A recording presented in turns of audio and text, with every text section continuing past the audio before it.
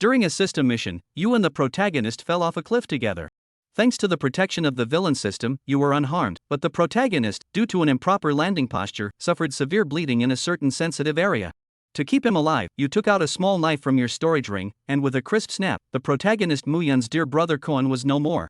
Holding the severed part, you thought it was useless and casually tossed it into a distant river. Witnessing this, the old man hidden in Muyun's ring wore an expression as if he'd eaten something vile. He desperately wanted to emerge from the ring and shout that the part could still be reattached, but not only was it likely too late, his soul was also extremely fragile. Uttering even 2 words outside the ring would cause him to dissipate. Staying inside was the only way to ensure he wouldn't suddenly perish. Now, with no way to reattach Muyun's missing part, even the most skilled craftsman can't work without materials, and the old man couldn't reattach what wasn't there. The only question was whether Muyun could accept this tragic reality upon waking up. Hopefully, he'd take it in stride though, unless one willingly parts with it. Losing that part would drive any normal person insane. As time passed, Muyun's wounds began to heal, and his complexion gradually regained color with the help of medicinal pills. Seeing this, Suqing finally breathed a sigh of relief. It seemed he was indeed the unparalleled divine healer of this era. In ancient times, there was Hua Tua scraping bone to cure poison. Today, there was Suqing removing Kuan to save a life. Just as he was feeling proud, the system's notification chime suddenly rang. Ding! Congratulations, host, for completing a hidden achievement, successfully helping the protagonist eliminate the root of his troubles. Reward, title, Mysterious Yam Remover. Title effect: when the host equips this title, any male opponent will feel excruciating pain akin to being cut by a blade during combat. Female peers will also experience this, despite lacking the corresponding hardware, a phenomenon commonly known as phantom limb pain. Seeing the title's effect, Suqing's lips twitched, but he didn't hesitate to equip it. Though the effect was somewhat bizarre, its potency was undeniable. Just imagining the pain of being sliced was enough to send a chill down his spine. But now a question arose: was Muyun still considered male or female? He now lacked both hardware and software, and technically, the missing part wasn't a phantom limb for him, so it couldn't be called phantom limb pain either. In this light, losing that part wasn't entirely bad. Suqing chuckled to himself, though he wondered if Muyun would try to kill him upon learning his thoughts. Just then, a weak voice came from beside him. Water, water. Muyun opened his eyes, and hearing his plea, Suqing handed him his water pouch. Muyun didn't care that it was Suqing's pouch and gulped the water down noisily. Suqing stroked his chin, carefully choosing his words. He was pondering how to break the harsh truth to Muyun. After drinking an entire large bag of water, Muyun finally recovered. It was then that he noticed Suqing standing before him. Instinctively, he recoiled, but the movement tugged at his wounds, sending such intense pain through him that he nearly passed out again. His face contorted in agony as he shouted at Suqing, "What did you do to me?" Given the current situation, it seemed unlikely he'd ever be able to shout "Don't bully the young for their poverty" at anyone again. After some thought, Suqing decided it would be better to phrase things more subtly. Unsurprisingly, Muyun didn't understand a word of what Suqing said. Just then, Elder Song spoke up. "Disciple, calm down first and listen to me carefully." Hearing Elder Song's voice, Muyun gradually settled down. The elder continued slowly, "You both encountered an accident just now. The cliff suddenly collapsed, and the 2 of you fell from above. Since Suqing's cultivation is higher than yours, he wasn't injured, but you weren't so fortunate. Well." Old Song was momentarily at a loss for words, unsure if Muyun could accept such news. Seeing Old Song hesitate, Muyun immediately pressed, "What is it?" It's just that you might not be able to be a man anymore." Knowing Muyun would find out sooner or later, Old Song decided to rip off the bandage and spoke plainly. Hearing this, Muyun had already guessed part of it, but he refused to believe his own suspicion. His voice trembled as he asked, "Old Song, what do you mean?" Old Song sighed, his tone laced with guilt. "The thing you used to carry on the family line, it's broken, gone, flew away like a little bird." As soon as these words were spoken, Muyun felt as if a bolt of lightning had struck his head, frying his brain to a halt. For a moment, he couldn't process it. His eyes glazed over as he lowered his head, staring blankly at his empty crotch. A single glistening tear slid down the corner of his eye. The sharper the pain below, the fiercer the rage burning in his heart. "You're the one responsible for all this. I'll kill you." Muyun reached out to grab Suqing, but his body couldn't handle such a violent movement, and he collapsed face first onto the ground. This time, the wound tore open completely, and blood gushed out once more. Seeing this, Suqing quickly pinned him down to stop him from thrashing and urgently called for help. System, come out now. Muyun's gone mad. Is there any way to stabilize him first?" Ding! The system notification chimed. The system is only responsible for issuing tasks. Matters unrelated to tasks must be resolved by the host. Hearing this, Suqing cursed aloud. But just then, Muyun's body suddenly went limp, and he fell unconscious once more. This was Old Song stepping in. He couldn't calm Muyun down either, but if things continued like this, Muyun would soon be meeting his parents. So Old Song opted for the physical method of calming. What could be done? Old Song couldn't stop sighing as he paced anxiously inside the ring. This couldn't go on. Given the current situation, the moment Mu Yun woke up, he would lunge at Su Qing like a madman. At this very moment, he suddenly recalled a cultivation technique from his distant memories, one called the Nine Englazed Body. This technique, once mastered, could reshape the body. And now, this very manual was stored within the ring.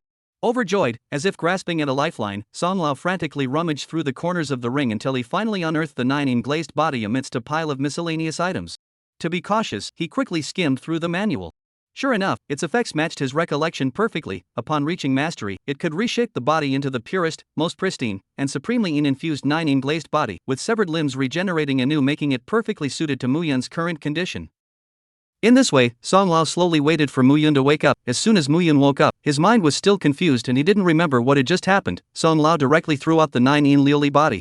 Apprentice brother, don't worry, with master here, your baby will come back. Don't worry, it's only run away from home for a short time, it will come back in the future.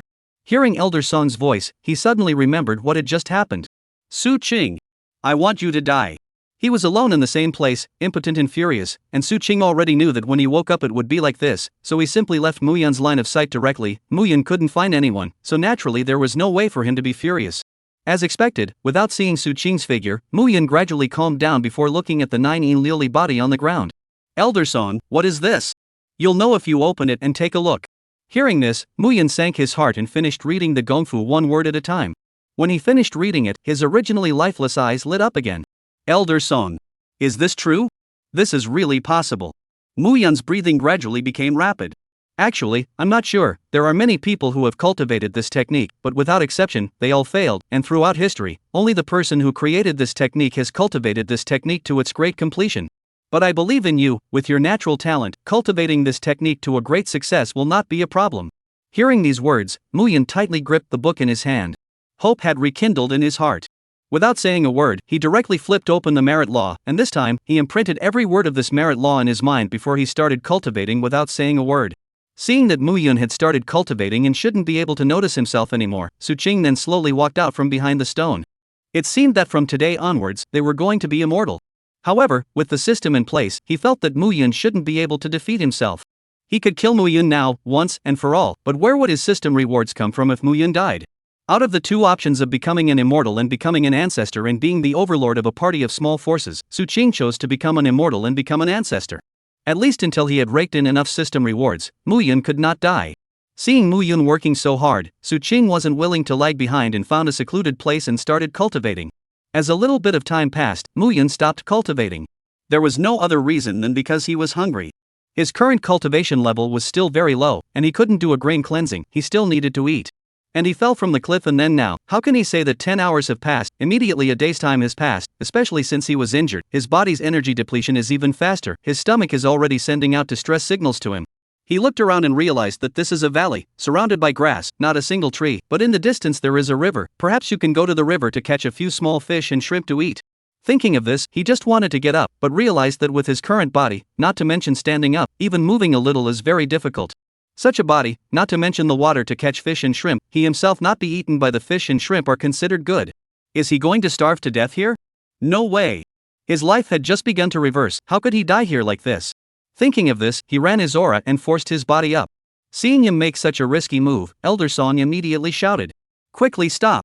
Elder Song, why? Why? Do you want to die? Your body is like this, so don't keep tossing and turning. But if I don't, I'll starve to death here. Only by doing this can I survive. Hearing this, Elder Song was very anxious. He wanted to say to Mu Yun, there's Su Qing here, you could have let Su Qing go down and catch fish for you. He had seen everything Su Qing had done, not to mention what Su Qing had done in the past. He definitely didn't want Mu Yun to die now, so the odds were that Su Qing wouldn't refuse the offer. But the problem was, Mu Yun didn't even want to hear the word Su Qing right now, fearing that the first time he saw Su Qing, he would rush up and Su Qing. So he could only hold it in and not say it. Thinking of this, Song Lao sighed deeply. And at this moment, Mu Yun had already arrived at the riverside. He looked at the turbulent river, slowly lying down on the riverside, and then looked at a big black shiny fish in the river. However, with just his hands, he was unable to catch these big fish. Perhaps there could be some hope after going into the water, but with such a turbulent river, he would undoubtedly be looking for death if he went down. Just when he didn't know what to do, a hand suddenly grabbed his collar and threw him directly behind. Mu Yun fell heavily to the ground. The wounds on his body were vaguely painful from the fall. Before he could slow down, he heard Su Qing's disdainful voice. You're still catching fish in your condition, can you catch it understandably? Hearing this, Mu Yun was enraged. Su Qing. You actually dare to show up. If it wasn't for you, I wouldn't have become like this. However, Su Qing didn't listen to him at all, and the aura in his hand condensed into a spike, which then directly shot through the black fish's body, fixing it firmly in the river. With a single reach, he fished the fish out and then threw it to Mu Yun. In your current state, what else can you do? Want to kill me? Do you have the ability to do that? Come on, I'm standing right in front of you, you can't even move a single finger of mine, and you still want to kill me with this? Aren't you worthy? After saying that, Su Cheng once again grabbed a fish, but this time, he didn't throw it to Mu Yun. Instead, he came to the side and started to build a fire to roast the fish. During this period of time, Mu Yun's fists had been clenched tightly, his two eyes staring at Su Qing, his mouth making crunching sounds. But at that moment, a feeling of nausea pulled him back to reality. He looked at the fish on the ground that was thrown over by Su Qing, gritted his teeth, and then directly tore into it. If he wanted to kill Su Qing, he had to survive first. Chapter 12 I Will Kill You. Unlike Su Qing, who was grilling the fish on the side, Mu Yun was like a primitive man, eating his blood and hungrily demanding the energy within the fish's body. As piece after piece of fish meat went down, Mu Yun felt that his body was slowly recovering. After a whole fish was consumed, he started cultivating without saying a word.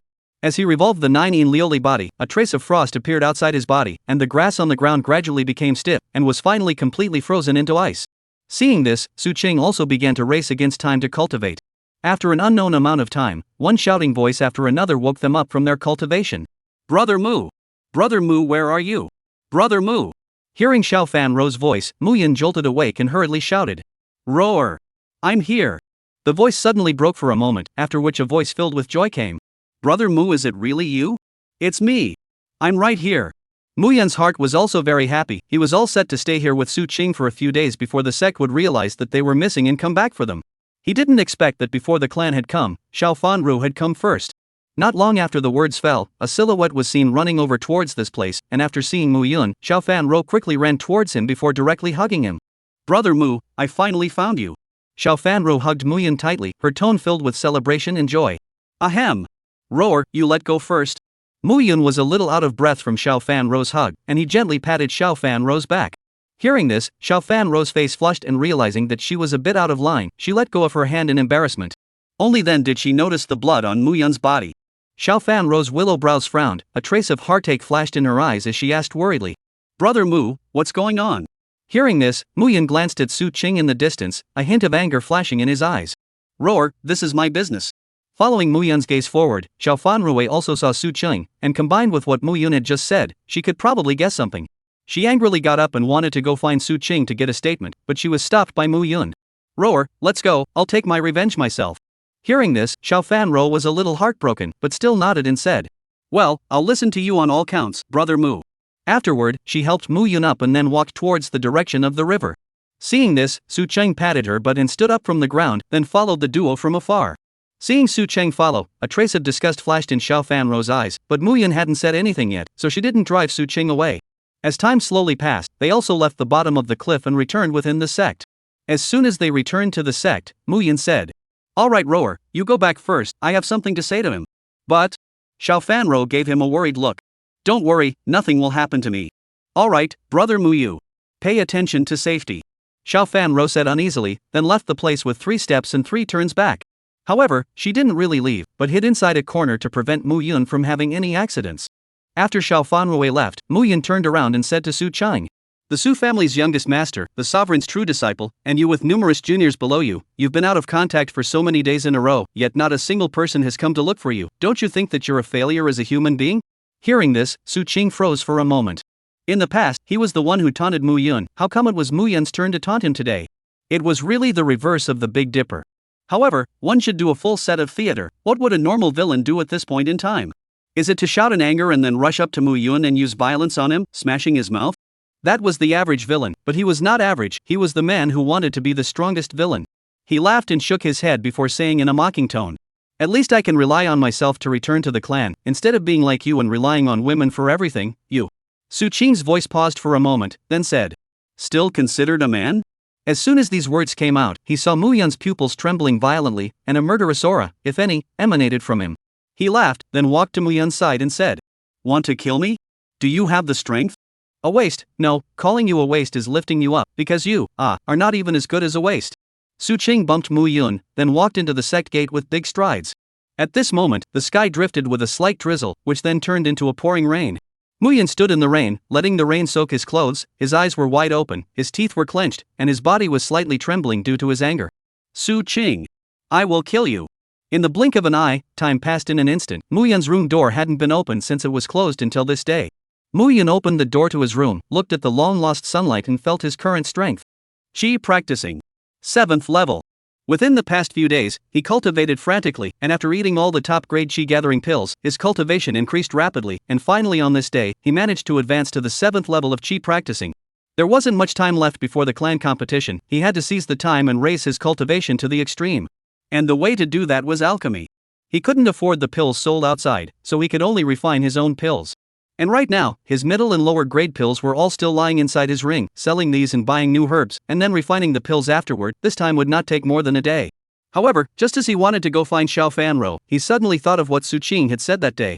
Relying on women for everything, are you still considered a man? As soon as he thought of those words, he felt a pain underneath his body. No, he couldn't go back to Xiao Fanro. But he couldn't sell pills inside the sect. If his identity as an alchemist was discovered, he might turn into an alchemy machine without a bit of spare time, and the 3-year appointment would become a joke. But without selling pills inside the sect, where would he go to sell them? Mu Yun thought about it and finally decided to go down the mountain. In this world, everyone could cultivate, so even the most remote towns would have something related to cultivation inside. If he remembered correctly, there was a gathering treasure store in the town below the mountain, where you could sell whatever it was, so he planned to sell his elixir there.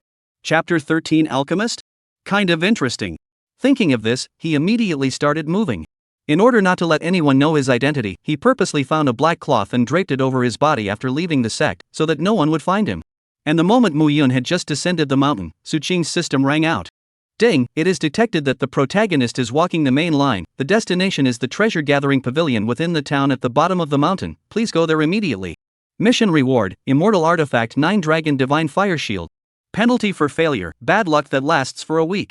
Note, because the system helped the host block the accident, there is no reward for this mission. When he saw this note, he almost laughed in anger.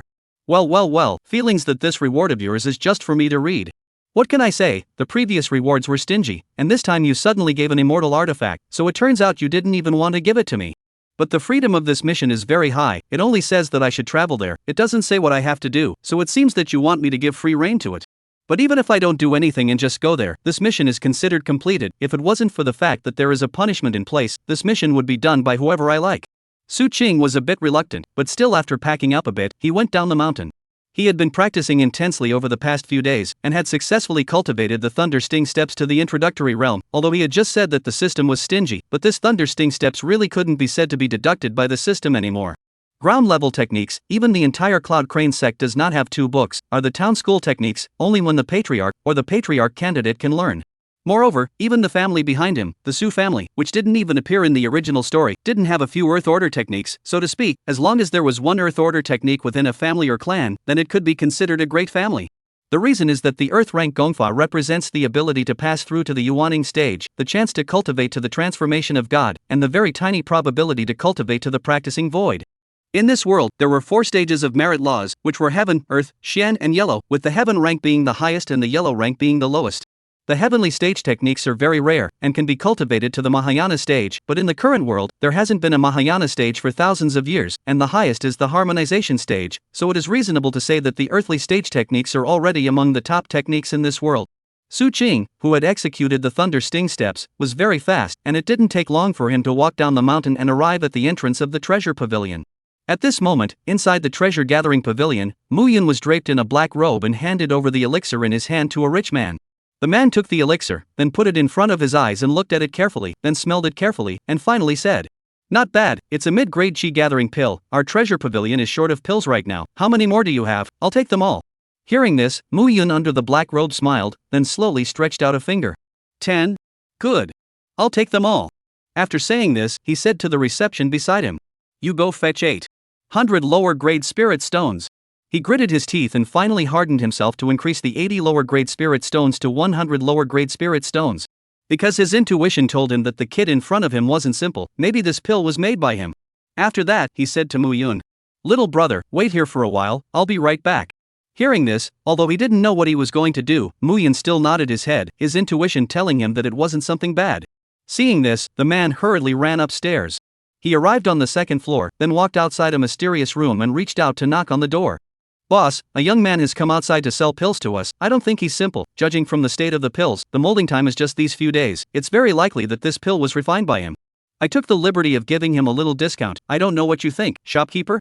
After the words fell, there was no response for a long time, and the man's forehead was filled with sweat by now. Just when he thought he was going to be finished, a voice filled with winks came from within the room. You did well. As long as there is a slight possibility that you can give us one more alchemist ally, you did the right thing. Right, there are still 2 days left for the auction. Go and give him an invitation, no matter if he comes or not. If we give it, it's a token of our intentions. We respect him so much. When he refines the Dan, the first thing that comes to mind is us, a solid deal. Hearing this, the man bowed towards the door of the room. I understand, I'll do it now. After saying this, he thumped down the stairs, his footsteps echoing in the stairwell. And at this moment, in a room filled with a charming aroma, a charming and attractive woman with a plump and graceful figure, who exuded an endless womanly flavor with every move of her hand, was sitting quietly in front of a mirror. She was lightly shaking an exquisite fan in her hand, and her hair fluttered in the breeze. She slightly tilted her head sideways and looked at herself in the mirror, the corner of her mouth spreading a faint smile as she softly said, "Alchemist? Kind of interesting." At this moment, Muyan had already gotten his own spirit stone, and just as he was about to leave, the rich man arrived late. He ran to Muyan's body before handing him an invitation letter that was red in color with 3 big hot gold letters on it. Our treasure gathering pavilion will be organizing an auction in 2 days. There will be a lot of treasures, as well as a variety of herbs, and there will also be a mysterious item for auction, so if you are interested, you can come to the treasure gathering pavilion in 2 days to participate. Hearing this, Muyan was somewhat moved. He originally didn't want to go. After all, he didn't have any money, but once he heard that there were herbs, he wanted to put up a fight. And if he couldn't afford it, then he wouldn't buy it. Just think of it as going in to get a better understanding. And there were mystery items in this auction, which made him even more curious. He took the invitation and then said, "Got it, I'll be there." After saying that, he was about to turn around and leave the treasure pavilion, but as soon as he turned around, he saw Su Qing standing at the door. Why was he here? Muyan hurriedly lowered his head to prevent Su Qing from seeing his face. He really hated to stab Su Qing twice right now. Is this man a dog? How come he could see Su Qing everywhere he went? Muyan quickened his pace and walked past Su Qing. And when he walked to Su Qing's side, Su Qing even tripped him on purpose, almost tripping Muyan. Muyan gritted his teeth and didn't bother with him in general, sulking and walking away. And right at this moment, the system once again released a quest. Chapter 14, Preparation before the auction. Ding, as the villain, it is to oppose the protagonist at every turn. Please host to attend the auction in 2 days. No matter what the protagonist wants to auction, you must snatch it. Mission reward, 1 random talent extraction, 1 customized Xian rank magic treasure. No. There was no failure penalty anymore. And the mission rewards were also enriched. Emotionally, this system also knew that its rewards were just too stingy. With the little things given before, it was simply not enough to give Muyan a fight, and he was truly afraid that Muyan would surpass him in strength at some point and then split himself into 5 pieces. Thinking of this, he sighed. Being a villain was hard, and being Muyan's villain was even harder. After sighing, he walked inside the treasure pavilion. As soon as he entered, he found the rich man. I've heard that you'll be holding an auction in 2 days. I wonder what the conditions are for wanting to participate in the auction. Hearing this, the man waved his hand and said, "Where are the conditions? Whoever can participate. But I just saw that you gave an invitation to that black-robed man who went out just now. You said that representative is our treasure pavilion's VIP. There is a special VIP room. No matter what is auctioned, no one will know who you are. It protects the privacy of the VIP." Hearing this, Su Qing nodded. He didn't need it then. He just wanted Muyan to know that it was me who robbed you. This if privacy was protected, then how would Muyan know who robbed his auction item? Thinking of this, he left the treasure gathering pavilion. On the other hand, after returning to the clan, Muyan immediately went to the square and bought a whole bunch of medicinal herbs, then came back and worked non-stop on his alchemy. If he only had 100 lower-grade spirit stones, then he probably wouldn't even be able to get a single good item at the auction, so he would have to hurry up and refine the pills during this period of time, and then sell all of them to the treasure gathering pavilion 2 days later, and then participate in the auction afterward. Thinking of this, he worked even harder, and in the blink of an eye, it was time for the auction to take place. He counted the pills in his ring and then nodded. These should be enough. 40 top-grade chi gathering pills, 80 middle-grade chi gathering pills, and 220 lower-grade chi gathering pills, all of these added up to a price of 1,000 lower-grade spirit stones. The profit had directly doubled more than tenfold. When he thought that he would have more and more money in the future, the corners of his mouth couldn't stop turning upwards. The current him felt very relaxed after having a large sum of huge money in his hand, and he walked much lighter. He walked down the mountain, put on his black robe, and then came to the treasure pavilion. As soon as the people of the treasure gathering pavilion saw him, they brought the rich man over. As soon as he saw Mu Yun, the man piled on a smile. Are you here for the auction? There is still some time before the auction, so you can take a look around inside the treasure pavilion or sit on top of the chairs and rest for a while, and when the auction starts, someone will take you there. Hearing this, Mu Yun nodded and then said, I have some pills here, let's exchange them for spirit stones first. As soon as he heard that there were pills again, the man's eyes lit up. We'll take as much as you have. Hearing this, Mu Yun did not hide it and directly took out all the pills he had refined. Looking at so many bottles and jars in front of him, the man's eyes were almost glazed over. He wasn't shocked that Mu Yun was able to take out so many elixirs, but rather he was shocked that he was able to refine so many elixirs in just 2 days. One must know that the time consumed by an alchemist to refine a single elixir was very long, as little as 1 day or as much as half a month. Not only was Mu Yun able to refine so many pills in 2 days, but many of them were top-grade pills. This percentage of top grade, as well as the time taken to refine the pills, was as terrifying as it was. The man couldn't help but suck in a breath of cool air. He immediately finished counting all the pills and then began to count. 40 top-grade chi gathering pills, at the market price of 20 lower-grade spirit stones each, that's a total of 800 lower-grade spirit stones. 80 medium-grade chi gathering pills, the market price is 8 lower-grade spirit stones for a medium-grade chi gathering pill, but our treasure pavilion can give up to 10 lower-grade spirit stones, so it's also 800 lower-grade spirit stones. 220 lower-grade chi gathering pills, the market price for you is based on the highest, so we can give up to 660 lower-grade spirit stones. Adding up the total is 2,260 lower-grade spirit stones. I'll make it up to 2,300 lower-grade spirit stones for you. Do you want lower-grade spirit stones or do you want to exchange them for medium-grade spirit stones? Hearing this astronomical figure, Mu Yun gulped and his breathing gradually shortened. At this time, Elder Song said, You brat, put away that world-unseen look of yours, a mere 2,000 lower-grade spirit stones and you're like this. In the future when you go out, don't say you're my Elder Song's disciple, I'm too ashamed. Hearing Elder Song's words, Mu Yun reacted and said, Store it here with you first, I'm going to participate in the auction later, so we'll count it together after the auction is over. Hearing this, the man hurriedly said, No problem, then please sit in the hall for a while first. Good. Mu Yun nodded, then sat on a chair not far away. The chair of the treasure pavilion was very comfortable to sit on, 100 times softer than his bed. He wanted to move this chair back. Just as he was waiting in the hall in boredom, looking from side to side, a person suddenly barged into his line of sight. Su Qing? Why was he here again? Could it be that he also came to participate in the auction? What bad luck! Mu Yun hastily withdrew his eyes before lowering his head. But unbeknownst to him, Su Qing had stared at him the first time he came in. He only saw him walk slowly to the chair next to Mu Yun, then sat down on his butt and said to himself, I heard that an auction will be held here soon, so I came over to join in the fun. It's rumored that there are also some mysterious items, really, making it so mysterious, I don't know what they're doing. Not come over or here, not see what this mystery item is to go back, I do not come in vain. This time I went out with less spirit stones, only 500 medium-grade spirit stones, what a pity that I couldn't pack the entire auction. After saying that, Su Qing also sighed regretfully. Hearing such a vanilla statement, Mu Yun's white eyes were about to roll up to the sky. At the same time, his heart was very envious that Su Qing actually had so many spirit stones. 500 medium-grade spirit stones, converted to 50,000 lower-grade spirit stones. If the things in the auction weren't too exaggerated, or if someone deliberately raised the price, then these spirit stones were truly able to wrap up an entire auction. Chapter 15, The Auction Begins. Mu Yun silently despised Su Qing's Versailles behavior just now in his heart, but even if Su Qing wrapped up everything in the auction, it was none of his business. After all, he didn't have anything to buy when he came to the auction, he just came over to get a long look as well as to see what that mysterious item was. It didn't take long for the people from the treasure pavilion to arrive in front of him. My lord, the auction is about to begin, please follow me. After saying that, he sidestepped. Hearing this, Mu Yun nodded, then stood up and followed behind the staff. Seeing this, Su Qing also patted his butt and stood up, then hung not too close behind Mu Yun. Feeling Su Qing following behind him, Mu Yun scat impatiently. It was the same as a dogskin. After that, they walked inside the auction one after the other. Mu Yun was brought inside the private room above, and nothing could be seen from below looking upwards, while Su Qing was stopped below. He didn't care much about it, but instead found a random place to sit down. Soon, there were no more places in the auction, and as a beautiful silhouette appeared on the stage, the auction officially began to take place. Slap slap. A loud clapping sound rang out, converging everyone's gazes onto the silhouette on the stage. Only to see that beautiful silhouette faintly smile and say, Welcome to our auction this time, my lords. Perhaps most of you have not seen me before, so I'll introduce myself first. I am the treasurer of the Tianbao City branch of the Jubilee Pavilion, Sining. The moment these words were uttered, there was a froggy sound in the middle of the auction. Sining? It's actually Sining. It is said that she never shows her face, but she actually showed up at this auction, so I guess the items being auctioned this time are absolutely precious. I've long heard that Sining is a great beauty. It's better to be known than to be seen. This is simply even more exaggerated than what I've heard. TSK. If I could make her my maiden, I'd be willing to die even if it means I have to. It's not like you'd be happy if you really didn't have a life. One size fits all.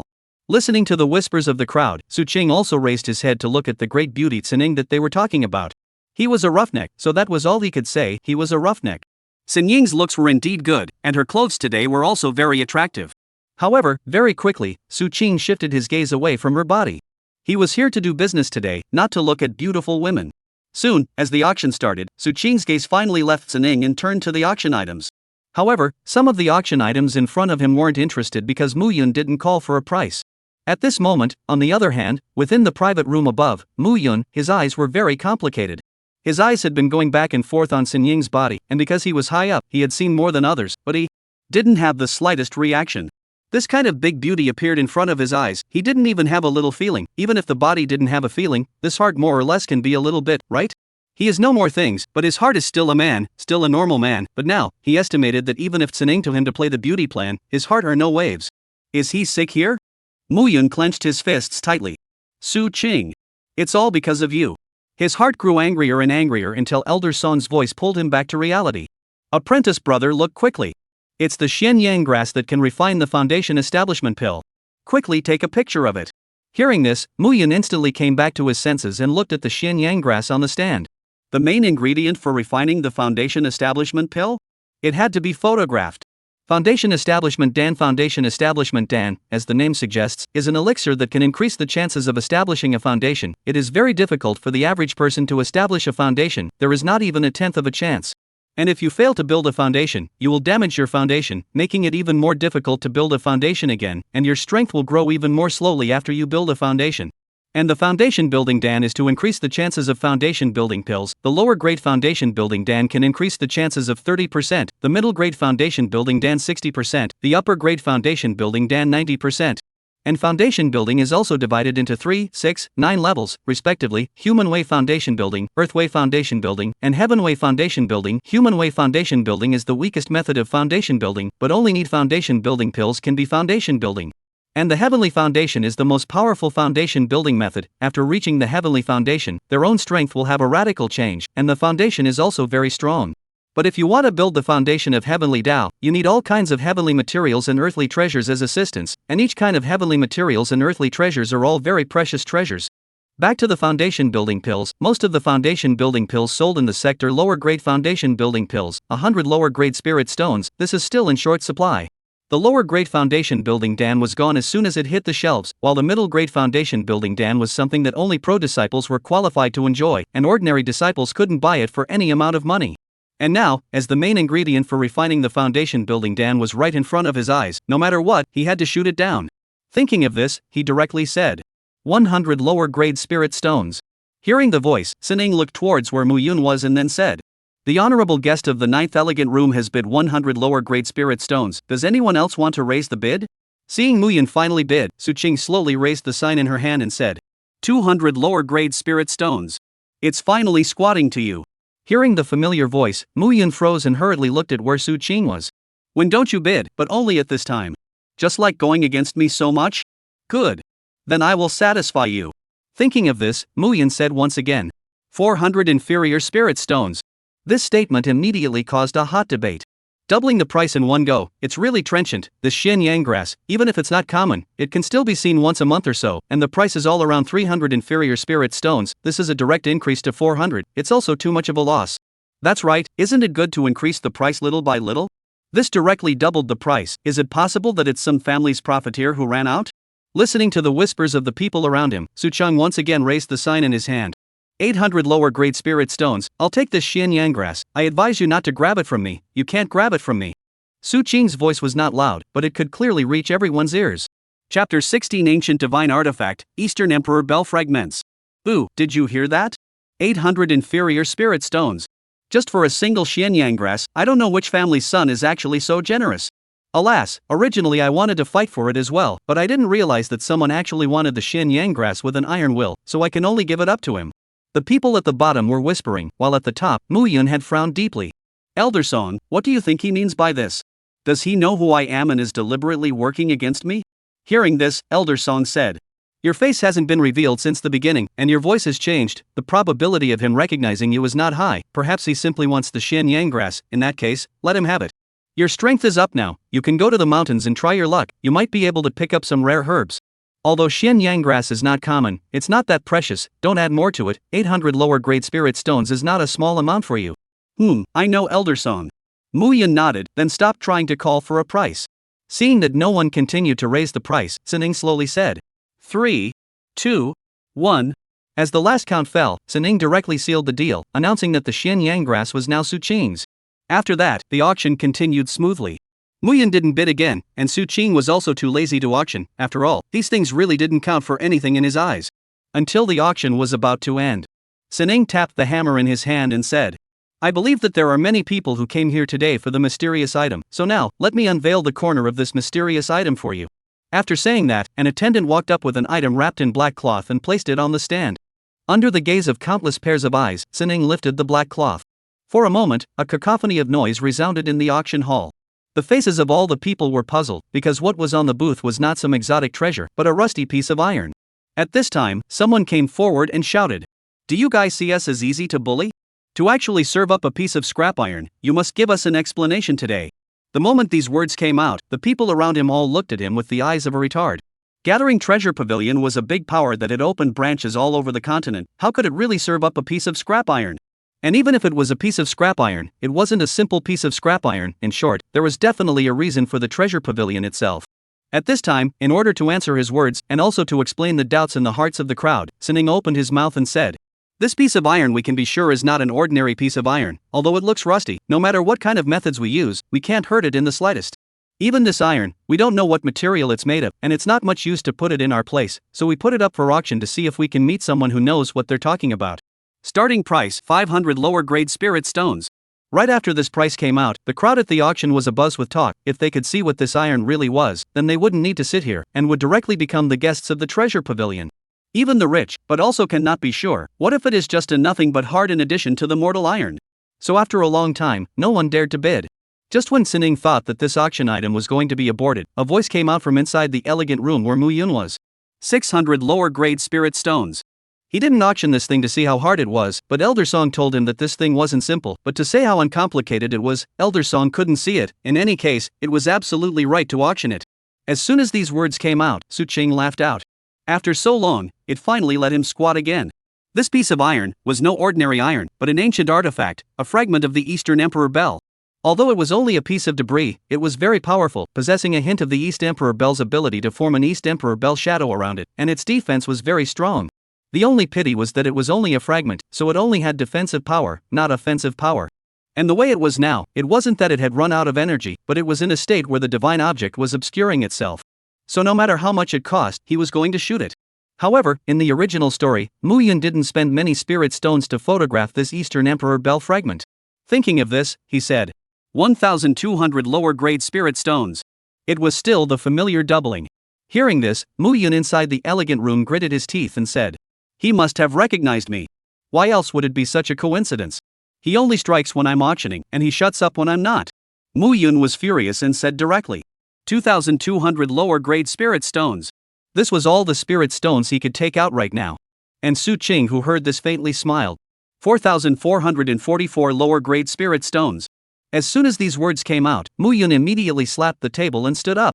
He was now certain that Su Qing was the one who had discovered his true identity, and that was why he had done so. Otherwise, he wouldn't have said this amount. This was a naked provocation. But he can't do anything about it. He has so many spirit stones right now, and if he calls out the price rashly, if he can't afford to pay for the spirit stones at that time, then the one who loses out is still him. And the lower Su Qing see above for a long time have not the slightest movement, slow and leisurely crossed his legs, leisurely and comfortable said, Oh I, above the brat, no money, then roll home come here for what? This is not a place where people like you can come, but if you get down on your knees and beg me, maybe I can let you have it? Come on, as long as you kowtow to me 3 times and call me father, whatever you want, father will buy it for you. After saying that, Su Qing laughed 3 times. While inside the elegant room, Mu Yun's face was already gloomy to the point where it couldn't be any more gloomy, because Su Qing's words had already touched his scales. His parents, his dead parents, had always been a wound in his heart that couldn't be erased, and now, Su-ching had not only lifted this wound, but even jumped around on his wound like a stupid person who had lit a firecracker inside his pants and blew himself up wailing. With a black face, he turned around and left the auction. At this time, Su-ching also received the mission completion beep. Since the quests were all completed, then domain unfolded. Sit and kill the gambler. System. Drawl. A large carousel appeared in front of Su-ching's eyes, and without even looking at it, he directly asked the system to start the lottery. As the carousel slowly came to a stop, the pointer pointed into one of the grids. Chapter 17, Sinning this little is not a good thing. Ding, congratulations to the host for obtaining the talent, Self-Healing Physique. With the Self-Healing Physique, your speed of recovery from injuries will be doubled, and the speed as well as the effects of cultivating techniques with the harmonizing attribute will be doubled. Congratulations to the host for obtaining a customized Xian rank magic treasure, the 8 treasures heavenly deity halberd. Self-Healing Physique, not bad not bad. Su-ching nodded. Although this name didn't look good, the effect was still very strong, especially when paired with this talent of Spellbinder. With this original talent, although the lower the blood level the stronger it was, wouldn't it be easier to be killed with a low blood level? But now, paired with this Self-Healing Physique, he wouldn't be easily killed. And there was also another attribute, the cultivation speed and effect of practicing feats with the harmonizing attribute would be doubled. Here, Gong methods were categorized into 3 attributes. They were Yin, Yang, and Reconciliation. Gong methods with different attributes had different effects. For example, a Yin attribute Gong method would add all sorts of negative effects to the enemy, which was very disgusting, while the Yang attribute was to vigorously produce miracles, piling up attack power and defense power to the death. As for the tempering attribute feats, they were actually more like health-improving feats.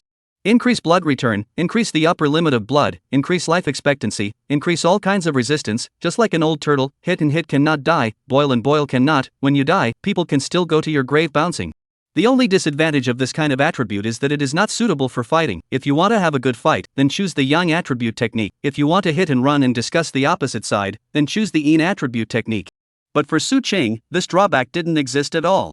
Doubling the speed of blood recovery, the lower the blood the higher the attack power, plus the large amount of chi and blood added by the attunement attribute, it was simply a big blood cow with both offense and defense. And the system also gave him a halberd treasure. Imagine, he stood and let people hit half a day, and then backhanded a halberd down directly to the people's seconds, simply awesome. Other people beat him to scrape, he beat others to death. He thought prettily, and then came down to a mysterious small room in the treasure pavilion under the guidance of the attendant. And in this small room, the 2 items he had just auctioned off were placed, but in this room, a person he had not expected appeared. Sinning. Sensing Su-ching's arrival, Sinning turned around and bowed to him. My little daughter Sinning, I think you already know me. Hearing this, Su-ching frowned. The plot had changed. Originally, after the auction ended, the person Sinning met would be Mu Yun, but that was not the point. The point was, this Sinning was not simple. She looked harmless on the surface, but actually had a lot of heart. He was afraid that he couldn't play with her. Thinking of this, he said, well, if you have something to say, just say it, don't beat around the bush. Gongzi, don't be in a hurry, the young lady has no malicious intent, she just wants to ask Gongzi, why did you auction this piece of broken copper and iron? Sin Ying's voice was like a fluffy tail, caressing his face. A strange fragrance appeared in the air, tugging at Su-ching's heartstrings. Sin Ying slightly bent down so that Su-ching could see a little more clearly. Su-ching's eyes gradually became lax and lost their high beams. But right at this moment, his head suddenly shook and his eyes refocused. Afterward, he coldly looked at Sin Ying and said, Pavilion Masterson, isn't it a bit inappropriate to use such underhanded tactics on your guest? Hearing this, Sin Ying laughed softly twice and said apologetically, your son's determination is amazing, my daughter admires it. For what happened just now, the little woman is very sorry. These 2 items will be considered as an indemnity, and in the future, as long as the Gongzi purchases items in the treasure gathering pavilion, I will be able to give the Gongzi a 20% discount. After saying that, Sin Ying bowed slightly towards him, then left this small room. Seeing this, Su-ching withdrew his eyes and looked towards the Eastern Emperor clock fragment. Of course he knew what Sin Ying was trying to do. Sin Ying couldn't see what this fragment was, so he spread the news around to make this auction famous, gathering all sorts of strange people to come. No eyesight naturally will not shoot this fragment, only see what it is, or think this thing is not simple people will shoot down. And after photographing it, Sin Ying would wait for them here, then charm them and learn what it was from their mouths. If it wasn't for his strong determination, he would probably have revealed the identity of the remnants, and when Sin Ying realized that the remnants were the remnants of the Eastern Emperor's bell, she would be the first one to kill and get rid of them. It was only one death, they could still easily hide it from the Gathering Treasures Pavilion. This little was not a good person. In the original story, Mu Yun had been tricked, and if it wasn't for Elder Song, he would have died long ago. But now if Mu Yun were to meet Sin Ying again, he believed that Mu Yun would never be charmed. Mu Yun's determination was stronger than even a monk's. Even if Tsinning used all of his strength, if Mu Yun moved a bit, he would be counted as having lost. After putting the things away, he returned to the Cloud Crane sect. The East Emperor clock fragment is not something that can be recognized casually. It is not something that you can just drop a drop of blood on, but you need it to recognize you. As for how to recognize it, he didn't really know. In the original, Mu Yun said something about love, bonds, and so on, and was recognized. But he didn't believe in bonds, he only believed in his own strength, and there was nothing he couldn't do if he was strong. So if the recognition criteria of the Eastern Emperor clock remnant was a strong belief in bonds and whatnot, he wouldn't be able to get the Eastern Emperor clock remnant to recognize him until he died. He temporarily put down the matter of the Eastern Emperor clock remnant for the time being, and then walked towards the scripture pavilion. His original cultivation technique was a yang attribute technique that couldn't eat a single talent bonus, so he was now going to go inside the hidden scriptures cabinet to find a technique that suited him. And after he walked to the scripture collection pavilion, he saw a familiar figure. This figure was Mu Yun, who had come to look for a technique inside the hidden scriptures cabinet. He now lacked the means to attack, due to the fact that his main technique had turned into the Yin attributed 9 Yin Lioli body, so the power of the spells he used to cultivate had all been drastically reduced, and he had come to the scripture cabinet this time to look for a spell that fit his technique. The hidden scripture pavilion was divided into 3 layers. The first layer held the lowest yellow rank techniques, the second layer held the Xian rank techniques, while the third layer held the Sex Town techniques, which were personally looked after by the Grand Elder. Looking at Mu Yun, who was rummaging through the merit laws, Su Qing didn't make a sound but stayed far away. After all, the system hadn't spoken yet. What was he doing up there? Looking for trouble for nothing? Wasn't this a waste of time? But although he thought this in his heart, he still walked towards Mu Yun. Chapter 18, The Pavilion of Collected Scriptures. Mu Yun, who was seriously thinking about which technique he should choose, suddenly felt a tap on his shoulder. He subconsciously turned his head, and his gaze happened to land on a face that made his heart sick. His brows immediately furrowed as he did not hide his dissatisfaction with the person in front of him and said coldly, "Why is it you again?" Then he added, "Also, this is the scripture pavilion, it's not a place for you to fool around as you please." After saying that, Mu Yun forcefully slapped away Su Qing's hand that was placed on his shoulder, as if he felt that his body was tainted with something unclean. He quickly patted his shoulder and turned around to walk in another direction. However, Su Qing did not let him go easily and immediately reached out to pull Mu Yun back. Mu Yun stopped in his tracks and angrily questioned Su Qing. "What exactly do you want?" Su Qing, however, responded with a provocative face. "What? You're only allowed to come to the hidden scripture pavilion to look for techniques, but not me as well? Could it be that this scripture pavilion is run by your family?" Mu Yun snorted coldly and said impatiently, "Since you're also here to look for merit techniques, then stop bothering me." After saying that, he once again shook off Su Qing's hand and continued to walk forward. And Su Qing didn't give up on the idea of looking for trouble. He just slowly followed behind Mu Yun. As Mu Yun looked at whatever feats he was looking at, he also came up to take a look. Mu Yun was annoyed, but he couldn't drive Su Qing away yet, so he could only sulk while browsing through the merit laws. After looking over and over, Su Qing also realized that Mu Yun was looking for Yin attribute techniques. He shook his head, then walked up towards the second floor of the scripture pavilion. Seeing Su Qing finally leave, Mu Yun let out a deep sigh of relief. Just now, Su Qing was as sick as if he had a disease. No, he was sick. He just pointed at the gong methods here, saying what's not here and what's not there. The main thing was that the gong methods here were all yellow rank gong methods, so there must be a lot of inadequacies. He also knew this, but Su Qing said it, and the gongfu that he could have looked at, now he also felt that it was not good. He was a little annoyed as he searched around the bookshelves, but he couldn't find a single merit law that could satisfy him. And at this time, Su Qing had already arrived at the second floor of the scripture pavilion, where all the Xian ranked merit laws were placed, and only true disciples and above could enter. The merit laws here were different from those on the first floor. The merit laws on the first floor were placed in a mixed manner, whereas here there were divisions. Yin attribute techniques were on one shelf, and Yang attribute ones were on another, which drastically reduced the time spent searching for techniques. He first came to the bookshelf that held the tempering attribute gong methods and looked at them one by one according to their names. Spring return technique. 5 elements technique. Python swallowing technique. In the end, his gaze rested on the mad python swallowing elephant technique. This was because its name was just different enough. He pulled out the mad python swallowing elephant feat, then slowly flipped through it. The more he looked, the more satisfied he became. Because this was the gongfu he wanted.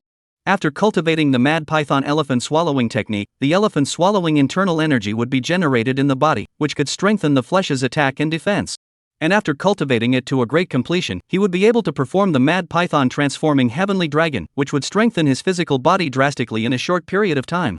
This looked quite like a yang attribute technique, but this technique was a solid harmonizing technique, as both the swallowing elephant inner strength and the mad python transforming heavenly dragon could quickly recover from injuries. Since this was the case, it was decided that it would be this gong method. After putting away the wild python transforming heavenly dragon, he walked towards the area of attribute feats. He casually found 2 and flipped through them before taking a cold jade palm. The effect was simple and easy to understand. It was to strike a large handprint made up of cold aura, which would make the enemy feel a piercing cold when it struck them and freeze their aura, causing their aura to operate in a blocked manner and preventing them from operating their aura properly. After taking these 2 techniques away, he gave a word to the elder of the scripture pavilion before walking down to the 2nd floor. At this moment, Mu-yun was still torn about which merit law to choose when a merit law flew towards him. He was still thinking and didn't notice the merit law flying towards him, and the result was a muffled sound as the merit law directly smashed into his head. Who? Mu-yun covered his head and immediately looked towards Su Qing's position. As soon as he saw Su Qing, he knew that the book just now was thrown by Su Qing. However, Su Qing didn't pay any attention to him, but instead shook her head, gently made a tsk tisk tisk sound, and then walked past him. Mu-yun really wanted to punch Su Qing in the face, but he didn't dare. He felt that he knew what he was doing. Only after Su Qing walked away did Mu-yun completely snuff out the idea of making a move. He once again looked at the gongfu in his hands, but just then, he saw his feet, the gongfu that Su Qing had thrown over. He picked up the merit law and then gently spat out 3 words. Cold jade palm. Xian rank gongfu? The sun has come out of the west? Mu-yun deeply frowned. How could Su Qing be so kind as to give him a merit law, or a Xian rank merit law? But he opened the gongfu and looked at it. He really didn't find anything wrong with it, and he even had Elder Song confirm that there really wasn't any problem with it. It was a good gongfu that could be cultivated. But even so, he was still uneasy, and even found the elders of the scripture cabinet, but the answer given by the elders was still the same, that there was not the slightest problem with this gong method at all. So the puzzled Mu-yun returned to his shabby little room holding a copy of the cold jade palm. At night, he could not sleep hard. 3 words kept echoing inside his head, why? Until the next day, he got up with a pair of dark circles under his eyes. He still hadn't figured out why this was. He casually washed his face, but just as he was about to pour the water out of the basin, he suddenly froze. He touched his face, then said with some uncertainty, "Am I this white?" Not only was his face whiter than before, it had even become more delicate and bouncy. His original face was somewhat handsome, but now, he saw a bit of softness. He felt around on his face and couldn't loosen his frown. Could it be the reason that his cultivation had increased? Although it was true that cultivation enhancement could make one handsome, it wasn't so exaggerated that the shape of his face had changed a little. Forget it, it must be because I've been annoyed by Su Qing for the past few days and didn't rest well, so I'm having a bit of a problem seeing things. It seems like I need to rest and rest more. He shook his head, thinking that he shouldn't linger on this issue for too long, so he directly dumped the pot onto Su Qing. Chapter 19, Robbing Monsters. Mu-yun wanted to break through to the foundation establishment stage before the sect competition, but this idea was just too whimsical. In just these few short days, where would he go to refine the foundation establishment pill and collect the heavenly materials and treasures needed for a breakthrough? If one were to merely refine foundation building pills and enter into humanity foundation building, there would still be hope, but the foundation of humanity foundation building was simply too unstable, and when one's cultivation level was high, all sorts of shortcomings would be exposed. Although it could be repaired later, both the time and energy consumed were too exaggerated, so he was not planning on humanity foundation establishment. And although Earth Dao Foundation building was better, he still wanted Heaven Dao Foundation building. But the Heavenly Dao Foundation establishment required heavenly materials and treasures that he wanted to gather within these few days was somewhat impossible, but he decided to see how his luck would be. There was a forest outside the sect called the Misty Forest, and the demonic beasts in it were not at a high level, usually at the stage of chi practicing and foundation building. Anything above this stage would be wiped out by the elders' hands, so whether it was to go for training or to look for heavenly treasures, it was a good choice. However, he had just stepped out of the door not far before he directly bumped into Su Qing. A hint of boredom flashed in Mu-yun's eyes before he turned around and walked away, preparing to change his path. He was now used to running into Su Qing wherever he went, and there was absolutely nothing good about running into him, so he just walked straight away. Seeing this, Su Qing was silent and just tailed Mu-yun. Finally, when he was about to walk to the gate of the sect, Mu-yun was finally unable to hold back. "What do you keep following me for?" Mu-yun shouted angrily towards Su Qing, while Su Qing just calmly said, "Which eye did you see me following you? Who do you think you are that it's worth letting me waste my time to tail you? Are you a little sister in love or a beautiful young woman with a lot of charm? What does a big man like you have that's worth me following?" Hearing this, Mu-yun snorted coldly and said, "Then what are you here for? Don't say it's to go to the same place as me." Hearing this, Su Qing said, "Where do I need to tell you where I'm going? But I'm in a good mood today, so I'll be merciful and tell you that I'm going to go inside the Misty Forest to experience. Next, you will say, 'Why are you going inside the Misty Forest as well?'" The two said in unison, "You." Mu-yun's face was very ugly, not only because Su Qing had said what he wanted to say, but also because Su Qing was going to the same place as his today. As for why Su Qing knew that he was going to the Misty Forest today, it was thanks to the system. The system directly released a mission, which simply means, Mu Yun is going to raise his strength, you the villain can't let him get away with it, you have to go and stop him. Simply put, it's to grab heads and kill the demonic beasts before Mu Yun does, to prevent his strength from rising too fast. Reward nothing to say, not to say it makes the same old mistake, stingy, still cannot not do it, not to do it, reward him to go to be sisters with Mu Yun. Then, only to see Mu Yun coldly hummed and said, once we get inside the Misty Forest, let's spread out and don't let me see you again. The legs are on my body, where I love to go, it's out of your hands. After saying that, Su Qing looked at Mu Yun's face. Although he didn't say anything, Su Qing knew that he must be cursing himself so hard in his heart that he probably cursed out all the swear words he had learned in his life. But so what? It didn't hurt anyway, and it was useless to curse even harder. Then, they left the sect in pairs and arrived within the Misty Trail Forest. As soon as they arrived at the Misty Forest, Mu Yun said to Elder Song in his heart, Elder Song, watch him for me, I'm afraid he'll sneak attack me. No problem, just put 100 hearts, with Master here, no one can sneak attack you. Since Elder Song had said so, Mu Yun also put his heart down, but he still glanced at Su Qing uneasily. The events of that day were still fresh in his mind. He let out a cold snort and then walked into the middle of the Misty Forest. Although there were no very strong demonic beasts within the Lost Trail Forest, Mu Yun couldn't let up because his own strength wasn't much higher. And Su Qing also not close to not far hanging behind Mu Yun, hands clasped chest, a look of a shopping boss, how to see is not like to come to the training, but like to come here to see the scenery. And just at this moment, danger quietly approached. Only to see that on a large tree, a pair of gloomy eyes were staring at Mu Yun who was walking towards here. Suddenly, it directly killed towards Mu Yun. A black shadow quickly flew down from above, Mu Yun's eyes stared, turned around and dodged, and then struck the sneak-attacking demonic beast with a palm strike. Only a boom. A 3-meter-long, pitch-black snake crashed directly into the tree. The first time he saw this snake, Mu Yun found the snake's information in his mind. Red poison black snake, covered in pitch black, with a pair of crimson fangs, highly poisonous, the strength of the adult body is usually around the 9th level of chi practicing. The snake bile in the body has high medicinal value, the price fluctuates around 50 lower grade spirit stones. There are also people who like to collect the poisonous fangs, but the price is not high, at most 5 lower grade spirit stones. The snake meat can be eaten, but it is not delicious, so... Just as a piece of information about the red poisonous black snake surfaced in his mind, Su Qing had already rushed over, holding the handle of his halberd in his hand, and directly stabbed the red poisonous black snake. Instantly, Mu Yun instantly returned to his senses. What are you doing? Is there any need to ask? I'm protecting you. Su Qing said rightfully. You're just a waste at the 3rd level of chi cultivation, while this red poisonous black snake's cultivation is at the 5th level of chi cultivation, so guess what I'm doing? Of course I'm protecting you. Hearing this, the anger in Mu Yun's heart not only didn't subside, but instead, he became even angrier. Su Qing had a waist on the left and a waist on the right. He really wanted to explode his cultivation right now and tell Su Qing that he wasn't a waste. However, as soon as he thought of this, his heart slowly calmed down. Hold back. He would wait until the day of the clan competition and use his powerful strength to defeat Su Qing, telling him that he could be a waste, but you, the one who was defeated by a waste, were not even as good as a waste. Thinking of this, he coldly glanced at Su Qing, then proceeded to walk forward. Seeing this, Su Qing directly threw down the red poisonous black snake's corpse. After all, he couldn't see such a small amount of money. Along the way, when Mu Yun walked, Su Qing walked. When Mu Yun stopped, Su Qing stopped just when he couldn't help but want to explode at Su Qing. A scream suddenly came from the distance. Ah! Hearing this scream, Mu Yun froze. Why is this voice so familiar? Xiao Fanru. This was Xiao Fanru's voice. Mu Yun was instantly startled, then hurriedly ran towards the direction the sound came from. Chapter 20 Wind Chasing Wolves. At this moment, Xiao Fanru was tightly covering her arm, a weak sweat constantly breaking out on her forehead, her eyes filled with vigilance as she stared at the several hungry wolves in front of her. Xiao Fanru's cultivation had already reached the 9th level of chi practicing. For entering the Misty Trail Forest, as long as she did not encounter a Foundation Establishment stage demonic beast, she was completely capable of fighting one. Even if she was unfortunate enough to encounter a Foundation Establishment stage demonic beast, with her strength, although she could not defeat it, she could at least escape. However, fate always seemed to like to play tricks on people. Xiao Fanru never expected that she would encounter a pack of wind-chasing wolves here. These wind-chasing wolves were known for their amazing speed, and like their name, could chase the gale.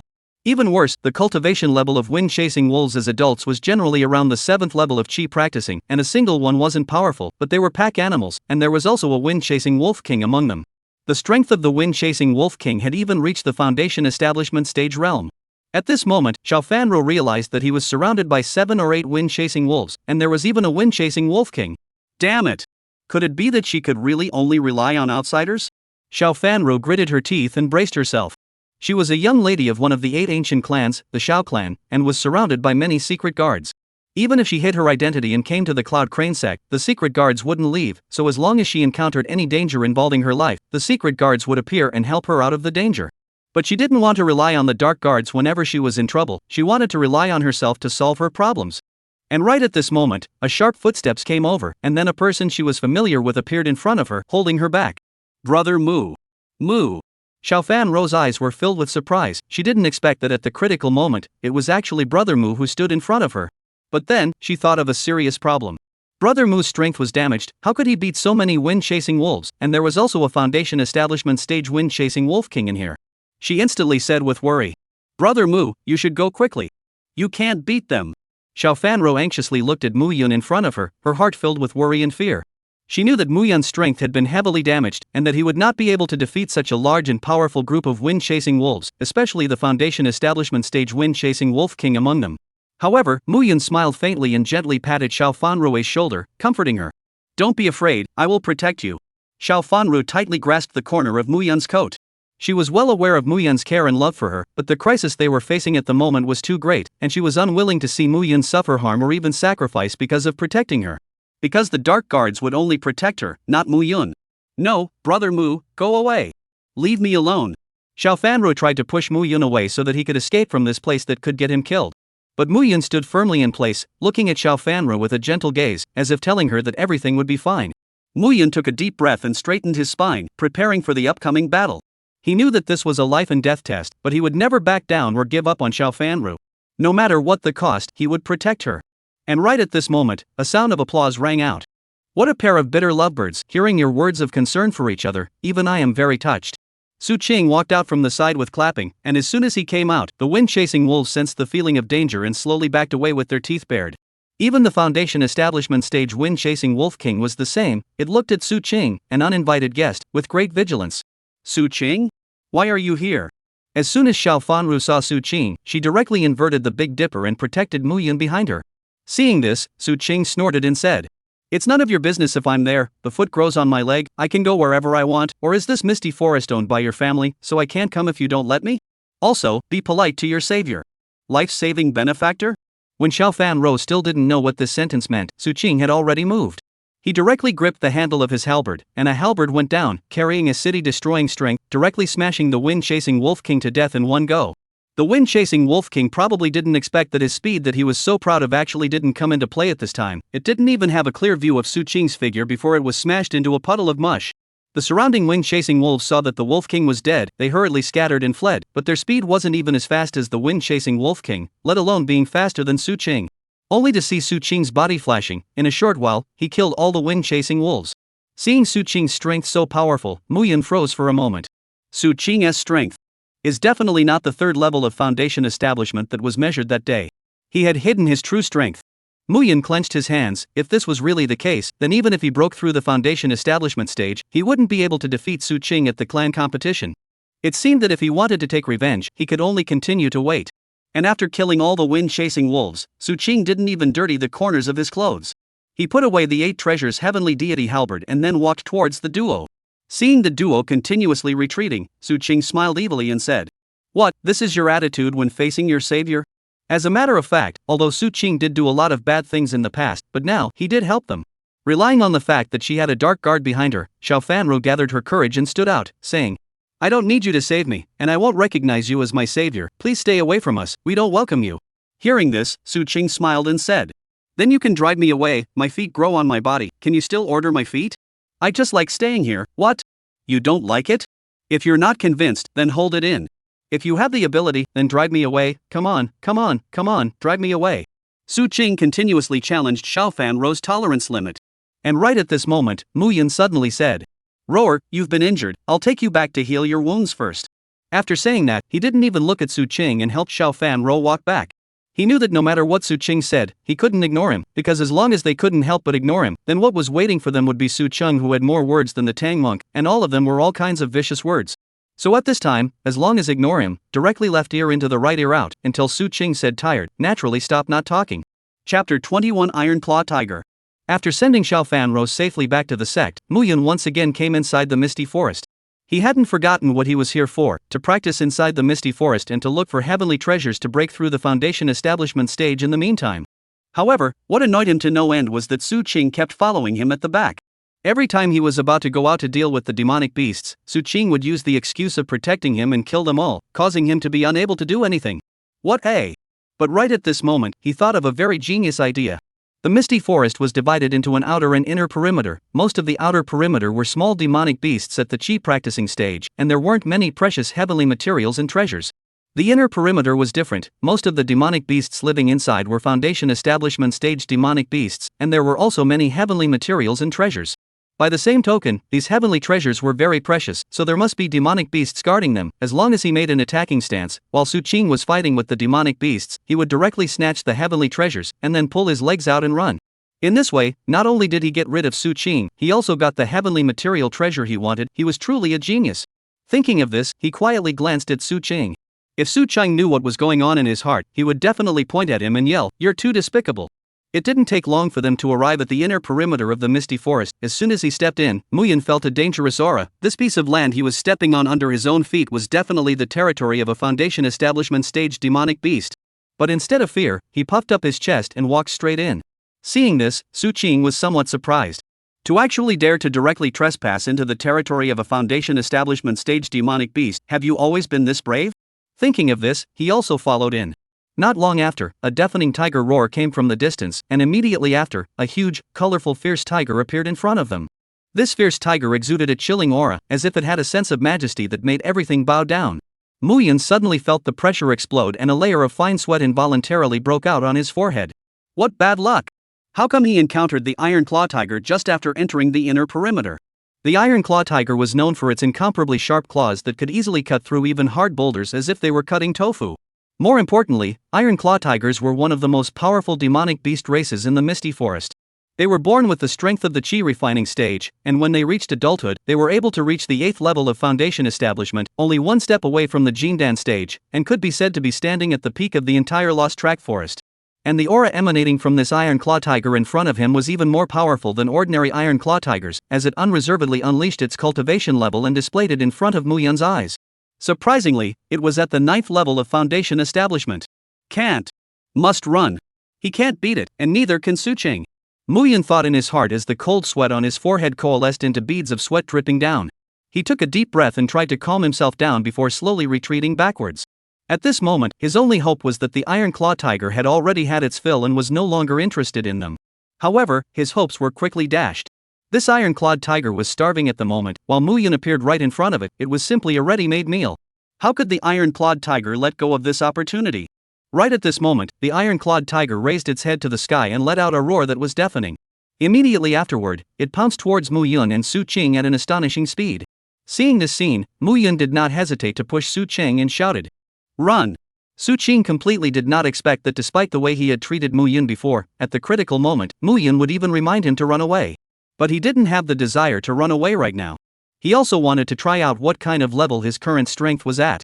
After a long period of cultivation, his cultivation had already reached the 5th level of foundation establishment, and his understanding of the thunder sting steps had become even more profound, while he had also learned the mad python elephant swallowing technique, and had already generated the elephant swallowing internal energy in his body. And due to the addition of his self-healing physique, the elephant swallowing internal energy in his body was twice as much as that of other people. With all of this added up, he could challenge an iron-clawed tiger at the 9th level of foundation establishment. Thinking of this, he directly held the handle of the halberd, the 8 treasures Big Dipper halberd in his hand. Waves tiger wind, a halberd in the past, and iron claw tiger collision together, a time actually do not match.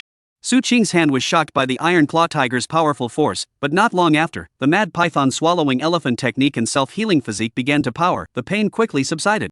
As for Muyan, who was escaping, he heard a sound coming from behind him, turned around and froze directly in place. His strength is actually on par with the iron claw tiger. Muyan's eyes widened. Su Qing's strength once again refreshed his impression of Su Qing. And at this moment, Elder Song also came out and said, "His physique is very unusual. There is a strength in his body. It's the strength of the Gongfu, but he's only just cultivated the Gongfu. Where did he get so much strength? He's only just cultivated the Gongfu. According to a normal person, the strength in his body should be a hairline. But the strength in Su Qing's body is 2 hair strands. That is to say, the effect he gained from practicing the Gongfu is twice as much as others." What? Hearing this, Muyan was directly shocked to the point that his eyes widened. Cultivating a gong method gains twice as much as others. What kind of monster is this?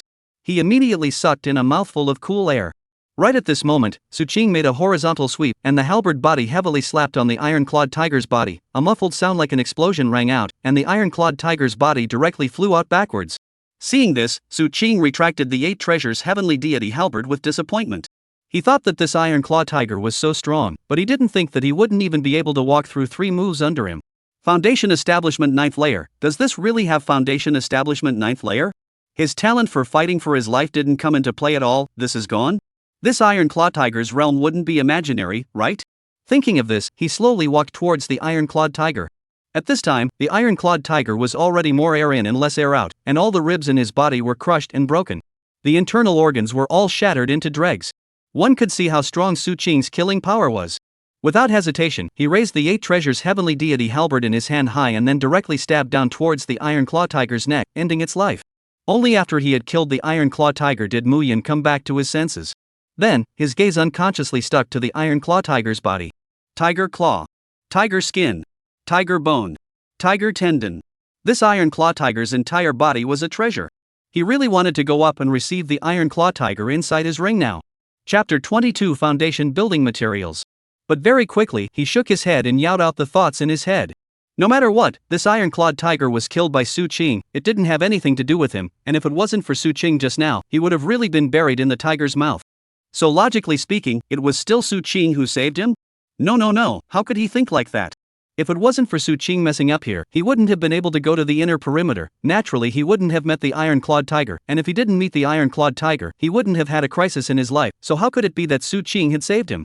Thinking of this, he continued to walk deeper.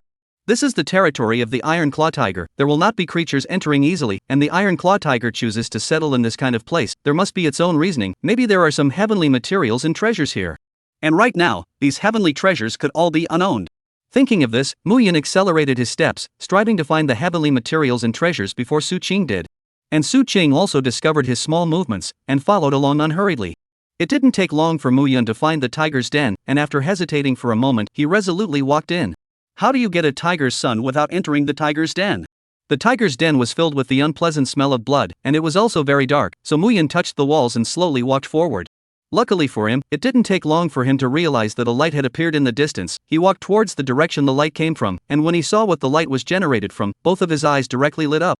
Only in front of his eyes, a small white tree was emitting a faint bright light, and on this small tree, it was full of small fruits, and Mu Yun counted that there were actually more than 20 of them. This was a second-grade spirit, Yuan Yang fruit, which contained a large amount of fire spiritual qi, and most importantly, it was a material that could be used for Heavenly Dao Foundation establishment. Heavenly Dao Foundation building required heavenly materials of the 5 attributes of gold, wood, water, fire, and earth, as well as the foundation building Dan. All of these together could accomplish Heavenly Dao Foundation building, and right now, it had already allowed him to collect 1/6 of the materials for Heavenly Dao Foundation building. Next, after collecting only gold, wood, water, earth, and the foundation establishment Dan, he would be able to ascend to Heavenly Dao Foundation establishment. This day was so promising. But he had gone through so many dangers to get one of the materials, it seemed a bit worthless. It would be better to just spend money on it. The Yuan Yang fruit, as a material capable of building a foundation, was bought by someone on the market in a big way, and the price far exceeded that of normal heavenly materials and treasures. The price of a single one was already up to around 200 lower grade spirit stones, and right now, there were more than 20 Yuan Yang fruits here. This added up to over 4,000 lower grade spirit stones. With these spirit stones, why would he still come out to fight for his life? He would directly spend money to buy all the rest of whatever foundation establishment pills and whatever Heaven's Path foundation establishment materials were left, in which case, he would be able to successfully elevate to the foundation establishment stage before the sect competition. Although it wouldn't allow him to stand out from the crowd, this kind of strength was already enough for him to stand firm in the top 10 amongst the clan competition. Just as he was about to put away all of the Yuan Yang fruits, the voice of the person he least wanted to see suddenly came from behind him. You found a treasure and you don't know to share it with me, what? Is this how you treat your savior? Hearing this, Mu Yun didn't even want to turn his head as he gritted his teeth and said, just say what you want to do, don't beat around the bush. Hearing this, Suqing smiled wickedly, then pushed Mu Yun away and came to the front of the Yuan Yang fruit tree. Phew! Isn't this the legendary Yuan Yang fruit? It actually let me come across it, and there are quite a few of them, so it seems that this luck of mine is really good. After saying that, Suqing slowly plucked a Yuan Yang fruit in front of Mu Yun and then received it in his storage ring. He purposely slowed down every movement just to let Mu Yun watch. Just like that, it took him half an hour to pick the last Yuan Yang fruit. And during this process, Mu Yun had always dared to be angry. Su Qing looked at Mu Yun's face, which was very ugly, then, he flexed his fingers and flicked the last yuanyang fruit onto Mu Yun's body. At this moment, he saw Mu Yun's expression instantly become pleasantly surprised before he thought about who gave it to him and immediately returned to his cold expression. Seeing this, Su Qing sked twice and said, "Want to consider being my lapdog? As long as you agree, the foundation building materials will be delivered to you immediately, and from now on, no one will dare to call you a waste." Hearing this, Mu Yun let out a cold snort and turned around to leave after putting away the yuanyang fruit. As for what Su Qing said, he threw it out of his ears as if it was garbage. Of course, this was something that Su Qing had already anticipated. If Mu Yun agreed, he really didn't know what to do next. But if Mu Yun really agreed, then his role as the villain could be really gold. Directly taking the protagonist as a dog's leg, ouch, that's called an authentic. Then, he heard the system's voice. "Ding, congratulations to the host for completing the mission and obtaining a random prop extraction once, which has been automatically used. Congratulations to the host for obtaining the prop good mood." As the words fell, a pink heart pendant appeared on Su Qing's hand. At the same time, the props function also surfaced in his mind. Good mood. When you wear good mood, your mood will be fixed at happy no matter what happens. It can't stop the corners of your mouth from rising, no matter when or where. You have to face it happily. Yidar, laugh mightily. Fixed mood, a concept level item. Although this item looked quite useless at first glance, but if one carefully digs into its usage, one can realize how powerful this item is. In the face of the enemy's taunts, as long as you wear this good mood, you can show your trademark smile. No matter what the enemy says, you can only smile, nod your head, and good. Do you think the enemy is in a hurry? Before you hurt someone, you will hurt their heart first. The most important thing is that when your enemy is using all his strength to fight with you, but you just dodge his attacks and look at him with a smile. It's not allowed to say that your enemy will even be directly pissed off. It would be even more fun if you could make someone else wear it. But this idea is unrealistic. After all, other people have hands and feet, and it's not like this good mood can't be taken off when you put it on, so it's still very unrealistic. But if only on that day, he had a good mood. Mu Yun lost his treasure, he might even have to thank us. Chapter 23, Let me make a deal with you.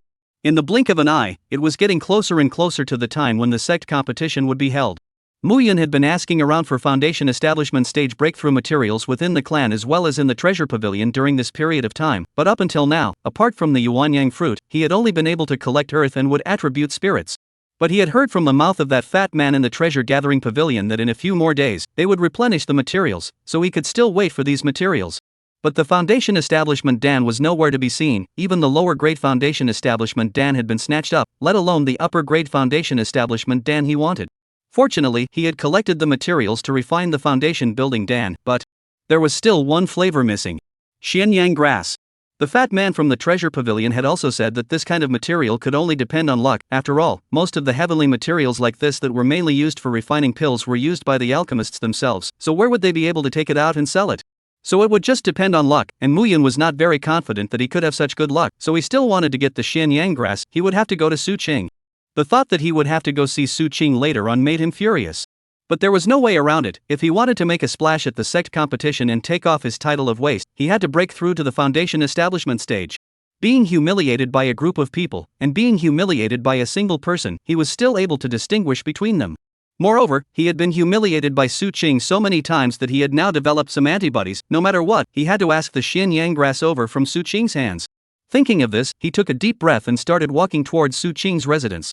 As soon as he arrived outside of Su Qing's residence, he was shocked. Looking at the luxurious compound in front of him, he was a little puzzled. Was this really a disciple of the sect and not a young master of any family? He looked at the sign next to him, and after determining that the number on it was Su Qing's number, he gently knocked on the door. It didn't take long before a sound of footsteps came from inside. Afterward, Su Qing's voice came from inside. "Who? It's me. What are you doing here? I want to make a deal with you. I'm not interested in men." "You?" Mu Yun almost exploded and greeted Su Qing's mother. However, he still held back, and after taking a deep breath, he suppressed the anger in his heart and said, "I want your Xianyang grass, you make a price." Hearing this, Su Qing opened the door. "You want my Xianyang grass? Isn't it you who deserve it?" As soon as these words came out, Mu Yun's face turned ugly. "Don't you go too far. Excessive? Wasn't what I said the truth? You don't deserve to trade with me at all. With your status, you should be on your knees like a dog slave, begging me to reward you with the Xianyang grass. I knew I couldn't come to you." Mu Yun glared at Su Qing, then pointed at his nose and said, "The sky is the limit. It's not like you're the only one who has the Xianyang grass." After saying that, he turned around and left. But right at this moment, Su Qing directly grabbed him back. "I didn't say you could leave. Go! Follow me into the house. After saying that, he dragged Mu Yun, who kept struggling, inside the courtyard, then directly threw him onto a chair. Just when Mu Yun wanted to have a fit, Su Qing directly threw the Xian Yang grass onto the table, then sat himself across from Mu Yun. Seeing this, Mu Yun's anger gradually dissipated and asked with a gloomy face. Say it, what do you want me to do? It's simple, play a game with me and I'll give it to you if you win. After saying that, Su Qing smiled faintly. What game? It's simple, let's compare who pees farther. If you pee farther than me, I'll give you the Xian Yang grass, but if you lose, be my servant for 3 days, but the Xian Yang grass is still yours, how about it? When these words came out, Mu Yun's face was as ugly as if he had eaten. You're deliberately looking for a fight, aren't you? Mu Yun couldn't bear it anymore and stood up with a slap on the table. The table below was directly split into pieces by this slap. Su Qing clearly knew where he. And it was all his doing. Now proposing such a game, this is no longer an insult, this is stepping on his personality under his feet. And Su Qing just looked at him lightly and said, "The table is made from heavenly square wood, handmade by master woodworker Wang Qingjin. It's worth 150 medium-grade spirit stones. Say it, how do you want to pay for it?" Hearing this, Mu Yun instantly calmed down. A company? Where would I get so much money? There's one for life, but not a cent for money. Mu Yun simply broke the pot. He didn't believe that Su Qing could really kill himself. This is a sect. If he kills him, the sect leader won't harbor Su Qing just because he is his disciple. Seeing Mu Yun's look of "do what you like," Su Qing silently took out a piece of paper from himself and then said to Mu Yun, "This is the contract, you only need to be my servant for 3 days, not only the Xian Yang grass, even the money you broke the table I'll wipe it off for you, and haven't you been collecting foundation building materials all along? I'll give it to you. The choice is given to you, if you think it won't work, then leave, and when the day of the clan competition comes, you'll still be the same trash. Taking dignity in exchange for resources, how many people want it but still don't have this opportunity? I'm sending this opportunity to your hands now, whether you want it or not, it's all up to your own choice." Hearing this, Mu Yun snorted coldly, then left without looking back. Looking at his back, Su Qing said, "Remember, you still owe me 150 medium-grade spirit stones. In the future, when you see me as a debtor, give me some courtesy." Only until Mu Yun walked away did Su Qing return his gaze back to the mess on the ground. "Sigh, how come this Mu Yun is soft and hard? At least read over the contract." He sighed, letting the protagonist's wish to become a little brother fall through once again. He originally wanted to threaten Mu Yun with the exorbitant price of 150 medium-grade spirit stones, but he didn't expect Mu Yun to directly open the pendulum. But losing 150 medium-grade spirit stones at once didn't hurt him. Because this was his nonsense. This table was just an ordinary wooden table. What heavenly square wood, what Wang Changjin, were all nonsense he made up off the top of his head, just to scare Mu Yun. He was not extravagant enough to take so many spirit stones to buy a table that was of no use whatsoever and could only be taken to look at. Thinking of this, he started to clean up the mess. On the other hand, Mu Yun, who had not begged for the Xian Yang grass, came into the martial arts practicing ground. His heart was now filled with anger, and it was hard for him not to let it out. But right at this moment, some of the disciples who were practicing in the martial arts field also discovered him. "Isn't this our great genius? How come you have time to come to the martial arts practicing ground? How come you're still unwilling to accept the fact that you're a waste?" Chapter 24, The Young Plot. Hearing these words, Mu Yun instantly threw a look filled with anger towards the visitor. He was worried about how to vent the anger in his heart, and now someone had come over to find trouble. Then don't blame him for coming down too hard. If you want to blame him, blame Su Qing. Thinking of this, his eyes turned hard, his aura bulged out, a strong hurricane emanated from his side, and the aura on his body unabashedly exploded out. 7th level of Qi practicing. The crowd was instantly startled, but before they could slow down from their shock, Mu Yun had already rushed in front of them and threw out a whip leg, instantly erupting into a violent air-breaking sound. Only to see the silhouette that had just uttered the sound directly fly out backwards like a cannonball, instantly crashing into the bronze tripod in the middle of the martial arts training ground. Seeing this scene, there wasn't a single person present who wasn't shocked. Isn't he a waste? What's with this strength? 7th level of Qi practicing. Could it be that the genius from before has returned? Listening to the whispers of the people around him, Mu Yun's waist gradually straightened up. However, right at this moment, he heard the voice of the person he hated the most. "Elder, this is it, someone is bullying fellow disciples." Su Qing brought the elder of the law enforcement hall over, and the surrounding disciples immediately lowered their heads upon seeing the elder of the law enforcement hall. Seeing the law enforcement hall elder, as well as Su Qing who had brought the law enforcement hall elder over, Mu Yun hated his teeth. At this moment, however, the law enforcement hall elder's eyes rested on Mu Yun's body. "Mu Yun? Who is bullying you?" Hearing this, Mu Yun's words stuck in his mouth and couldn't be said. Because this time, really couldn't say that someone else was bullying him. "Elder. The one being bullied is clearly Nia." That disciple who was kicked away by Mu Yun crawled to the feet of the law enforcement hall elder and said with tears streaming down his face, This. The law enforcement hall elder's gaze continuously flowed over his and Mu Yun's bodies. In the end, the law enforcement hall elder decided to figure out what happened first. After making inquiries, it was discovered that even though someone else had started the trouble, Mu Yun had violated the sex discipline by taking the lead. Therefore, Mu Yun was sentenced to face the wall within the sex forbidden land and was disqualified from participating in the sex grand competition. After hearing this punishment, Mu Yun silently shattered. Su Qing. Do you have to force me to death for you to be happy? He glared fiercely at Su Qing, but he saw a treacherous smile flash across Su Qing's face. He was very unwillingly dragged by the disciples of the law enforcement hall to the Forbidden Land for a month-long face-to-face meditation.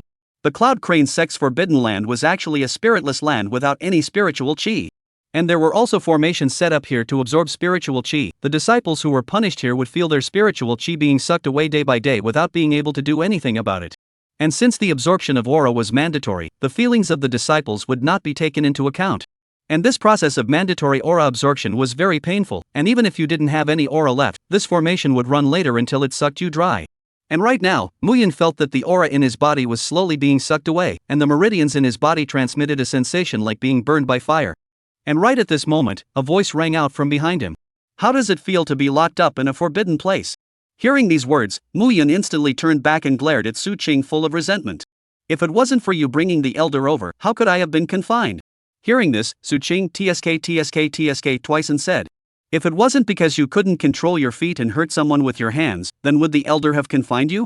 In the end, this matter has nothing to do with me at all. I merely heard a verbal altercation occurring here, and happened to see the elder of the law enforcement hall passing by, so I brought the elder of the law enforcement hall over. Speaking of which, this is all your own fault. Being confined is because of you. Being disqualified from the competition is also because of you. Who told you to hit someone with your hands? Hitting someone with your hands is a mistake. Humph. Mu Yun said with a cold snort. There is no fairness in this world at all. You also hit me with your hands. Why don't they confine you? Did I hit you? When did I hit you? Who saw it? And what proof do you have that I hit you? Su Qing directly came with 4 soul tortures, blocking back Mu Yun's words. Seeing Mu Yun trembling with anger, but unable to say even a single word, Su Qing knew it was time. He once again took out that contract and said, as long as you sign the contract and promise to become my servant for 3 days, not only will I be able to save you from here, but I will also allow you to participate in the clan competition. How about it? You'd better think carefully before answering. In a month's time, your cultivation will stop, and with a little bit of bad luck, you'll damage your foundation. I know you're no longer a waste now, but so what? Others will still think that you are a waste, and that when you come out, the title of waste will accompany you for the rest of your life, never, ever detaching. Su Qing's words were like a sharp knife, stabbing in towards Mu Yun's most vulnerable places one after another, one after another. I'll sign. Mu Yun shamefully took the contract in Su Qing's hand, then bit through his finger and pressed his handprint onto it. With a flash of white light, the contract disappeared into thin air, and at the same time, a coronal seal appeared on their hands. In that case, let's go. The plan finally succeeded, and Su Qing laughed out from the bottom of his heart. Hearing this, Mu Yun somewhat uneasily followed behind Su Qing. Are you sure we're going to walk out bright and early like this? What else? Are you going to crawl out like a street rat inside a shady corner? Hearing this, Mu Yun directly twisted his head, his heart already about to explode with anger. After they walked out of the Forbidden Land, the 2 disciples guarding the entrance of the Forbidden Land said as soon as they saw Su Qing, "Seen your brother Su." "Aha." Su Qing waved his hand towards them and said, "Right, you guys tell the elders that I'm taking Mu Yun away." "Yes." After saying that, they went back to stand guard again, as if it wasn't a big deal. Seeing this, Mu Yun asked in confusion, "This will do? You think so? This is a disciple of the law enforcement hall who can actually listen to you and let you take me away? What? What's so strange about that? First of all, I'm the sovereign's personal disciple, and I've already booked the position of the next sovereign, and secondly, I'm the young master of the Su family, and no one of them dares to object to anything I say, and even the elders have to be respectful when they see me." Chapter 25. If there's anything you want to do, come at me. After hearing what Su Qing said, Mu Yun's face became ugly. Even the elders of the sect had chosen to stand by Su Qing, so could he still succeed in his revenge? Mu Yun instantly felt like his road to revenge was being prolonged indefinitely. But so what? If the Yunha sect was in his way, he would blow up the Yunha sect. If the Su family was in the way, he would blow up the Su family. Whoever dares to stand in the way of his vengeance will be prepared to meet his iron fist full of rage and vengeance. Thinking of this, he looked towards the back of Su Qing's head and had an urge to punch him over. However, he still pressed down this impulse. After that, he followed Su Qing all the way to Su Qing's courtyard. And right at this moment, Xiao Fanru spotted them. Seeing the two of them actually walking together, the first thought in Xiao Fanru's head was that Su Qing was bullying Brother Mu again. She instantly huffed and walked over, then blocked Mu Yun behind her. Su Qing, just come at me if you want to do something. Don't go looking for trouble from Brother Mu again. Seeing this scene, both of them froze for a moment. Su Qing was not expecting Xiao Fanru to be here, while Mu Yun was not expecting Xiao Fanru to actually not be inside the dormitory at this time to recuperate. At this time, Mu Yun reacted and asked with concern. Roar, how is your injury? Hearing this, Xiao Fanru faintly smiled and said, Brother Mu, don't worry, my injuries have almost healed. After saying that, she once again looked at Su Qing. I forbid you to bully Brother Mu in the future. Only then did Su Qing react and said with a cold smile. Bullying? Who did I bully? Is it you? Or him? Which one of you saw me bullying? Mu Yun, come here for me. As soon as these words came out, Xiao Fanru immediately held Mu Yun's hand. Don't worry, Brother Mu, I will definitely not let him bully you anymore. In this public, I don't believe he dares to make a move against us. Seeing that Xiao Fanru was unwilling to let go, Su Qing waved his hand and a contract appeared in his hand. According to the first article of the contract, within 3 days, everything I say, you, Mu Yun, have to completely abide by it, or else you will lose all your cultivation, have your meridians broken, and be cut off from the path of cultivation from now on. Hearing this, Mu Yun gritted his teeth and loosened her hand in Xiao Fanru's puzzled eyes. Roar, don't mind our matters, don't worry, I'm fine. Hearing these words, Xiao Fanru's eyes were complicated as she looked at Mu Yun, who was walking towards Su Qing. Her face was filled with anger as she questioned Su Qing loudly. What exactly did you do to Brother Mu? Then, she pointed at the contract in Su Qing's hand and continued to question angrily. Also, what about this contract? Did you force Brother Mu to sign it? Hearing Xiao Fanru's questioning, the corners of Su Qing's mouth rose slightly, revealing an evil smile, before replying nonchalantly. I didn't force your Brother Mu to sign a contract with me. Oh, if you don't believe me, you can go ask your Brother Mu. Saying that, he turned his gaze towards Mu Yun. Xiao Fanru looked at Su Qing's gaze and happened to meet Mu Yun's line of sight. A trace of heartache flashed in her eyes as she softly asked. Brother Mu, you must have been forced, right? Mu Yun looked up at her, but quickly lowered his head under her expectant eyes. He clenched his fists tightly and gritted his teeth. I did it of my own free will? Upon saying these words, it was as if the strength of his entire body was drained, and his originally clenched hands slowly loosened. As for Xiao Fanru, when she heard these words, her body violently trembled as if she was struck by a bolt from the sky, her eyes widened and her face was filled with astonishment. She couldn't believe her ears. Her lips trembled slightly, wanting to say something, but she couldn't make any sound. Her heart felt like it was being squeezed tightly by an invisible hand, so painful that she couldn't breathe. It hurt too much. But just then she suddenly thought of something. Right. According to what was written on the contract, Brother Mu was unable to resist all of Su Qing's words. So, Brother Mu, you must have been forced. I will definitely save you from his hands. Xiao Fanru stared at Su Qing dead on, her eyes filled with indescribable emotions. Su Qing, on the other hand, put on a victorious stance and said to Mu Yun, let's go. After saying that, he turned around and continued to walk forward. While Mu Yun was still in place, he glanced back at Xiao Fanru before hearing words coming from behind him. Within the next few days, when you see Xiao Fanru, you can't say a word to her. Even when you see her, you must avoid her as if you've encountered a fly that just came out from inside a thatched toilet. Got it? Hearing this, Mu Yun immediately shouted towards Su Qing. Don't go too far. Excessive? Even if I go too far, you have to suffer for me. Because from now on, I'm your master. And you're just a lackey who can only do whatever I say. After saying that, the power of the contract was unleashed, and instantly, Mu Yun felt a sharp pain coming from his heart.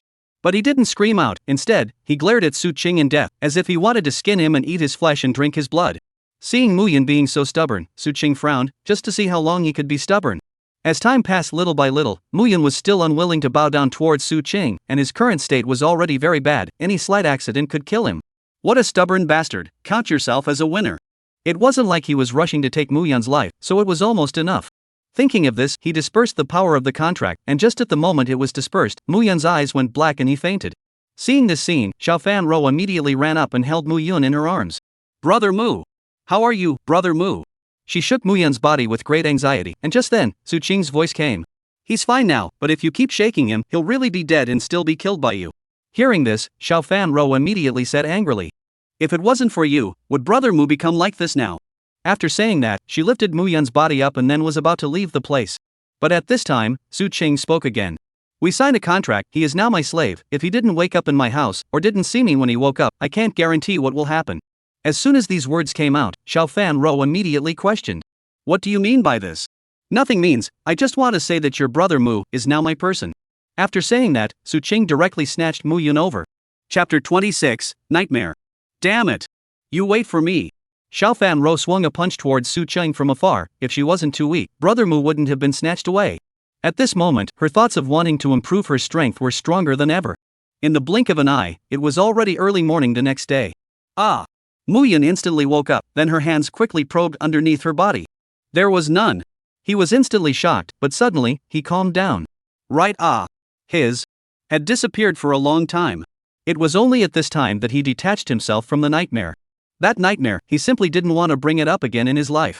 Usually, dreams would be quickly forgotten after waking up, but this dream, however, was deeply engraved in his brain and could not be forgotten for a long time. In that dream, he put on a dress, drew light makeup just like a real woman, and most importantly, he got married. The one he married was still the one he hated the most, Su Qing. Nightmare. This was the nightmare of nightmares. Mu Yun's eyes were filled with panic, and his entire being was on the verge of collapse. Suddenly, he slapped himself. Calm down. You have to calm down. This is just a dream. It's not real. You've got to calm down. He covered his head, then lay back down.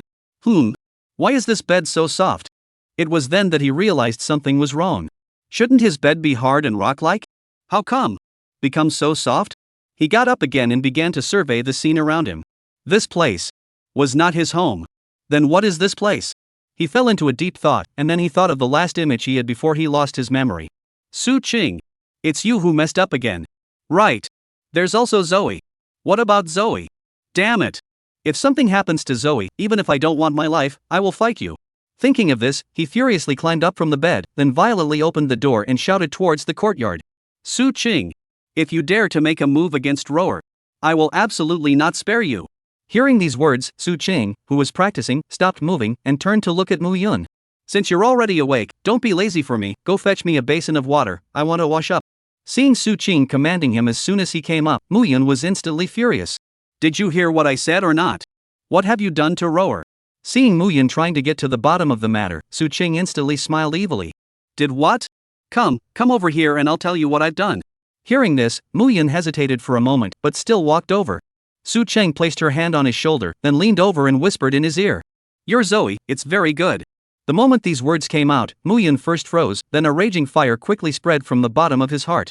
How dare you? He raised his hand and struck towards Su Qing, but it was easily blocked by Su Qing. Lied to you. Su Qing splashed down a pot of cold water, instantly dousing Mu Yun's anger. That woman looks just like that stupid basket case, yes, talking about you, just like you stupid basket case, making people feel disgusted even looking at you. Quickly go and fetch me water, or I'll waste your cultivation now. Hearing this, Mu Yun's eyes widened, looking at Su Qing with a face full of incredulity, his fingers trembling and pointing at him, wanting to retort but not knowing where to start. He opened his mouth and was unable to utter a single word for a long time, and in the end, he could only hold in a belly full of anger, carrying a bucket of water and turning around to walk towards the river. Just as he was on his way to fetch water, Elder Song slowly spoke. You kid, you're still a bit too simple. People can piss you off enough with just a few words. You have to remember in the future, no matter what you encounter, you have to remain calm, otherwise you'll easily be led by the nose and be at the mercy of others like a dog.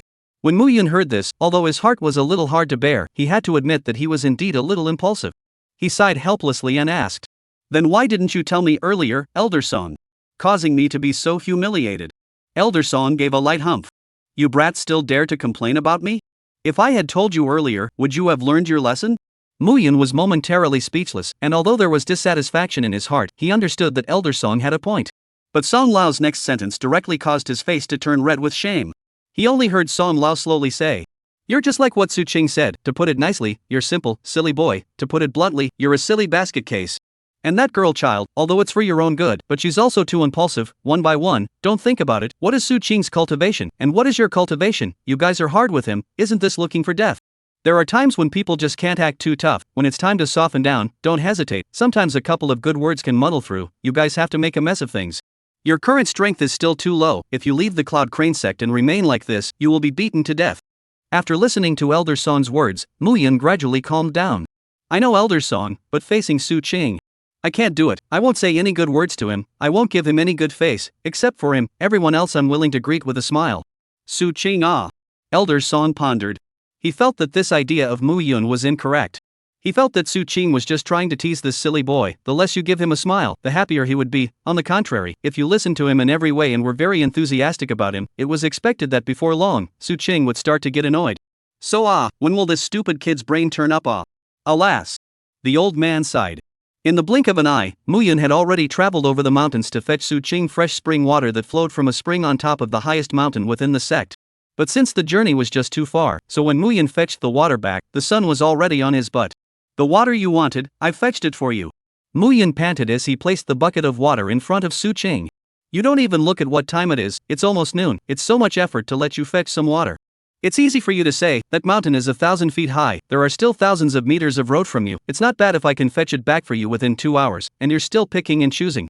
Mu Yun was furious, this Su Qing was deliberately targeting him. Hearing this, Su Qing took out the contract. According to the top of the contract, you can't talk back to me, and you have to agree with whatever I say.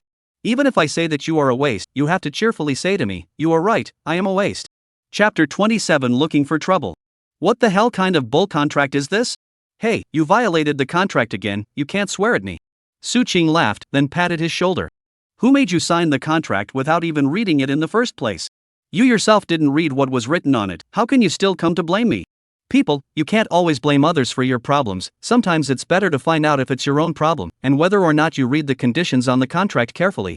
Remembering that you are a first offense, so I won't punish you, go out with me. Go out? Go out for what? You're asking me? As a slave, you only need to follow my orders. After saying that, Su Qing got up and left. And Mu Yun could only suffocate himself and follow behind him. It didn't take long for them to arrive in the martial arts practicing ground. See that person? Su Qing stretched out his hand and pointed at a tall figure who was frantically outputting against a wooden stake. Saw it. Mu Yun slightly frowned. This was because the person Su Qing was pointing at was the first person to press the name of a waste on his head after he had fallen from the altar in the first place, Zhang Heng. For Zhang Heng, he didn't have the slightest bit of goodwill, except that compared to Su Qing, he was considered a good person. So he asked, "What do you want me to do?" Him. What? Mu Yun was a little unconvinced of what he had heard and was astonished. You're deaf, aren't you? I'm asking you to go over and beat him up, and by the way, let me see your strength. But beating up someone is against sect discipline, I don't want to be locked up inside the Forbidden Land again. Rubbish, with me here, who dares to confine you? If you don't go up, then you'll be the one who gets beaten up. What? Mu Yun didn't know why Su Qing said that at first, but when he noticed Zhang Heng walking towards him, he realized why Su Qing said that. The malice in Zhang Heng's eyes was undisguised and was staring straight at him, clearly coming at him. Seeing this, he silently revved up his aura and prepared himself for the battle of battles. Only to see Zhang Heng arrive at the side of the two, first saying hello to Su Qing as senior brother, then said, "Senior brother, I'm looking for Mu Yun for some matters, so I'm still asking senior brother to give us some space." Hearing this, Su Qing smiled and said, "No problem, you guys just take your time to chat." After saying that, he took dozens of steps back. Seeing the field around him widen, Zhang Heng twisted his head and said very fiercely to Mu Yun, "My man was beaten up by you yesterday, I didn't expect that even as a punk, he couldn't even beat him, it's really a disgrace for me." So, what do you want to do? Of course to get back the honor. Saying that, only Zhang Heng's figure flashed, and in the blink of an eye, he arrived in front of Mu Yun, then without any warning, he suddenly swung a fist towards Mu Yun. In an instant, a scorching aura instantly erupted from Zhang Heng's body, and the heat wave seemed to be able to melt everything away. His fist was like a burning sun, carrying the power of the most rigid and sunny, rushing straight towards Mu Yun's solar plexus.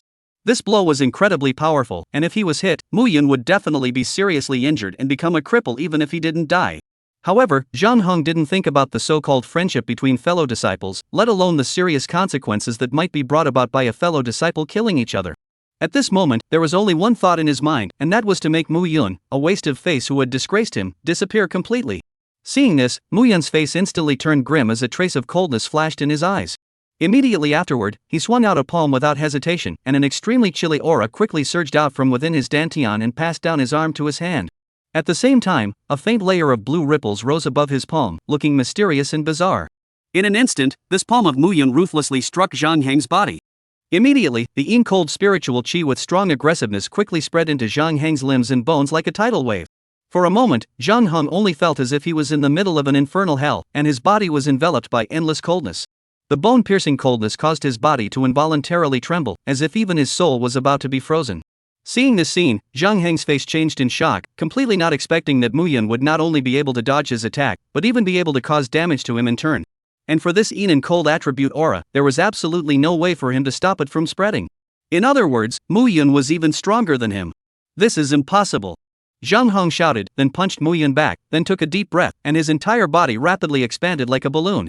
Only to see some fire escaping from the side of his mouth, then with a big mouth, a fire snake flew towards Mu Yun. Seeing this, Mu Yun hurriedly dodged, and at the same time, he activated his spiritual qi, coalescing a shield around his body, blocking the scorching heat from the flames. However, Su Cheng, who was watching from the sidelines, was affected. Only to see a small flame land on his body, burning a small gash in his clothes. Seeing this, Su Cheng's brows furrowed deeply. All stop. At these words, Mu Yun, who was in the middle of the battle, shuddered and hastily stopped his attack. However, he was obedient, but Zhang Hong on the opposite side did not listen. He raised his fist and stored up his force, as if he was treating his fist like an arrow resting on a bow, killing towards Mu Yun with an unstoppable momentum. Mu Yun didn't react for a moment and could only watch that fist get closer and closer to him.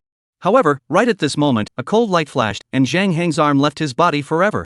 With the loss of his arm, Zhang Heng's body instantly collapsed to the ground, covering his broken arm and unable to stop wailing. I said for you to stop. Su Qing blocked in front of Mu Yun, holding the 8 treasures heavenly deity halberd as he coldly looked at Zhang Hong, who had collapsed on the ground.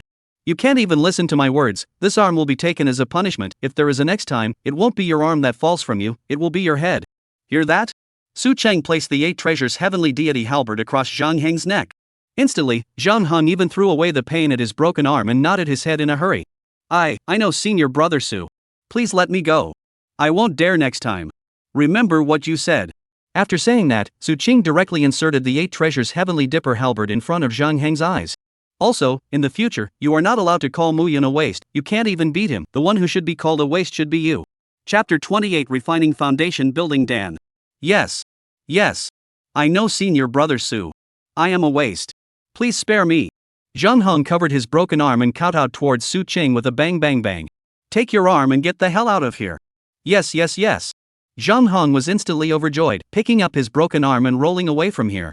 Heh, all a bunch of losers.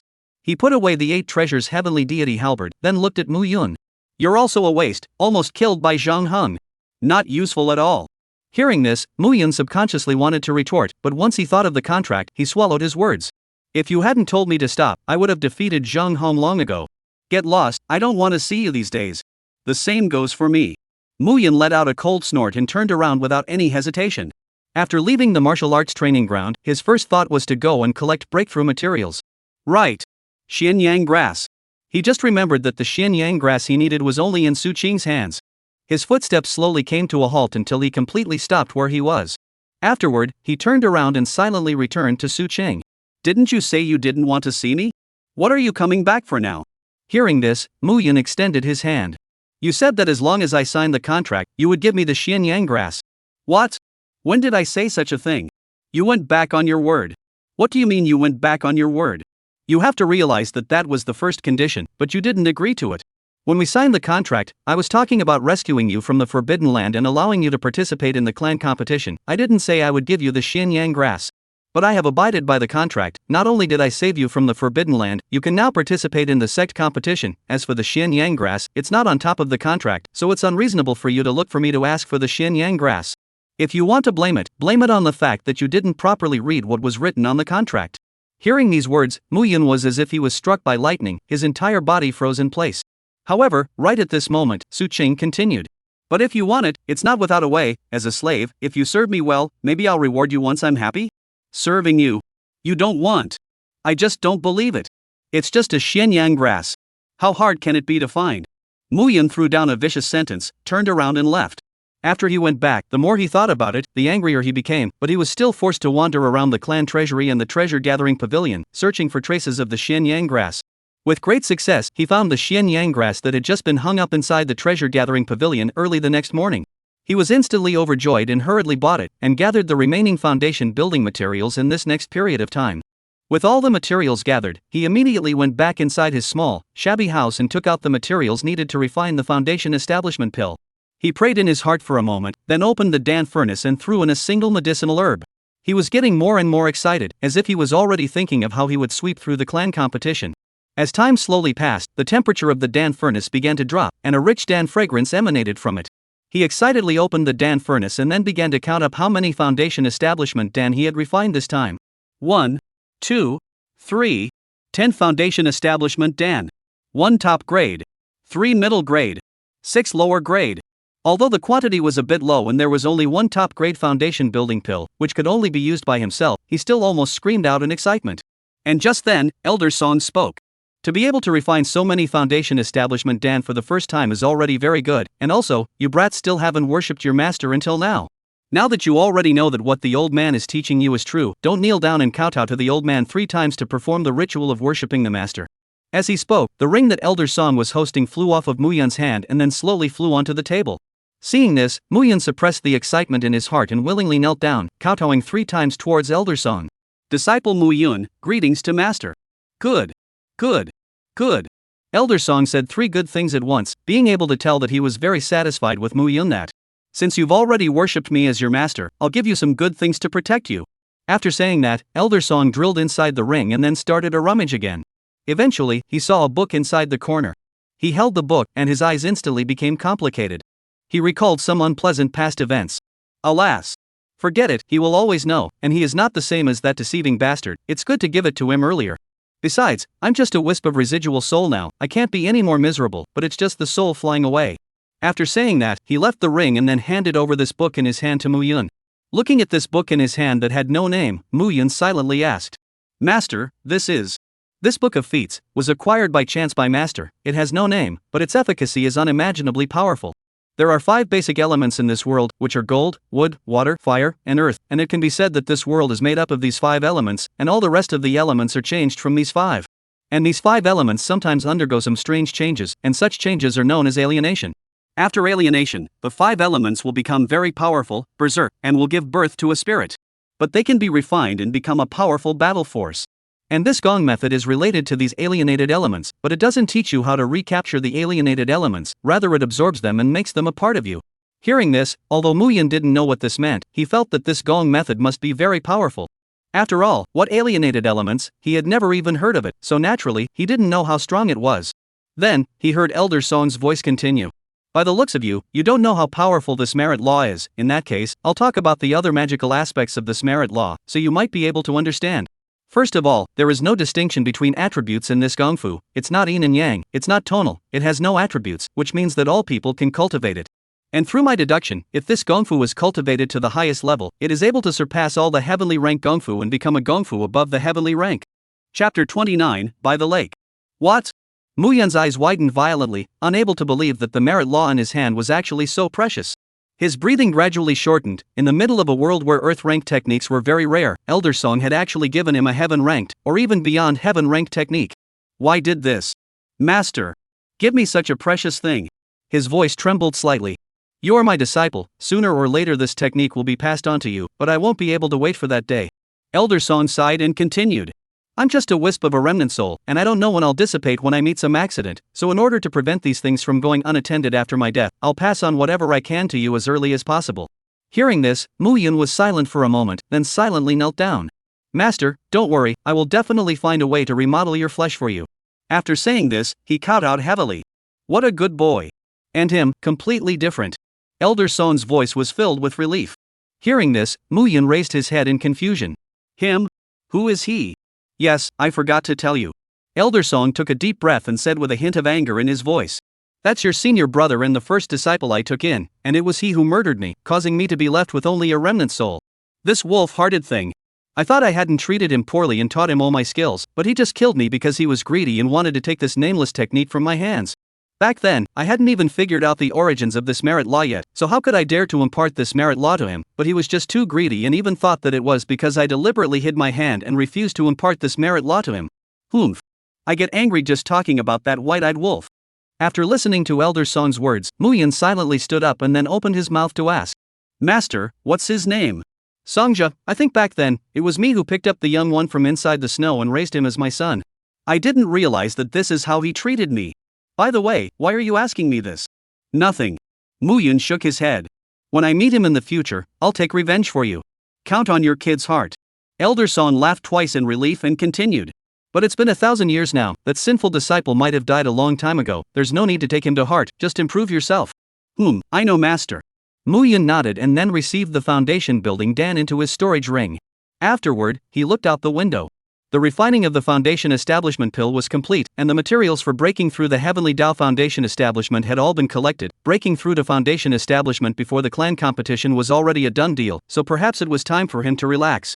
These past few days, he wasn't just physically tired, his heart was tired as well. Every time he encountered Su Qing, it made his heart twitch with anger, and that feeling couldn't even be described. Anyway, go relax. He looked down at his body, which was already covered in dust from the several battles he had experienced. When was the last time he took a shower? It seemed like it had been a couple months. Since he had decided to take off the title of waste, he couldn't be this sloppy anymore. Go take a bath. Thinking this, he left the room and walked towards the bottom of the mountain. He remembered that there was a lake at the bottom of the mountain that was off the beaten path, and it was still late at night, so there should be no one there. And right at this moment, Su Qing, who was about to pack up and go to bed, suddenly received a quest from the system. Ding, it has been detected that the protagonist is about to trigger an erotic encounter with a beauty out of the bath. Please ask the host to interrupt this erotic encounter. Mission reward, the host's own Earthly Tao Foundation is upgraded to Heavenly Tao Foundation. Mission failure, be sisters with the protagonist. No. Su Qing rubbed her forehead. What time is it now? This Mu Yun can still really find things for me. Also, this ravishing you let him ravish, he can't do anything right now. Even if you drug someone and throw them on his bed, the most he can do is to move his hands. He completely doesn't have that ability to commit crimes.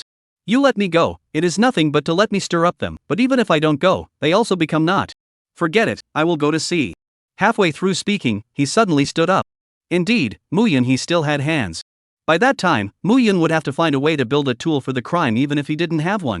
Anyway, it would all end up the same way. At least that woman's identity is definitely not simple. If she identifies with Mu Yun, wouldn't Mu Yun have a big backer out of nowhere? After Mu Yun has a backer, how can he deal with him as recklessly as he is now? Xiao Fan Ro doesn't count, her people only protect her. Mu Yun is dead as dead can be, without even taking a look. So he couldn't let this kid have his way. Thinking of this, he immediately followed the system's navigation and ran towards the bottom of the mountain. And at that moment, Mu Yun had already arrived near the lake. Right after he got close, a light song came from not far away and was accompanied by the sound of pure water. He froze for a moment and hurriedly hid behind a tree before quietly looking ahead. Not far away was a huge boulder, while on the boulder was placed some women's clothing, and as his eyes looked forward, he even saw some intimate clothing. For a moment, he, a little virgin, immediately turned red. Since there are already people here, let's come back tomorrow. Thinking of this, he tiptoed and prepared to leave, but just at this time, there was a click crunch under his feet. Mu Yun stepped on a twig that was twice as loud. Finished? Who? As expected, a petulant cry came from behind him, followed by a sword on his shoulder. At the same time, a mortified voice came from behind him. You denizen! Say! When did you come? Feeling like his neck was going to move at any moment, Mu Yun calmed himself down and then said, Girl, I just came, I didn't see anything. After coming over and seeing someone bathing here, I plan to leave. I didn't expect to disturb the girl. But girl, you don't worry. I absolutely did not see anything. Nonsense. He has said that he didn't see it, so you should stop being aggressive. A voice came out, causing both of them to freeze at the same time. Shortly after the words fell, Su Qing slowly walked out from amongst the shadows. Chapter 30. It's not like you're touching it with your hands, it's almost as good as it gets. Who are you again? Su Qing? Why are you here? The two looked at Su Qing and said at the same time. Looking at the hostage taking Mu Yun in front of him, and the pure-looking woman behind him, like an iceberg beauty, Su Qing slowly opened his mouth. Can't sleep at night, came out to turn around, didn't expect to see this kind of scene. Girl, I advise you to let the person go, isn't it just being looked at, and didn't get on the hand to touch it, pretty much got it. He was a little disappointed, he didn't expect that this female actually wasn't drugged, to be honest, he kinda wanted to replace Mu Yun and then offer his innocence to cure the poison. You! Dong Sun Ling's face reddened, then she shouted in shame and indignation. You! There's also him. All of you are denizens, what do you mean by just being looked at and not touching with your hands? If you guys don't give me an explanation, don't blame this girl for not being gentle with her hands. Give you an explanation? Su Qing twisted her head to look at Mu Yun. Su Qing.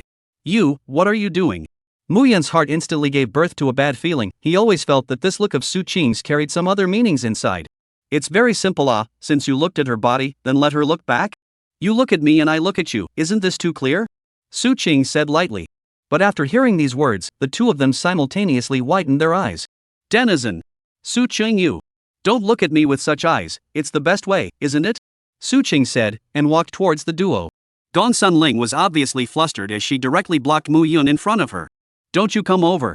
If you dare to take another step forward, I'll kill him. I don't think you have the means to kill someone in front of my eyes. As he spoke, Su Qing had already arrived in front of the two, and with a snap of his fingers, he flicked Gong Sun Ling's sword into pieces. At that moment, Gong Sun Ling froze. It's over.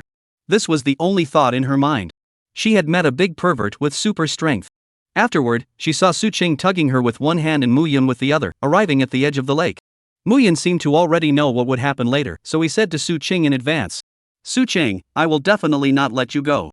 Got it, go down you." Saying that, Su Qing directly shook with a force, shattering all the clothes on Mu Yun's body, leaving him with only a covering, and then kicked him into the lake water. Ah!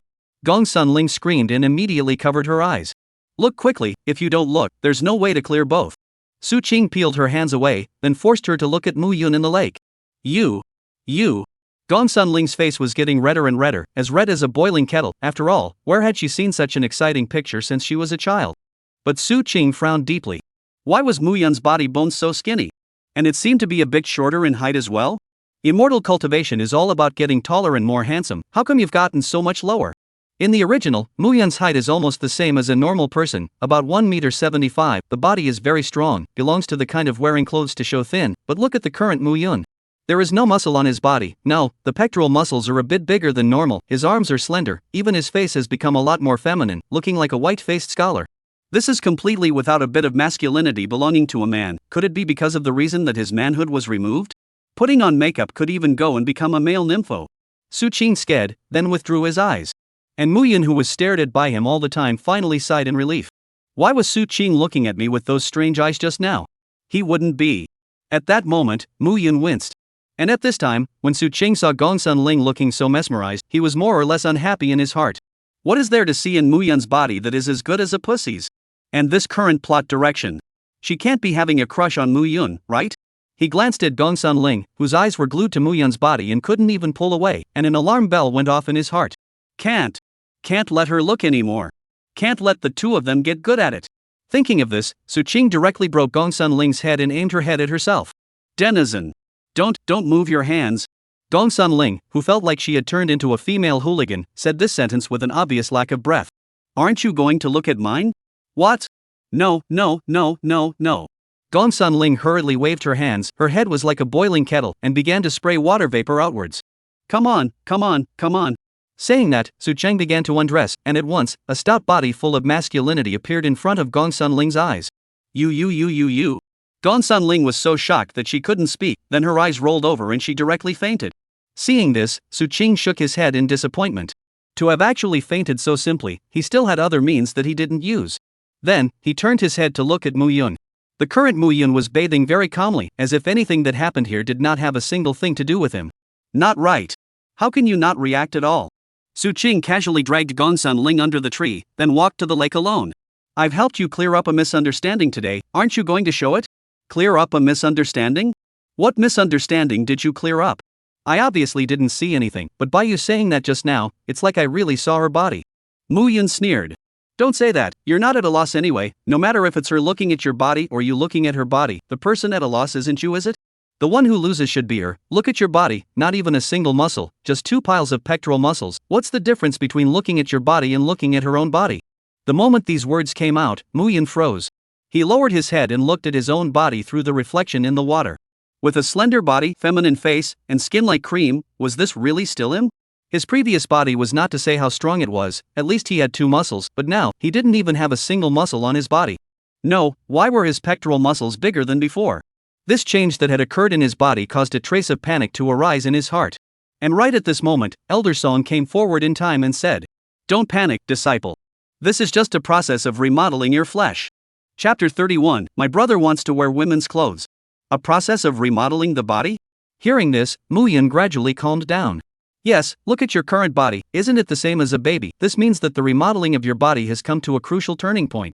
First, it changes your body back to the beginning, that is, the period when you just came out of your mother's body and were still a baby, and then it slowly grows from a baby to an adult. So this is all a normal phenomenon. When another period of time passes and the cultivation progress of the Gong method goes to the next level, it will be the time for you to grow your broken limbs back. Oh. Mu Yun nodded, then looked down. But what's going on here? Babies aren't like this either? This. Elder Song's voice stuck. Mu Yun's sentence was really a question above his knowledge blind spot. Indeed, by all rights it shouldn't be like this. How are you feeling physically right now? It feels fine, just as it normally does. Hearing this, Elder Son let out a sigh of relief. That should be some conflict with your physique. Wait for me to go back and carefully study this gong method to see where the conflict is. After saying this, Song Lao's voice completely disappeared from inside Mu Yun's mind. It seemed that he had gone back to study the gong method. At this time, he was almost done washing. Of course, he mainly couldn't stand that strange look from Su Qing. He climbed out of the lake water before he remembered that his clothes seemed to have been shattered by Su Qing. It was Su Qing who still had a bit of humanity left in him, leaving him a pair of pants. After going ashore, Mu Yun ignored Su Qing and prepared to go back naked like this. Truth be told, he didn't dare to ask for clothes towards Su Qing. If he said one more word, he probably wouldn't even be able to keep his pants. But right at this moment, Su Qing slowly hooked up the corner of his mouth. Wait, are you going to go back naked? Hearing this, although Mu Yun really didn't want to pay attention to him, he didn't forget that it was still the time for the contract to go into effect, so he said without a trace of anger. Or else. Do you have clothes or do I have clothes? Obviously it was you who shattered my clothes, and you actually have the face to ask me such a question. Smile, smile, smile. I'll see if you're still laughing after I punch your teeth out. Of course, he only dared to think these words inside his head, not daring to say them directly at all. Su Qing, on the other hand, pointed directly at Gong Sun Ling who had fallen to the ground.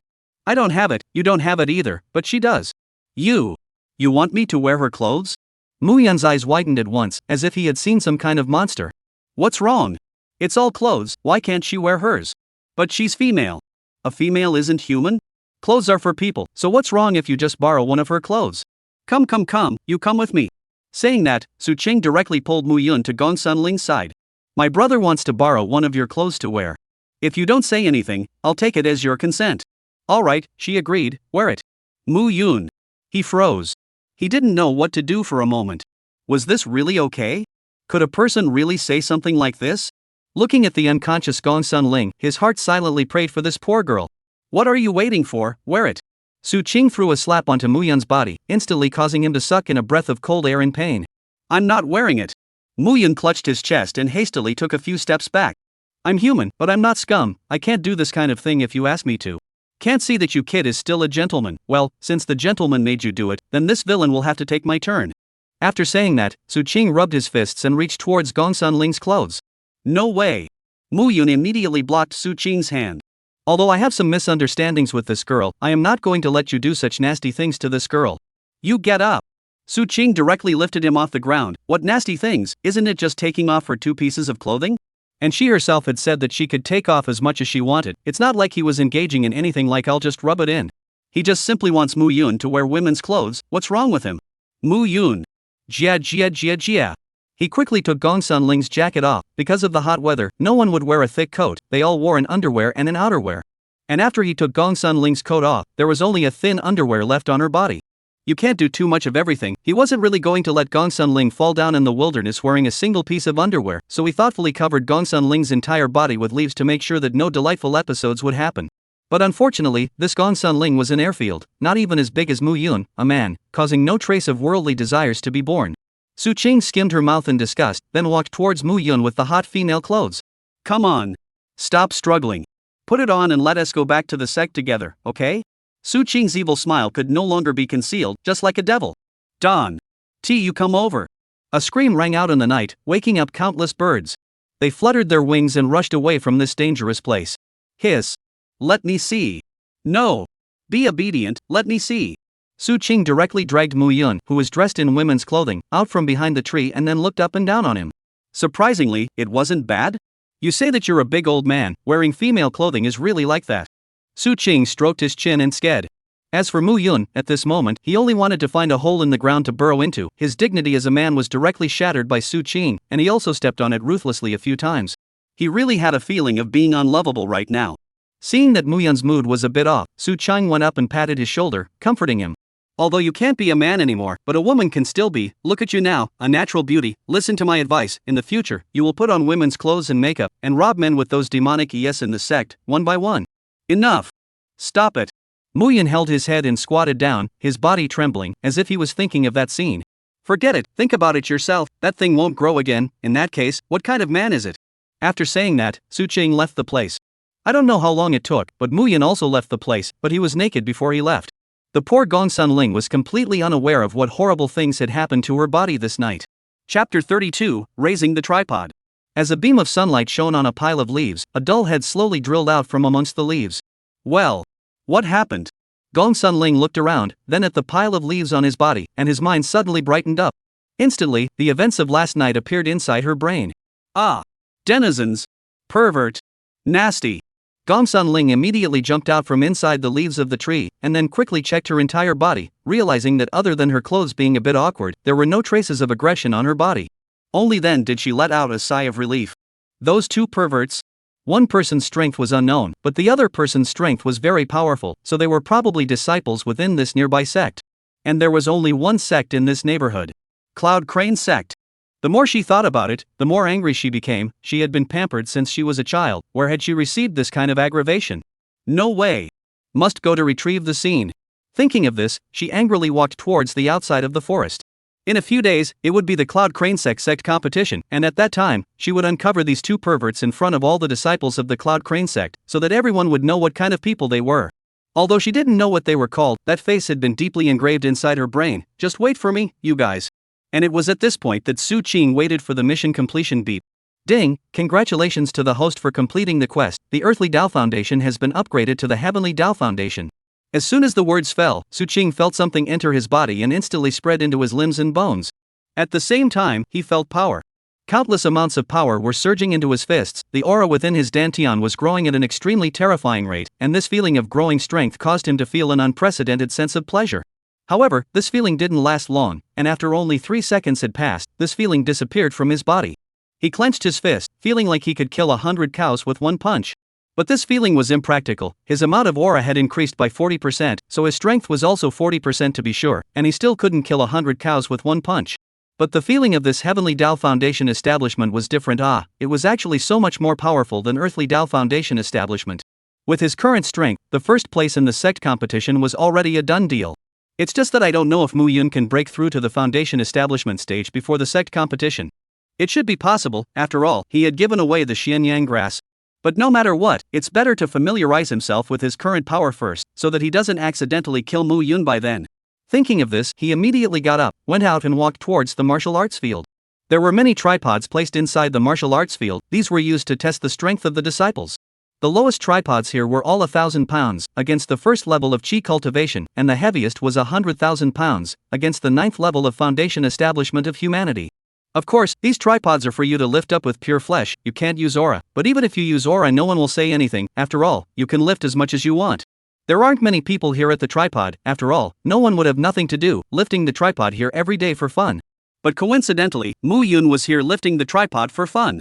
Because of the small number of people, no one realized that Mu Yun was standing in front of the 10,000 gene tripod and rubbing his fists, seemingly wanting to challenge this tripod. 10,000 pounds was the strength of the first level of foundation establishment, and the current Mu Yun was only practicing Qi, so it was reasonable to say that he couldn't lift it.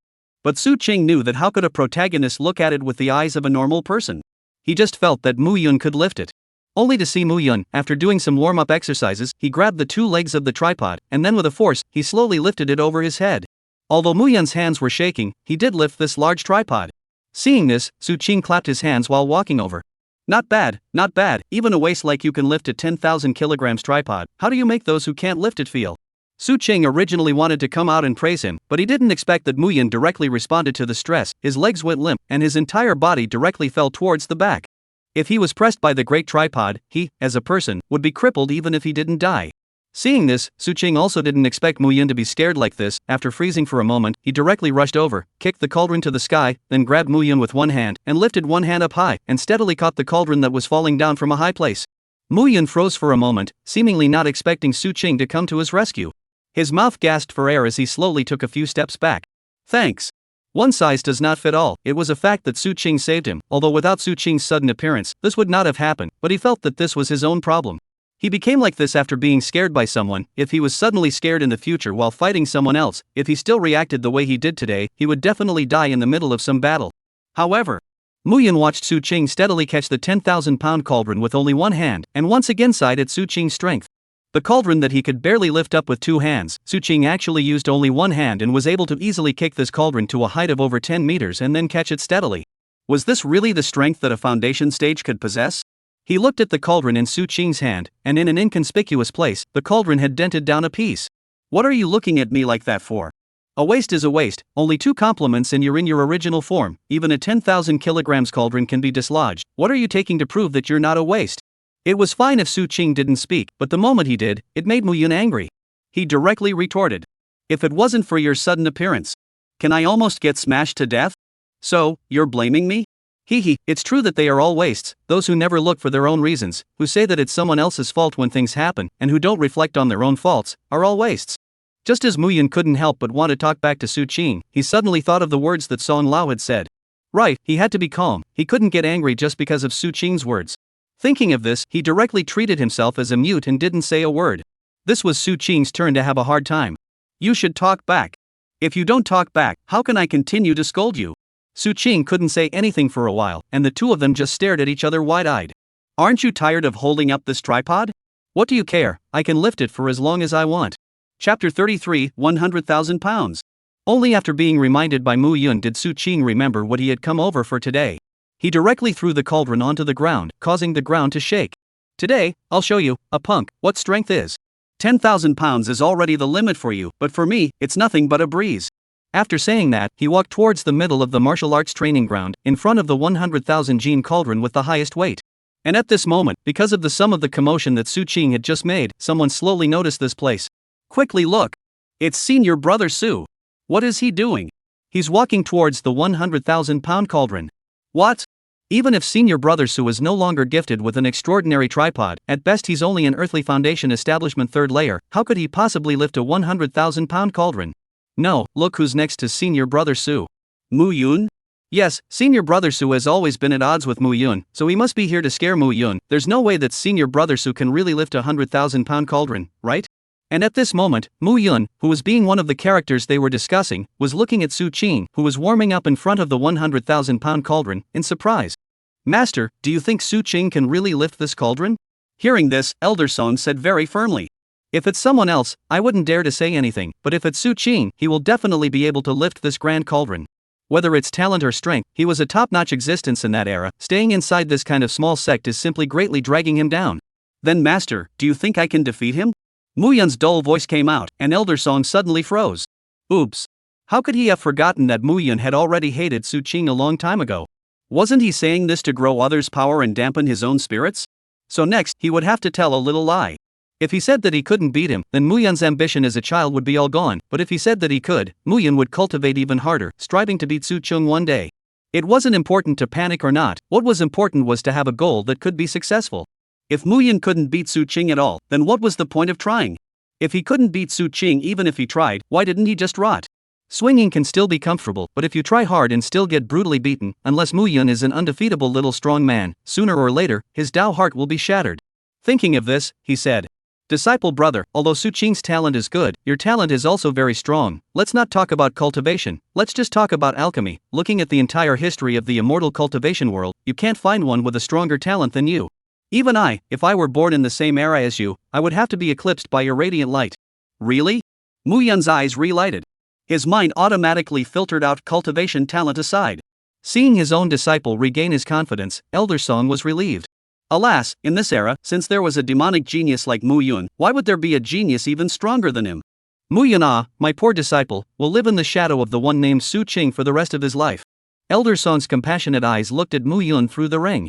And at this moment, Su Qing had already done his warm-up exercises. He took a deep breath and relaxed his entire body. He did not use a single trace of aura, but instead relied purely on his physical strength. He grasped the two legs of the cauldron tightly with both hands, feeling the heavy weight, and then slowly began to exert his strength. As his strength gradually gathered in his hands, the four legs of the cauldron slowly began to leave the ground, 1 inch, 2 inches. Every little bit of elevation was incomparably shocking. The crowd looked over, staring wide-eyed and holding their breath, as if time had frozen. They stopped all movements in their hands and stared intently at Su Qing, fearing that they would miss a single wonderful moment. Right at this moment, Su Qing took a deep breath, his chi sank into his dantian, his hands fiercely exerted force, and a powerful force erupted from his body. Only a muffled sound was heard, and the great cauldron was lifted up high by him, stopping steadily above his head. At once, the crowd was first stunned, and then erupted into loud gasps and cheers. Senior brother Su did it! Senior brother Su, he really did it! He actually lifted the 100,000 kilogram cauldron. To be able to lift such a heavy cauldron at such a young age, this son is terrifying as hell. Senior brother Su's strength is simply terrifying. This is something that even Muyun couldn't do when he was still in cultivation.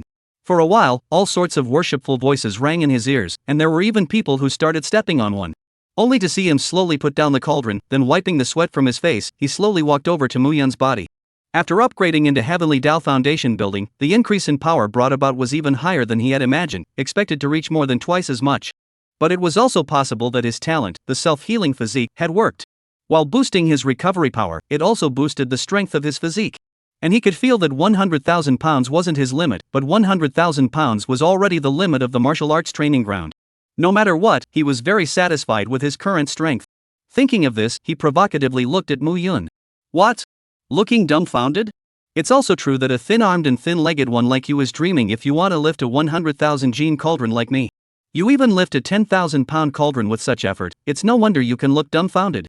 But this time, Muyun didn't directly talk back to Su Qing. Instead, he came back to his senses and calmly said, "A 100,000 kilograms cauldron, sooner or later, I will lift it. Sooner or later, my strength will surpass yours. Sooner or later, one day, I will surpass you and will trample you under my feet. Sooner or later, sooner or later, sooner or later, that's all you're going to say is sooner or later. Don't think that my strength is going to be in the same place as yours or even regress.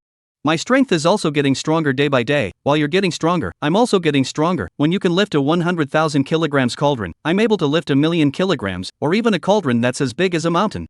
Su Qing was unrelenting in his belittling of Muyun. Still, Muyun didn't get angry and remained calm.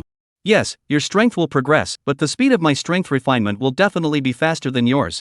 Before long, my strength surpassing yours will be the nail in the coffin.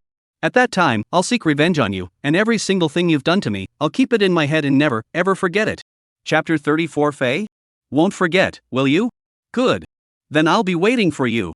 Let me see if you can surpass me in a year, or in 10 years, or if you can't surpass me even after a lifetime of effort. No matter how long it takes, I will definitely surpass you, Muyun said with an air of vigor, going toe-to-toe with Su Qing.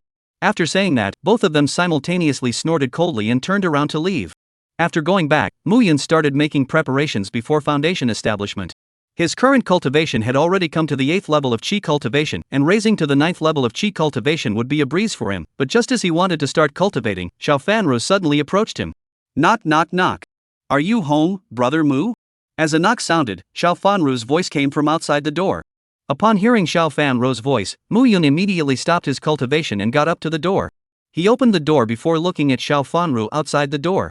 "Roar, are you up to something? I have to get ready for the clan competition in the next few days, and time is running out. Brother Mu, listen to me." Xiao Fanru looked around cautiously, and after not finding Su Qing's figure, she pulled Muyun to the house and closed the door with her backhand. "Recently a foreign beast appeared in the misty forest, and not many people know about it yet, so Brother Mu, you should quickly prepare. As long as the foreign beast is subdued, you'll have even more confidence when you participate in the sect competition." "What? Fey beasts?" Hearing this news, Muyun instantly couldn't calm down. Fey beasts, to put it simply, were demonic beasts whose bloodline had mutated. These mutations could be negative or positive, but whether it was precisely negative, their upper limit was much higher than before they had not mutated. Even if it is a negative mutation, as long as the cultivation is high, those disadvantages will disappear, and even gradually become advantages. He had read in a book of foreign beasts that a fire attribute demonic beast had mutated and had a water attribute in its body, and the two attributes repelled each other, leading to a great reduction in the strength of this foreign beast. Fire attribute attacks cannot be used out, water attribute attacks cannot be used out, and also because of the two attributes of mutual exclusion of the reason, leading to it every day to withstand the general pain of the meridians broken. However, as time passed, its body gradually began to adapt, and although the two attributes were still in conflict, he discovered a more powerful attack method from this conflict. Water vapor. Not only does it possess a more powerful attack than the fire attribute, but it can also create a large area of water vapor around it, blocking the enemy's line of sight, making it impossible for the enemy to observe its movements, and also not daring to engage in close combat with it, so it can be described as a combination of both offense and defense. So no matter which kind of beast, it is not to be underestimated. And the most important point is that the clan competition is allowed to bring demonic beasts, also known as spirit beasts, that have already been subdued to battle. Because of the need to take care of the Imperial Beast Masters, after all, most of their combat power comes from the spirit beasts. If you let them personally go on the field, they can directly raise the white flag. However, although you can bring spirit beasts to the clan competition, but a person can bring up to 2, otherwise you bring 100 up, others still fight what fight, directly give you the championship. The clan competition is organized in the form of one-on-one pairs, so if you have a spirit animal, it's 2 against 1, a huge advantage.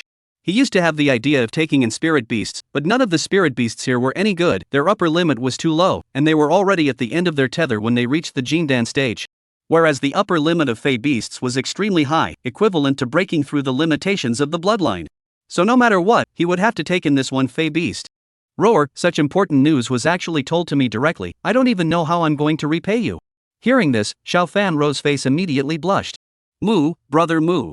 Don't say anything about repaying or not repaying.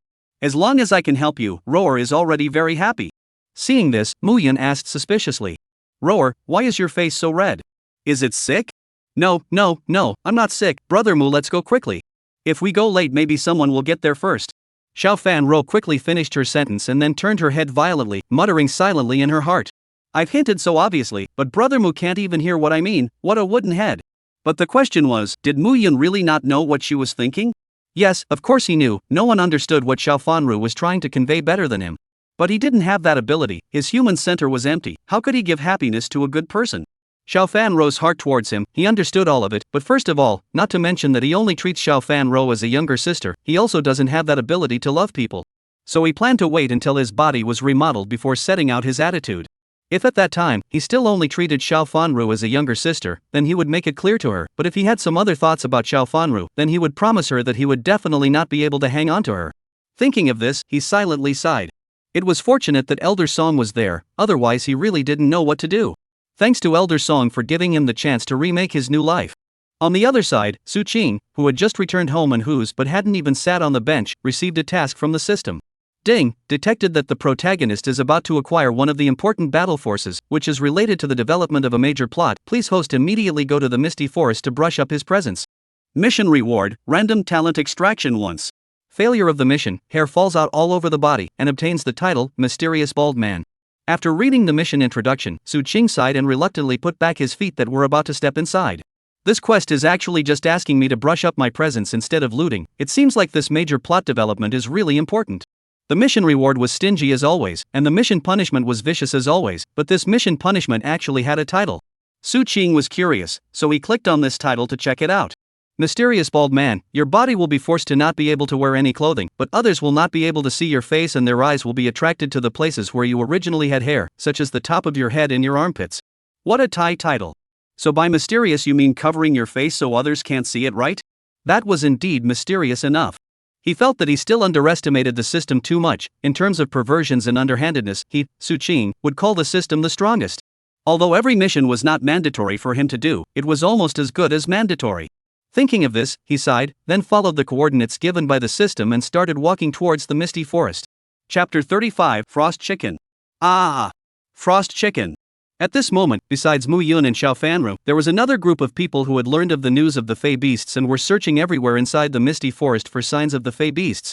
Suddenly, a thin man amongst this group suddenly pointed at a place and shouted, "Boss, look here. There are footprints here." Footprints? Quickly let me take a look. A burly man ran over and then immediately looked at the place the thin man was pointing at. Sure enough, there was a series of small footprints on the ground, and there was also a trace of cold air emanating from the footprints. There are no demonic beasts that use ice inside the Misty Forest, this must be a foreign beast. Brothers, quickly chase after it. Judging from the cold aura, this Fey beast hasn't traveled far. As the words fell, the strong man hurriedly greeted his brothers to follow the string of footprints.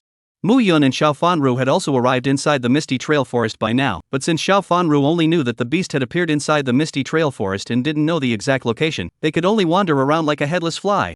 At this moment, Mu Yun heard the sound of goo goo goo. He turned his head to look at the location of the sound, but saw nothing. His sixth sense told him that there was a hidden chicken here. Xiao Fanru also felt that the sound of the chicken just now was very unusual, his eyes swept around, but he found nothing. And right at this moment, a rough voice suddenly rang out. "Found you. Where to run?" As soon as the voice fell, an ice blue figure jumped down from the tree, and then ran forward with its two short legs snapping. But right at this moment, a burly silhouette descended from the sky and blocked in front of this ice blue figure. After searching for so long, I've finally found you, let me see what kind of Fey beast you really are. After saying that, Tiger looked towards the foreign beast that he had managed to intercept with great difficulty. Frost Chicken? Hearing this, Mu Yun glanced at the blue figure. Frost Chicken? What is this? Hearing this, Elder Song stepped forward to answer. A frost chicken is a type of Fey beast that is mutated from an ordinary pheasant, just like its name, it's a chicken that can release cold air. Although the frost chicken is mutated from an ordinary pheasant, the upper limit of the frost chicken is very high. In the records, there are frost chickens that have reached the realm of practicing emptiness, and their bloodline has been upgraded once again, becoming a variant of the phoenix, the ice phoenix. And most importantly, the attributes of this frost chicken fit you perfectly. If you take it in, then you can cultivate the 9 glazed body to the highest level even faster, and then reshape your physical body. Hearing this, Mu-yun knew that he had to take this frost chicken. And at this moment, the thin man also ran out and was shocked enough to shout, "Frost chicken! Frost chicken ah! It's actually a frost chicken! Tang Laosi, what are you waiting for? Quickly grab the frost chicken!" After saying that, Tiger directly grabbed towards the frost chicken. However, the frost chicken only fluttered its wings and jumped onto Tiger's arm. Then with a flap of its wings, a cold wind quickly wrapped around Tiger, instantly freezing him into an ice sculpture. Seeing this, Mu-yun's eyes instantly became alert. This frost chicken's strength was actually so powerful. Ah! Brother Tiger! Damn frost chicken, I'll fight you! Tang Laosi gritted his teeth and stared at the frost chicken. Then he pulled out a hemp rope from somewhere, and with a flick of his hand, he lassoed it towards the frost chicken. However, the frost chicken just dodged the rope with a small walk, and with a lift of its foot, it stepped on the rope, and then a large amount of cold air spread along the rope towards Tang Laosi. Seeing this, Tang Laosi tried to let go of the rope, but he realized that his feet were already covered in a layer of frost, fixing him firmly in place.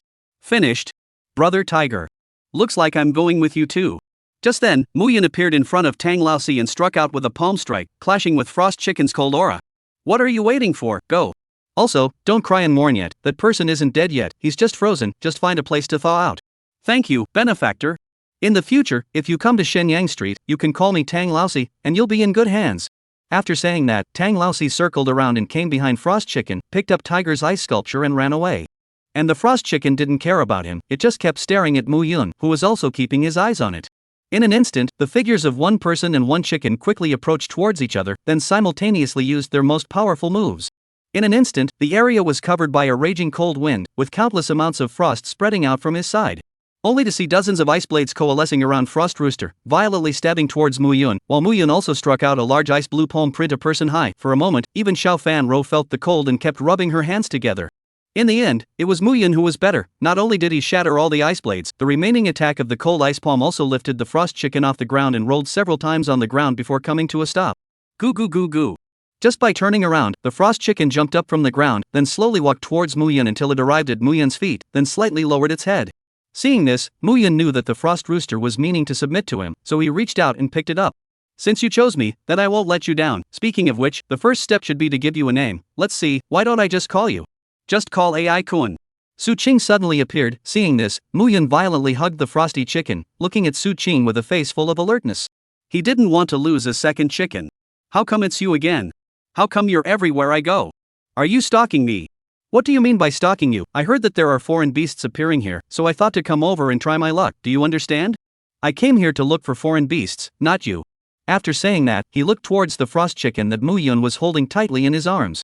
It seems that I don't have much luck. The Fey Beast has actually been subdued by you. Right.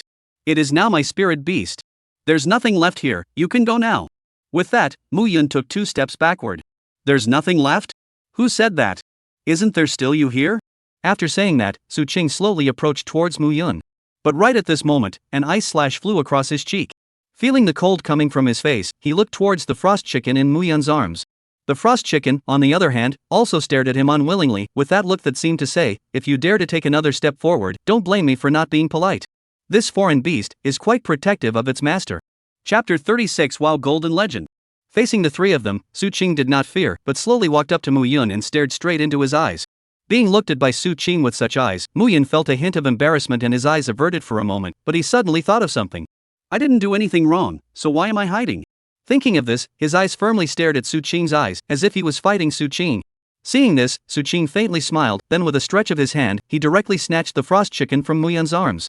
Seeing this, both Mu-yun and the Frost Chicken were stunned. Mu-yun knew that his strength was not a match for Su Qing, so he held back and didn't make a move, but the Frost Chicken couldn't stand it. Lin Bei, I drink dew when I'm thirsty and eat grasshoppers when I'm hungry. I'm known as the little king of the chicken world. When have I ever suffered this kind of aggravation? I can't stand it. I can't stand it at all. Only to see the Frost Chicken's body erupt with a large amount of cold air, instantly freezing Su Qing into an ice sculpture. Humph. This was what happened when you angered Lin Bei. The Frost Chicken clucked and prepared to break free from Su Qing's hand, but it realized that Su Qing's hand didn't loosen up as it expected, but rather, it was like an iron vice that firmly grasped it in its hand. At once, the frosty chicken realized that something was wrong. However, it was already too late for it to beg for mercy, only to hear a burst of kala sound resonating from Su Qing's body, followed by a piece of blue ice falling off his body, revealing his face with a smile on it. Mu Yun, your chicken is a bit dishonest. Do you need me to help you teach you a lesson? Hearing this, Mu Yun instantly winced and said in a hurry, "What do you have to do? Come at me. Don't threaten Frost Chicken." "Oh? Did I say what I'm going to do? Isn't this reaction of yours a bit too exaggerated?" Saying that, Su Qing Jia laughed twice before slowly sticking the Frost Chicken onto Mu Yun's belly. "Do you think this is heaven's will? You lost a chicken, but now you've gained another chicken, no more, no less, heaven's will." Hearing these words, Mu Yun's face instantly turned ugly. His teeth clenched and his fists clenched. Looking at this smirk of Su Qing's, he really wanted to his fist up and let Su Qing know why the flowers were so red. If he was the only one here, maybe he really would have punched up. Either way, it was just a death. But now, there was Frost Chicken here, and there was Zoya here. He was afraid that Su Qing would take it out on them. Seeing Mu Yun's expression that dared to be angry, Su Qing's heart was really getting more and more comfortable, just like having one after washing his feet. The corners of his mouth could no longer suppress the upward curve. He grabbed Mu Yun's hand and then placed the frosty chicken in his hand. "You've already lost a chicken, the second one. Watch out, if you lose it again, you'll really have no chicken to use." Oh. Hearing this, Mu Yun's face became even more gloomy, while Su Qing laughed 3 times and left the place in a comfortable mood. Until after Su Qing had gone a long distance away, Xiao Fan Ro looked at Mu Yun, whose face was very ugly, and said with great concern, "Brother Mu, how are you? You must not take what Su Qing said to heart. He's just talking nonsense. He can only be arrogant for a little while longer now. Brother Mu, your talent has returned. I believe that it won't be long before he's on his knees begging you to forgive him." Although he knew that Xiao Fan Ru was comforting him, but she didn't know anything. How could he not take Su Qing's words to heart? Every word of Su Qing's pierced deeply in his heart. Every word touched his bottom line. How could he not take it to heart?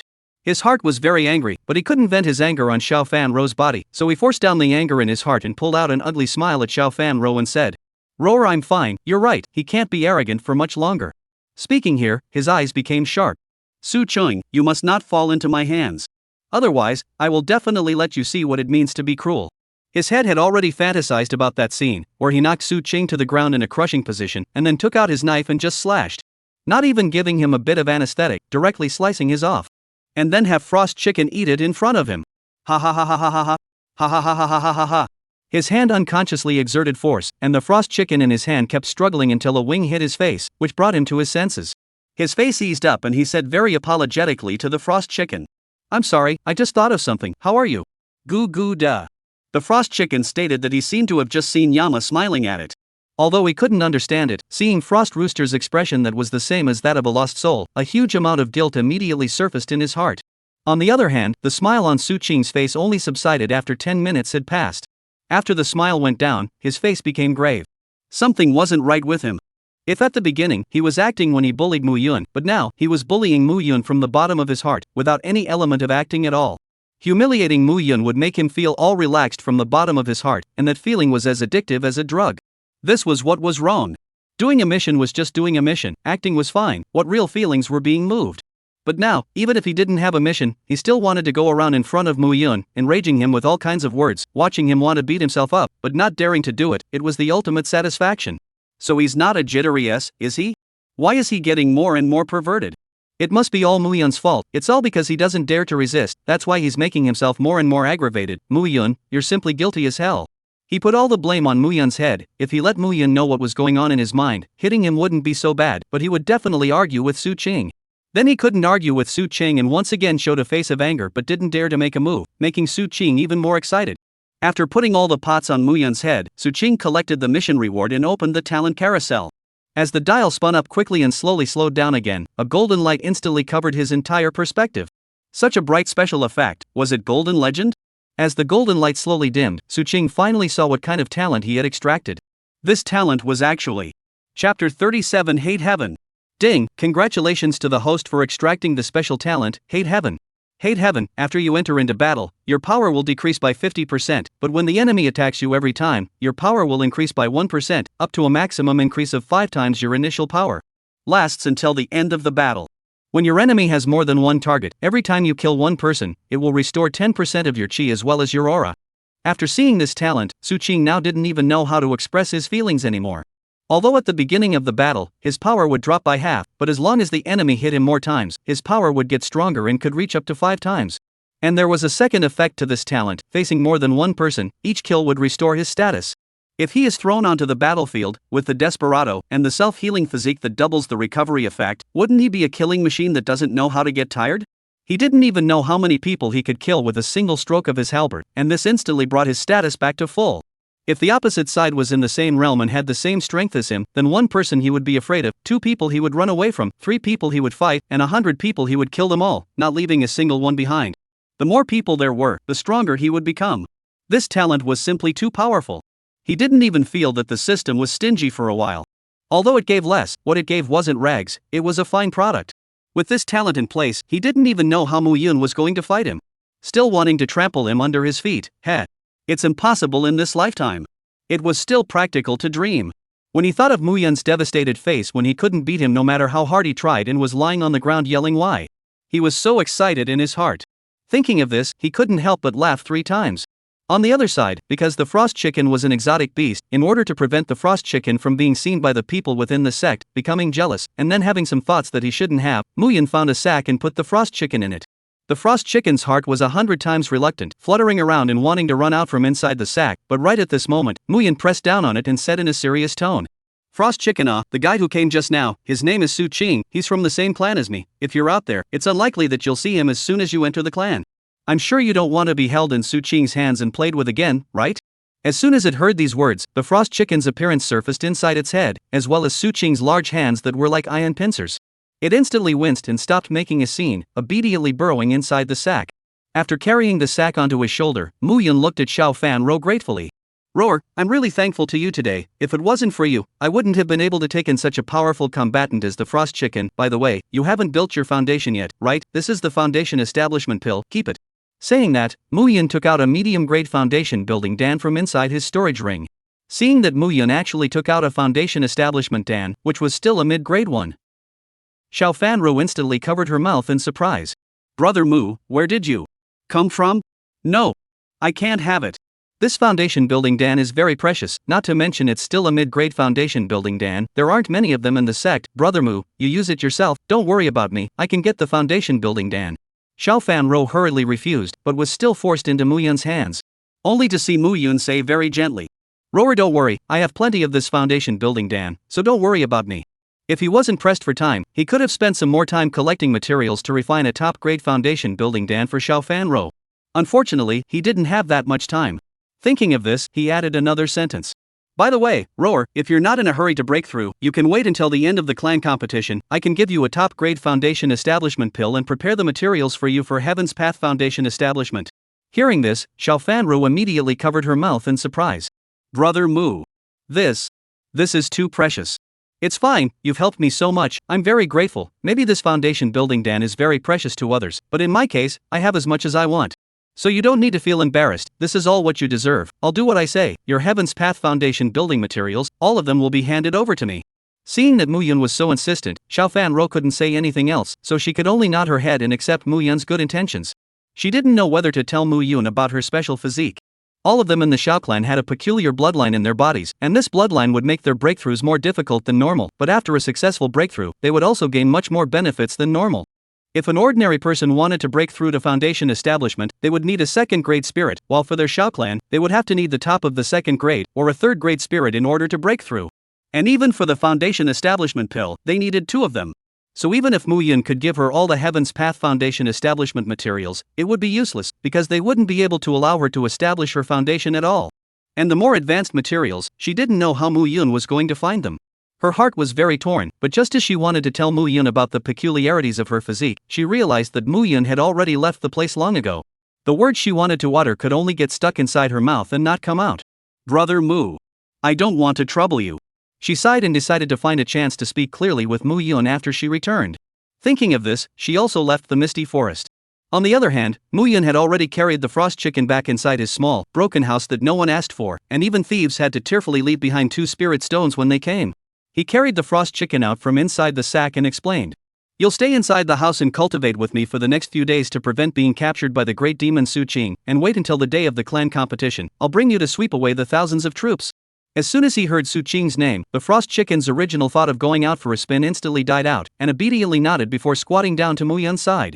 In no time, a trace of cold aura appeared on the frost chicken's body, and it looked like it had entered into cultivation. Seeing this, he didn't waste any more time and directly sat down cross-legged in place and started cultivating. It was just as Song Lao had said, with the frost chicken's cold chi, his cultivation speed had even increased by 20%. With this kind of cultivation, he could even break through to the second level of foundation establishment before the clan competition. As soon as he thought of this, Mu Yun became very excited and accelerated his cultivation speed once again. Chapter 38 Foundation Establishment. Foundation Establishment. In the blink of an eye, Mu Yun's cultivation had already arrived at the 9th level of chi cultivation. Only to see him standing outside the door, facing the blazing sun directly, his heart gave birth to 10,000 lofty feelings. The day of foundation establishment is today. Thinking of this, he sat down cross-legged, placing the 5 spiritual substances to his side, forming the shape of a 5-pointed star, then took out the top-grade foundation establishment pill and swallowed it in one gulp. Not long after, he felt a burning heat in his abdomen, as if there was a flame burning. Then, he hurriedly operated his gong method, and swam this flame in his meridians, and after running for a big circumference, he carried this flame back to his dantian, and then wrapped it in all of his spiritual chi. The flame. At this time, the 5 kinds of spiritual substances around him began to slowly dissipate, turning into 5 special auras that entered his body. As time passed bit by bit, suddenly, he violently opened his eyes, and an aura unlike that of the chi practicing stage erupted from his body. Foundation Establishment. First layer. Heaven's Path Foundation Establishment. Became. He only saw him exhale a mouthful of turbid air, then slowly stood up from the ground, moved his body, then looked at a large tree in the distance and casually waved his hand. The violent cold air instantly reduced the entire tree to ashes. A casual wave of his hand was his previous full-strength strike. Judging roughly, his strength had increased by 5 or even 6 times from before he had not built his foundation. So powerful. 100,000-pound cauldron, could he not lift it as well? His heart swelled up, but he thought about it and dismissed the thought. Now that it was getting closer and closer to the sect competition, the martial arts practicing ground was sure to be overcrowded, and if he went over there, he would inevitably be subjected to a round of cold mockery. Moreover, he didn't intend to reveal his strength right now. Just wait, until the day of the clan competition, I'll let you all watch how the trash you talk about kills you in seconds. Thinking of this, he familiarized himself with the sudden surge of strength before continuing to start cultivating. And on the other side, Su Qing also heard the system's beep. Ding, it has been detected that the protagonist has broken through to the foundation establishment stage. Please also ask the host to cultivate harder and never be surpassed by the protagonist. As a villain, your cultivation must be higher than the protagonist at all times. A villain whose cultivation is not as high as the protagonist's is cannon fodder that carries the name of a villain. As the host of the strongest villain system, your cultivation must never be surpassed by the protagonist. These words were even marked in red by the system, so it seemed to be a very important matter indeed. But this was all within his grasp. It was normal for Mu Yun to break through to the foundation establishment stage before the clan competition. It was only abnormal for him not to break through.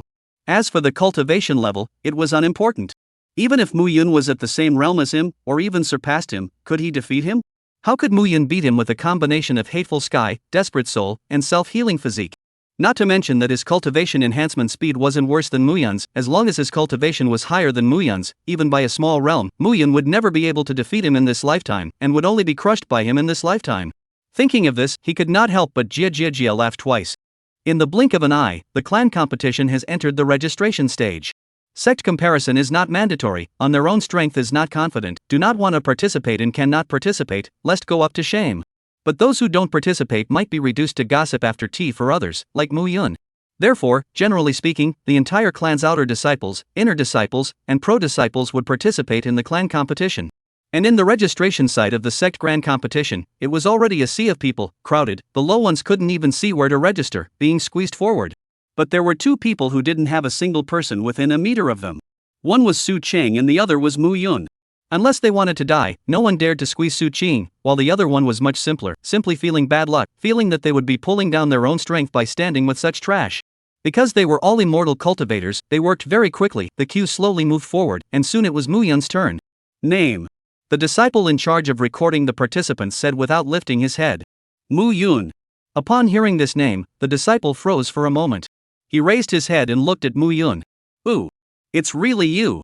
I say, are you stimulated by something, actually want to participate in the sect competition to find a sin? Listen to me, just pretend nothing happened today and go back to lie down for 2 days. Then said. Right, I almost forgot, because you have committed a crime, so you can't participate in the clan competition. I thought you won't come to participate at all, so I didn't put it on my mind. I didn't think you really came. Go back, don't make a fool of yourself here. The disciple waved his hand, telling him to hurry up and leave, don't get in the way here. And after hearing what he said, Mu Yun frowned deeply. Damn it! Didn't Su Qing say that he could let me participate in the sect competition? Why can't I do it now? Damn Su Qing! I shouldn't have believed the words that came out of his mouth. Not a word of truth. Just then, the crowd at the back began to stir. Why isn't the front moving? Lasher, it's so slow. A grumpy one directly peeled away the crowd in front and walked behind Mu Yun, then heavily slapped him on the shoulder. I say, you kid, sign up if you want to sign up, if not, get lost quickly. Don't delay here. Hearing this, Mu Yun clenched his fists very unwillingly, but then powerlessly loosened his hands and turned back to say apologetically, I'm sorry, I'll leave right away. After saying that, he was about to leave. But just then, the big man pulled him back. You're Mu Yun? That trash? Hearing someone call himself a waste again, Mu Yun clenched his teeth tightly and kept his mouth shut. Hey, I'm talking to you, are you deaf? I said, are you that waste, Mu Yun? The big man stretched out his hand and heavily slapped his shoulder 3 times. These 3 times, the big man was using force. If it was the previous him, his shoulder might have been fractured. The current situation was like this, anyone could bully him, and regardless of the occasion, and no one would speak up for him as a weakling, only countless ridicule. Obviously, he could immediately remove the title of waste from his head by way of the clan competition, but why? The heavens had played a big joke on him at this time. Su Qing. This is all because of you. If it wasn't for you, I wouldn't have been unable to even participate in the sect competition. Thinking of this, the hatred towards Su Qing in his heart went to the next level. But right at this moment, a voice came out from inside the crowd. What has happened to actually make such a clamor? Chapter 39, it's senior brother Su. Everyone quickly dodged out of the way. Who's talking? Who's pushing? Ah, it's senior brother Su. What? It's actually senior brother Su? Everyone get out of the way. In an instant, a large open space appeared in front of Su Qing, and in the center of the open space was the registration site for the sect competition, as well as the big man and the duo of Mu Yun. Seeing this, he didn't need to think to know what had happened. It was nothing more than being bullied again, it was just such a crap matter, and there was still a delay here. Thinking of this, he walked up to the big man in Mu Yun's body, then said, This senior brother, did Mu Yun do something that makes you feel sick? It made you grab him here and disrupt the order. Hearing this, the burly man said rightfully, Mu Yun, he's here lollygagging around, making everyone wait here for such a long time. I just came over to say a few words about him, telling him to be more sensible, and if he can't take part in the sect competition, then get the hell out of the way, and don't get in the way here. Hearing these words, a faint smile slowly emerged from the corner of Su Qing's mouth. Is that so? But I only saw you stopping people Mu Yun here and not letting them go, the one disrupting the order, isn't it you? When these words came out, the big man hurriedly waved his hand and opened his mouth to explain, but Su Qing simply didn't give him a chance to explain, directly grabbing his arm and then violently twisting it. Ka Qing! The big man's arm was instantly twisted behind his back, the intense pain caused him to not even be able to scream, cold sweat instantly covered his entire body. What are you still looking at here, disruptive? Not killing him is considered a great favor from me, drag him down, I don't want to see him at the clan competition. After saying that, a ferocious and cold aura emanated from his body. The many disciples around him were like falling into an ice cave, as if they were being stared at by a poisonous snake with hunting eyes. Seeing that no one around him dared to move, Su Qing once again said, What are you still standing around for? Do you want to let this trash keep lying on the ground, blocking my way? The moment these words came out, the surrounding disciples instantly winced and hurriedly stood out a few people to carry the strong man out. After that, he placed his gaze on Mu Yun's body again. Come talk to me, why don't you go and enroll? Mu Yun bowed his head. Why I didn't enroll, aren't you clear in your heart? This kind of hypocritical tone of yours looks like you care about me, but in reality it's nothing more than mocking me. Seeing Mu Yun not speaking, Su Qing directly took Mu Yun's shoulders and lowered her head to whisper in his ear.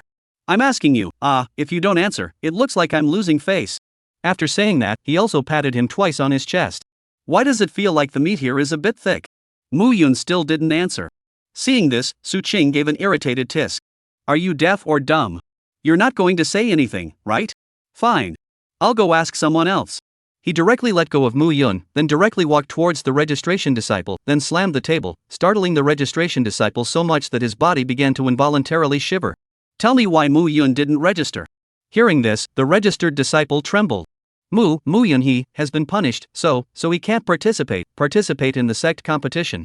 You say that again? Don't shiver, speak to me in a normal tone. Yes. The registered disciple gathered his courage and said in the fastest tone of his life. Mu Yun committed an offense a few days ago. That's why he can't participate in the sect competition. Oh? Are you sure? I'm sure. Good. Su Qing smiled faintly and turned around to wrap her arms around Mu Yun again. Nah, is everything he said true? You committed a crime a few days ago, so you can't participate in the clan competition, right? You obviously know everything, why are you asking me? Muyan gritted his teeth and said as he suppressed his anger. No? What do I know? I don't know what you've committed. Did you commit a crime? Su Cheng pretended to know nothing and continued. You remember, I don't know that you committed a crime, so you didn't commit a crime, remember?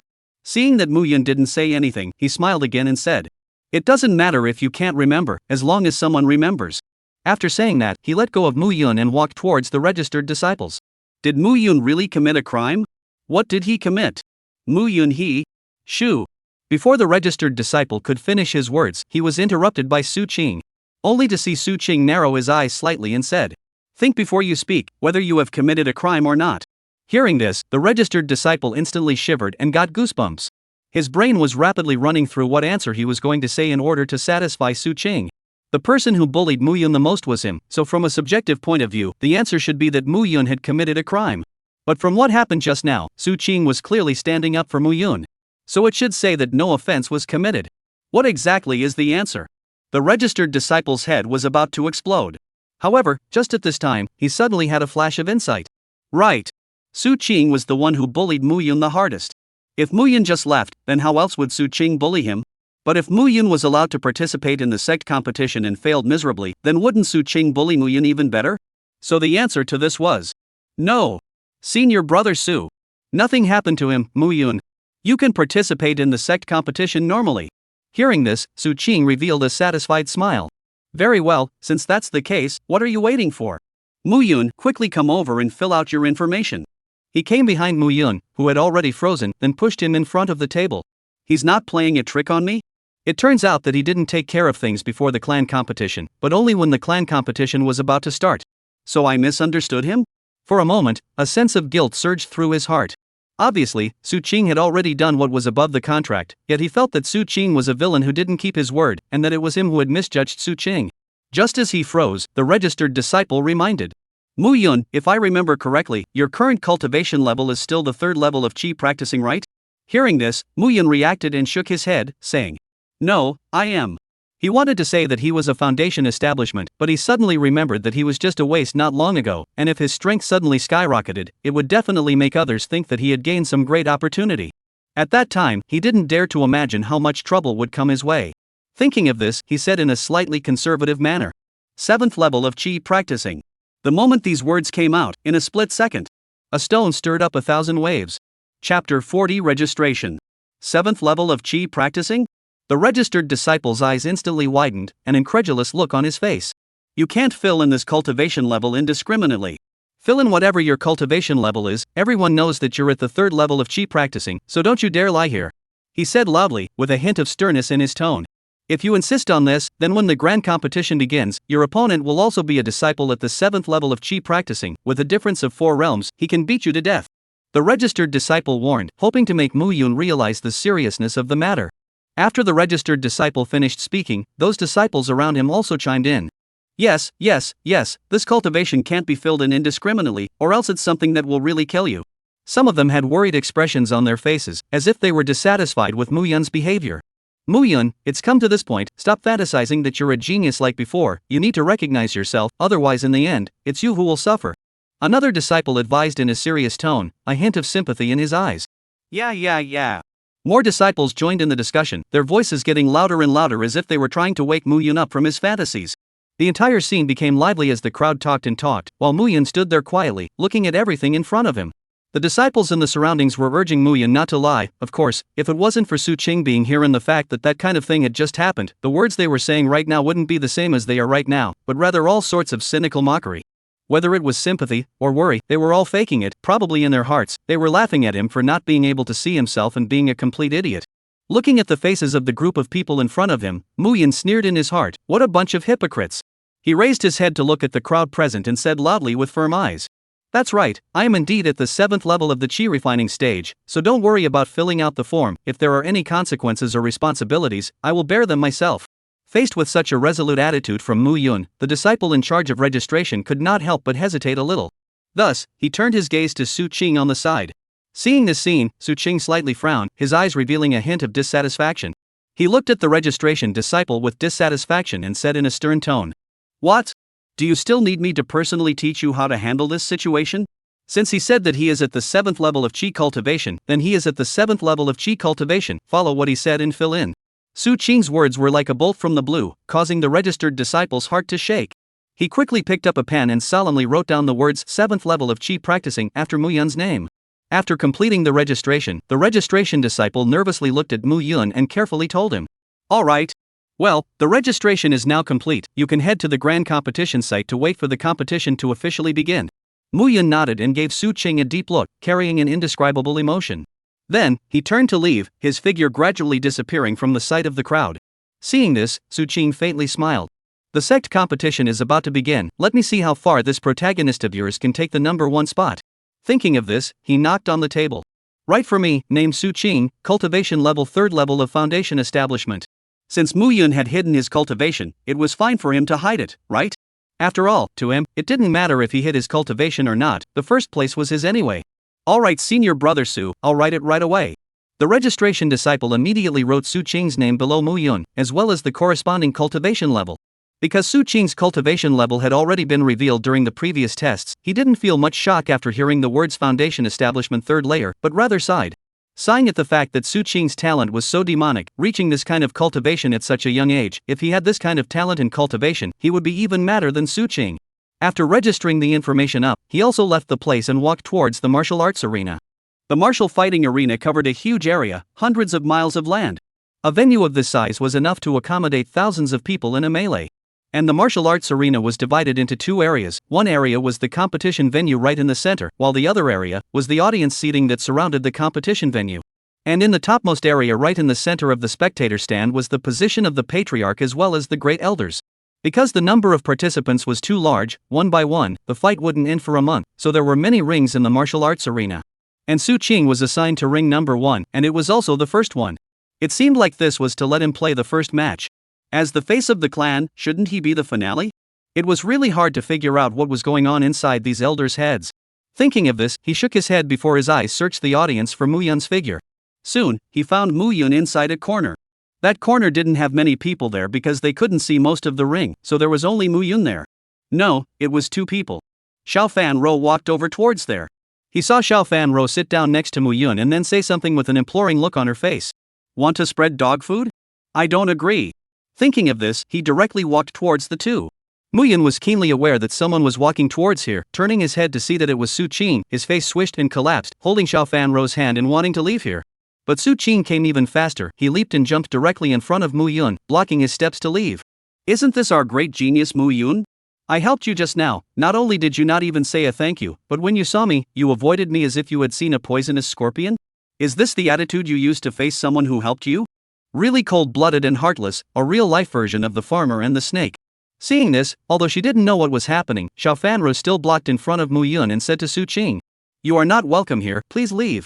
Looking at Xiao Fanru's serious little face, he directly came over, so close that he was about to stick to Xiao Fanru's face. "I won't leave. If you have the ability, you can beat me to death." "You!" Suddenly being pasted on Su Qing's face, Xiao Fanro instantly took 2 steps back, and then crashed headlong into Mu Yun's arms. And coincidentally, it also bumped into Mu Yun's chest. Instantly, a swelling pain emanated from his chest. Hiss.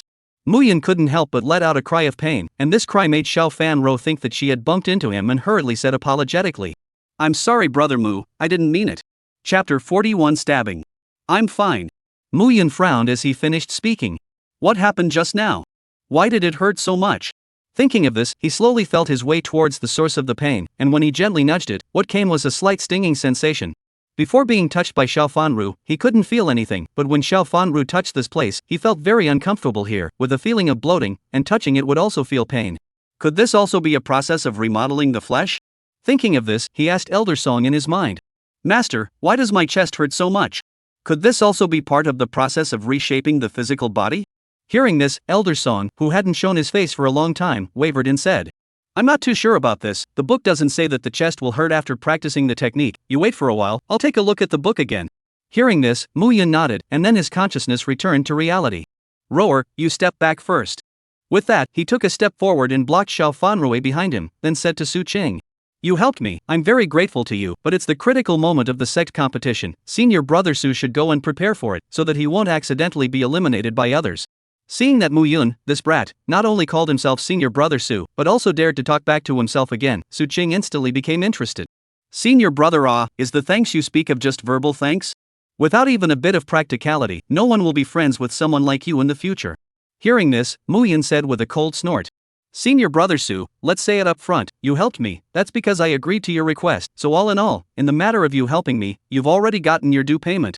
So there is no problem with my verbal thanks right now, because this actual action I have already done. So this isn't some farmer and snake story, you're not a selfless helpful farmer and I'm not a cold-blooded viper. Su Qing was a bit surprised. When did this kid's mind become so bright? Why don't you hurry up and yell at me and say, I must kill you? If you don't say it like that, I'm very meaningless. Really?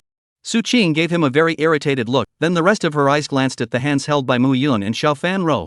Even more upset. You, the one without the tools of the trade, can pick up a girl, why can't I? Come here and take you. Su Qing directly yanked Mu Yun over with one hand, then reached out and slapped Xiao Fan Ro's hand away.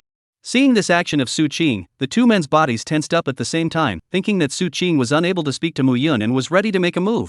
However, Su Qing only yanked Mu Yun over, then placed one hand on his shoulder. Seeing that Su Qing didn't make any other moves, the two of them let out a sigh of relief at the same time. However, Mu Yun disliked it when someone put their arm on his shoulder, so he reached out and tried to slap Su Qing's hand down. But just as his hand was raised, it was grabbed by Su Qing. Senior brother, don't be so nervous. No matter what, I'm also your senior brother, it's not good to make the relationship too stiff. Come sit, treat this as your own home. Saying that, Su Qing forced Mu Yun onto the seat. He was now on Mu Yun's left-hand side. Xiao Fan Ro saw Su Qing separating her from Mu Yun and felt that he must be thinking something bad in his heart, so she ran to Mu Yun's right-hand side and sat down. But as soon as she sat down, Su Qing switched places with Mu Yun. Little bastard, want to be next to Mu Yun? What are you thinking? Seeing that provocative look from Su Qing, Xiao Fan Ro's head exploded with anger. She wanted to be next to Brother Mu. Xiao Fan Ro could see what Su Qing was doing, he just didn't want her to be next to Brother Mu.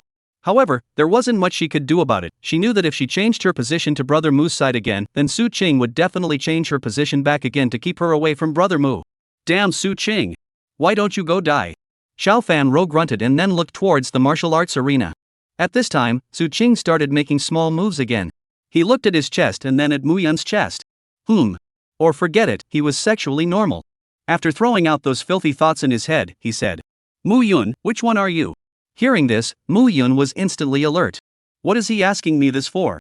Could it be that he could adjust the order of his appearance, and after inquiring when he was to appear, he would directly line up in the same battle as him, and then eliminate him in the very first battle, so that he would continue to be the waste of space that everyone was talking about? Yes, that must be it. No matter what, there must be nothing wrong with thinking about Su Qing's motives with the worst possible thoughts. Thinking of this, he said, it has nothing to do with you. Hearing this, Su Qing immediately let out a cold laugh. Nothing to do with me? Mu Yun, I'll say it again now, which game are you in? This isn't an inquiry, this is an order. Dare to disobey my order, you can't be more clear about what the result will be. He felt that he must have given Mu Yun more than his fair share of good looks today, and now he dared to treat him like this. If he dared to say something like it has nothing to do with you today, he would dare to kill all of humanity tomorrow. Thinking of this, he wrapped his arms around Mu Yun and slowly exerted himself. Instantly, Mu Yun's body was pressurized, and that pain once again spread throughout his body, causing him to suck in a breath of cool air. Seeing this, Su Qing scoffed and said, Can't take it anymore? I haven't even exerted myself yet. With this physical strength of yours, that little next to me is even stronger than you. You. Let go. Quickly. Mu Yun felt that this pain was not very painful, but it was really unbearable, and now there was already a feeling of chest tightness, and some gasping for air. Fine, how about you tell me what ring number you are in and that it's the first few, and I'll let go of you. Hearing this, Mu Yun hurriedly said, Ring number 3, 7th match. Hearing this, Su Qing let go of his arm in disappointment. Ring number 3, not in a ring, then it also meant that by the time they met, it was already time for the finals. The thought of not knowing how much longer it would be before he could sensibly trample Mu Yun under his feet and humiliate him to his heart's content was very annoying. Su Qing let go of his hand, and Mu Yun finally had some time to catch his breath, and the pain began to dissipate. And just then, Elder Son's voice appeared. Apprentice, I have found it. According to some of the mere words left behind by the creator of this gongfu, this is normal. Because this gong method was created according to the creator's own situation, when other people cultivate it, there will be some minor side effects depending on the situation and physique. This one of yours may be the side effects that have appeared. Chapter 42, Don't bow your head, the sky will collapse. Side effects? Mu Yun said, feeling a tingle. Yes. People and people have different physiques, and the effects produced after practicing the gongfu are somewhat different. Similarly, because some people's physique is different from normal people, they will experience greater or lesser side effects when practicing this gong method. Your physique is different from normal people, which is probably the main reason for the side effects. But don't worry, as long as you cultivate the gongfu to its great completion, all the side effects will disappear. Only before that, you can only be condemned to endure it for a while. Hearing this, Mu Yun nodded. It was the issue of his physique again, so what exactly was his physique? Elder Song always said that his physique was different from normal people, but exactly where it was different and what was so strange about it, he didn't know at all. If you don't know, ask. Thinking of this, he immediately turned to Elder Song and asked, Master, you always say that my physique is different from others, so what exactly is my physique? Hearing this, Elder Song said helplessly. Even though I've seen a lot and traveled all over the world, I've never seen a physique like yours, so all in all, I don't know what the name of your physique is or what it's good for. Fine. Mu Yun sighed in disappointment. And his small movements were naturally caught in Su Qing's eyes. One moment he froze, the next moment he sighed. What? Is it because you think you have small breasts? Not me to say you a big male. Small. Well. Man. You a man, what do you need such a big chest for? Do you still want to go out for a spin, and then let others marvel and say, oh why your chest big muscle is so pompous, simply let me in others' heart admiration and envy ah. But then again. Su Qing quietly glanced at Mu Yun's chest. Even with his clothes on, he felt that Mu Yun was a little bigger here than what he had seen the other day. This kind of thing was something for a man to avoid, but for a woman it was really something to beg for. Mu Yun was still thinking at this time and didn't notice that Su Qing had already put his mind on his body until he felt a stabbing pain before he snapped back to his senses and then looked over in confusion. With just one look, his entire body froze. His eyes carried 3 parts shock, 3 parts puzzlement, and 4 parts trepidation. His body began to tremble as an indescribable feeling spread from the bottom of his heart, then he violently shook off Su Qing's hand and hurriedly stood up from his seat before clasping his hands to his chest and taking a few steps back in panic. Su Qing! What are you trying to do to me? Seeing him reacting so much, Su Qing was unimpressed. You can come and touch mine even if you feel at a disadvantage, we are all buddies, touching twice won't make you lose a piece of meat. It doesn't feel as good as his sturdy muscles. And at this time, Xiao Fan Rui also suddenly stood up and questioned him. What have you done to Brother Mu? Did what? Do you want to experience it too? He slowly walked toward Xiao Fanru, an evil smile gradually appearing on his face. Seeing this smile, Xiao Fanru immediately felt goosebumps all over her body and hurriedly ran to Mu Yun's side and said to him, Brother Mu, quickly go. Let's go to a crowded place, to a place close to the elders, and forgive him for not daring to casually make a move in a place that is in full view of everyone and where there are still elders present. Hearing this, Mu Yun gritted his teeth and agreed with Xiao Fanru's words. In this kind of remote place, even if something happens, no one can see it, and he is afraid. That Su Qing has a dragon and yang fetish. Now he dared to make a move on him, and if he stayed here any longer, he didn't even dare to imagine what would happen. Mu Yun left the place in great shame. He didn't dare to stay here for a second longer. To say that just now he only had hatred toward Su Qing, then right now, his heart was filled with the emotion of fear. A double fear from both the body and the mind. Seeing them fleeing the place in a sorry state, Su Qing scared and said with dissatisfaction, Really, as for seeing me as if you saw a ghost. But come what may, there will be plenty of opportunities to meet up in the future.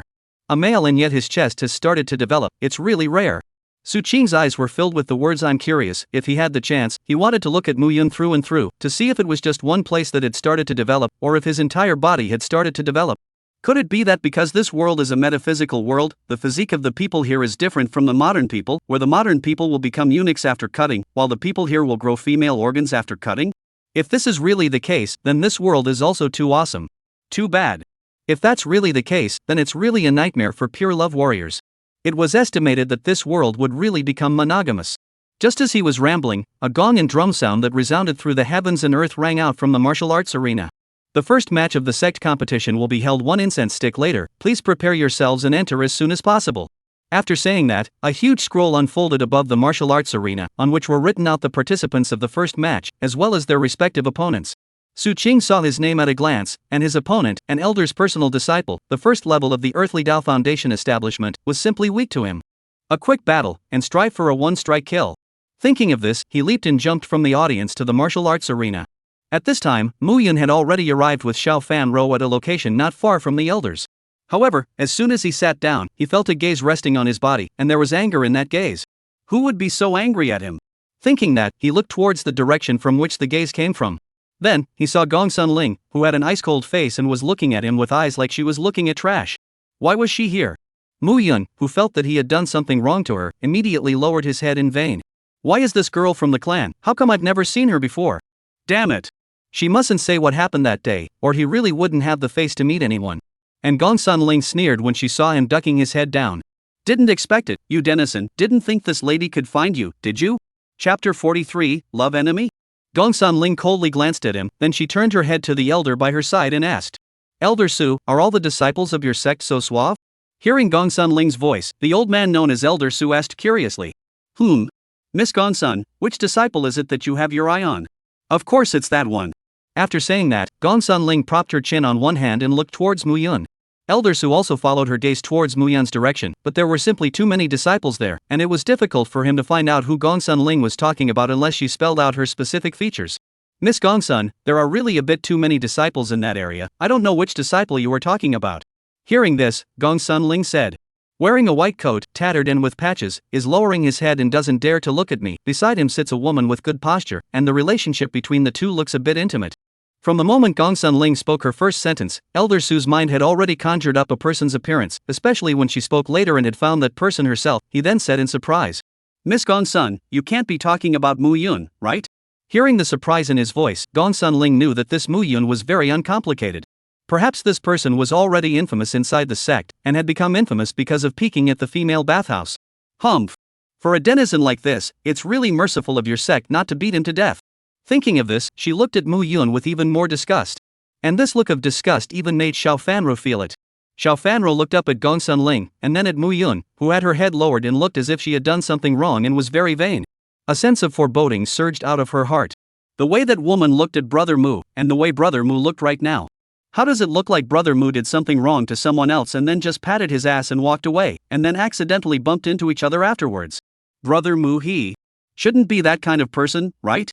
Thinking of this, she immediately asked, Brother Mu, there has been a woman looking at you since just now. Did something happen between you two? Hearing this, Mu Yun pursed his lips and covered his face. Roar, this matter is complicated to say the least. You'd better not ask, knowing too much won't do you or me any good. Said, he thought of what happened that day. Wearing women's clothing Shame How can he tell this kind of thing to others Damn Su Qing. Why don't you die in your mother's womb Seeing that Mu Yun wasn't saying anything, she decided to give up asking despite the great curiosity in her heart. She believed that Brother Mu wasn't the type of person to pat his ass and leave. Not to mention, she and Brother Mu weren't in a close relationship either, and it was none of her business who Brother Mu wanted to be with. Even though that was what she thought in her heart, she still felt a sourness in her heart. At this time, Gongsun Ling withdrew her eyes and asked, Listening to your tone, does this Mu Yun have some amazing deeds? Well, since Miss Gongsun is interested in him, then I'll tell Miss Gongsun about it. Elder Su cleared his throat, then said slowly. This Mu Yun back in the day, he was a resoundingly talented young man. He broke through to the foundation establishment stage at a young age. This kind of talent, it can be said that it's a rare occurrence in 1,000 years. For this reason, in order to get on the line with this teenage genius, the Cloudwater sect also specially put their own clan's saintly daughter Murong Siyu, betrothed to him. But heaven envied the genius, and just when he was in the midst of his boundless splendor, a strange thing suddenly happened. His cultivation suddenly dropped. His cultivation went backwards instead of forwards, directly falling from the foundation stage to the third level of chi practicing, and no matter how hard he cultivated, he could not break through the bottleneck of the third level of chi practicing. It was also this day that he directly went from being a towering genius to a waste that everyone shouted at. Now it's been a few years, the patriarch is disappointed in him, the disciples are sneering at him, and his betrothed fiancée withdrew from him in public, so it can be said that his life has reached a low point. I was surprised to actually see him at this year's sect competition. He came to participate in the sect competition, which means he hasn't given up hope. Having suffered all sorts of blows that are difficult for normal people to endure, and still holding out hope for himself, this son's heart is sturdier than normal people by an unknown number of times. Hearing that Mu Yun was actually so miserable, and that Elder Su still had such a high opinion of him, Gongsun Ling for a moment wondered if she had misjudged him, and that he really just happened to run into her that day, and didn't mean to peek at her. Thinking of this, Gongsun Ling's heart suddenly surged with a sense of guilt. How could this kind of tough-minded teenager be a denizen who would peek at someone else's bath in the middle of the night? Just then, Elder Su's voice came. By the way, what is Miss Gongsun asking old man about this for? Can't it be that you have a crush on this brat?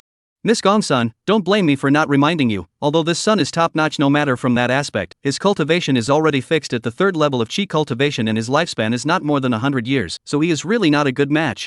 All are top-notch. Hearing these words, Gongsun Ling's face burned slightly, and she thought of that day's scene again. That picture of a beautiful man entering the bath back then, but it made her unable to sleep for many nights. However, as she thought about it, she thought about Su Qing's toned muscles. Would he also be top-notch? No. Gongsun Ling suddenly reacted. To say denizens, he was the most perverted denizen. Not only did he let people go and see that kind of image, but he also let people get their hands on it. It's really shameless. Seeing Gongsun Ling's face redden, Elder Su sighed deeply. It's over, another girl is mesmerized by Mu Yun.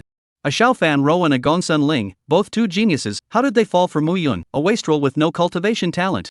It's really sinful. And at this time, the first match was about to kick off. Gongsun Ling also recovered her mind and patted her hot face before looking at the list of disciples in mid-air. However, at first glance, she saw the two big words Su Qing. If she remembered correctly, when she was at the lake, another person's name was Su Qing, right? She wouldn't spend energy memorizing the names of unimportant people, but the name Su Qing was deeply engraved in her mind. After all, on that day, Mu Yun opened his mouth and shut his mouth with Su Qing, or shouted it out, and after that, he did that kind of thing. It would be strange if she didn't remember this name. Chapter 44, Who is Su Qing? Thinking that Mu Yun's attitude towards Su Qing was so bad, and that the things he did out of it were also really. So she felt that this Su Qing should have a very bad reputation within the sect. Thinking of this, she turned to Elder Su and asked, Elder Su, can you tell me a little bit about who this Su Qing is? Hearing this, Elder Su froze for a moment, then said, This Su Qing is the Su family's youngest master, with a very eccentric temperament and a disciple of the sovereign, so he is usually very arrogant and domineering, and in the eyes of the disciples, he is like a plague-like figure. Then, Elder Su added, especially towards Mu Yun, to say who within this sect hates Mu Yun the most, it can only be him. He can often be seen within the sect appearing by Mu Yun's side, either hitting or scolding him, or hitting and scolding him at the same time. But he is very well capitalized both in terms of talent and arrogance, so no one dares to care about him. The sect leader's attitude towards him is to turn a blind eye. As long as he doesn't cause any deaths, let him fool around. Tisk. Gongsun Ling felt tricky. This person surpassed her in both strength and background, so it seemed like there was no getting this back. Thinking of this, she felt a wave of aggression. This man had been so light on her, could he just let it go like this? Alas! Broke her teeth and swallowed it. In her stomach. Thinking of this, she sighed deeply. And at this time, it was already time to go on stage. Only Su Qing moved her wrists for a bit, then leaped and steadily stood on the ring. In a one-on-one match against the ring, there were only 3 ways to win. One was to defeat the enemy, one was for the enemy to voluntarily surrender or forfeit, and the last was to knock the enemy out of the ring. And what he wanted, naturally, was for the enemy to voluntarily surrender. After all, the outcome of this battle of disparate strength was predetermined from the very beginning. With both of them coming to the ring at the same time, Hateful Sky's effect was unleashed, and he instantly felt as if he had a kidney deficiency, with not a bit of energy in his body. However, this current appearance of his arrived in the eyes of the person across from him, as if Su Qing was looking down on him and mocking him. Thinking of this, he let out a cold snort and arched his hand at Su Qing. Under. I don't want to know what your name is, either I beat you to death, or be sensible and roll down yourself. Su Qing interrupted him and said very impatiently. This feeling of being powerless really irritated him. Hearing Su Qing's words that were so sightless, that disciple immediately became furious. Everyone is at the foundation establishment stage, you are only 2 small realms higher than me, what makes you so arrogant? Humph. Let's see if I don't blow your arrogance out of the water. Thinking of this, the disciple waved his hand and a greenish-blue longsword appeared in his hand. Watch the move. As his words fell, a green light was seen flashing across his sword, followed by a gust of wind that wrapped him up, and his entire person rushed towards Su Qing as if he was an arrow off the string. Looking at the enemy who was speeding towards him, a hint of disdain flashed in Su Qing's eyes. He raised his 8 treasures heavenly deity halberd and then swung it violently. The crowd could only hear a loud bang. The crowd only heard a loud bang, and then, a silhouette flew out like a cannonball. The silhouette traced an arc in the air and then landed heavily on the ground, splattering dust all over the place. While at this moment, Su Qing was standing as steady as a mitai, without the slightest change in expression on his face. Seeing this scene, all the disciples present boiled over. Is senior brother Su actually this strong? He actually defeated his fellow Foundation Establishment stage senior brother with just 1 strike. Senior brother Su's strength is simply terrifying. I once happened to see senior brother Su lifting a 100,000 kilogram cauldron in the martial arts training ground. What? 100,000 gene? Doesn't that mean that senior brother Su's strength has already reached Foundation Establishment perfection and is just 1 step away from condensing the Golden Dan? The disciples sucked in a breath of cool air. Not just them, even the elders were shocked at Su Qing's strength, especially the patriarch. He had never thought that his disciple, who he had never placed on his heart, actually had such strength. This kind of crushing strength. With the eyes of the patriarch, he was able to clearly see that Su Qing hadn't even exerted any force at all. He had simply raised his weapon and swung it down, and it possessed such a powerful force. This son's terror was simply beyond his imagination. And at this moment, Su Qing felt the return of his power, and his entire body was soothed again. He leaped and jumped down from the ring, then slowly walked to the front of the disciple he had sent flying. At this moment, the disciple was looking at him with the eyes of a monster, one hand covering his chest and the other holding a sword. However, all that was left of the sword in his hand was a twisted hilt, and the blade was shattered all over the place. Looking at Su Qing, who had come to him as if he was a present demonic god, a huge amount of fear arose within him. If he hadn't blocked Su Qing's attack with his sword at the last moment, the one that shattered now wasn't the sword, but him. Seeing this, Su Qing snorted coldly and said, "I prompted you, it's you who didn't listen, then this consequence now is what you deserve. Seeing as we are fellow disciples, I didn't use my full strength, I only used this number." Saying that, Su Qing opened his 5 fingers. Seeing this scene, the disciple's eyes widened and his body trembled, then his eyes went black and he fainted. Seeing this, Su Qing dragged him with his 8 treasures heavenly dipper halberd, then with a force, he threw him to the audience. "Heal his wounds, as a senior brother, I don't want him to die at my hands." After saying that, he left the martial arts arena with large strides. As soon as he arrived at the audience, he began to search for Mu Yun's figure. As soon as the surrounding disciples were swept by his eyes, they trembled and prayed for him not to find them. Su Qing didn't care about their attitudes either, he just searched for Mu Yun. With great effort, he eventually found Mu Yun with his head lowered like a quail in the vicinity of the elders. "You think I can't see you just because you have your head down? Heh, how childish." Thinking of this, he took large strides towards Mu Yun. At this moment, Mu Yun was still keeping his head down, unaware that danger was gradually approaching. It wasn't until after he felt someone sitting by his side that he looked up. "Su Qing?" Mu Yun almost jumped up in shock. "What are you doing again? Look carefully, this neighborhood is full of elders, I advise you not to fool around." Hearing this, Su Qing didn't say anything, but just reached out and wrapped her arms around Mu Yun before whispering in his ear. "Are you sure? I almost beat an elder's disciple to death just now. Oh. Look now, who's coming to trouble me? Do you think? Are you more important than an elder's disciple?" Chapter 45, What Nonsense? Hearing these words, Mu Yun was shivering with anger on a hot day, his hands and feet were cold, and he couldn't help but feel a sense of despair in his heart. He really couldn't figure out why Su Qing would be so arrogant. Couldn't anyone control him? Even if those elders were unwilling to take action, the patriarch should have shown something, right? After all, there were still so many people watching around. Thinking of this, Mu Yun's heart had some more stamina. He fiercely grabbed Su Qing's wrist and summoned up the courage to say, "Su Qing, you must not mess around. Otherwise, I will definitely not let you go." However, in the face of Mu Yun's warning, Su Qing only smiled faintly, his eyes revealing a hint of disdain and teasing. "Not letting me go? Oh, what nonsense are you talking about? Is it possible that your brain is burned out?" After saying that, Su Qing gently pasted the back of his hand onto Mu Yun's forehead, then said suspiciously, "This doesn't have a fever either." Not having a fever and still saying this nonsense, "Mu Yun, you've been very brave lately, what on earth has happened to give you the nerve to dare to talk to me like this head on?" The corner of Su Qing's mouth rose slightly, a hint of mockery in his tone. "Is it that your talent has returned and you feel that you now have the strength to defeat me? Or is someone backing you up?" Saying that, Su Qing looked towards the top. He noticed early on that since he sat here, there had been a gaze looking at him. At first he didn't care, but this gaze stayed on him for too long, and there wasn't a trace of disgust in his eyes to hide it. But when he saw the owner of this gaze, he froze directly. Wasn't this the flat-chested little sister who had kindly lent Mu Yun women's clothing to wear that day? I didn't realize that she was also from the sect. And Gongsun Ling hastily withdrew her gaze when she saw him looking at her. Indeed, from the very beginning, she had been looking at Su Qing and had taken in the scene that had just happened. How did she feel that Su Qing wasn't the most ruthless person towards Mu Yun in the entire sect, as Elder Su had said? The way the two of them got along was more like brother and sister? Those two words couldn't help but surface in her head.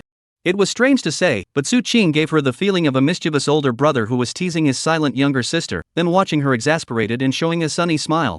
Although she didn't know why she thought of Mu Yun as her sister, she did feel that way.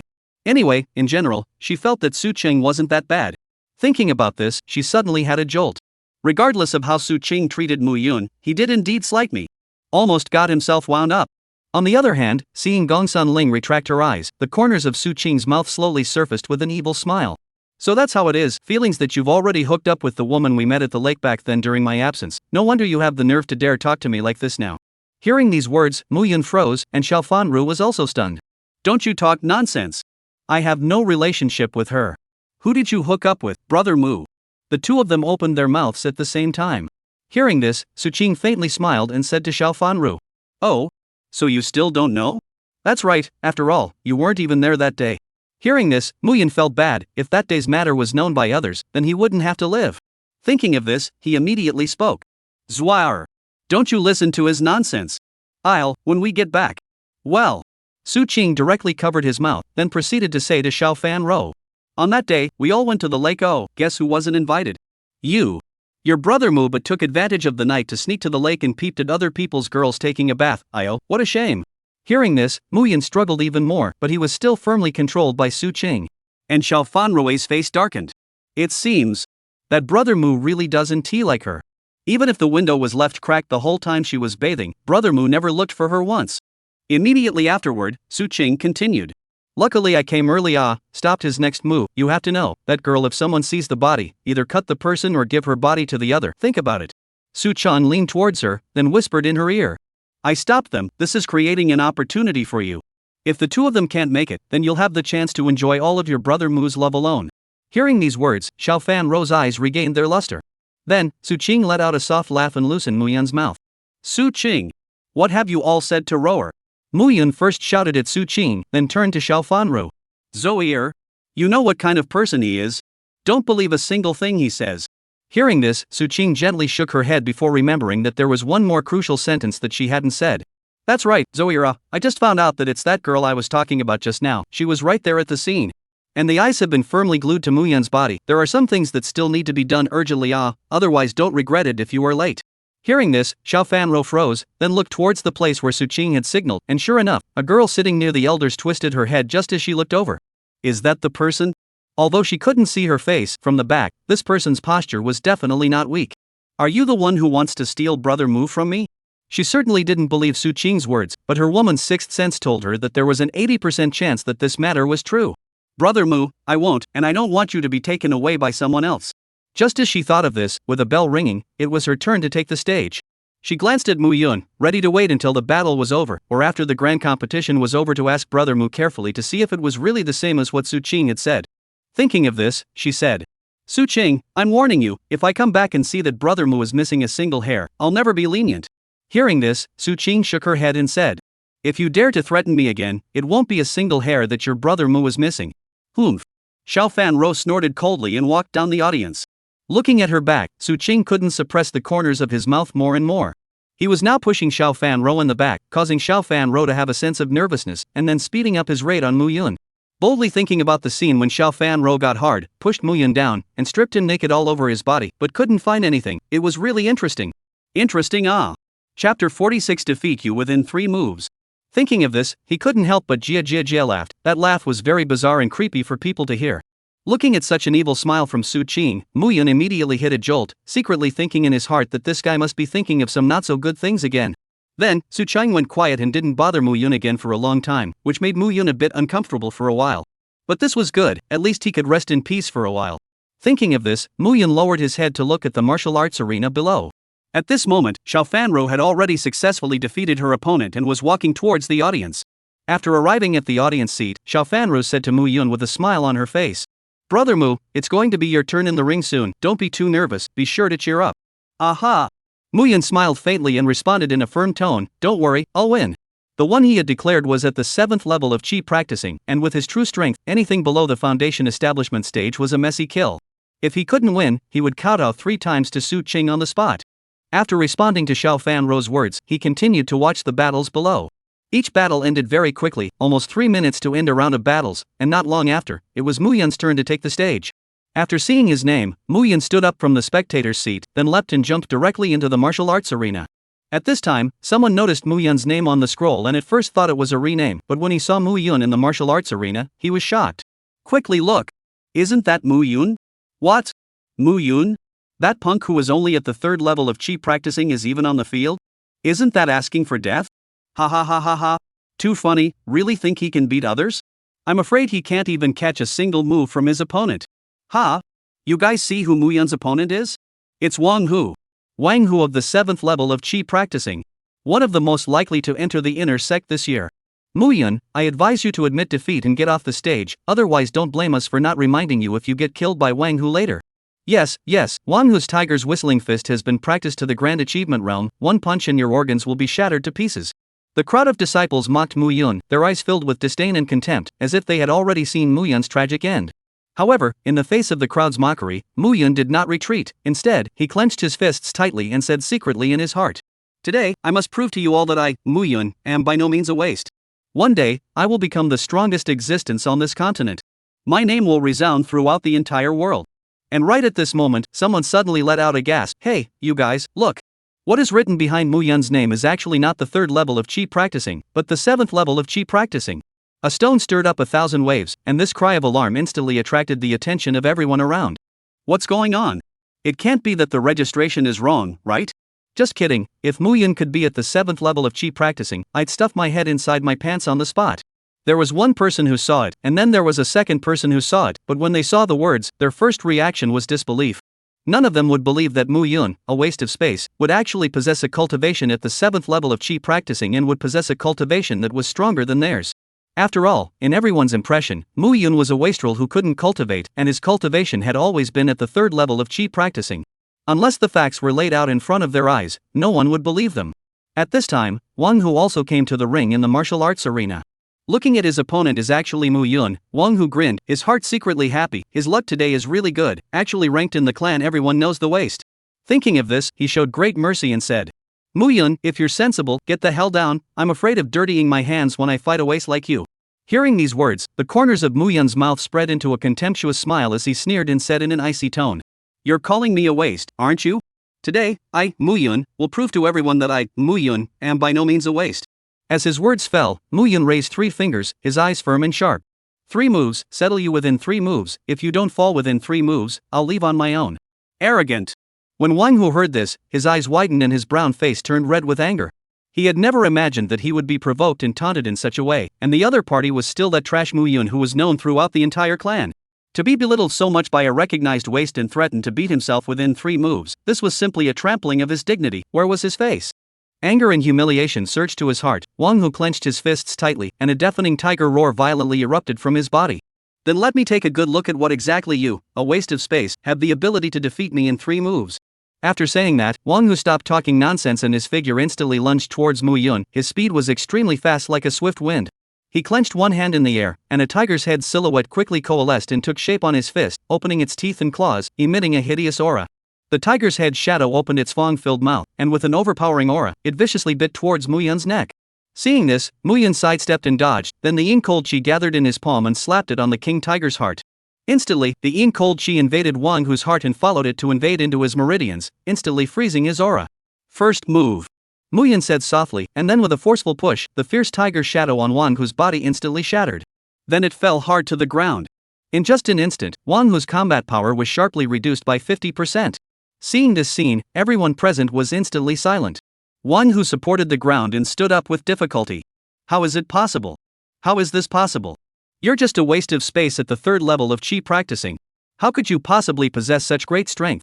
After saying that, he once again pounced towards Muyun, then threw his leg, like a tiger's tail, and killed towards Muyun with a huge force. Seeing this, Muyun reached out and directly grabbed Wang Hu's calf. Instantly, the tremendous force caused the ground Muyun was standing on to crack numerous cracks like a spider web. But Muyun, nothing happened to him. Second move. After saying that, he directly grabbed Wang Hu's thigh and threw it up into the sky, directly throwing it 10 meters into the air. Then he leapt and came above Wang Hu, lifted his foot, and stomped down hard towards Wang Hu's chest. Chapter 47, Good.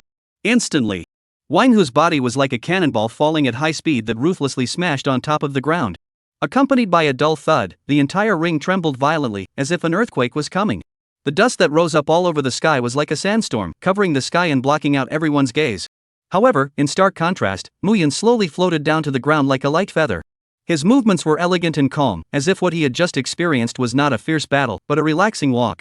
Right at this moment, those disciples who were still in a dazed state finally came back to their senses. Their eyes widened with disbelief. What? I can't be blinking, right?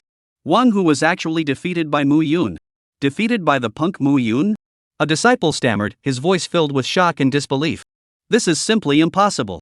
Muyun is only a waste of the 3rd level of chi cultivation. How could he defeat Wang Hu so easily?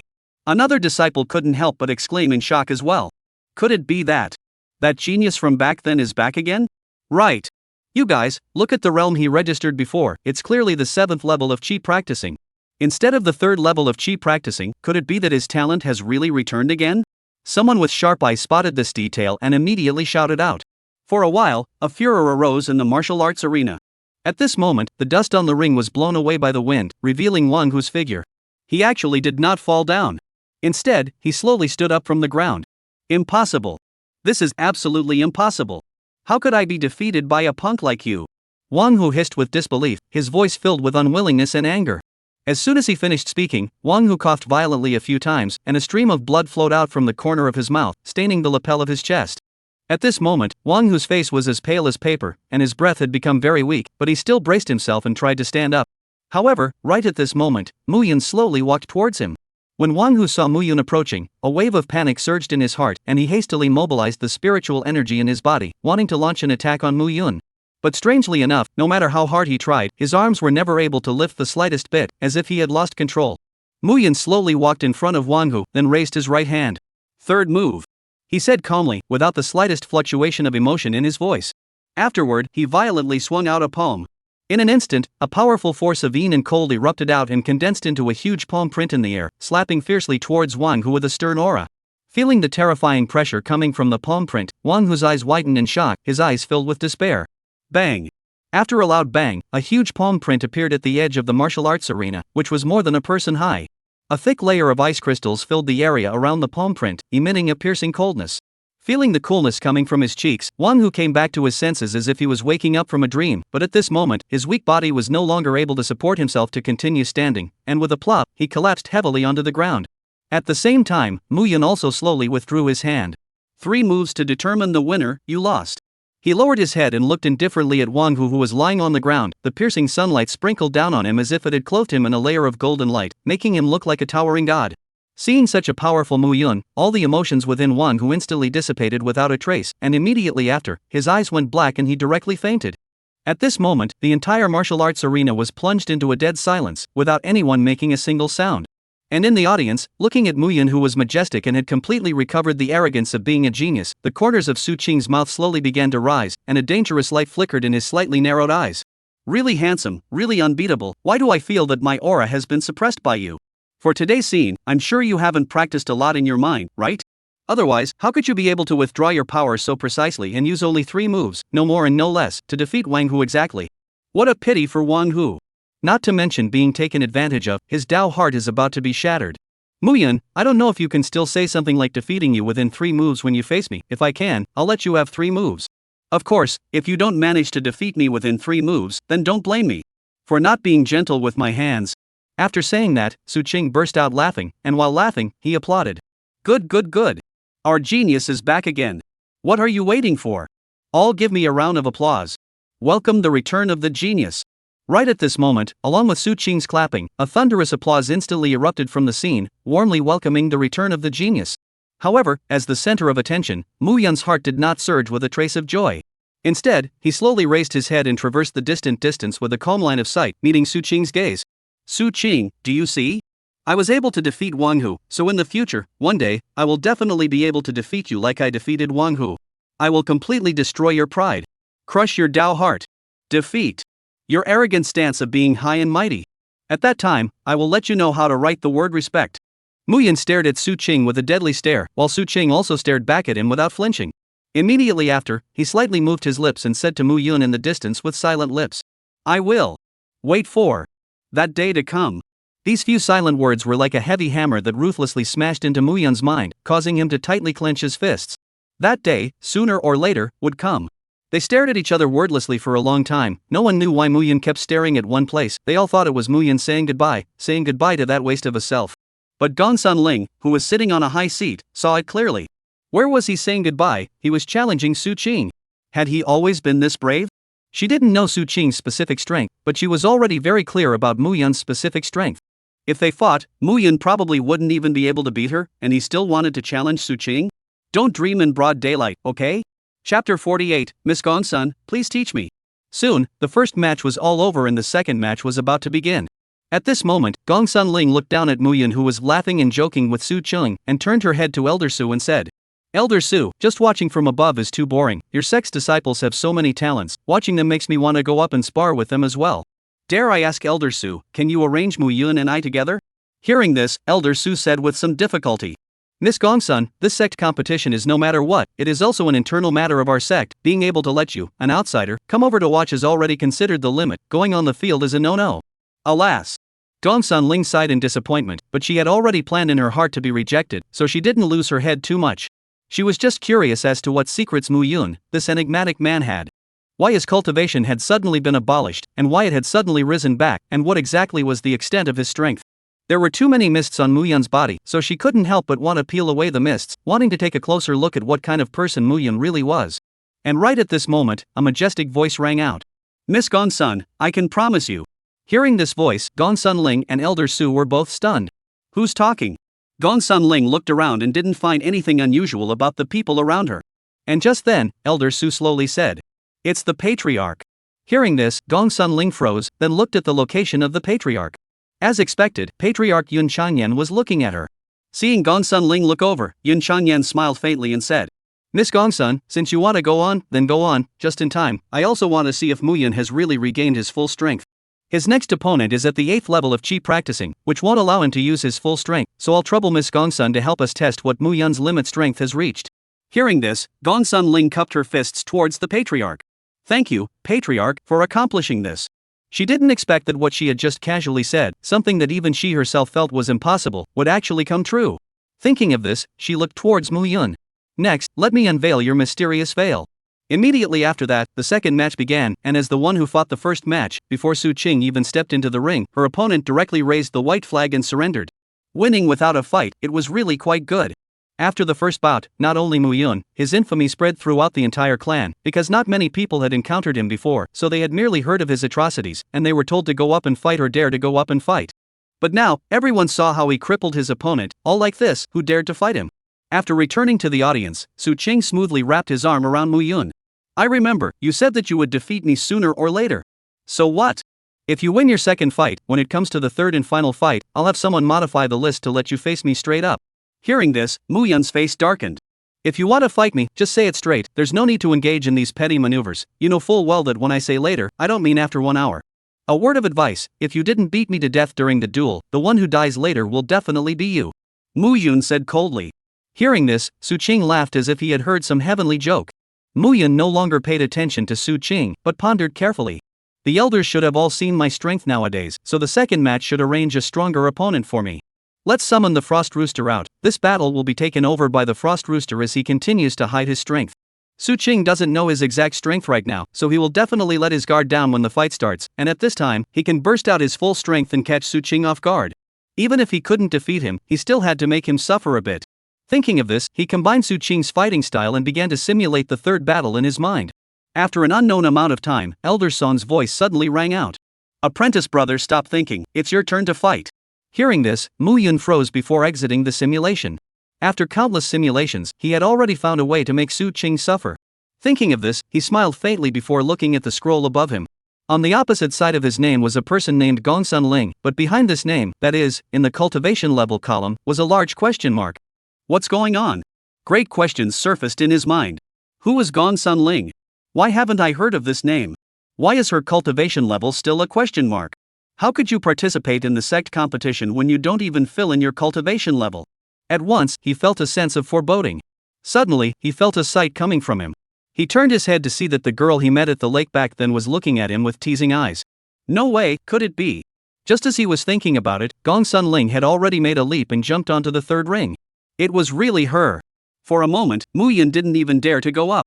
The clothes Gongsun Ling was wearing were still the same clothes he had worn that day at the lake. His shame as well as his guilt towards Gongsun Ling were preventing him from going down. And just then, Su Qing came behind him and then kicked down. "Abrasive, go down you." Mu Yun came back to his senses for a moment and directly flew out from the audience, but he quickly reacted and directly braced his hands on the ground when he was about to fall to the ground, then flipped over with force and steadily stood on the ground. He looked back at Su Qing, then said with great displeasure, "Su Qing, you really deserve to die off." Originally, he had planned to abstain. But now that he had come up, it was impossible not to fight. Thinking of this, he withdrew his eyes and walked up to ring number 3. He had just walked up when he heard Gongsun Ling say, "Mr. Mu, it's really been a long time. What happened that day is still fresh in my mind, as if it happened yesterday." Hearing this, Mu Yun let out a bitter smile and said, "Miss Gong, what happened that day was really just an accident. I was really just passing by that day and still." "Stop sophistry. Gong Sun Ling interrupted Mu Yun's words, then raised the sword in her hand and aimed it at Mu Yun. Also, my surname is not Gong, my surname is Gong Sun. With these words, Mu Yun became even more embarrassed, his toes clenching the soles of his shoes. He laughed dryly twice, then said, Miss Gong Sun, please enlighten me. Chapter 49. This isn't right, is it? Just as the words fell, a sword chi rushed straight towards Mu Yun. The speed of this sword chi was very fast, so fast that a hint of distortion appeared in the air. Just as this sword chi was about to attack Mu Yun moved his feet and sidestepped the sword chi. To strike with a deadly hand right off the bat, it seems that Miss Gong Sun does have a deep grudge against me. Thinking of this, he was about to revolve his spiritual chi and return fire when, before he could make a move, Gong Sun Ling's voice came over. The attack I made just now can't be dodged until you reach the foundation establishment stage, so your cultivation isn't as simple as just practicing the 7th level of chi. Use your true strength, otherwise, don't blame me for my sword. After saying that, an overpowering power chi erupted from her body, forming countless tiny sword chi that spread out in all directions. Mu Yun was unable to dodge this intensive attack, and the clothes on his body were slashed open a few times. He didn't realize that Gong Sun Ling's purpose for coming on the field was actually to see his true strength, rather than coming to raise hell for that incident that happened a few days ago. It seemed that his opponent at the beginning wasn't Gong Sun Ling, but someone else. It was presumably because Gong Sun Ling wanted to know his true strength that he went into battle himself. But he wasn't going to use his true strength. He was going to retain his strength and give Su Qing a little taste of bitterness. He had already simulated this in his mind for an unknown number of times, and would never allow any surprises to occur. It seemed that he needed to use some special method to defeat Gong Sun Ling. Then, let's find a chance to freeze her and knock her out of the ring. There wasn't too much of a difference between the two of them, so his yin cold chi should work, as long as he found a chance to inject it into Gong Sun Ling's body, first lowering her speed, then continuously stacking the yin cold chi, and eventually freezing her. That's how it would be done. Thinking of this, he grinned and said, I can't understand what Miss Gong Sun is saying, it should just be luck that I dodged just now. I'm really just a small person at the 7th level of chi practicing, besides, why would I want to hide my cultivation? Mu Yun said very plainly, as if what he said was true. But Gong Sun Ling wouldn't listen to him and directly aimed his sword at him. Cut the crap and watch the sword. After saying that, she directly charged towards Mu Yun. In an instant, she arrived in front of Mu Yun's body and then stabbed towards Mu Yun's heart without holding back at all. Seeing this, Mu Yun once again sidestepped and dodged, then gathered the yin cold chi in his hands and instantly struck towards Gong Sun Ling. Seeing this, Gong Sun Ling had wanted to withdraw her force to block, but just then, an accident happened.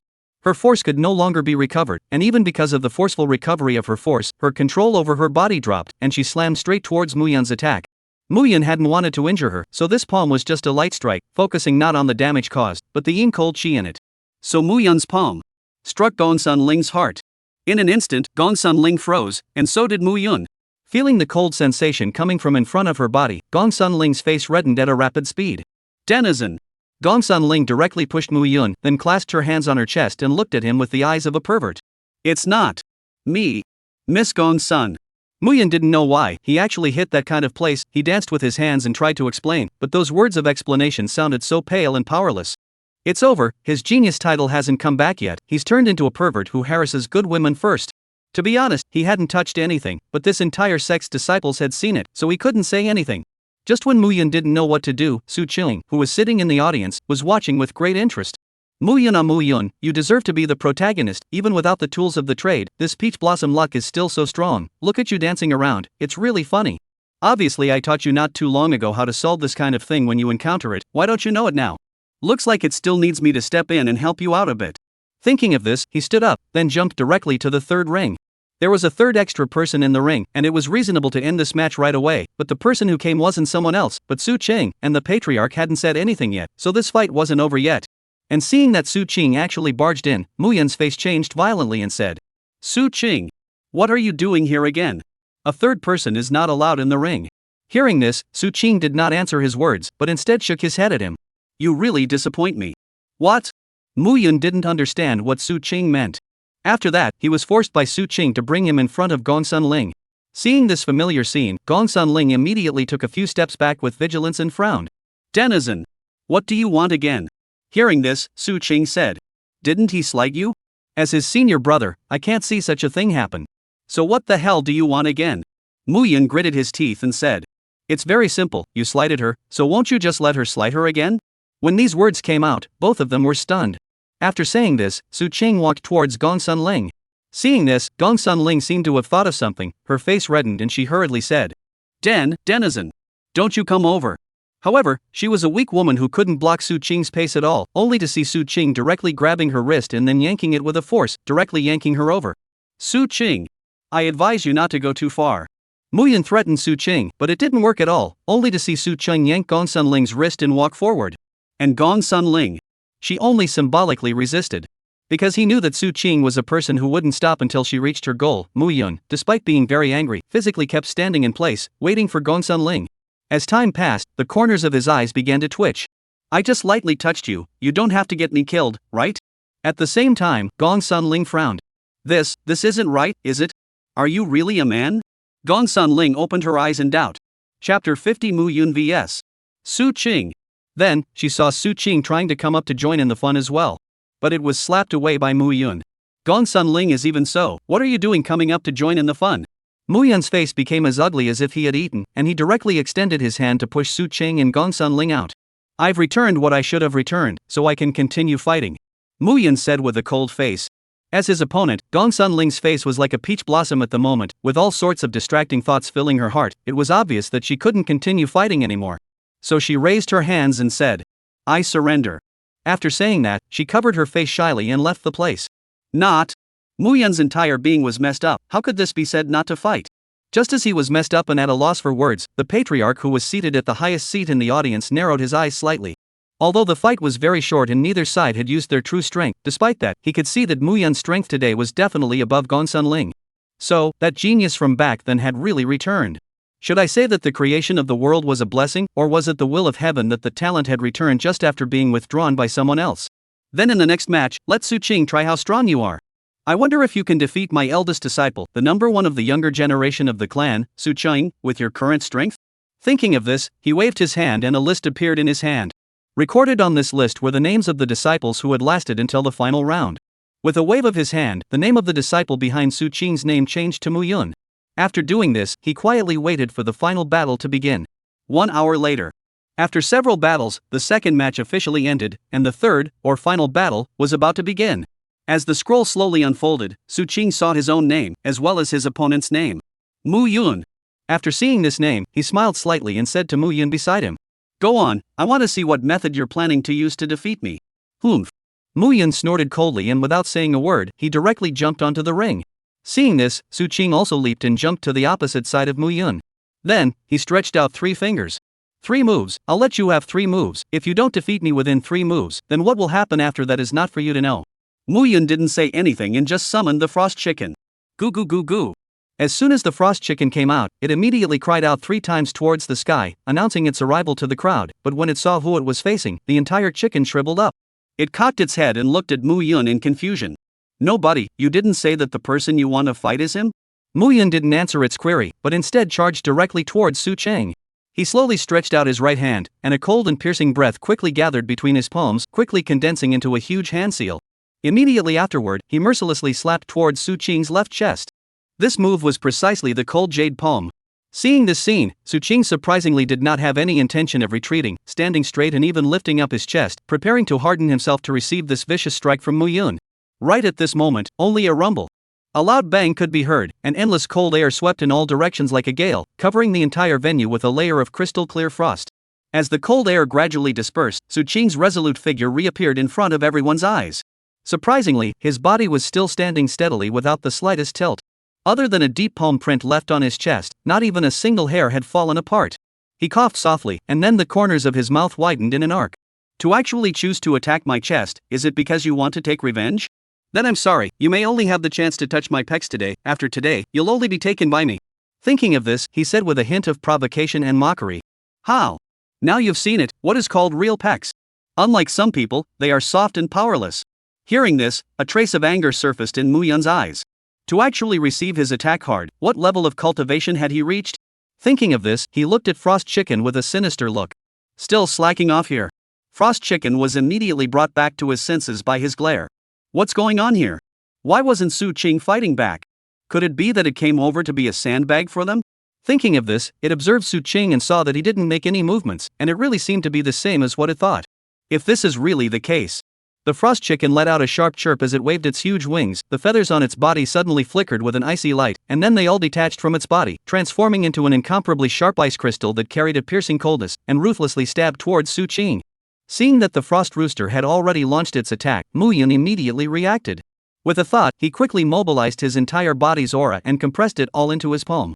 Instantly, a terrifying cold aura emanated from his body, and it was as if the air around him was about to be frozen. However, surprisingly, even though the frost chicken's ice crystals hit Su Qing's body as intensely as rain, they did not succeed in breaking through Su Qing's defense. There seemed to be an invisible shield on the surface of Su Qing's body, easily resisting the attacks of these ice crystals.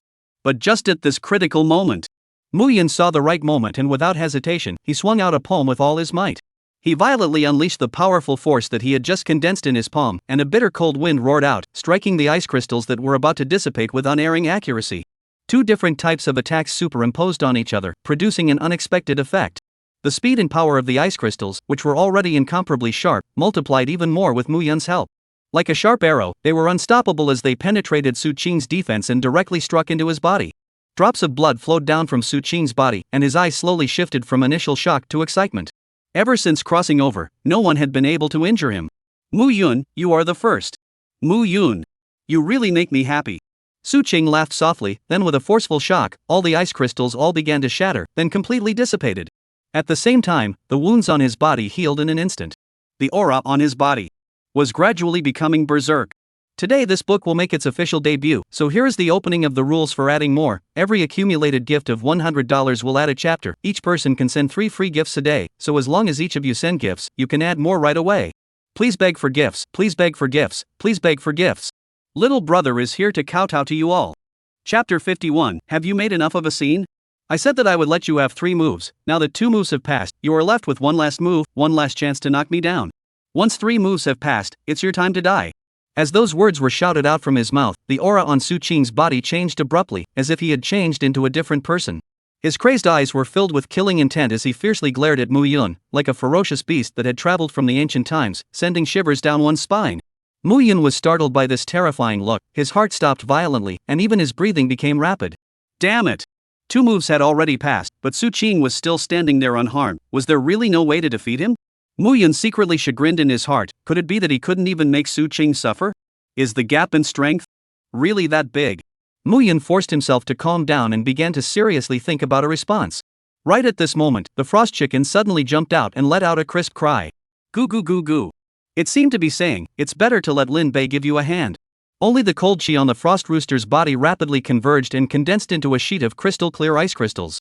These ice crystals danced in the air and eventually condensed into an incomparably sharp Shen ice sword. After the frost rooster aimed the tip of the sword at Su Qing, he rose up in the air and then kicked the bottom of the sword with all his strength. In an instant, the Shen ice treasure sword cut through the air like a bolt of lightning, carrying a stern aura and piercing coldness as it charged towards Su Qing. In the blink of an eye, the sharp sword stabbed straight towards his chest like lightning, followed by a loud explosion. Uncountable ice crystals were like crazed demons, wreaking havoc on his body, mercilessly tearing his skin, and spewing out scarlet blood like a fountain, instantly drowning Su Qing in a pool of blood, turning him into a hideous and gruesome bloody man. Instantly, Mu Yun's figure flashed, transforming into a speedy wind as he lunged towards Su Qing, while grabbing in the air with one hand. The ice crystals that danced wildly in the air, as if summoned, swiftly gathered into his hand, once again coalescing into a crystal-clear Shen ice treasure sword. He exerted all his strength, pouring all his power into the sword, stabbing towards Su Qing's heart with a mountainous force. However, just in the nick of time when the tip of the sword was about to touch Su Qing's chest, a blood-stained hand reached out as if it was a ghost, firmly grabbing his sword, and rigidly fixing it in mid-air. Raising his eyes, a pair of crazy eyes revealed a palpitating cold light. The handsome face was also stained with blood to make it extraordinarily hideous, as if it was an evil spirit crawling up from hell. A hoarse but intimidating voice slowly came out from Su Qing's mouth. 3 moves have passed. The game of playing house ends here. Before the words fell, a raging, furious and chaotic terrifying aura suddenly erupted from his body. With a forceful grip, Su Qing's sword, which was composed entirely of cold ice, instantly shattered. Then with a forceful swing, he instantly sent Mu Yun flying out. With a wave of his hand, the 8 treasures heavenly deity halberd appeared in his hand. Hate heaven. Double power bonus. It's all thanks to the frost chicken. Endless ice crystals dealt hundreds of damage to him. The current him only felt like he had an inexhaustible amount of strength in his body. only to see that he raised the 8 treasures heavenly dipper halberd in his hand, aimed at Mu Yun, then leapt up high, focusing his entire body's strength on the 8 treasures heavenly dipper halberd, then slammed it down towards Mu Yun. Seeing this, Mu Yun's pupils shrank and he hastily dodged. Only a rumble. The ring underneath his feet actually directly cracked open with a huge crack, splitting the ring into 2 halves. Seeing this scene, Mu Yun couldn't help but suck in a breath of cool air. Was this really the strength that a foundation establishment stage could possess? Damn! If he hadn't dodged just now, then he would have ended up in the same situation as this ring. No, he would have been even worse than the ring. He would have turned into a bloody froth on the ground. Do you want to surrender? This thought had only just come out when it was obliterated by Mu Yun. No, he would never surrender to someone like Su Qing. The big deal was just a death surrender, not in this lifetime. Thinking of this, his heart rekindled with the will to fight. He raised his head to look towards Su Qing, and then directly rushed towards Su Qing. At this moment, the disciples in the audience only came back to their senses from Su Qing's earth-shattering attack just now, and they froze when they saw that Mu Yun actually rushed towards Su Qing without knowing how to die. Crazy. Mu Yun, he must be crazy. He has absolutely no power to fight with senior brother Su. Why did he even rush up there? He's already proved to us that he's not a loser, and we all believe that the old him has returned, but why did he have to go looking for death? Brother Mu, please surrender. Please don't fight anymore. You will really die. Su Qing will really kill you. Xiao Fanru looked towards the ring with tears in her eyes and shouted so loudly that even her voice became hoarse. However, these sounds did not affect Mu Yun at all. Dead? He may have died that rainy night years ago. What was alive now was nothing more than a walking corpse. The battle intent burning in his heart had made him forget the pain in his body, and the aura of his entire body was crazily traveling amongst his limbs and bones. Whether it was his speed or his strength, it had all reached its peak. Mu Yun's figure was like a swift wind, making it unobservable and impossible to capture. Every strike of Su Qing's that went down would only fall short. Mu Yun's attacks didn't seem to hit randomly. Rather, they hit Su Qing's acupoints. As Mu Yun's aura rested on Su Qing's acupoints, Su Qing's movements became slower and slower, and right at this moment, Mu Yun stretched out his finger and directly pointed it at Su Qing's heart. With the fall of this finger, in an instant, the hundreds of acupoints on Su Qing's body collapsed at the same time. Countless scarlet blood spots spread all over his body. As Su Qing's body slowly collapsed, Mu Yun's taut spirit relaxed. He raised his hand tremblingly and said excitedly, "I did it. I did it. I killed Su Qing." At the same time, the disciples in the audience were silent for a moment before they suddenly erupted into a burst of cheers. Mu Yun, he really did it. He defeated senior brother Su. The name of genius is true to its name. Brother Mu. You did it. You really did it. Hearing the praises of the crowd, Mu Yun pulled out an ugly smile with difficulty. I did it. However, right at this moment, an angry roar resounded throughout the martial arts arena. Have you made enough noise? Chapter 52. What destroys is the body, what cannot be defeated is the spirit. Just when the crowd thought that the situation was settled, a sudden change occurred. Immediately after, an extremely huge force instantly erupted behind Mu Yun's back. The terrifying impact caused Mu Yun to not have time to react. He only felt as if he was hit by a huge mountain. His body flew out uncontrollably. Mu Yun drew an arc in the air, then set himself fiercely on the edge of the martial arts arena. His body sunk deeply into the wall. A trace of blood spilled out from the corner of his mouth. He had obviously suffered a not-so-light injury. And this force did not stop there. It continued to sweep the entire martial arts arena. Ring number 1 was overwhelmed by the impact of this force and directly burst open. Countless debris splashed all over the sky, raising a cloud of smoke and dust. All of a sudden, there was not a single sound in the martial arts arena other than the sound of debris falling to the ground. Everyone's expressions were frozen on their faces as they stared wide-eyed, their faces filled with disbelief, unable to believe what they were seeing. Only to see that Su Qing, who was originally regarded by them as having lost the battle, was back on his feet again. At this moment, Su Qing was completely different from before. His top had long been shattered, revealing his lean and strong upper body, and his skin took on a bizarre crimson color, as if he had just been fished out of a pool of blood. His eyes flashed with scarlet light, as if he was a red-colored evil spirit returning from hell, making people shudder. And what was even more shocking was that those acupoints on Su Qing's body that had been struck by Mu Yun had even begun to gradually return to their original state, and his entire body exuded a tyrannical aura as if he wanted to destroy everything around him. Mu Yun. He looked at Mu Yun and his eyes became frenzied. You've really surprised me. Let me see just how far you can push me. After saying that, the aura on Su Qing's body soared once again, like a volcano about to erupt, radiating endless pressure and power. Hate heaven! Hate heaven! Hate heaven! As he roared, a powerful force surged through his body, tripling his power plus. Mad Python transforms into a heavenly dragon. The elephant swallowing inner strength fused crazily within his body, and instantly, the muscles of his entire body became more powerful in an instant, as if they were cast in steel, full of explosive power and toughness. Roar! A dragon's roar erupted from within him, as shocking as thunder. This dragon roar carried an unrivaled majesty and dominance that made people tremble. At once, everyone's hearts trembled and their faces turned pale. Some of the more courageous people could still barely hold on, but they were already shaking. Those who were timid, on the other hand, were directly paralyzed with fear and lost consciousness. Looking at Su Qing, who was like an ancient demon god, Mu Yun's body actually began to shake as well. Is this his true strength? Or is this just his serious appearance? Su Qing. Let go of the horse. With a force, Mu Yun directly gouged himself out of the wall, then raised his head and stared at Su Qing's eyes without any fear on his face. Just by looking at those eyes, Mu Yun's body had begun to tremble with fear, but so what? Su Qing. Strength is not a reason for you to be able to bully others at will. Even if I have to fight for my life, I will also burst your meridians. Let you also experience what I felt back then. Thinking of this, he directly took a step towards Su Qing. Crazy. Really crazy. My little ancestor Ah. If you leave a green mountain behind, you're not afraid of not having firewood to burn, quickly surrender, don't lose the green mountain again.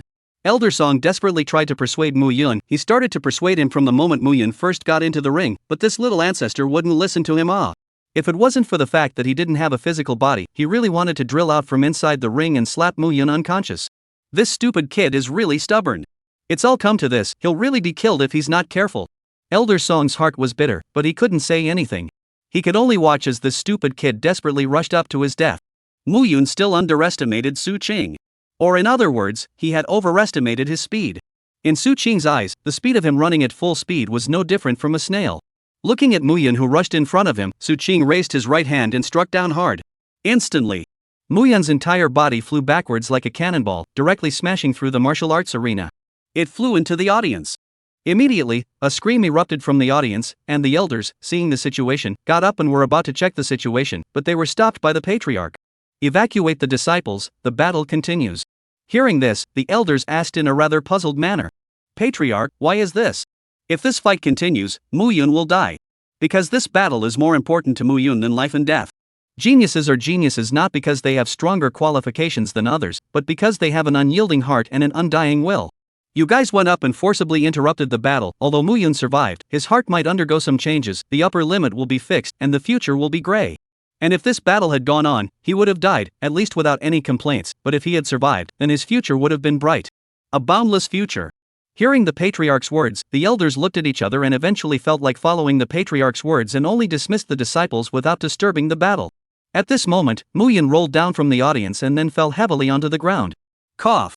A mouthful of blood coughed out of his mouth, his eyes blurred, the muscles in his body were sending out danger signals, and he didn't know how many bones were broken. His lungs felt like they were on fire, even breathing became a luxury. His body had already reached its limit, and it was no longer enough to support him to continue fighting. Kid, hurry up and surrender. As you can see, Su Qing's strength is simply not something you can shake. Quickly surrender. There will still be plenty of opportunities for revenge in the future. Elder Song's voice sounded again, and Mu Yun still didn't pay any attention to him, but stood up from the ground with great difficulty. My body is scared and trembling. But in my heart, there is only undying battle intent. Su Qing, die and come. After saying that, Mu Yun dragged his bruised body and continued to charge towards Su Qing. It was the body that was destroyed, but it was the spirit that could not be defeated. His speed was like a grandmother crossing the street, and with great difficulty, he arrived in front of Su Qing and then raised his hand with all his strength and punched towards Su Qing. This punch was like air, hitting the body without any feeling at all. Seeing this, Su Qing stretched out his hand and directly pinched his neck and pressed him to the ground. Chapter 53 The End Gift Plus. Su Qing choked him to death. Looking at his face twisted by pain, a quick smile appeared on his face. His laughter echoed in the air as if it was going to pierce Mu Yun's eardrums. See?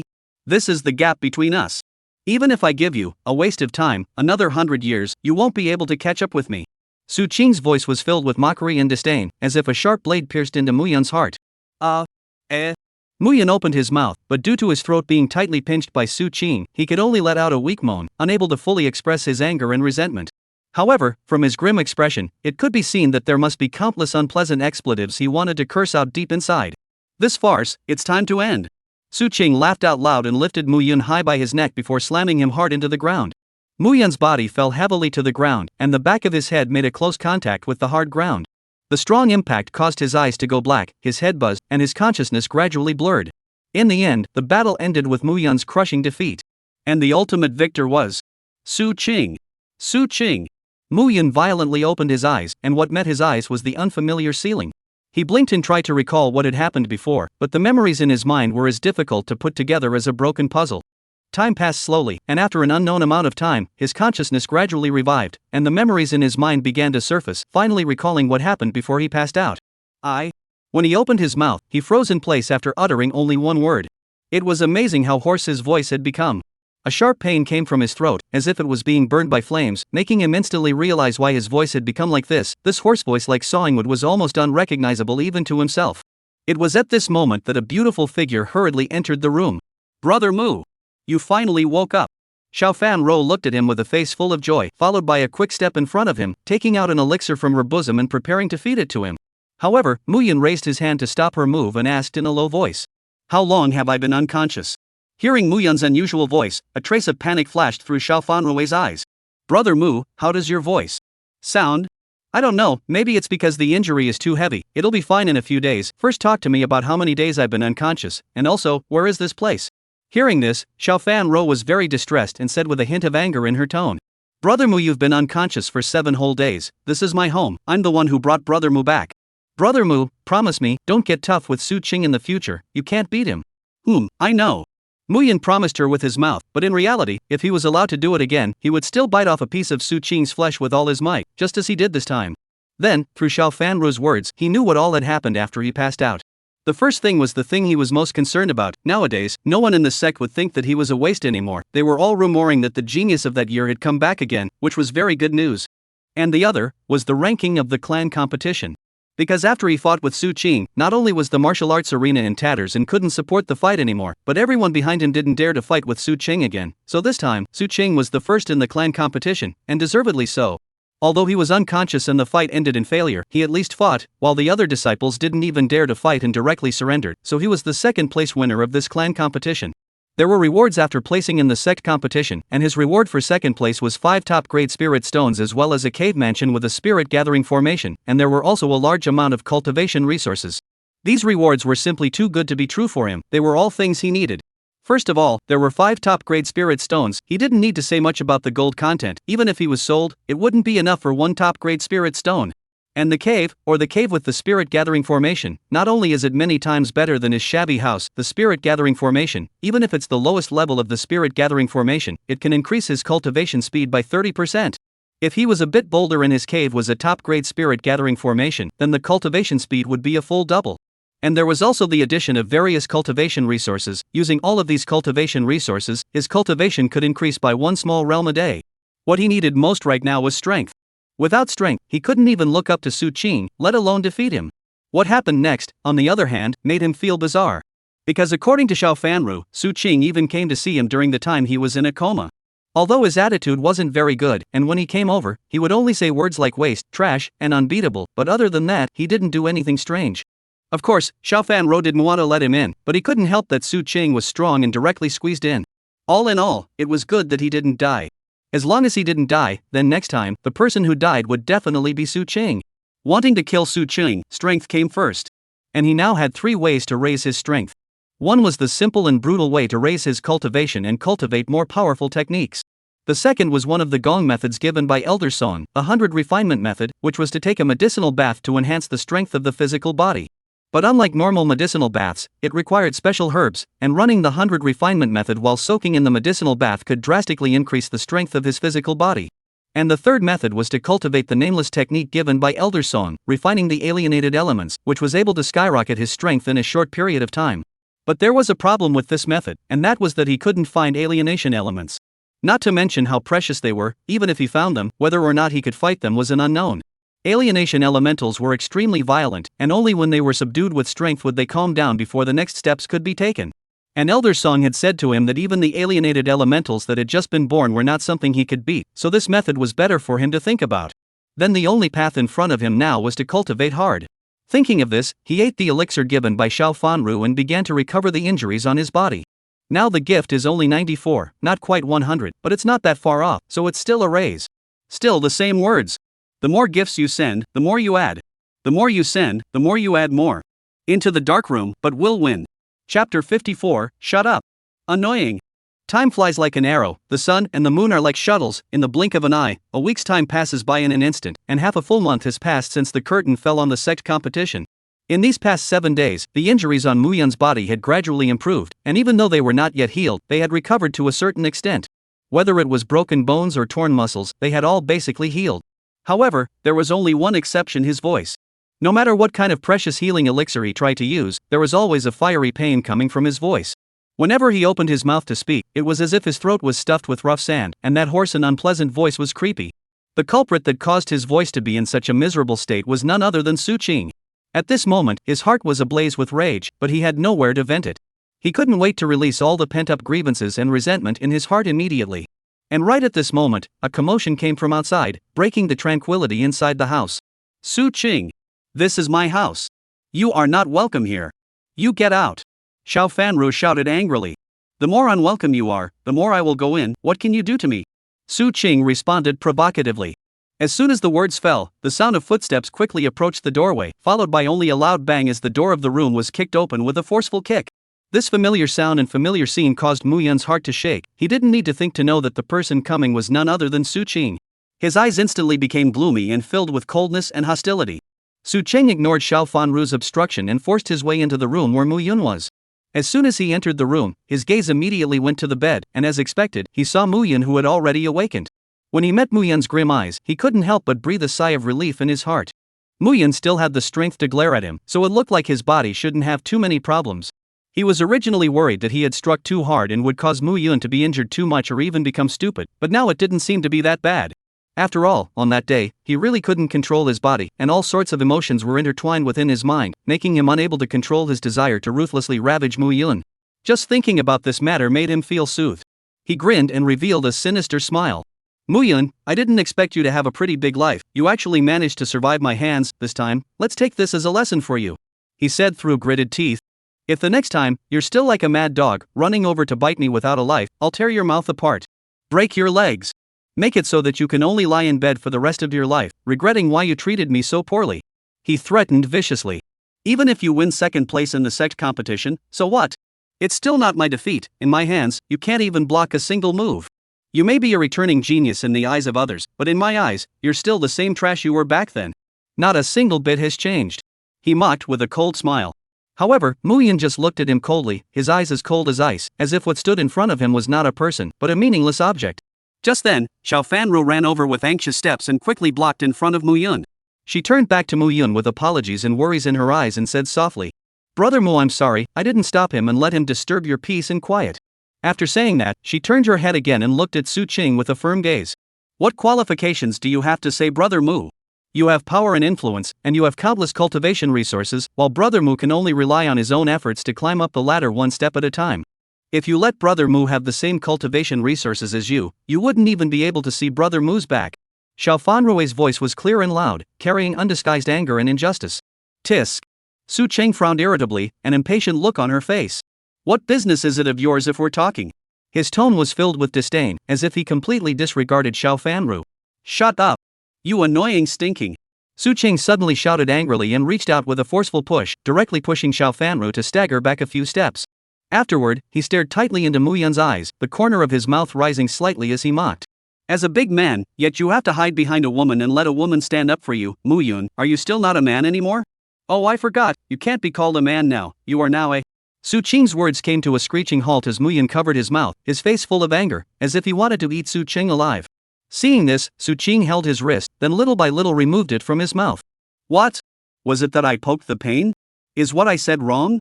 What I said can all be the truth. Xiao Fanru, she likes you, she's a pretty little girl, she's still young, she can't waste her youth on you all. Muyun's body began to tremble, opened his mouth, but nothing came out. And when Xiao Fanru heard this, she seemed to know that there was something between Muyun and Su Qing that she didn't know. So what could it be that actually made Brother Mu so angry and sad? Thinking of this, she worriedly looked at Muyun. Why don't you speak? Is it mute? What a pity, I can't hear your dog barking. Su Qing shook her head with some disappointment. Right at this moment, Xiao Fanru once again blocked in front of Muyun. I'll say it again. You get the hell out of here. Brother Mu's injuries aren't healed yet. It needs to recuperate. Seeing this, Su Qing frowned, then her eyes traveled over her body. Ha! He instantly revealed an evil smile. It's better if you're injured. Injured, there's no way for him to stop me. Why didn't I realize before? Your body seems to be pretty good. This little face is also quite exquisite. You, what are you doing? Xiao Fan Ro's face changed, her hands clasped her chest as she looked at him in horror. I'm warning you. Don't mess around with me. Otherwise you won't live to see tomorrow. Won't live to see tomorrow? If you die under a peony flower, you can be a ghost. There are only a few of us here. I'll do you in. What can you, the injured brother Mu, do? Is it to gnash your teeth in anger, or to happily watch you being abused by me? Su Qing laughed twice, and Mu Yun, who heard this, directly raised his fist towards Su Qing. Brother Mu, don't. Xiao Fan Ro's face changed and she wanted to stop Mu Yun, but it was too late. Mu Yun had already punched Su Qing's face. Chapter 55: A Method to Restore Your Voice. Su Qing's face was immediately knocked askew. He slowly raised his hand and gently stroked his face. The corner of his mouth rose slightly, revealing a faint smile. Mu Yun, you want to die, don't you? Su Qing glared at him viciously, anger flickering in her eyes. Mu Yun was silent, clenching his fists tightly, his gaze firm and resolute. He was ready to be beaten. However, to his surprise, Su Qing did not immediately make a move, but instead said in an unusually calm manner, I'll let you off this time. If there's a next time, I definitely won't forgive you as easily as I do now. After saying that, Su Qing turned around and walked out of the room without hesitation. Mu Yun's originally taut nerves instantly loosened up as he panted heavily, his chest rising and falling violently. Seeing this, Xiao Fanru immediately walked forward and asked him with concern if he was alright. However, Mu Yun only waved his hand, stating that he was not in any serious trouble, and refused Xiao Fanru's good intentions. He knew deep down that he could not cause any more trouble for Roar. Although the injuries on his body had basically healed, he had to leave this place as soon as possible. Because he didn't know which day, Su Qing might once again come to his door. At that time, Zoe was afraid that she would innocently suffer. Just like today. So he planned to leave this place and go amongst the cave that the sect had rewarded him with. Thinking of this, he immediately moved, first returning to his original residence, and after packing up his important things, he arrived in the cave that belonged to him. This place was just like the name, Cave Mansion. Cave Mansion was literally a cave. However, there was a formation on the outside of this cave that required a special legal seal to unlock it, and those outside would not be able to see the inside of the cave. He was very satisfied with this formation. After all, he wouldn't be afraid of Su Qing coming over and kicking in the door in the future. The space inside the cave was huge, at least dozens of times bigger than his previous residence, and the spiritual chi here was also very rich, making him feel like he didn't even need to cultivate here, his cultivation would be bristling upwards. Only after settling down did he turn to Elder Song and ask, Master, what is the situation of my voice? Is it really beaten by Su Qing? Hearing this, Elder Song shook his head and nodded again, saying with some uncertainty. Logically speaking, when he strangled your neck, the force he used wasn't very great and wouldn't have damaged your voice, so your voice becoming like this wasn't beaten by Su Qing. But this matter is indeed inextricably related to him. If he didn't choke you and had lifted you up and slammed you to the ground, your voice wouldn't have gone mute. Hearing this, Mu Yun's head was filled with questions. It wasn't him who hit him, but it was inextricably linked to him? So what the hell was going on? Elder Song could see Mu Yun's doubts, so he continued. Because of your body. The progress of your body remodeling just happened to reach this part of your voice, and it just so happened that Su Qing laid a heavy hand on you, causing the operation of the gong methods to be a bit chaotic. And again, it just so happened that Su Qing laid a hand on your neck when the operation of your gongfu was in disarray, which caused the operation of the gongfu to be completely disorganized, and your voice became like this.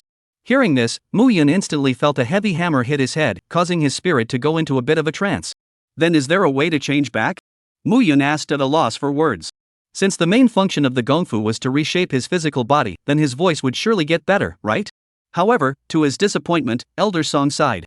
Even though he couldn't see Song Lao's expression, Mu Yun had already imagined that Song Lao's current expression must be extremely sorrowful.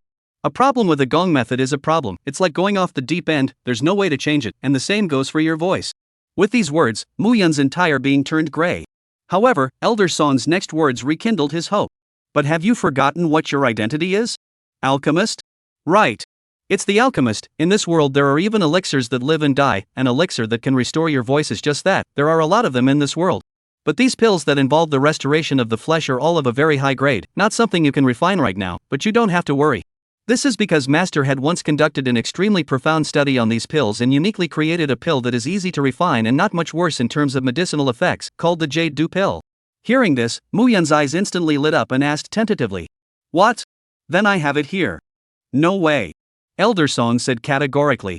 This kind of elixir can only repair physical damage, it can't do anything to revitalize a severed limb, otherwise I wouldn't have let you cultivate the 9-in Lioli body in the first place. Hearing this, Mu Yun sighed in disappointment. The expectations in his heart were dashed. Then, master, talk to me about the herbs needed to refine the jade dew pill. Well, then listen up. This refining of the jade dew pill, first of all, requires you to become a third-grade alchemist, which is the minimum standard. Secondly, it requires 4 third-grade herbs, which are purple jade bamboo, orchid fragrance flower, silver light lotus, and meridian leaf. Although they are all third-grade herbs, these herbs are very rare because of their powerful medicinal properties and have strange effects that are not inferior to 4th-grade herbs, so they are very difficult to find in this small place. Through this period of time, I have also gained a concrete understanding of this area where you are. Outside of your sect, 3,000 miles to the east, is the Thousand Green Nine Chen mountain range, which is filled with countless Jindan stage demonic beasts, and even the Yuaning stage demonic beasts are in the minority. Because it's very dangerous, not many people dare to set foot there, and it's likely that these medicinal herbs exist inside. With your current cultivation, wanting to enter there is tantamount to a fool's errand, unless you look for strong and powerful ones to go with you. Strong strength. Hearing this, for some reason, the first thing Mu Yun thought of would be Su Qing. Damn it. Why would he come to mind? Bad luck. However, Elder Song was right, his current cultivation was still too low, he should raise his cultivation first, and he had to move up his alchemy skills a bit. Being able to refine the foundation establishment pill meant that his alchemy skill had reached the peak of the 1st grade, and if he wanted to improve his alchemy skill, he could only try to refine higher grade pills. And to refine pills, one had to spend money, and although he had the 5 top grade spirit stones given by the clan, he couldn't spend them. A piker is not guilty of harboring a small amount of money. The attraction of top-grade spirit stones for loose cultivators was extremely powerful. In case he accidentally exposed it in front of others, then he wouldn't be able to get out of the sect. As long as he went out, the people who wanted to grab the stones would swoop in like locusts. Chapter 56, Mu Yun, I'm coming in gift plus. It was true that exchanging spirit stones within the sect wouldn't be coveted, but besides the elders, who could eat a top-quality spirit stone? Not to mention that he wasn't familiar with these elders at all, especially since he didn't know if these elders were familiar with Su Qing or not. In case those elders snitched on Su Qing and lured him here, then his spirit stone might be snatched away in a matter of moments. So he still has to go and earn his own money. Alas! There is an empty mountain of gold and silver, but it cannot be spent. This is the same as his current situation. There is an empty beauty to throw oneself in the arms, but can only look at it, cannot move. Damn Su Qing! He snorted coldly, then took out all of his current cultivation resources and prepared to raise his cultivation level. And right at this moment, Su Qing, who had just returned to his residence and hadn't rested for long, heard the system's voice. Ding! It was detected that the protagonist was rewarded with a cave mansion for winning 2nd place in the clan competition, and almost got carried away, thinking that the host's residence was nothing more than that. As the strongest villain, you are never the only one to humiliate the protagonist. Where is the protagonist to humiliate you? Please go to the protagonist's cave immediately to suppress his vigor. Mission reward, insight method. Mission punishment, no mission punishment. As a villain, it's to ruthlessly humiliate the protagonist. Hearing the system's voice, Su Qing swished and stood up. What? Good you Mu Yun, isn't the place I live in 100 times better than that cave mansion of yours? I haven't even gone to look for you yet, and you're mocking me first? Thinking of this, he huffed and puffed, then asked around where Mu Yun's cave was. In the end, he was reluctantly led by a disciple to a mountain. Looking at the stone wall in front of him, Su Qing frowned and glared at the disciple who brought him here. Being glared at by Su Qing, that disciple was so frightened that he hurriedly said, "Senior brother Su, this is Mu Yun's cave. There are formations outside this cave, so you can't see the inside." Oh? It seems that this cave mansion is indeed quite good. Is the reward for 2nd place so good? Su Qing stroked his chin. His reward for this 1st place was nothing special. It was nothing more than spirit stones and cultivation resources. He had plenty of these things and didn't care at all. But this 2nd place actually had such a good place. This wouldn't work. This wasn't fair. He admitted that he was just sour. I don't even have such a good deal. How can you have it? Thinking of this, he let the disciple leave first, then walked over to the stone wall, stretched out his hand, and knock, knock, knock. The knocked on it. Mu Yun. I know you are here. Come out for me. Don't hide and keep quiet. Meanwhile, Mu Yun, who was cultivating, heard the noises coming from outside and frowned as he looked out of the cave. Su Qing? Why is he like a dogskin plaster? He follows me wherever I go.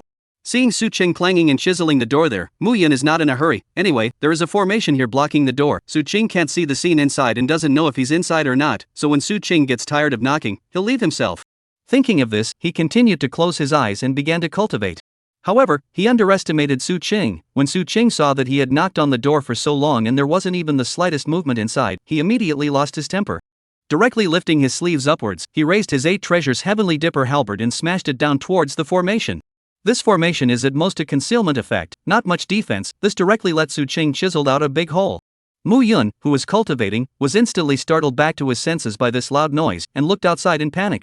At this moment, Su Qing grasped the gap in the formation with both hands and poked the upper half of his body in, looking at the shocked Mu Yun and revealing a mouth full of evil smiles. Mu Yun, I'm coming in. Oh. He squeezed himself in forcefully before observing the cave out of the corner of his eye. Hiss. This place is indeed quite good, it's a lot bigger than his residence, and the aura in the air is also a bit thicker than his place. Mu Yun did not expect Su Qing to actually directly break into the door, to the formation or playing a mouth, froze for a long time before slowing down, for a moment forgot about his voice, open mouth said. Su Qing. What do you want to do again? I want to. Halfway through his words, Su Qing frowned. This voice. He looked at Mu Yun strangely. Is this still your voice? That voice sounded as if it was sawing wood, a devilish sound through the ears.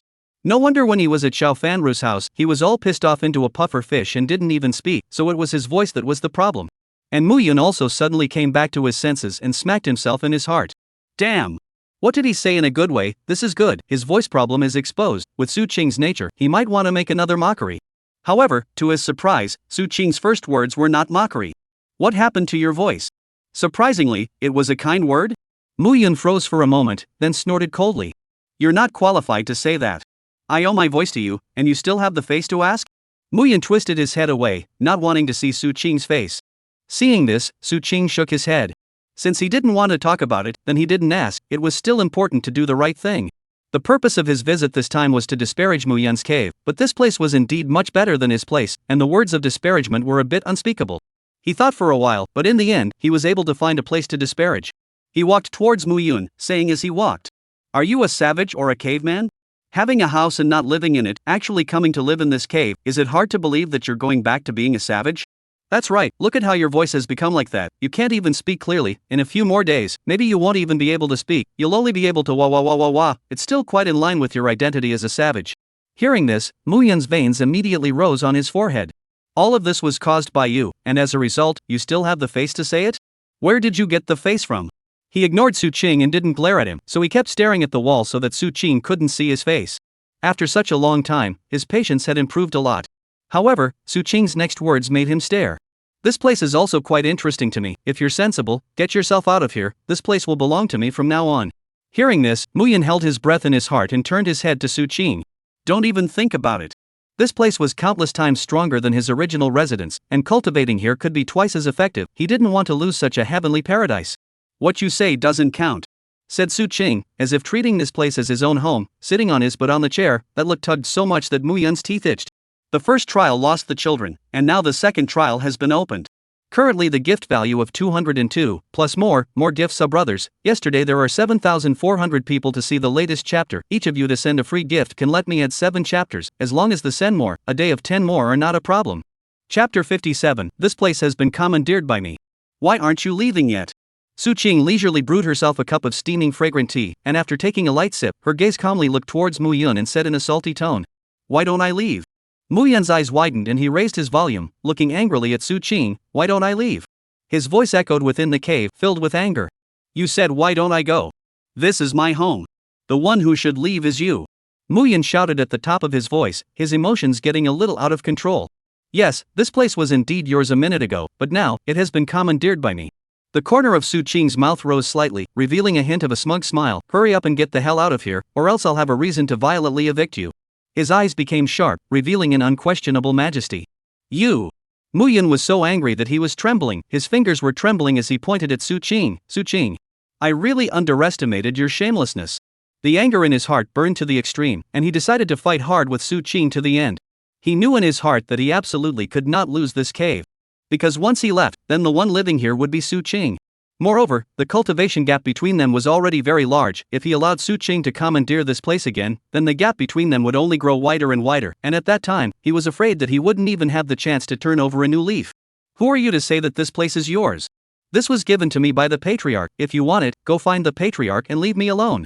Mu Yun forcefully suppressed the anger in his heart and tried his best to keep himself calm. He knew that he had to argue with reason and not let Su Qing have his way. Hearing this, Su Qing nonchalantly picked up his teacup and gently took a sip, then slowly said in a careless tone, Sovereign is my master, I don't want to bother his old man because of this little matter. Didn't you claim that this cave was given to you by the patriarch? Then you could have gone to him to ask for another one. But then again, this place is quite pleasing to me, even though it looks a bit shabby and unkempt, but I just like this style. How about it? Do you understand? Why don't you get lost yet? What? Still not leaving? Seeing that Mu Yun did not respond, Su Qing impatiently urged. Originally, I really didn't want to use violence. After all, we are all fellow disciples, we should get along with each other. But it can't be helped. Who made you keep dying in my house and refusing to leave? So I had no choice but to get my hands dirty and throw you out as well, Su Qing said while standing up violently, then quickly reached out and grabbed Mu Yun's wrist. However, Mu Yun had long since made up his mind to fight him to the end, only to see that he didn't hesitate to curl up his body, turning it into the shape of a rounded ball and utilizing his aura to fix himself tightly in place. Seeing this, Su Qing laughed in his heart, thinking that this guy was really stubborn and cute. So he increased the strength in his hands and tried to pull Mu Yun up. However, to his surprise, he was unable to pull Mu Yun by the slightest bit. Yo! Su Qing slightly raised his eyebrows, a smirk spreading at the corner of his mouth. It seems like this kid of yours is quite capable, actually able to compete with me. However, do you think that you can stop me like this? Too naive. After saying that, Su Qing then directly hugged him from behind, her hands passing under his legs, and then picked him up in a position like she was urinating on a child. At this instant, an unspeakable sense of shame surged like a tidal wave, and Mu Yun, a dignified 7-foot man, unexpectedly blushed in a rare manner. For a moment, this posture actually made him involuntarily recall many years ago, when he was still just a child who had not yet learned to walk, and his mother had held him in such a posture to go peeing. The scene in front of him was like a key that unlocked the door to the memories he had buried deep in his heart for many years. There was really no shame in the incident itself. After all, almost everyone grew up like this, but the problem was he was an adult now. He was a man of honor, and he was being hugged like a child. Where was his face? As soon as he thought of this, he could no longer care about anything else and directly struck Su Qing behind him with his elbow fiercely. Su Qing! What the hell are you doing? Quickly let go of me! He roared angrily. What am I doing? Su Qing laughed, then walked outside. Of course it's cleaning the garbage. Having such a big humanoid garbage in my house, I'm disturbed by looking at it. Su Qing! I can't spare you. I will definitely kill you. I'm going to kill you. Mu Yun roared with rage. However, the only thing that responded to him was Su Qing's cold gaze and merciless movements. Without hesitation, Su Qing threw Mu Yun and threw him out of the cave like a piece of trash. Mu Yun fell heavily to the ground in a sorry state. His eyes widened and his face turned red, his heart filled with endless humiliation and anger. He wanted to immediately rush back to settle the score with Su Qing, but he was afraid of being humiliated again. He could only forcefully endure the anger within him and struggled to get up from the ground, gasping for air while staring viciously at Su Qing's cave. Luckily, no other disciples would come to this place on weekdays, otherwise if he were to be seen by others in such an embarrassing state, the intense sense of shame would be able to directly burst his body. Mu Yun sat on the ground panting heavily, as if he had just experienced a fierce battle. As time passed by, the blush on his face gradually dissipated and was replaced by a somber expression. He gritted his teeth and secretly swore that he would never allow Su Qing to hijack his cave like this. This cave mansion was something he had won through his own tireless efforts. How could he easily give it away? Even if he was kicked out 100 times, he would never succumb to Su Qing's obscene authority. Thinking of this, Mu Yun fiercely stood up, a determined light flashing in his eyes. He walked quickly to the cave door and stretched out his right hand to carefully approach the formation. As he approached, the formation fluctuated slightly and automatically opened an opening for one person only. Mu Yun stepped inside the cave, and the sight in front of him made him furious. Only to see Su Qing leisurely lying on the bed, covered with his quilt, and holding a book belonging to him in his hands, reading with great interest. Treading horse Su Qing! You really deserve to die! Mu Yun roared through gritted teeth, itching to immediately rush up and fight Su Qing to the death. He knew that with his current strength, he couldn't touch Su Qing in the slightest, but he couldn't care less. Su Qing! I'll kill you! Chapter 58, Entering a Baby-like Sleep. Mu Yun entered the pure and deep sleep of a baby. At this moment, the sky was quietly getting late, and the orange sun seemed like a lantern, hanging leisurely in the sky. At this quiet moment, a blurred silhouette, like a ghost, gradually appeared outside the door of that mysterious cave. She stood there quietly, her gaze gazing at the seemingly empty mountain wall in front of her. She was well aware that Mu Yun had just moved within this cave mansion, and perhaps it was inevitable that he would feel slightly uncomfortable and unfamiliar, so she decided to come and accompany him. After all, after suddenly arriving at a completely new place, one's heart would often involuntarily create an empty feeling, as if something important was missing, and in severe cases, it would even breed inexplicable fear. Because of this, she had come this time specifically to give Mu Yun a warmth and comfort, so that he would no longer feel scared and lonely. Especially at this time in the middle of the night, when all the music was silent, a lone man and a woman sharing a room, that kind of subtle atmosphere was even more rippling in one's heart. She lightly bit her lips. Mu Yun's appearance constantly surfaced in her mind, that familiar face was like a picture scroll unfolding in her heart. She originally didn't have the courage to think about these things, but on that day, the words that Su Qing had said to her, as well as that woman who might have snatched her brother Mu, made her realize one thing. That was to strike first. That day. Brother Mu were both with that girl, who seemed to be called Gongsun Ling, and they both did such ambiguous things. If she didn't do anything else but keep giving silently, then Brother Mu would really have to leave her. Finally, she gathered her courage, her face like a peach blossom, and shouted out to the silent mountain wall. Brother Mu, are you at home? Are you still used to living here? The voice traveled into the cave, and at this time, Su Qing had just lulled Mu Yun to sleep, and after hearing this voice, she turned her head to look outside the cave. Xiao Fanru? What is she doing here? The sun is about to go down. If she came to look for Mu Yun at this time of the day, is she trying to do something inappropriate for children? Looks like my words that day still worked. Thinking of this, he let out an evil laugh and then walked towards the cave entrance. Seeing that there was no movement inside after a long time, a faint emotion of embarrassment surged in Xiao Fanru's heart. She secretly pondered, no way, can't it be that Brother Mu isn't here at this moment? This thought flashed through her mind, causing her to fall into a brief moment of hesitation, wondering if she should go to the place where Mu Yun had once resided to do some searching. Just as she was hesitating, an extremely soft cough suddenly came from within that quiet space, breaking the original silence. It's Roar, what is it that you're looking for me for? That voice rang out, carrying hoarseness and fatigue, and entered Xiao Fanru's ears. Hearing this slightly strange voice, Xiao Fanru slightly furrowed her brows, her heart filled with doubts. This voice seems to be very different from the past. She couldn't help but start to worry. Could it be that Brother Mu's voice problem was getting worse? This terrifying thought enveloped her mind like a haze, causing her to no longer be calm. Thinking of this, she immediately exuded concern and eagerly asked, Brother Mu, is your voice alright? I purposely had someone acquire some herbs that are good for the voice. After saying that, she plopped down on top of the rough mountain wall and shouted towards the inside. Brother Mu, quickly open the formation and let me in. I'll go and decoct the medicine for you now. Her eyes flickered with anxiety and worry, looking forward to seeing Brother Mu as soon as possible and doing something for him. At this moment, Su Qing, who was inside the cave, covered her mouth that was about to burst out in laughter. It's so nice to have fooled him. Fortunately, Mu Yun's voice had become unrecognizable to himself. If not, it would have been much harder for him to accurately imitate Mu Yun's voice.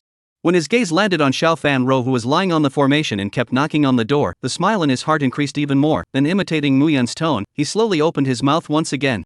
No need, Roar, I do feel quite tired today, so I will go and rest for a moment first. The words just fell, only to see Xiao Fanru's expression instantly dimmed. The original soulful eyes flashed a touch of despair. She involuntarily took 2 steps back, as if she was caught in a deep tangle, hesitantly biting her fingernails.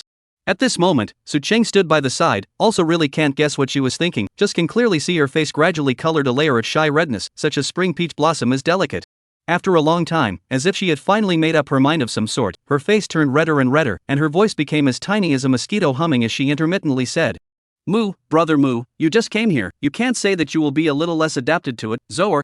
Zoer thought in her heart that she wanted to accompany Brother Mu and chat together.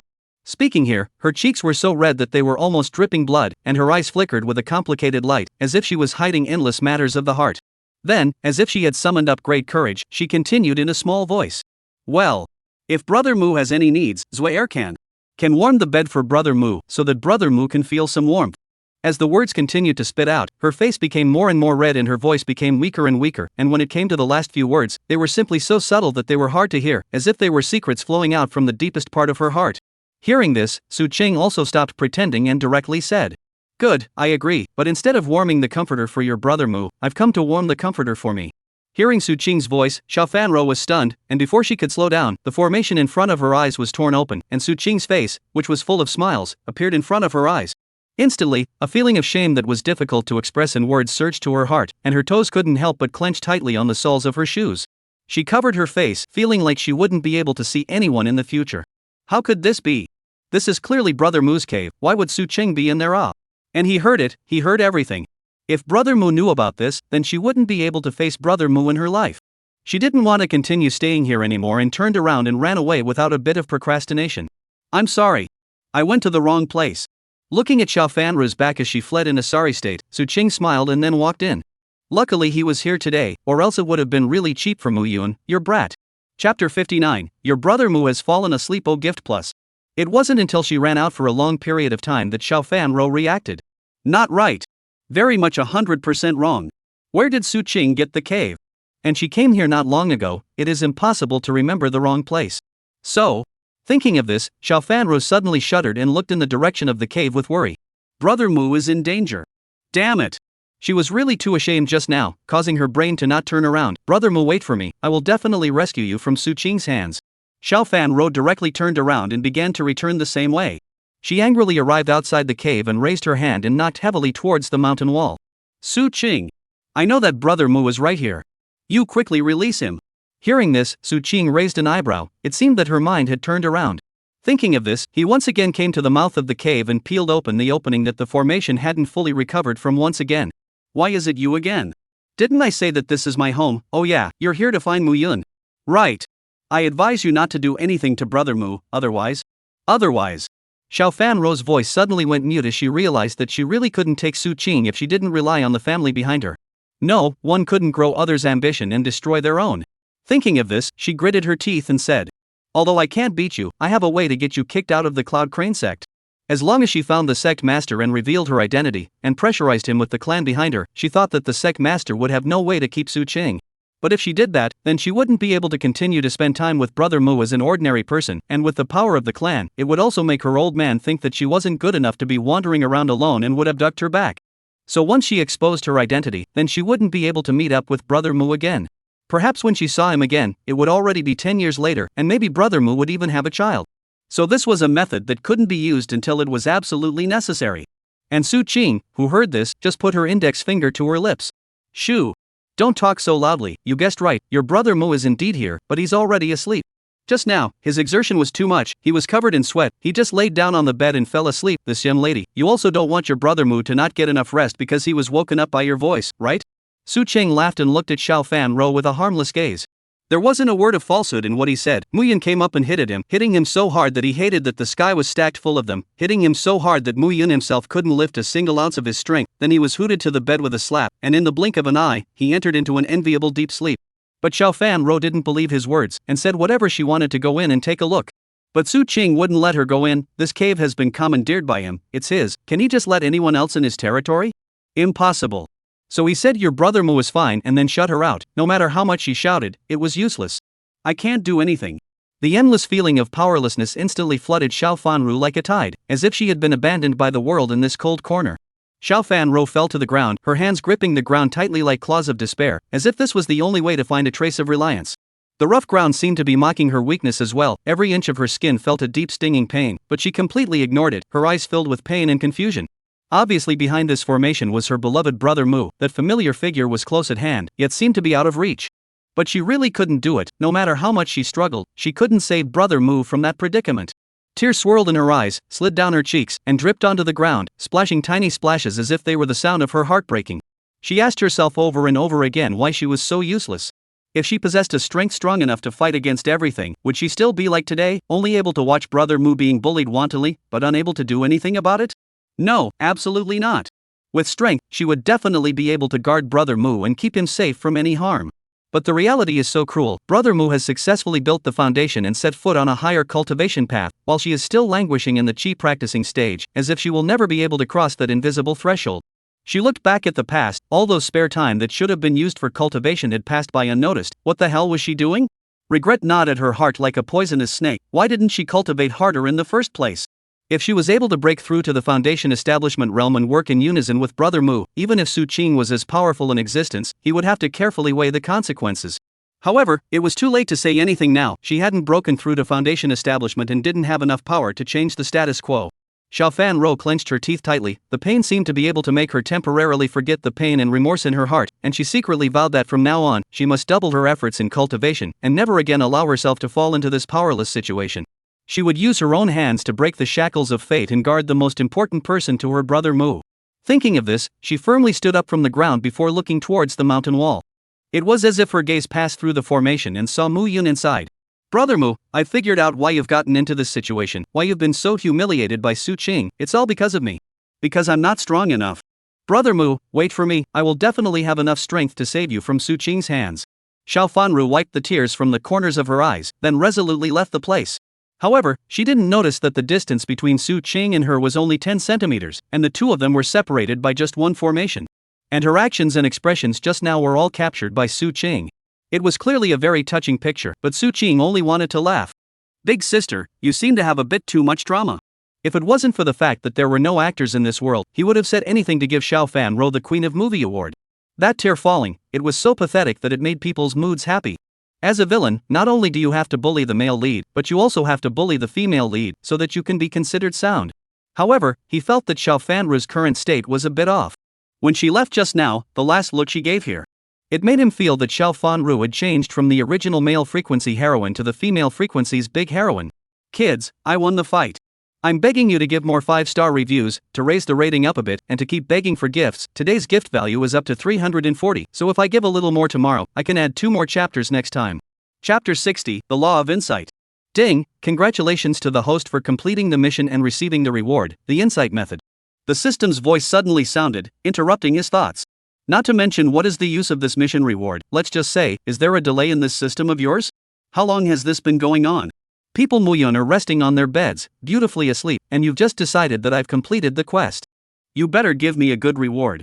Thinking of this, he looked at this quest reward. Insight method: when you observe someone else, information about that person's specific strength, gender, status, as well as the technique they are practicing, the magic treasures and props they are carrying, and so on and so forth, will all be known to you. Oh? After seeing this effect, his eyes instantly lit up. Wasn't this thing the Eye of Data? Being able to see through all the enemy stuff, didn't this mean that he wouldn't be afraid of whether or not others would keep any undercurrents and undermine him a little bit during the battle in the future? Thinking of this, he was excited to try out this insight law. Because this insight method couldn't be considered a dharma, but rather a small function provided by the system, it didn't require him to master it himself, and he could use it with a single movement of his mind. And in this place, there was only one person who could let him use the insight method.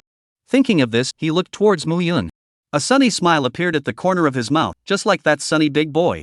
As his gaze looked towards Muyun, all sorts of information about Muyun gradually surfaced in his mind. Name, Muyun. Gender, male. Female. Cultivation level, 2nd level of foundation establishment. Magic treasure, none. Cultivation technique: Cold Jade Palm Xian rank grand completion, 9 glazed body heaven rank special technique proficient, 100 practices technique yellow rank not introduced, Xian Huang Tong Tian record no rank special technique not introduced. Others. Apart from this information, there were many others, but they were all inconsequential, such as weight, height, and whatnot. The things Muyun knew were very different from what he had read in the book, just like the cold jade palm used for attacking, which was given to him, so he wasn't surprised. But what was this 9 Lioli body? A special technique of the heavenly rank? Where did you get the heavenly rank technique from? He was never expecting Muyun all day in his eyes. What he did cannot hide from himself. The result: Muyun actually cultivated a special techniques of the heavenly order that he had not even heard of. No, we have to find a chance to get the gongfu out of him. Su Qing browsed through the information, but suddenly, he frowned. Not right. Something wasn't right. He seemed to have seen something extraordinary. What was going on with Muyun's gender? First it was male, then female, and it ended up messing up with a question mark at the end? Wasn't it just that he had lost his treasure? It was reasonable to say that he was still a man, and besides the treasure, he had all the male characteristics that he should have. So how was it that even the system couldn't see the gender column, and even put a question mark on it? Suddenly, he thought of Muyun's changes over these days. First the appearance, then the body. He wouldn't. Su Qing thought of a possibility. He rubbed his eyes, then looked carefully at Muyun.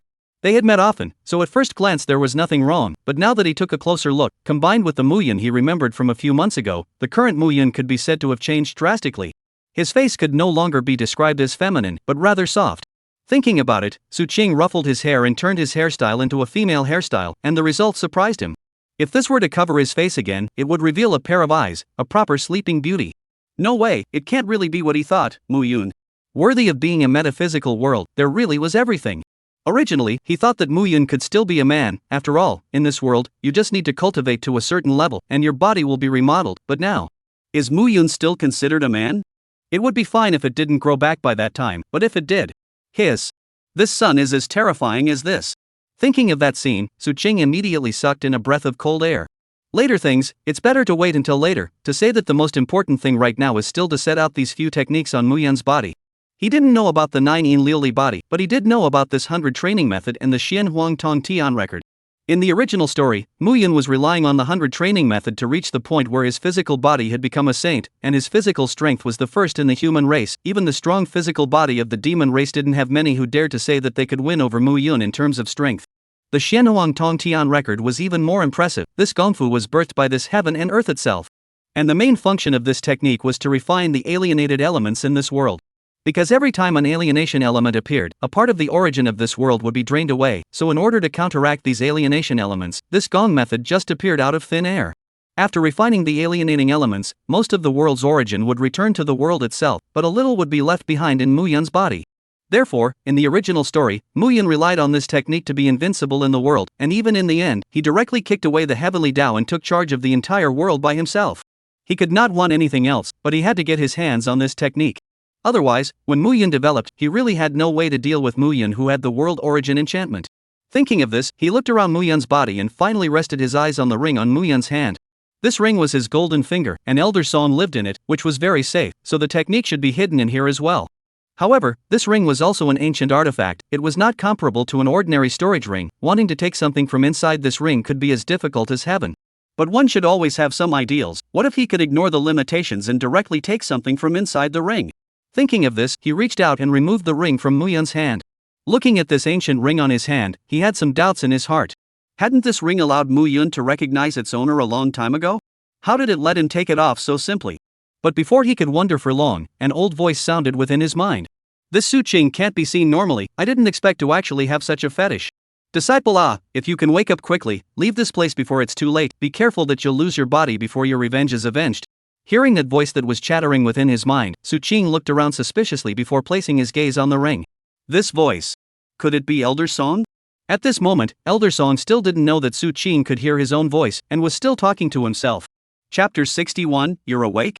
This kid is also tenacious seed, small can't stand it, can bear it, can't bear it directly go away, the world is big, where can't go, as long as you can get away from Suqing far away, why worry about cultivation not to go Song Lao felt something was wrong as he spoke.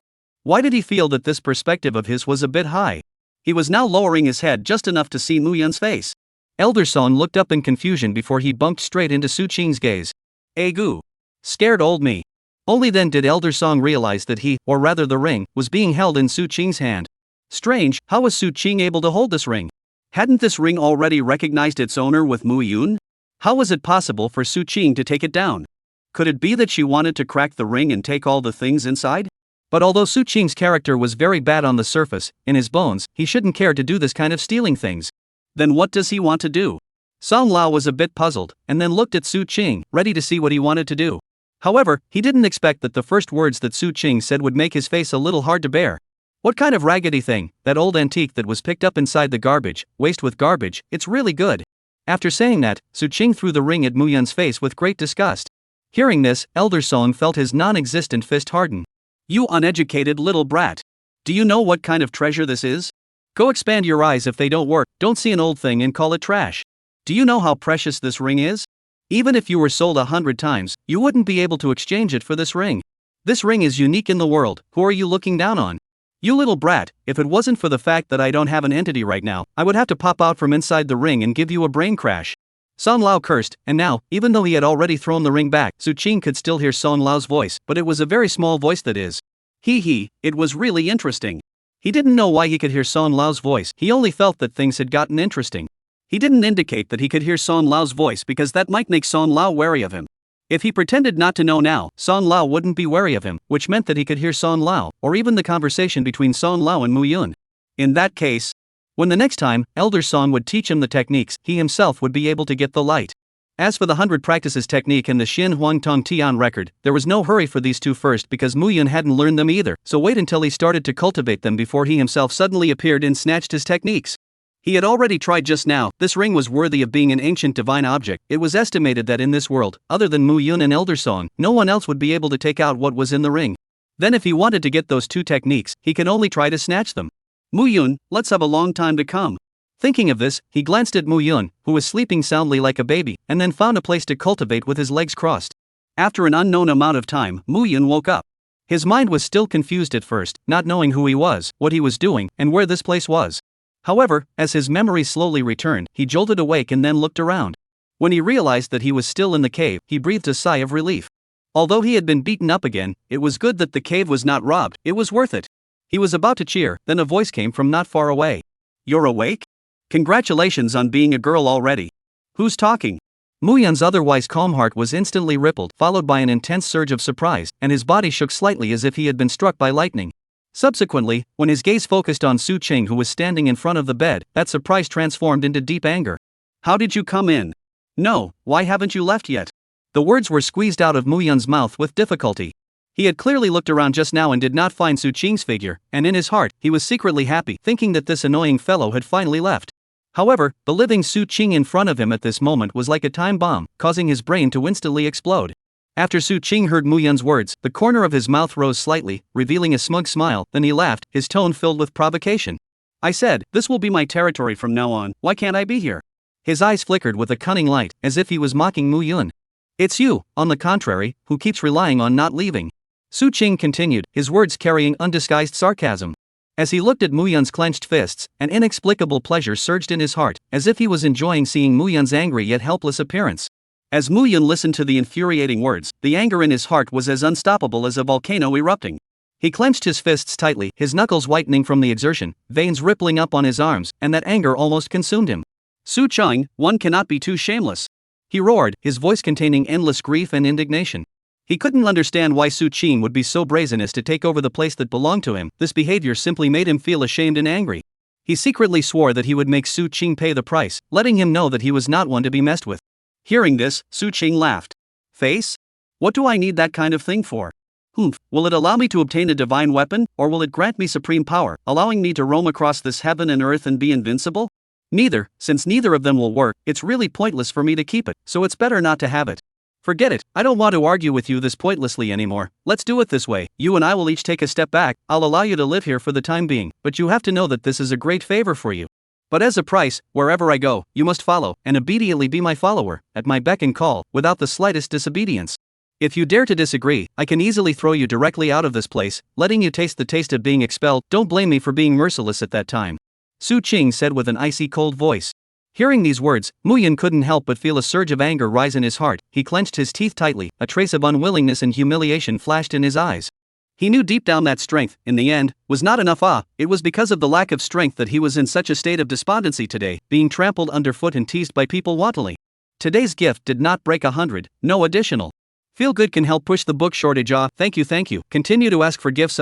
This book's unit price is very low. I'll rely on you to see the ads to feed me. Thank you for the gift. Chapter 62 Leaving. He could not leave this cave half a step, and if he left, he lost the capital to fight against Su Qing, so he had to lower his lofty head to Su Qing. Thinking of this, he was very unwilling inwardly, his teeth clenched with death, making a cackling sound, and finally said helplessly, Fine, I'll agree to your request, but you absolutely cannot disturb my cultivation time, or else I won't be blamed for being impolite to you. How dare you negotiate conditions in front of me? Really don't know the heights of heaven. It's already like this and you can still be so brave to make demands. Count yourself as having the balls. I promise you that I won't bother you while you're cultivating. Good.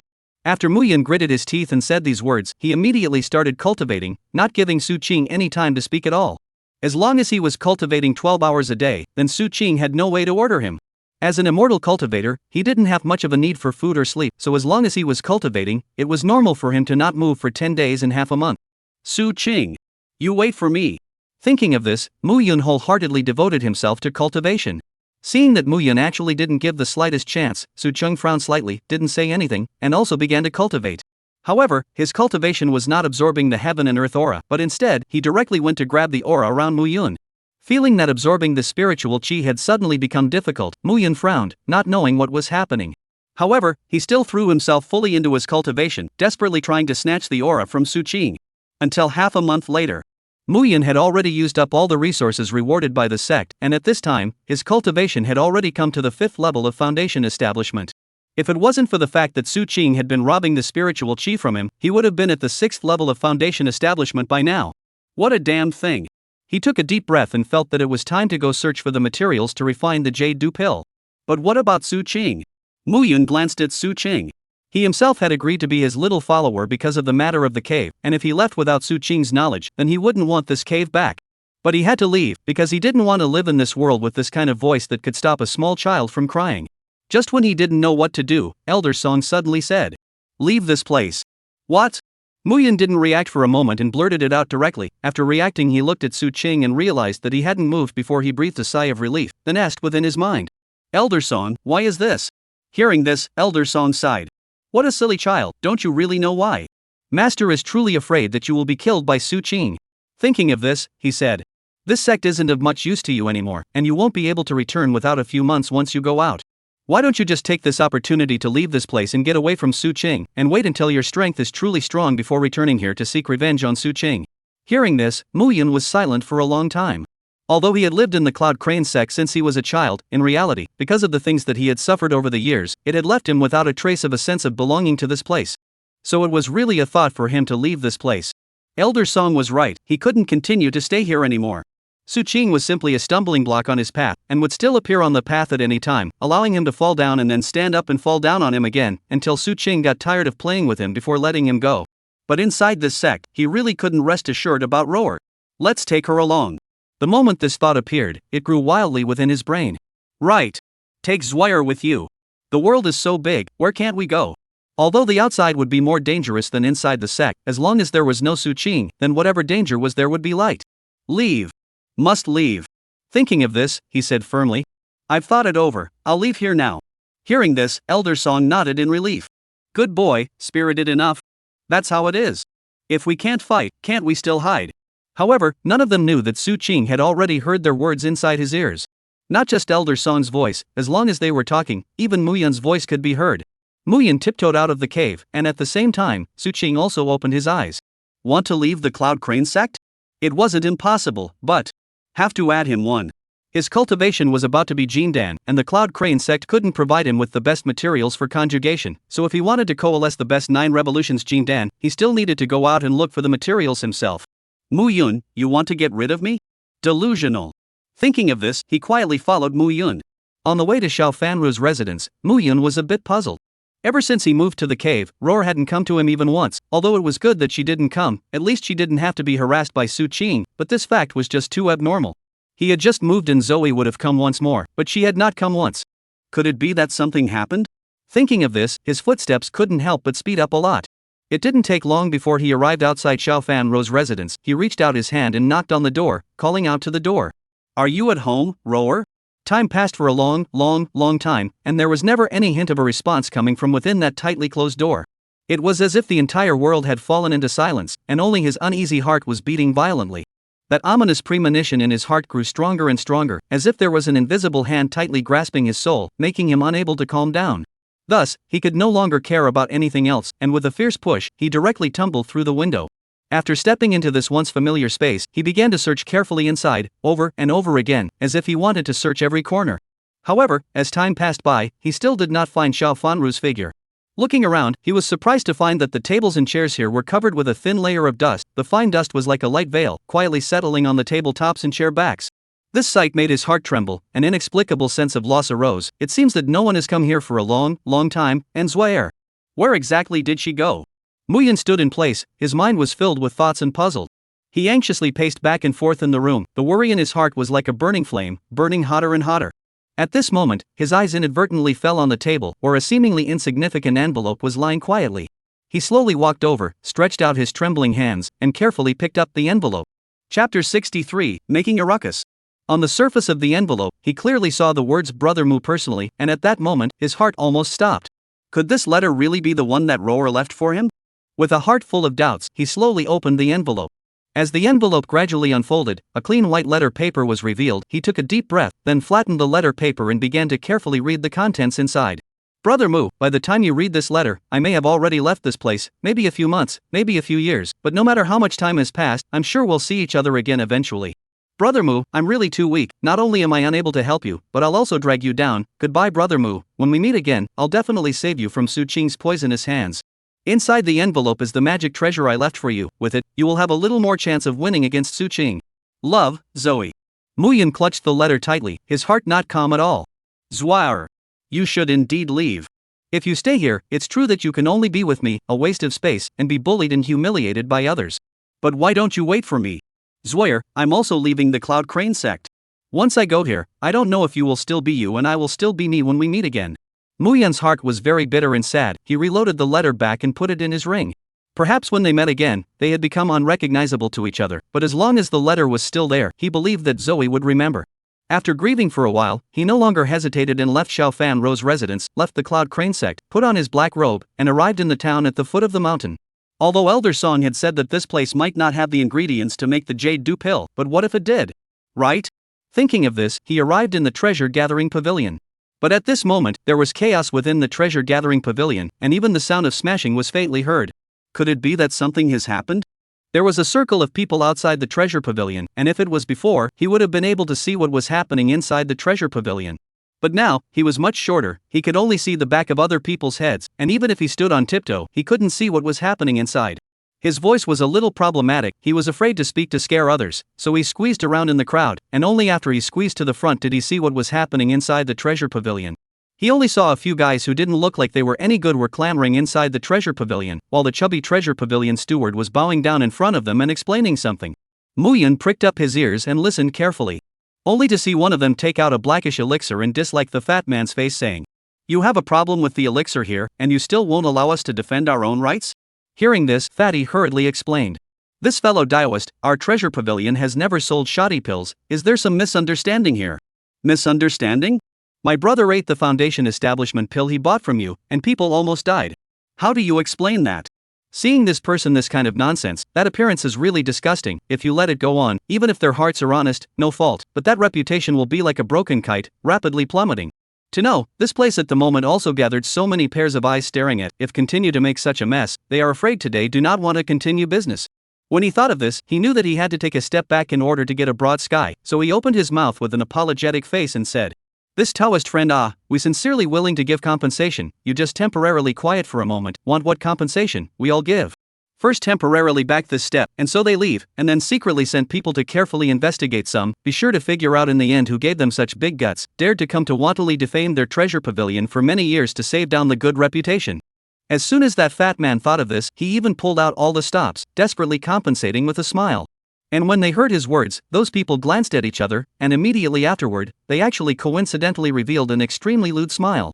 One of them said in a conspiratorial manner, "My brothers have heard about it for a long time, your treasure pavilion's Boston is as beautiful as a flower, more than a heavenly fairy. This way, you hurry to your treasure pavilion's shopkeeper to call out, so that a few brothers have a good time over the eyes, as long as to do this matter is also so forget, we all have nothing to do with each other."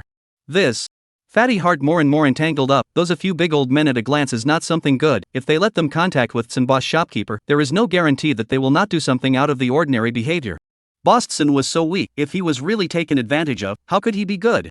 Thinking of this, Fatty's heart was filled with contradictions. On one hand he was worried about Boston's safety, on the other hand he didn't want to offend those difficult fellows. "Fellow Taoists, the slave is already here, so don't make things difficult for the slaves people." Just as he was hesitating, that flavorful voice slowly came from behind him like heavenly music. That voice seemed to carry a magical power, instantly attracting the attention of everyone present. As the fragrant wind drifted by, Sining appeared in front of everyone like a fairy descending to earth. Her every move exuded a unique charm that made people fall for her involuntarily. Upon seeing Sinying's face, which was like that of a China in the moon, those few people were first stunned, and then a look of amazement appeared in their eyes. It was as if they were mesmerized by Sinying's beauty, and their entire body froze, even to the point where their mouths were on the verge of drooling. It was only after a while that they gradually came back to their senses, but those lewd eyes were still recklessly surveying Sinying's body, as if they wanted to see through her. As for Sining, she always had that charming smile on her face, as if she didn't notice those people's mischievous intentions in the slightest. However, in the depths of her eyes, an undetectable disgust flashed through. She knew the nature of these people well, and understood that their purpose for coming this time was by no means pure. She gently pursed her lips and spoke. "A few fellow Taoists, we've met face to face, isn't it time to talk about business?" Right. Talk about business." One of them finished, then hemmed and hawed.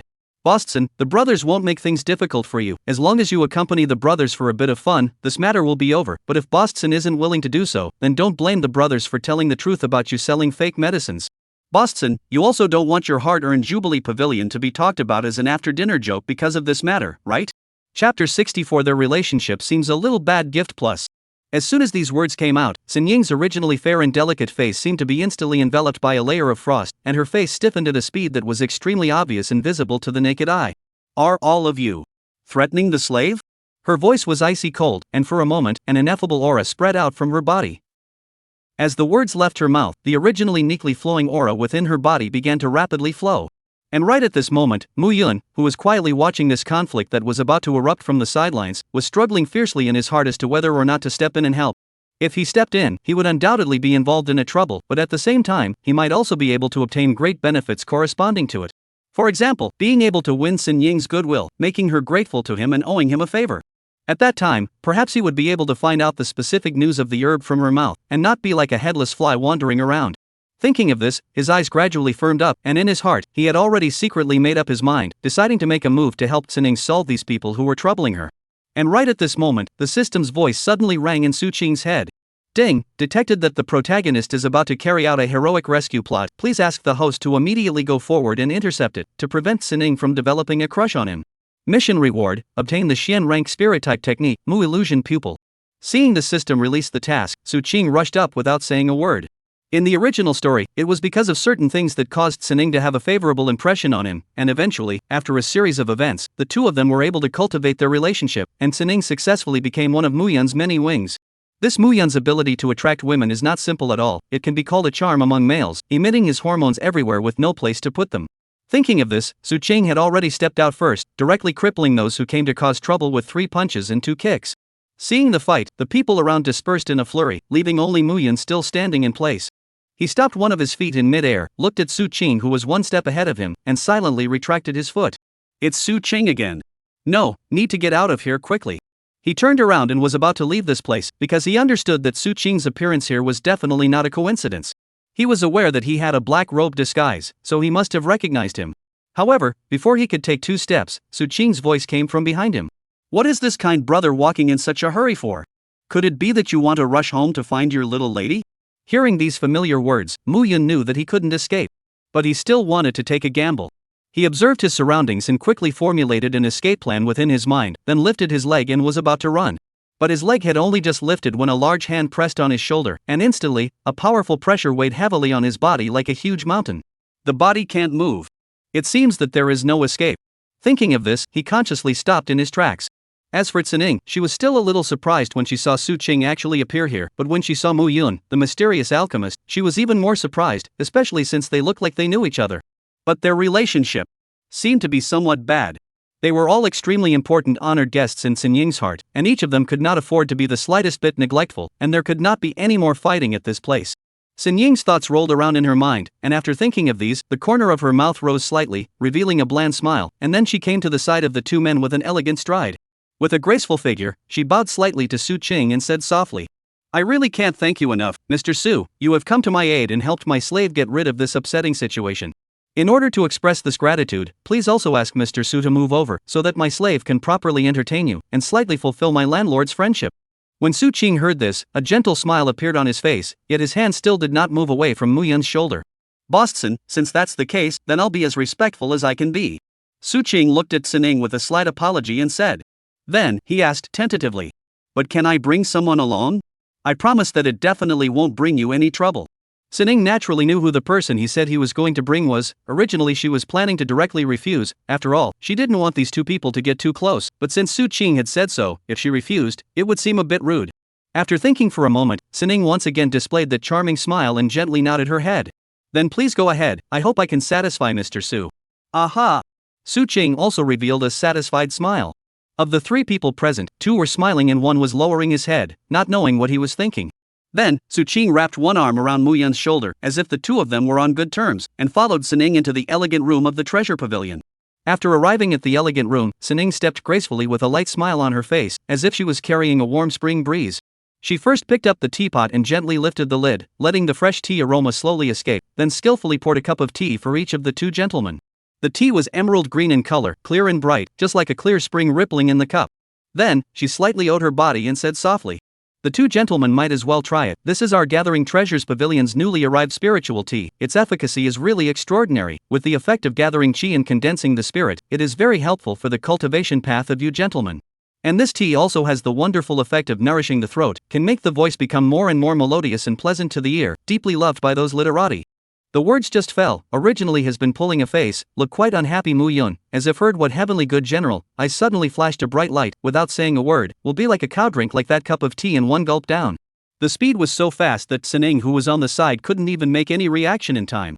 As that tea flowed down his throat, Muyun clearly felt that the fiery sensation at his throat actually went down a bit, as if there was a refreshing coolness spreading between his throat, and his face revealed a bit of surprise. Ah, this gentleman is really bold. It seems that your temperament like this is really not very suitable for savoring this kind of tea. Seeing this, Sining hurriedly laughed dryly twice, a complex light flickering in his eyes as if he was pondering something. And at this moment, Su Qing, who was sitting beside Mu Yun, saw Mu Yun acting in such a manner, a trace of disdain flashed in his eyes, and the corner of his mouth rose slightly as he let out a contemptuous laugh. Chapter 65 Transaction Gift Plus. That smile seemed to contain mockery and superiority, as if he was laughing at Mu Yun's recklessness and ignorance.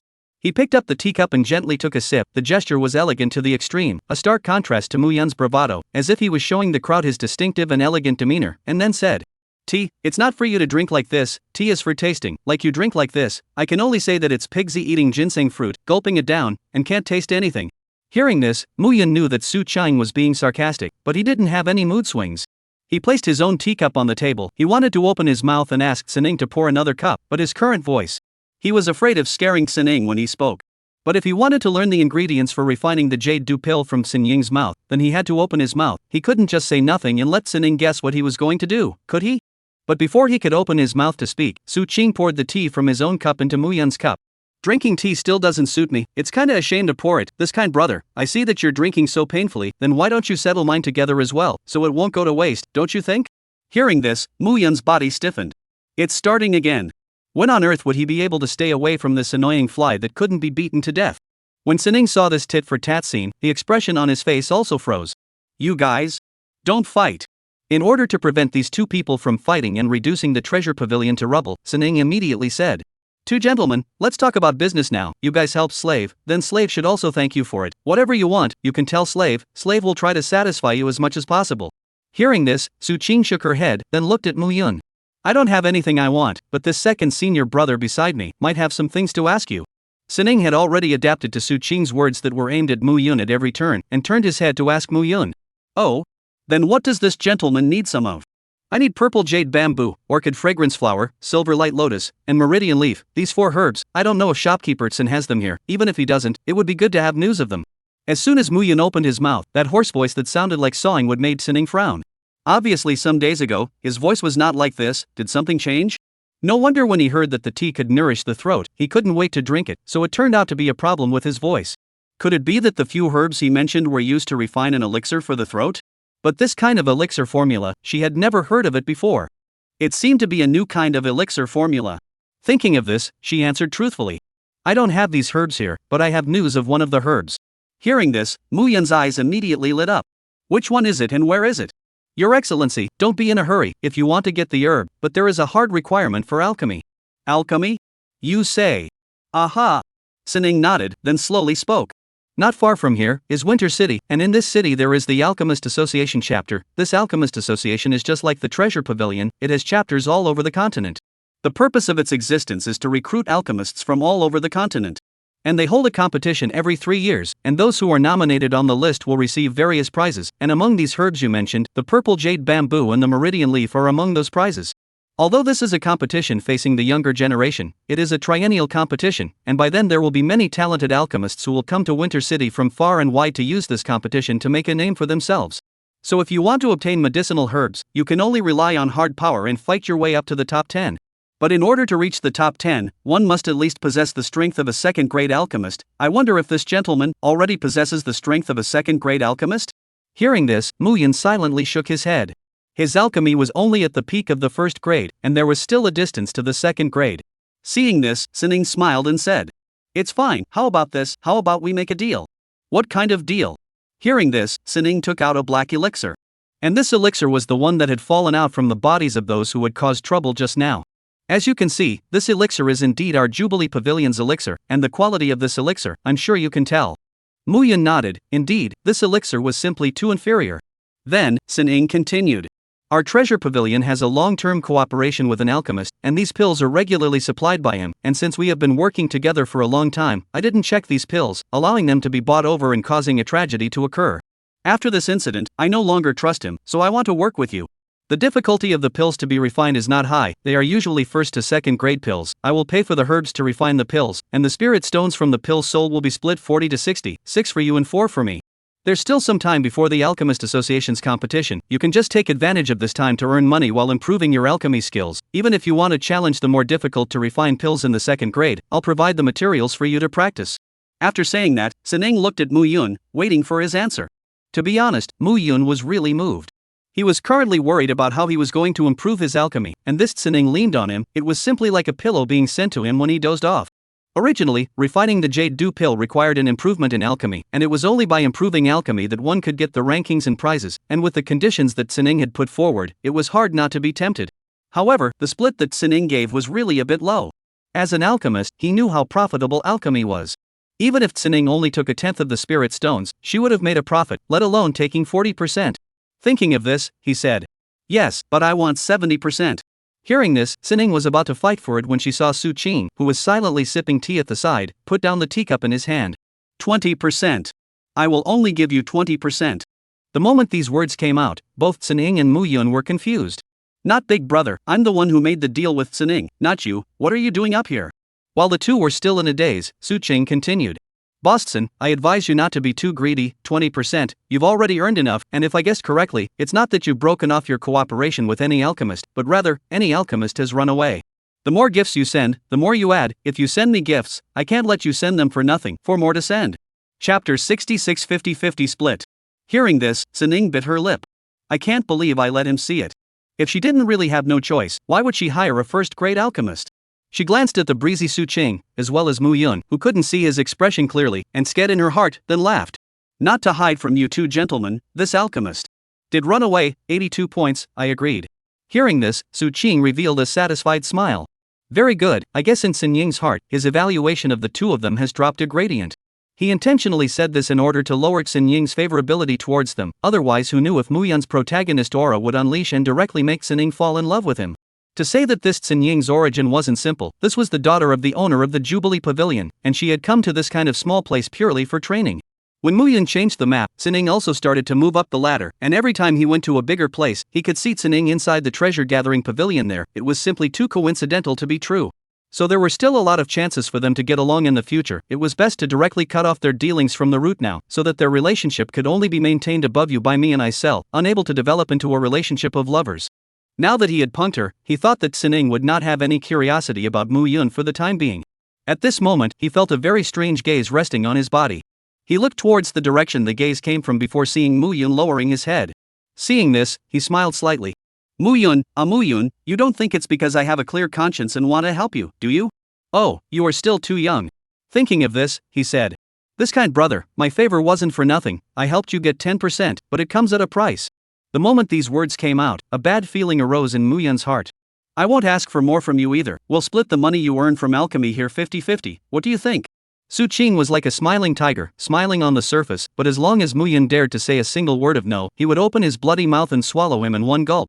At these words, Mu Yun's fists hidden in his robe instantly hardened. He knew it. He knew that Su Qing couldn't be so kind as to help himself, so he was waiting for him here. By getting the benefits, you mean lowering the original 70% split to 40% for me? Do you want to agree? Of course I'm going to say yes. Does he have the capital not to agree? People are good at being bullied, but it stops at being bullied. If he dares to get hard, then he won't be able to soften up for the rest of his life. The corpse is directly hard. Thinking of this, he nodded in agreement. Seeing this, Tsinning's heart was slightly balanced.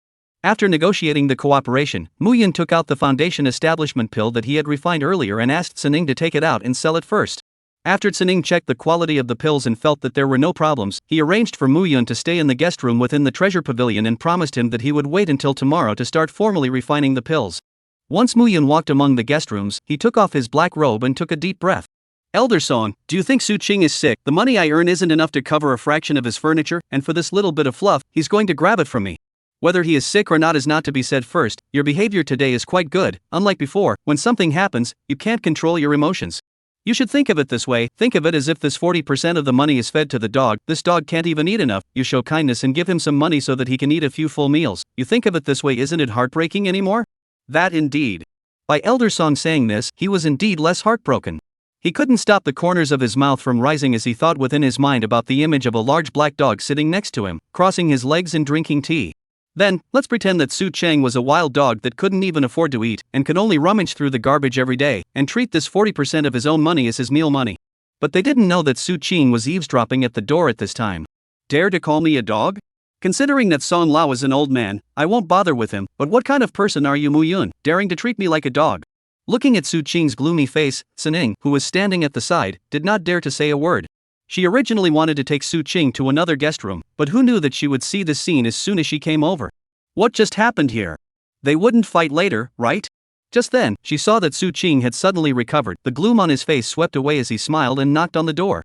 Brothers inside, in order to celebrate you taking over Boston's commission, why don't we go out for a little drink together? Upon hearing this, Mu Yun inside hastily donned his black robe. Okay, wait for me. Before the words were finished, Su Qing pushed open the door of the room and walked in. Brother, we are going out to drink, not to kill. What are you doing draped in a black robe all the time? Is it because you don't have the face to see people? Before he could see anyone, that annoying voice had already entered inside Mu Yun's ears, as if he had gotten into something dirty. However, before he could react, a large hand roughly ripped the black robe off of him. When the black robe was ripped off, Mu Yun instantly felt a lot less secure, and was about to retrieve it when he heard Su Qing's conspiratorial voice. Yo, look who's here, isn't this my little follower Mu Yun? Looks like you're really an obedient dog. I just mentioned that wherever I go you have to follow. I didn't expect you to really listen, and in order to surprise me, you even put on a black robe to create a sense of mystery. Tisk. Mu Yun frowned and turned around. Su Qing had long seen who he was, and now that he said this, wasn't it because he wanted to see him get annoyed? Then I prefer not to. I'm a human, I can't listen to a dog's barking, it's useless even if you bark happily. And at this time, in order to prevent them from making a move at the drop of a hat, Sining also walked in, and was about to make a round up, but when she saw Mu Yun's face, her whole body froze. Her heart that had been silent for a long time seemed to start beating again at this moment. Such a handsome young man was really rare. She looked at Mu Yun in a daze, and seeing this straightforward look from her, Mu Yun twisted his head somewhat uncomfortably. Seeing them brow to brow both not knowing what they were flirting with, Su Cheng frowned and stood in front of Mu Yun like a mountain, blocking Sin Ying's eyes. Sin Ying sensed his outburst and hurriedly laughed dryly, saying, "Since we're celebrating, why don't we add my little lady to the list?" Chapter 67 Drinking. It's better for Boston to stay out of our brother's affairs. A trace of coldness flashed through Su Qing's eyes, and then he glanced at her as coldly as ice, and then mercilessly tugged Mu Yun and walked towards the outside with great strides like the wind under his feet. After walking outside the treasure pavilion, Mu Yun opened her mouth with a slight chill and asked, "How did you accurately find me? And how did you recognize the person under this black robe as me?" This doubt has been in his heart lingering for a long time. Remember when he first put on that black robe, thought that he could hide his figure, who had thought that it was so easy to be recognized by Su Qing. And even more bizarre is, Su Qing seems to always seem to have some kind of magical sense like, accurate and incomparable to find him. Hearing Mu Yun's questioning, a disdainful smile surfaced on Su Qing's face, slightly raising his chin, he slowly said, "Don't you really know? In your body, there is an aura that is completely different from anyone else's. Usually speaking, people tend to carry two different smells. Men naturally have a unique flavor that belongs to men, women also have a different smell that belongs exclusively to women. However, in your body, there is only that kind of strange demonic smell that is not male but not female, and seems to be like a demon but not a demon." Su Qing still mocked him recklessly as usual, but nowadays, Mu Yun's attitude towards Su Qing's words had already changed drastically. At this moment, he no longer regarded Su Qing's words as anything serious. In his heart, it was just some harsh barking. People don't understand dog barking, do they? He didn't burst out in anger after being poked and prodded like Su Qing had imagined, but said coldly, "Su Qing, I don't understand what you're saying. Maybe it's because we're not of the same species, and I haven't learned this language." Hearing this, Su Qing immediately countered, "That's right, dogs can't understand human language. Your voice in my ears is like a defeated dog snarling and barking, but I'm different from you. You haven't learned human language, but I have learned dog language in order to be able to understand you." As soon as these words came out, Mu Yun's ice-cold gaze immediately collided with Su Qing, and the coldness contained therein seemed to be able to freeze people to death directly. Su Qing also wanted to not be weak. The two of them just stared wide-eyed on the street. The strange behavior of theirs attracted quite a few curious gazes for a while. Not knowing how long had passed, Mu Yun couldn't help but blink his eyes. Seeing this, Su Qing smiled contemptuously and said, "Just a waste like you still want to be stubborn with me? Hee, really out of your depth." Mu Yun rubbed his dry eyes, only feeling that his actions just now were really a bit funny. "Su Qing, you're already an adult, why are you still doing this kind of boring thing like a little kid? Since it's a boring thing, then why are you still doing this kind of boring thing with me? Think about yourself before saying others are immature. Go away." Go where? "To drink." What? For a moment, Mu Yun thought he had heard wrong. Su Qing was really going to buy him a drink? Did he have a broken brain somewhere, or was he suddenly missing a tendon? Otherwise, why would someone as bad as him invite him for a drink? That's not right. There's a problem. There must be a problem. Mu Yun instantly thought of all sorts of things that could happen. And within that, the one possibility that had the highest chance of possibly happening was that Su Qing had gotten him drunk, then threw him out on the street, then shouted a group of people over to watch him go crazy with alcohol. He hadn't drank before, and he didn't know if he would go crazy when he was drunk, but as long as Su Qing was by his side, then the probability of him going crazy would go from uncertainty to 100%. He could use his aura to dissolve the aura of alcohol, but the problem was that since Su Qing had asked him to come and drink, then it was bound to be impossible for him to use his aura. But he had no choice. Su Qing never gave him the right to refuse. So this wine, he was bound to drink it. Thinking of this, he decided to take one step at a time. However, what he didn't expect was that Su Qing didn't care if he drank or not. As soon as he sat down, he was alone there drinking mulled wine, one glass after another, more diligent than drinking water. Looking at Su Qing's face appeared to calm down in a way that he had never seen before. Muyan felt that the current Su Qing could be much better than the previous Su Qing. At the same time, he was also very curious as to why Su Qing was so quiet when he drank. Was he thinking of something? Perhaps in the future, he should fill his storage ring with more wine and wait until Su Qing barks to directly pour it down on him to calm him down for a while. He probably couldn't have imagined in any way that Su Qing was thinking about the things that happened before he crossed over. As an orphan, his heart was very empty, no affection, no love, dimly living in this world, not understanding where the road to the future actually lies. Until he crossed over here. Originally, he just wanted to continue to live peacefully, and if he had the chance, he could go back to the Su family to see what kind of person his parents would be. But now, with the villain system, he felt that his future path was already very clear and distinct. Villain, this was the only path he could take in the future.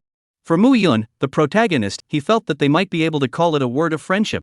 One-sided.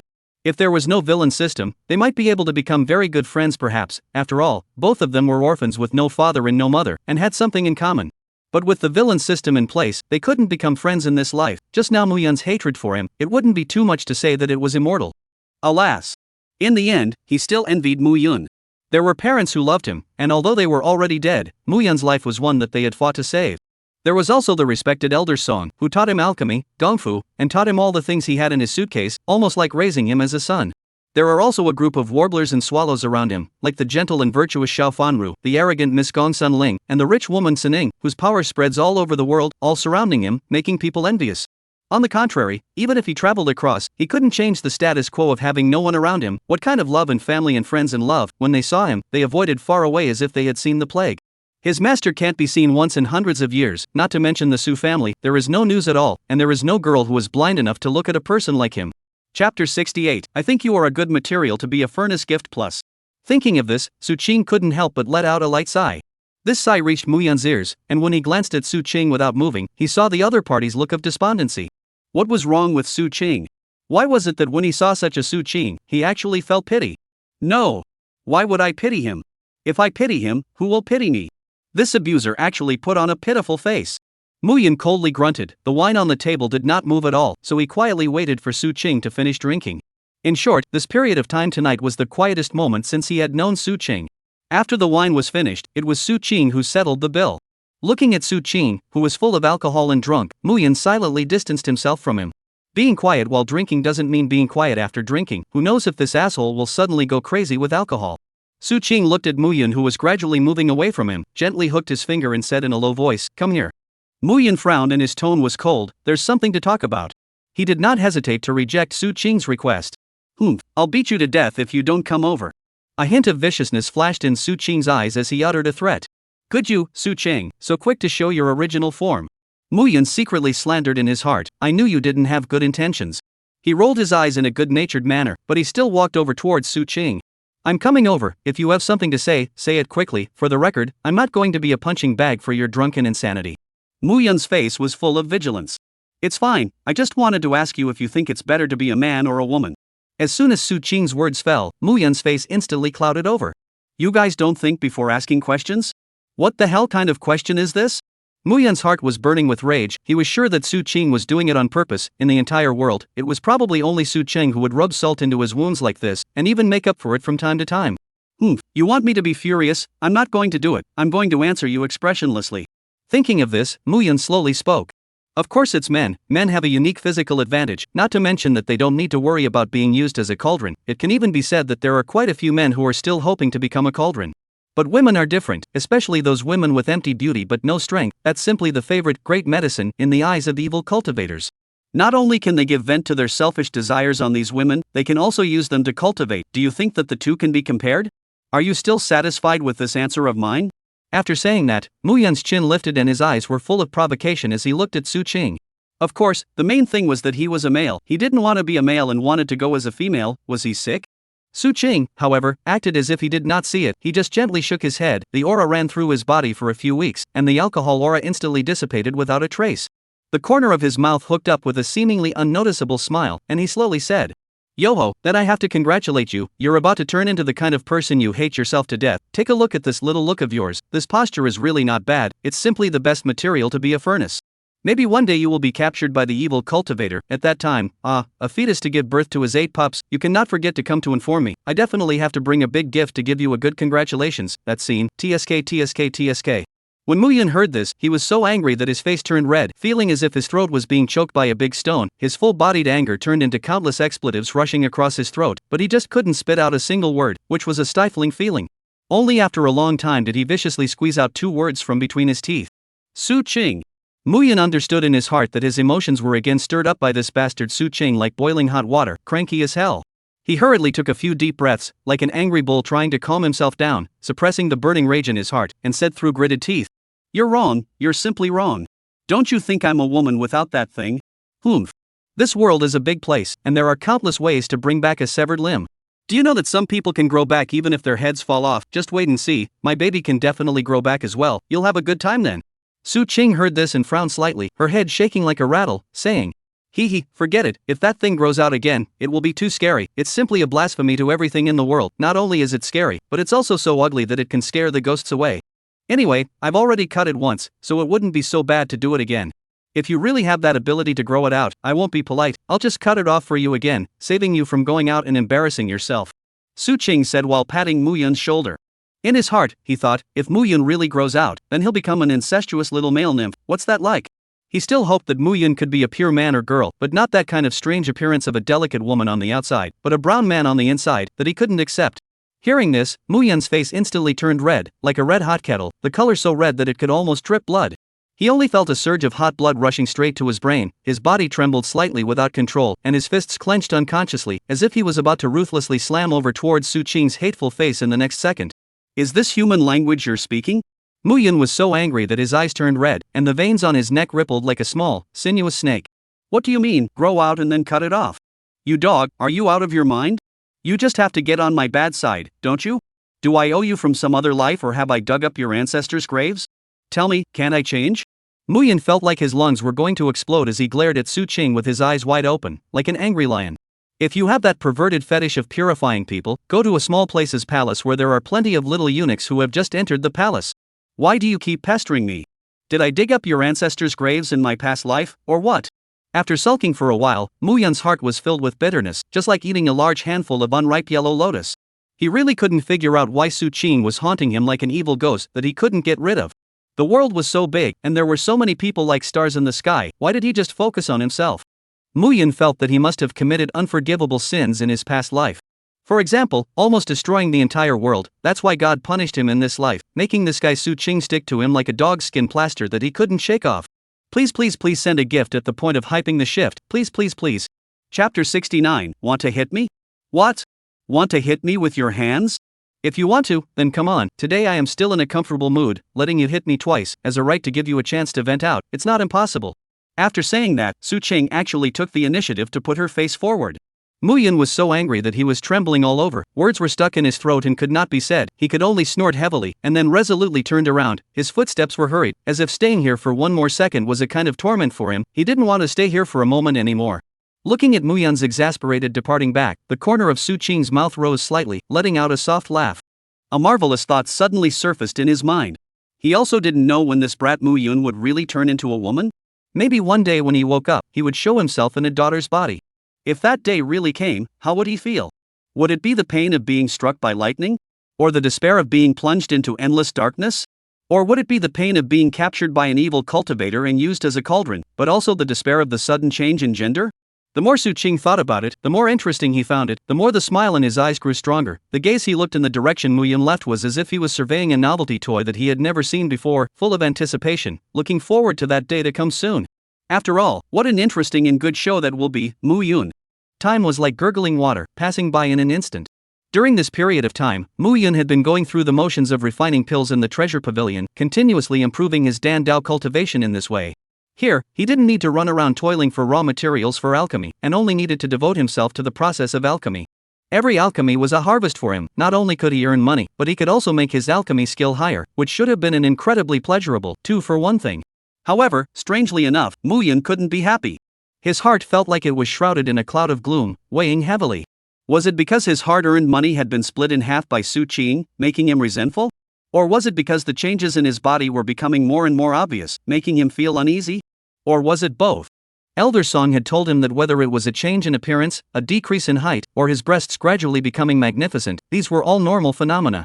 But Muyan's heart was always haunted by a sense of foreboding, like the oppressive atmosphere before a storm. Where did this uneasiness come from? Was it because of the words Su Qing had said earlier? In the past, Muyan had never treated Su Qing's words as worthless garbage, letting them go in the left ear and out the right ear, never taking them to heart. But this time, it was very different. Su Qing's words were like stubborn vines, growing unchecked in his mind. No matter how hard he tried, he couldn't drive them out. Could it be that he would really turn into a woman as Su Qing had said? This kind of thing was simply a pipe dream to Muyan. He had heard countless strange anecdotes, but he had never heard of such an absurdity. Other people had been eunuchs for decades without changing, while he had only lost his baby not long ago. How could he have turned into a woman? This was completely beyond his scope of understanding, but the uneasy feeling that followed him around was such that he could not easily dismiss this possibility, leaving him in a deep state of confusion and fear. If a man would become a woman just because of this reason, then he, Muyan, would definitely try to purify Su Qing, so that Su Qing could also experience what it was like to become a woman. Back to the topic, Muyan slowly opened the window, fresh air came to his face, he took a deep breath and felt relaxed. One must know that alchemy requires an absolutely quiet environment. In these few days, Sining had strictly restrained Su Qing, not allowing him to come within 10 paces of where Muyan was.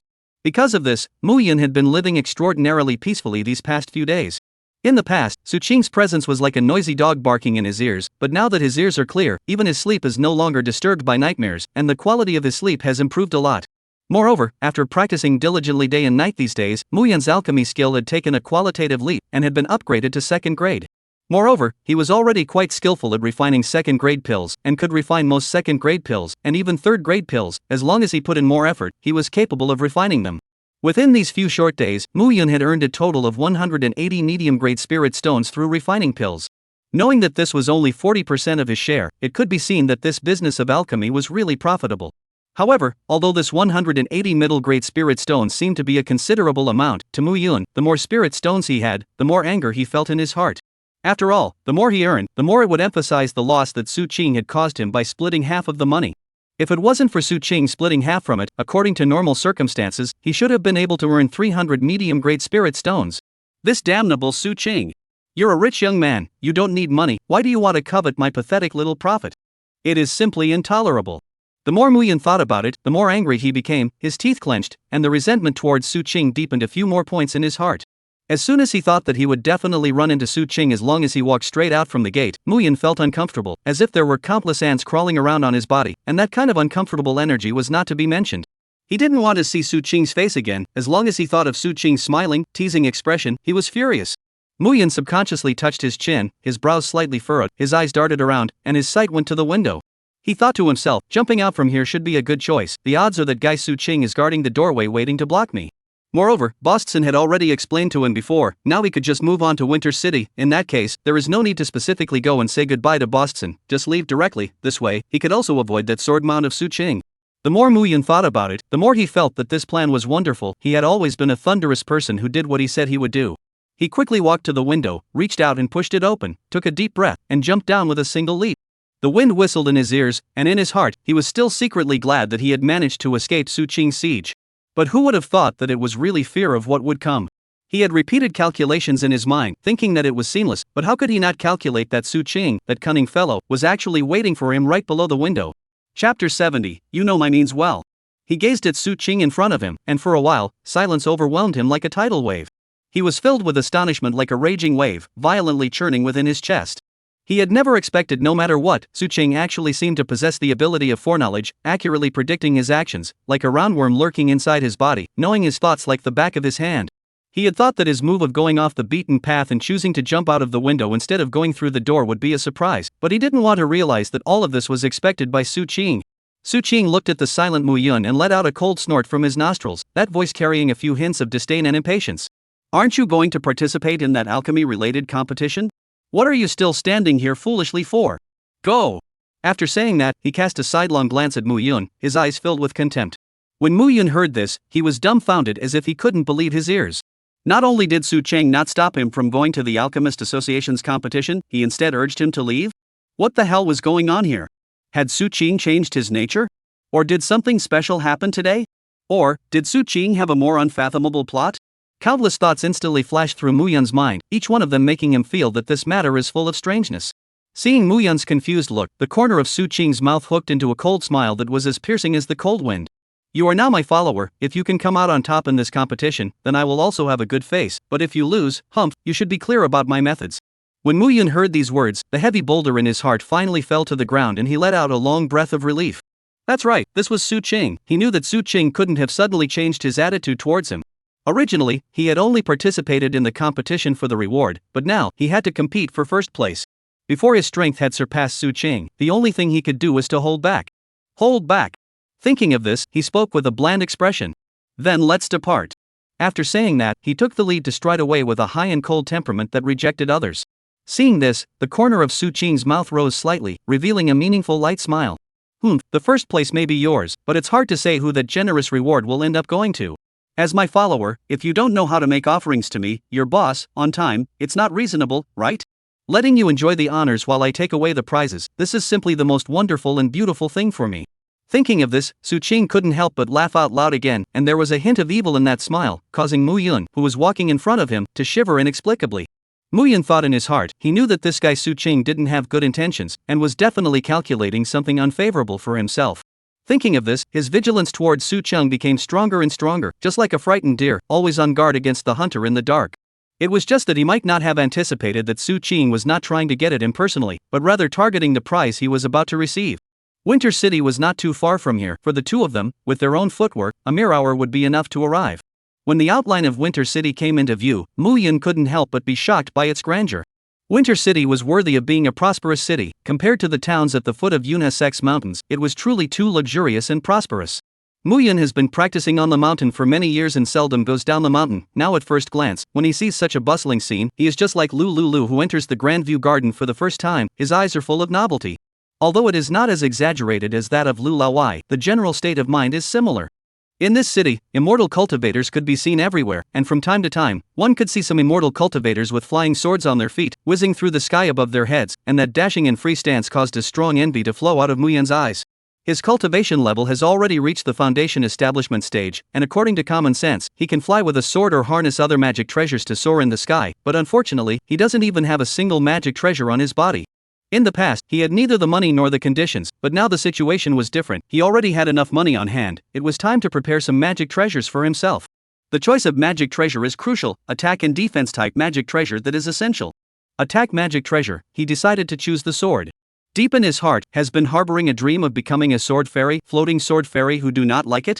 The types of defense magic treasure is quite complicated, the most basic when the clothing class, which does not need to be said. In addition, like jade pendants, tokens, bracelets and other defensive treasures are also various, countless. However, as far as the current situation was concerned, he did not have enough capital to consider those accessory-type magic treasures. Therefore, he initially planned to first acquire a sword-type magic treasure for himself, and then match it with clothes, pants, and shoes, so that these magic treasures would properly wrap his entire body and form a solid defense. He wasn't sure how many spirit stones he would need to spend to acquire this entire set of magic treasures, but he thought that it shouldn't take more than 100 medium-grade spirit stones, right? He felt that with his current financial resources, he should still be able to afford it. Probably? There were still a few hours to go before the competition started, and he didn't want to waste this precious time. He planned to first go to Winter City's treasure pavilion to take a look, and if the conditions allowed, he would buy all the magic treasures he needed. If he was too shy to buy all of them, then it would be good to buy at least one or two of them first, and he had to find a way to improve his strength first. In his heart, he knew very well that he couldn't beat Su Cheng, and the gap in equipment was also an important reason. The last time he fought with Su Cheng was holding a Xian-ranked magic treasure in his hand, which was incredibly powerful and played a huge role in the battle. But what about himself? But he charged up with his bare hands, without any equipment advantage to speak of. How could he win such a battle? But this time was different. As long as he could arm himself to the teeth, what was Su Cheng worth? When the time comes, he will definitely let Su Cheng taste the taste of a crushing defeat, letting him know that he is not one to be messed with. Thinking of this, Mu Yun couldn't help but laugh out. Looking at Mu Yun who was giggling in place, Su Cheng said with great disgust. Put your silly smile away. People who don't know still think you are a fool. I stand with you. Others will also think I am also a fool. I want you to care. I laugh when I want to. You care about the sky and the earth and still care if I laugh or not? Muyun put away his smile and rolled his eyes. I can't control heaven and earth, but I happen to be able to control you. Chapter 71, Winter City Gift Plus. As soon as these words left his mouth, Muyun felt a chill leap up his spine. If not for the fact that he clearly realized that he was in the busy streets of Winter City, surrounded by people, he could almost anticipate what kind of pain his body would be subjected to, and I'm afraid that the pain wouldn't dissipate easily, and would have to last for quite a while. Fortunately, there were a lot of people here, and this wasn't a place where Su Qing could do whatever he wanted to do. Otherwise, with Su Qing's unpredictable nature, a severe beating would definitely not escape. Thinking of this, Muyun's heart was filled with helplessness as he silently let out a long sigh. He couldn't help but ask himself, just how long will it be until he doesn't have to look at other people's faces and act all day long like he does now? How he wished that he could swap identities with Su Qing so that Su Qing could also experience this feeling of being suppressed and restricted in every way. He sighed, and then began to ask the pedestrians on the road about the location of the treasure pavilion. After all, the idea of improving his strength was growing stronger in his heart, and he desperately needed to go there to see if there were any suitable magic treasures. But who knew, just after he had finished asking, before the other party could reply, Su Qing's large hand pressed heavily on his shoulder. Su Qing's tone was filled with dissatisfaction and questioning. Are you out of your mind? Have you forgotten what we came here for? Now that you're running to ask for directions to the treasure pavilion, could it be that you're trying to find a place to work and earn money again, throwing our main business of this competition out of the window? The moment Su Qing's words came out, it was as if there was an invisible pressure enveloping the surroundings, and the originally lively and noisy air instantly became heavy, like the calm before a storm, so depressing that people couldn't catch their breath. The passerby who was questioned by Muyun saw this and turned white with fear. Where would he dare to stay for one more second? Without saying a word, he spread his legs and ran wildly towards the distance, fearing that he would be involved in this inexplicable strife. Hearing this, Muyun couldn't help but feel an inexplicable pressure welling up in his heart, which was like a heavy boulder that pressed down on him, making him a little breathless. He hurriedly took a deep breath, and after calming his mind, he opened his mouth and said, There's still some time before the competition starts. I'm thinking of taking advantage of this opening to see if there are any treasures in this Winter City's treasure pavilion. If I can find any treasures, it might be very beneficial for me to participate in the competition. Heh, you're quite big-hearted, you're not in a hurry at all. The corner of Su Qing's mouth pulled out a cold smile, his eyes full of disdain. You think this competition is something that just anyone can participate in? Naive. They still have to enroll, and the enrollment closes just 1 hour before the competition. Once you miss this time, you won't be able to participate even if you beg your grandpa and grandma. Su Qing paused, her eyes becoming more and more stern. There's not much time left now, and as a result, you still want to hang around here wasting time. If it wasn't for the large number of people around, guess what I would have hit you with that hand? Hearing this, Muyun first froze and subconsciously replied based on his previous experience of getting beaten up. Right hand? Wrong. It's 2 hands. Su Qing said viciously. My 2 sandbag-sized fists, when the time comes, will fall on you like a raging wind and rain, letting you have a good taste of the consequences of not obeying. After saying that, without saying a word, Su Qing directly dragged Muyun forward.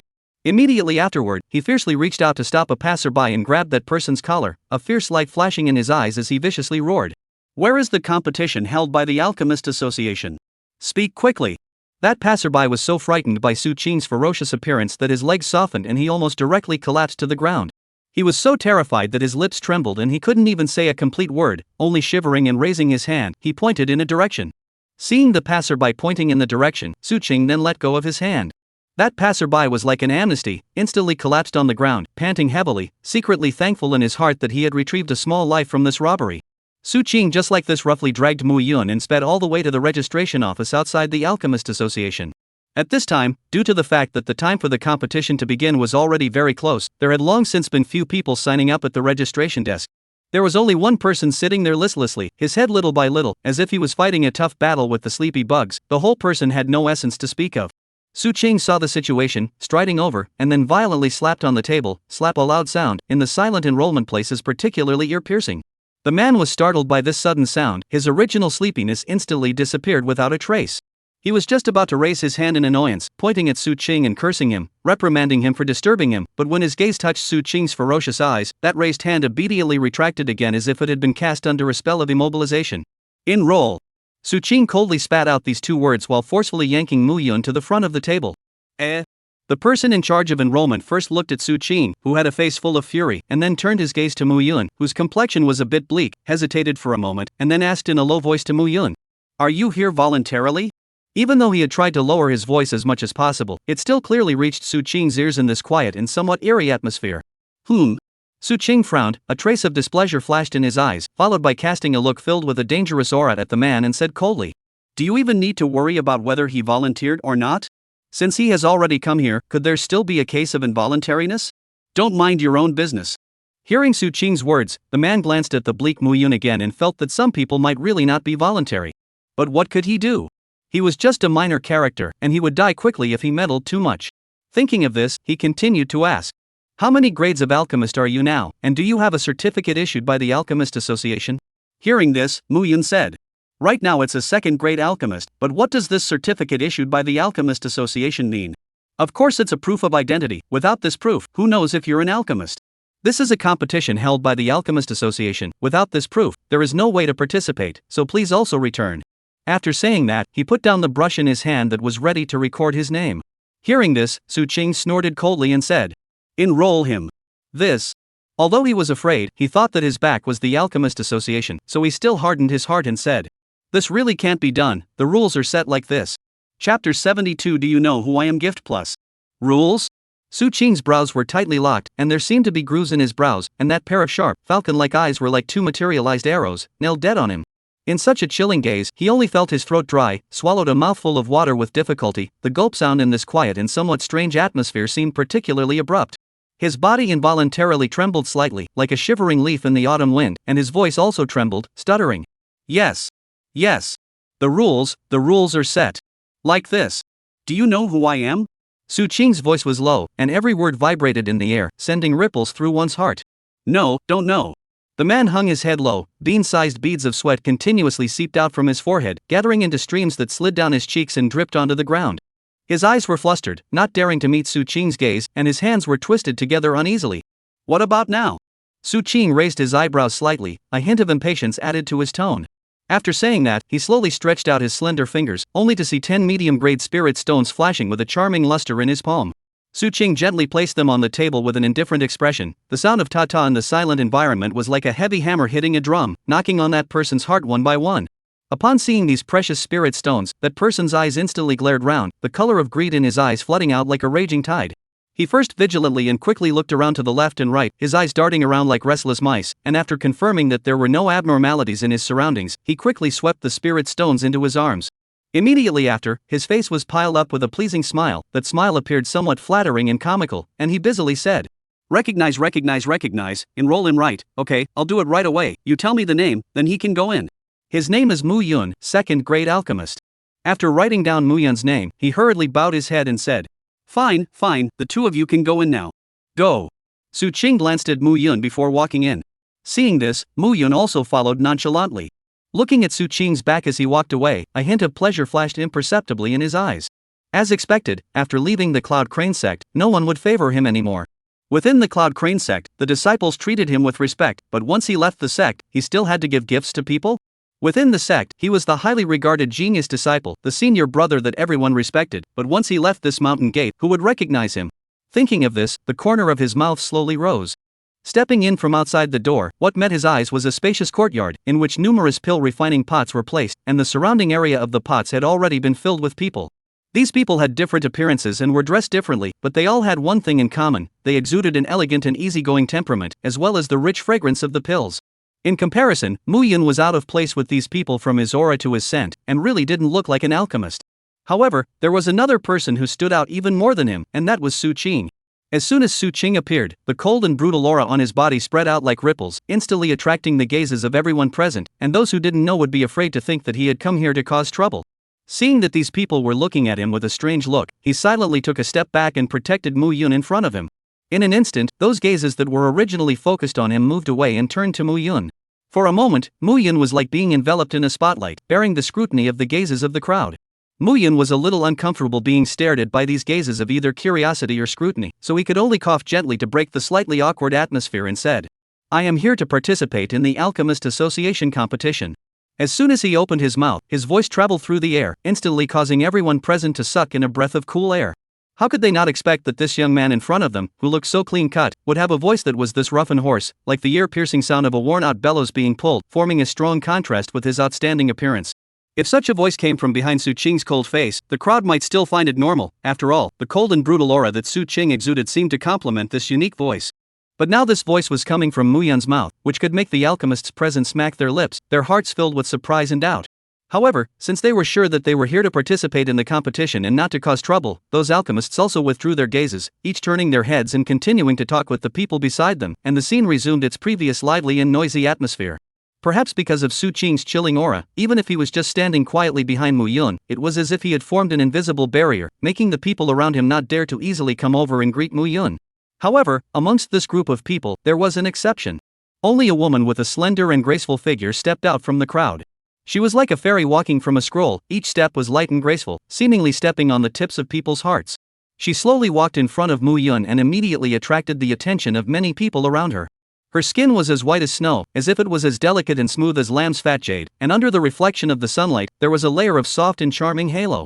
She was wearing a plain-colored dress. The design of that dress was simple but not too elegant, without too many gorgeous decorations, but it showed a unique flavor everywhere. Every line seemed to have been carefully conceived, aptly outlining her delicate figure and displaying her elegant temperament.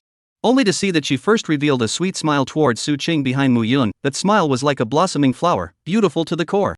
Only then did she move her gaze towards Mu Yun, a curious and friendly light flickering in her eyes as she said softly, "My name is Lu Nan Yan, Gengzi is." Hearing this, Mu Yun was just about to reply, but he didn't want to be preempted by Su Qing, who frowned slightly, with a hint of caution in her tone, and said, "His name is Mu Yun, what is your business? My young lady just wants to get acquainted with the two of you, and my young lady is curious as to what caused Mr. Mu's voice to become like this." Hearing this, Mu Yun looked back at Su Qing. The disgust in his eyes could not be concealed. This time, he grabbed in front of Su Qing and said, "This matter has nothing to do with you, you'd better mind your own business." Chapter 73, Never Trust a Pretty Woman Gift Plus. For some reason, Mu Yun's attitude had become extremely harsh in an instant. Seeing this, Lu Nan Yan hurriedly explained, "Mr. Mu, my daughter is in no way half malicious. My daughter just wants to inform you that if your voice is not innate, but rather damaged later in life, my daughter has a medicine here that might be able to help you recover your voice."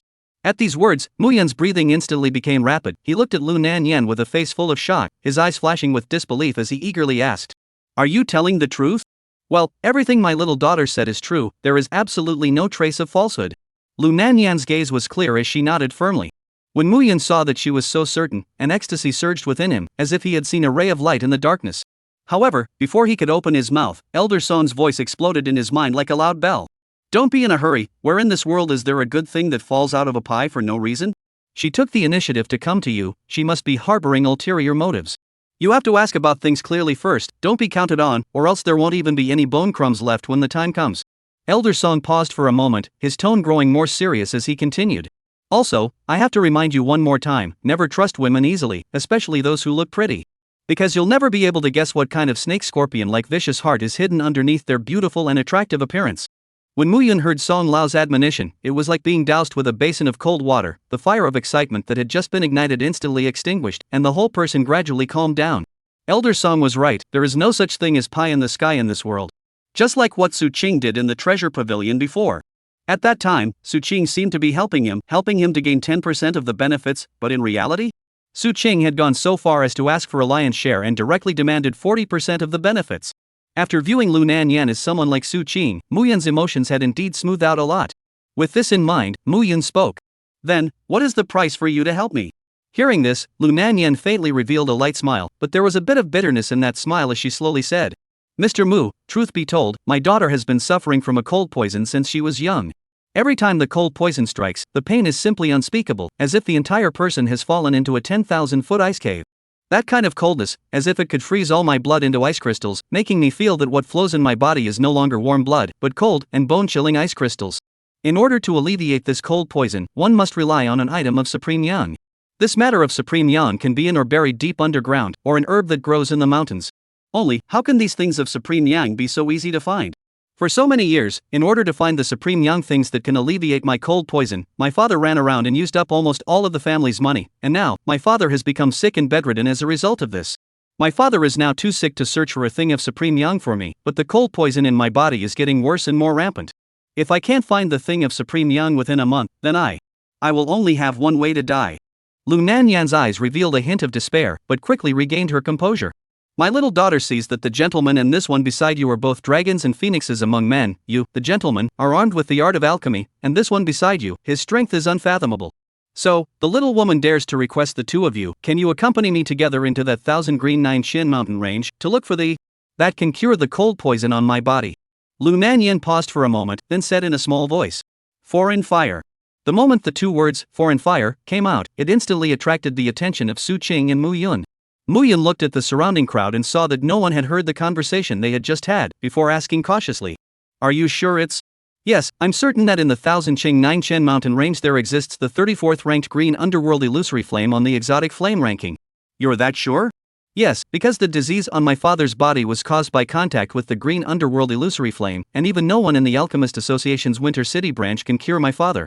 After saying that, Lu Nanyan added another sentence.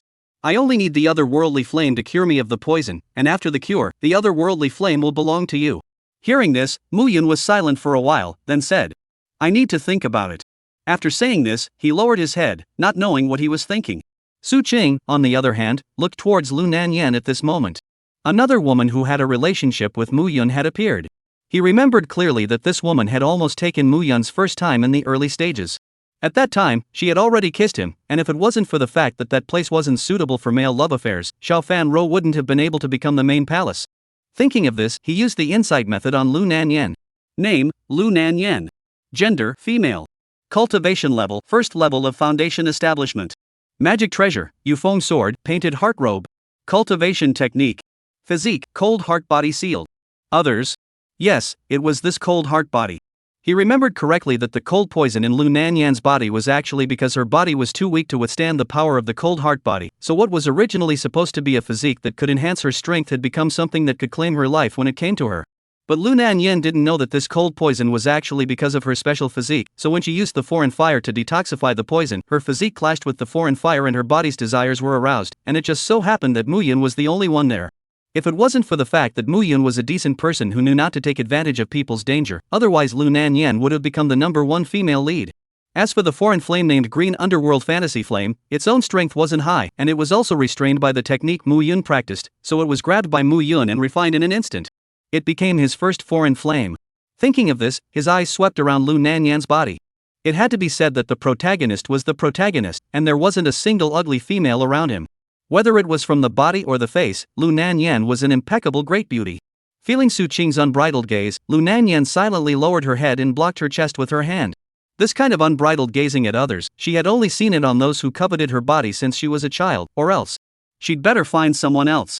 She was a little worried. She was a weak woman, going to the uninhabited deep mountains with two big men, especially one of them who still seemed interested in her body. She was afraid of accidents. 3 more chapters. 5 chapters in total. Brothers, gifts up. As long as more gifts are sent, there will be 3 more chapters tomorrow. Chapter 74, letting you have it? Mu Yun did not ponder for too long before he had already made a decision. Dry up. For everyone in the world, the foreign fire was a rare treasure that was enough to make people fight for it at all costs, not to mention that he was also carrying a magical technique that could absorb these foreign fires in foreign waters. This was a great opportunity, but things were not that simple. Currently, he was facing 2 tricky dilemmas. 1, it was really difficult for him to discern the truth of Lu Nanyan's words. What if this was an elaborate scam?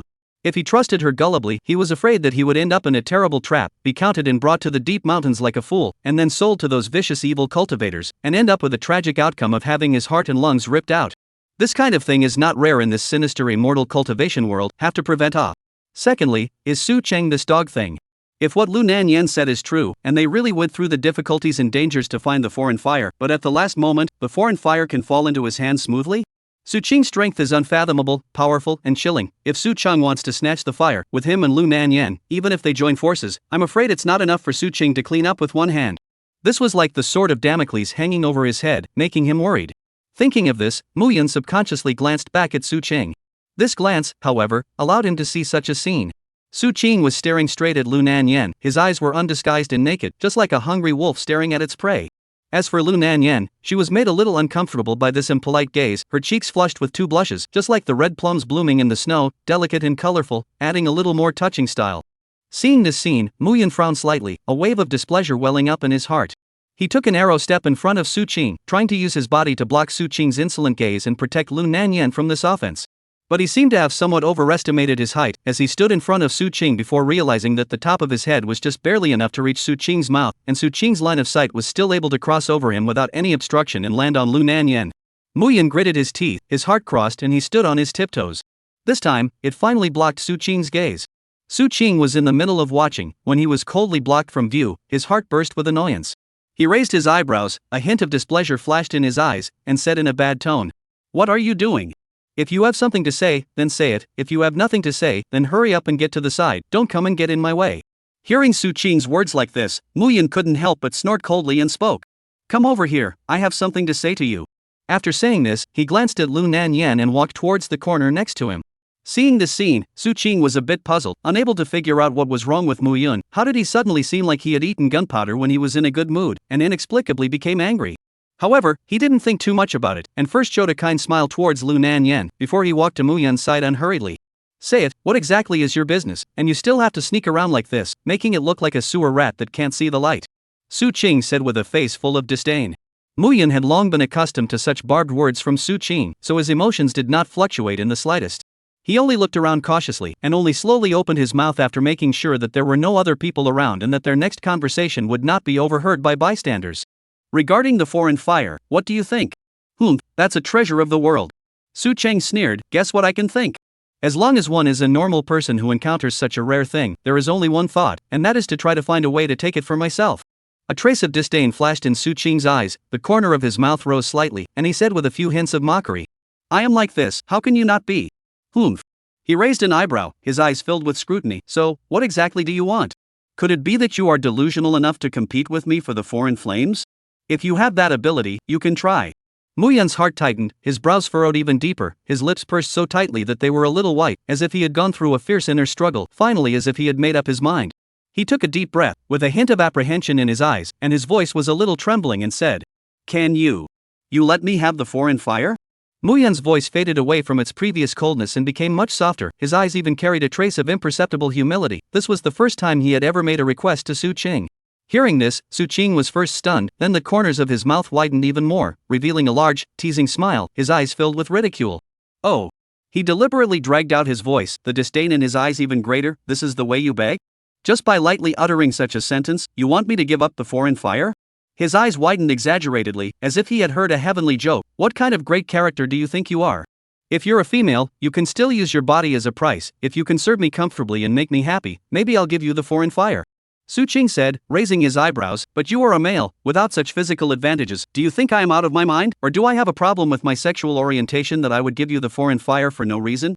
When Muyan heard these mean to the extreme words, he was so angry that his face flushed red, veins rippled on his forehead, and his teeth clenched, but for the sake of the Fey flame, he forced himself to suppress the anger within.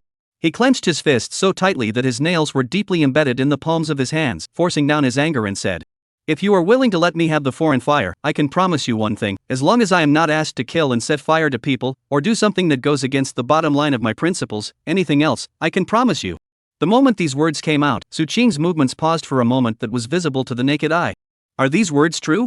A gentleman's word is a promise. "All right, deal, I promise you, the foreign fire will be given to you, I won't rob it." Su Qing revealed a satisfied smile. He would have to think about what he wanted Mu Yun to do at that time. Either that or save it and wait until the day Mu Yun completely becomes a woman pup use it. He could no longer suppress the thoughts that were about to gush out of his heart. All sorts of strange and bizarre ideas began to appear in his mind. Isn't it just a foreign fire? Just give it to him. Even if I give Muyan a foreign fire, he still can't beat me. But with Muyan's words, when the time comes, he'll have no problem trying to get Muyan to strip naked and stand in front of him. Chapter 75 Disappointment. After both parties had negotiated, Muyan breathed a sigh of relief as if he was relieved. As far as he was concerned, as long as Su Qing didn't compete with him for the foreign fire, no matter what he was asked to do, he was willing to do it. Afterward, Muyan took a steady pace and arrived in front of Lu Nanyan. He looked at Lu Nanyan with a firm gaze and slowly spoke. "I can agree to your request, however, I have a premise that must be met." Hearing this, Lu Nanyan's original somewhat worried face instantly turned to one of joy as she hurriedly said, "Your Excellency, but there is no harm in saying it." Muyan said with a serious expression, "I need you to give me the medicine for my voice first." Hearing this, Lu Nanyan felt that this request from Muyan wasn't harsh, so she agreed without hesitation. Only to see her lightly lift her jade hand and lightly wipe it on her storage ring, a green-colored vial the size of her index finger appeared in her hand. "Mr. Mu, this is the medicine that can cure your voice." Lu Nanyan said while handing the bottle to Mu Yun under his blazing and expectant eyes. Mu Yun received the bottle, but did not act hastily. He first carefully pulled out the cork gently, then slowly put his nose up and sniffed it carefully. He knew that there was no room for error in this matter, and he had to first determine if what was contained in this bottle was really medicine. After all, if Lu Nanyan accidentally took it by mistake, and it contained poison, and he himself drank it unguardedly, even if he wouldn't die from it, he would definitely have to suffer a long period of pain and suffering. After determining that there was no abnormality, the corner of his mouth rose slightly, and a trace of imperceptible delight flashed in his eyes. He gently shook the bottle, watching the medicinal liquid inside ripple slightly as it shook, as if he was admiring a perfect work of art. Then, without the slightest hesitation, he violently tilted his head back and drank the medicine in the bottle in one gulp. That medicinal liquid flowed down his throat, and in an instant, a magical scene happened. A refreshing coolness spread silently down his throat, suppressing that fiery and unbearable sensation. However, the efficacy of the medicine seemed to stop there. Mu Yun tried to open his mouth to speak, but the sound that came out was only slightly clearer than before, hoarse as ever, and did not return to its original state. This medicine, say it is useful, but failed to solve the problem from the root, say it is useless, but at least it also relieved some pain. It was like a ray of hope in the darkness, but not enough to light up the whole world. Mu Yun let out a long sigh of disappointment, his brows slightly furrowed, a hint of helplessness flashed in his eyes, then said to Lu Nanyan, "Miss Lu, is this medicine only this bottle?" With an apologetic face, Lu Nanyan gently bit her lip and said, "Yes, Mr. Mu. This medicine is extremely precious, and I only have this bottle in my hands, not having thought that your voice is so severely damaged. A bottle of medicine is indeed far from enough." Hearing this reply, Mu Yun sighed helplessly once again, his eyes filled with loss. He pondered for a moment before saying, "Then can Miss Lu wait for a moment? I need to go to the Alchemist Association's competition to obtain some herbs that will help my voice recover in the competition." "Yes, the Alchemist Association's competition won't take much time. I've been waiting for a dozen years, it's only a few hours, I can afford to wait." Lu Nanyan's expression was indifferent, and when she finished speaking, she pursed her lips slightly, revealing a soft smile. However, right at this moment, a man strutted into the compound with a wild and arrogant stride. He walked with an unseen arrogance, as if the entire world had to make way for him. Seeing someone standing in his forward route, he didn't even pause for a second and ran straight through him like that. The defenseless Mu Yun was staggered by this sudden impact and fell to the side. "You!" Mu Yun was shocked and angry, and was about to open his mouth to argue with this person, but the moment he looked up, he saw a pair of familiar eyes. It was a pair of eyes that were just like Su Qing's, and the eyes were filled with a lofty arrogance, as if they were looking down on the ants of the world. This person was none other than Li Wandering. When Li Wuan saw Mu Yun glaring at him, his brows instantly wrinkled into a pimple, his face filled with disgust and loathing. He pulled his voice and said loudly, "What are you glaring at? You thing that doesn't know how to die, do you know who I am? How dare you get in my way? If it wasn't for important matters today, humph, I would have broken your legs long ago, so you wouldn't even be able to crawl." Hearing these words, Mu Yun first froze, and then pondered in his heart. Like what a resemblance, this tone of voice, and Su Qing are practically identical. Could it be that this guy is a distant relative of Su Qing? Seeing that Mu Yun was still standing still, without the slightest intention to get out of the way or to be afraid, Li Wandering became infuriated and decided to give Mu Yun a bit of a hard time. Only to see him viciously raise his leg and kick in Mu Yun's direction, as if he wanted to kick Mu Yun out of the compound. However, his leg had only just lifted, and before he had the chance to exert any force, his entire body seemed to be struck by a powerful force and instantly flew backwards. His body was like a cannonball, smashing hard against the wall with a loud bang, and a crack instantly appeared on the wall. This sudden turn of events stunned everyone present. For a moment, the entire compound was silent, everyone's gazes were attracted as if by a magnet, and they all gathered in unison on Su Qing, who slowly retracted his feet. Su Qing stood quietly like that, his expression cold, as if everything that just happened had nothing to do with him, but the kind of majesty that emanated from his body made everyone not dare to act rashly. After a few moments of silence, the entire compound erupted with the unbelievable exclamations of the crowd. What did he do? That was second-grade alchemist Li Wuan. He actually hit second-grade alchemist Li Wuan with his hands. Li Wuan's master is the only third-grade alchemist here. Is he really not afraid of retaliation? Listening to those people's voices, Su Qing didn't feel much, but it was Mu Yun who looked at him with a shocked face. Is Su Qing this? Helping him out? Noticing Mu Yun's eyes, Su Qing snorted coldly and said, "What are you looking at? Look again and I'll snap your eyes off." Hearing this, Mu Yun felt a sense of familiarity. That's right, how could he have gotten the idea that Su Qing would give him a head start? It must be Su Qing who couldn't stand to see someone still being so tuggy in front of him, and that's why he stepped in. At this time, was hit to the wall of Li Wuan very angry. He, Li Wuan, as a noble alchemist, when did he ever suffer this kind of shame? Dare to hit me. Brothers, be more enthusiastic. Yesterday after adding more no one to send gifts, come to squeeze me dry. Drain me with gifts. Ali give. Chapter 76. There can only be one villain for me. Although he was really frightened by the strength that Su Qing had just revealed, once he thought about the fact that his master was a respected third-grade alchemist, his heart gained a few more points of dependence. To know, the Alchemist Association is not some generalized people set up a grassroots team, that is the existence of a deep heritage and strong strength. If Su Qing rashly made a move here, those people in the association would never stand idly by. With such a search, he immediately felt that his bottom was full of energy, stretching out his finger, aggressively pointing at Su Qing, roaring loudly. How dare you hit me? Do you know who I am? Hearing this, Su Qing slightly frowned, a hint of surprise flashing in his eyes. He was really a bit speechless. From the words he said to Mu Yun at the very beginning, to the words he said to himself now, they were exactly the same as what he had said before. Su Qing secretly pondered in his heart, this guy is properly a standard villain, and his own style of acting is still somewhat similar. However, Su Qing then had a cold smile spread across the corner of his mouth. In this world, there was only one villain, and there could only be one. There was no room here for a second person like him to stir up trouble. By Mu Yun's side, there can only exist him as a villain. Thinking of this, Su Qing smiled coldly and asked back. Then do you know who I am again? Seeing that Su Qing not only wasn't afraid, but instead asked himself back, Li Wuan was so angry that his face turned red, spittle flew out, and he roared. I don't care who you are. I can tell you, we are not done with this matter today. Don't think you can act recklessly just because you're better than me. This is the Alchemist Association, it's not a place where you can act wildly. If you dare to hit someone here, you'll wait to pay the price. Oh? The price? Then you tell me instead, what kind of price? The corners of Su Qing's mouth rose, sketching out a cold smile filled with chilling intent, and then with an unhurried pace, he slowly walked towards Li Wuan. Every step that fell seemed to carry an invisible oppressive force, making the surrounding air seem to become heavy. Li Wuan watched Su Qing step by step approaching towards himself, and his heart could not help but be flooded with panic. In his panic, he tripped over his left foot and fell to the ground with a plop. He couldn't care about the pain, and crawled backwards with his hands and feet, his eyes full of panic. I'm warning you. Li Wandering's voice trembled a bit due to fear. My master is a third-grade alchemist, his connections are all over the place, they are wide. If you dare to touch a hair on my head, he will definitely not let you go, and I can make it impossible for you to mix in this place anymore. However, this warning from Li Wandering was as painless as a breeze in Su Qing's ears. This place wasn't a big place, so what's the harm in not being able to get along? Besides, Su Qing was not someone without a background. Behind him, the Su family had extraordinary strength and heritage, so how could a small third-grade alchemist easily mess with them? Thinking of this, an evil smile surfaced on Su Qing's face as he said in a leisurely tone. I can still remember that you attempted to make a move on my people just now. Oh, no, to be precise, it was moving the feet. It's just that I'm a bit curious now, did you want to use your left foot, or your right? Alas. My memory is not good, it seems like I suddenly forgot. In that case, it would be better to simply break both of your feet, saving me the trouble of trying to recall. After saying that, Su Qing violently raised his foot, his gaze was like electricity, precisely aiming at Li Wuan's left leg, and ruthlessly stepped down. With that momentum, it seemed like he wanted to pour all his anger into this foot.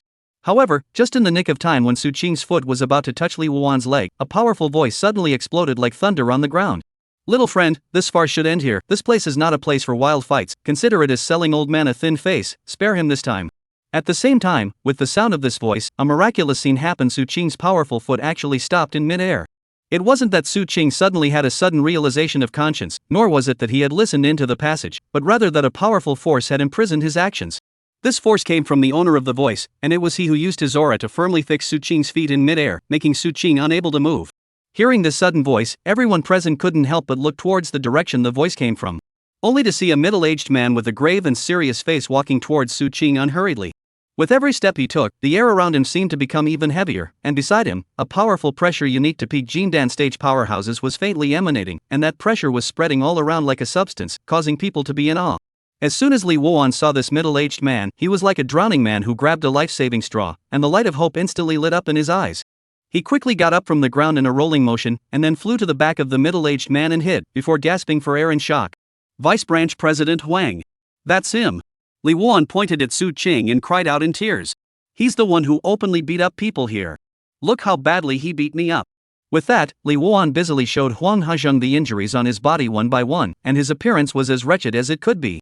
He also didn't forget to continue to add fuel to his misery. If it wasn't for your timely arrival, Vice President Huang, I'm afraid I would have been beaten to death by him. You have to do right by me.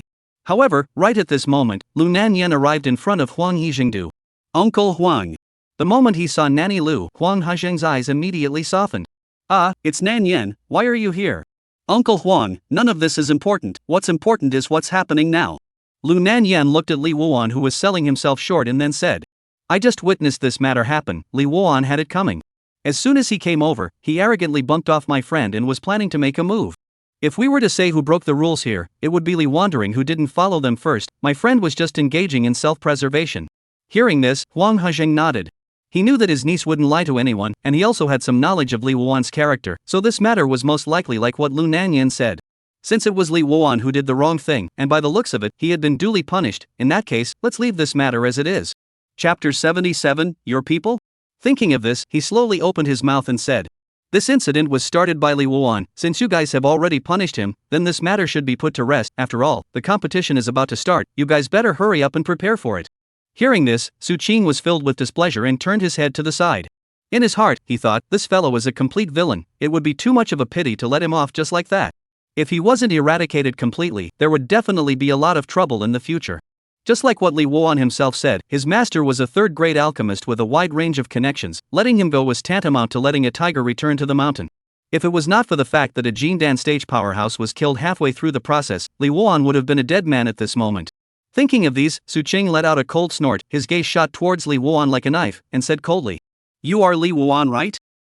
How dare you touch my people? Count yourself lucky this time. I can't do anything about you for now. But you listen to me well, don't let me catch the opportunity, otherwise, I will definitely let you taste what is called the evil consequences of being arrogant and bossy, and let you pay a painful price for what you did today. As soon as these words were uttered, Li Wandering's face instantly turned as white as a sheet of white paper. It was an undisguised threat, like a sharp dagger stabbing straight into his heart.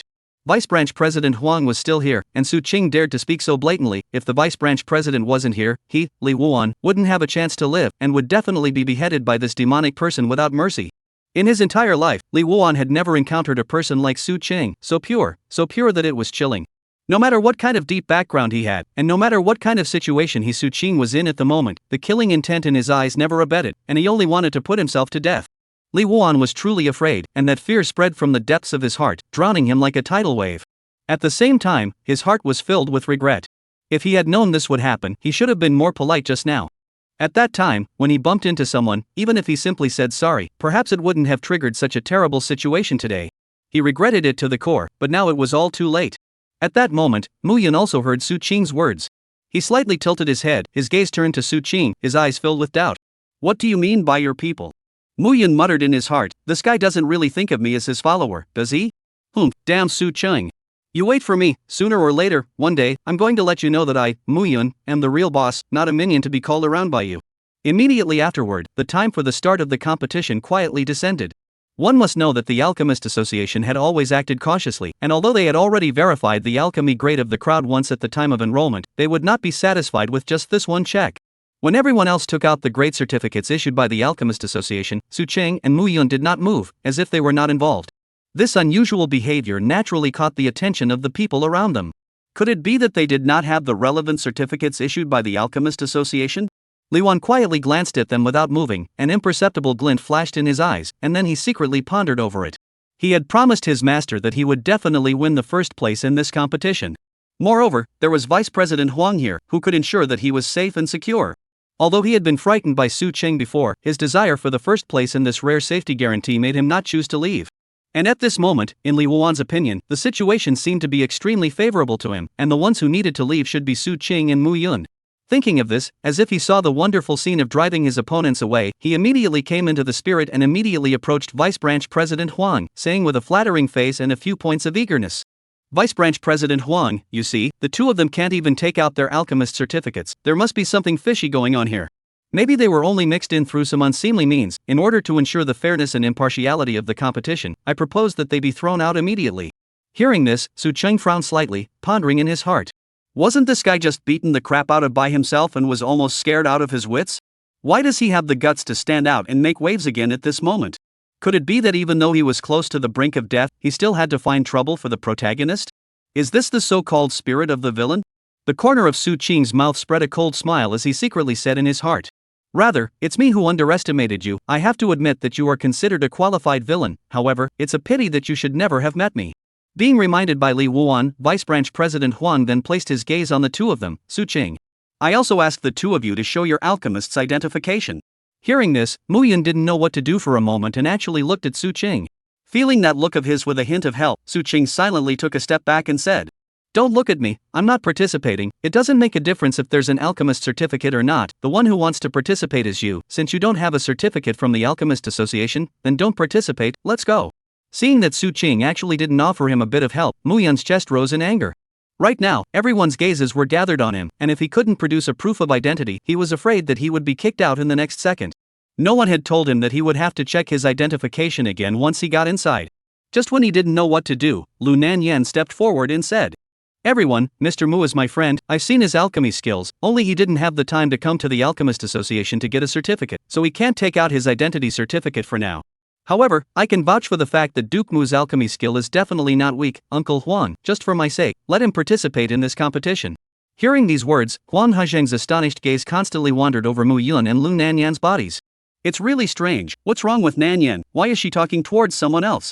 At the very beginning, he said he was a friend, and now he's even vouching for this friend. Nanyan, you're not looking at this kid, are you? This kid doesn't look manly at first glance, why do you like this type? I see that the one who came with him is not bad, although the person is a little bit brutal, but both appearance and cultivation are much stronger than this kid. Although there are a lot of doubts in his heart, but because of the large number of people here, he also had to temporarily suppress the doubts in his heart." Chapter 78. Do you believe in the sixth sense? Gift Plus. When he saw that Vice President Huang actually recognized Lu Nanyan's proposal, Muyun's eyes were filled with doubts as his gaze flicked back and forth between Lu Nanyan and Huang Yizhang, trying to find some clues from their expressions. In the end, his gaze settled on Lu Nanyan and he couldn't help but open his mouth to ask, "What's your relationship with Vice President Huang? Why do you address him as Uncle Huang? And why did he give you face?" Hearing Muyun's question, Lu Nanyan then told Muyun the previously unmentioned information. "Actually, my father is the president of the Winter City branch of the Alchemist Association. That's why I call Vice Branch President Huang as Uncle Huang, and it's also because of this special relationship that Uncle Huang gave me this face." Hearing this explanation, although this one doubt was sort of solved, immediately afterward, more questions came like a tidal wave. Muyun frowned and asked again, "Since Vice President Huang has the powerful strength of a peak Jindan stage, then why didn't you find him to accompany you to the 1000 Green Nine Chin mountain range to search for the foreign fire? He is much more powerful than the two of us."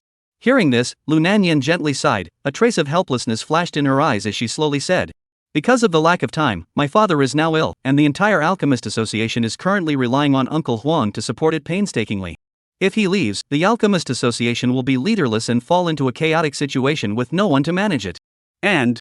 Lu Nanyan paused for a moment, as if she was weighing her words, and after a moment she continued, "Do you believe in people's sixth sense?" Hearing this, Muyun subconsciously shook his head and replied in a firm tone, "No, I only believe in my brain, I don't believe in those illusory sixth senses." Lu Nanyan, however, smiled slightly and said seriously, "But do you know?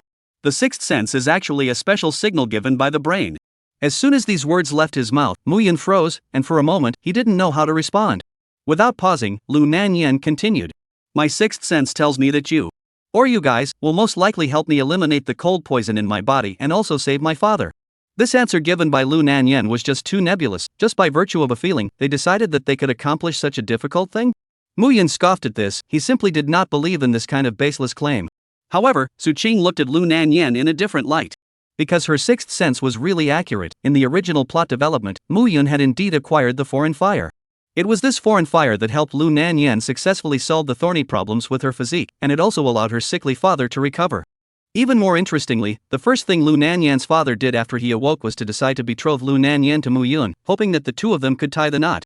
At that time, if Muyun wasn't burdened with a 3-year contract and unwilling to waste precious time on such matters, he might have agreed to the marriage. However, this time the situation was different. With Su Qing around, it was uncertain how things would end up. But there was one thing that could be determined first and foremost, and that was that as long as Su Qing was there, those who had ill intentions and were like demonic would never succeed, and wouldn't want to take a step near Muyun. What? In the original, Lu Nanyan and Muyun kissed? Then in my place, this kind of thing can't happen. If you want to kiss, you should kiss me too. Anyway, the two of you will never be able to go together. Su Qing snorted coldly, and the air pressure around her lowered another degree. Especially Muyun and Lu Nanyan, the two of them felt the malice from Su Qing. Although he didn't know what kind of illness Su Qing was having again, Muyun knew that at this time, don't say or do anything, just let nature take its course. After this little episode passed, things got on track. Because there were too many people coming, the Alchemist Association didn't prepare that many alchemy pots, so they had to let everyone use their own alchemy pots to make pills. This suited Mu Yun's wishes, and the cauldrons here were no match for his.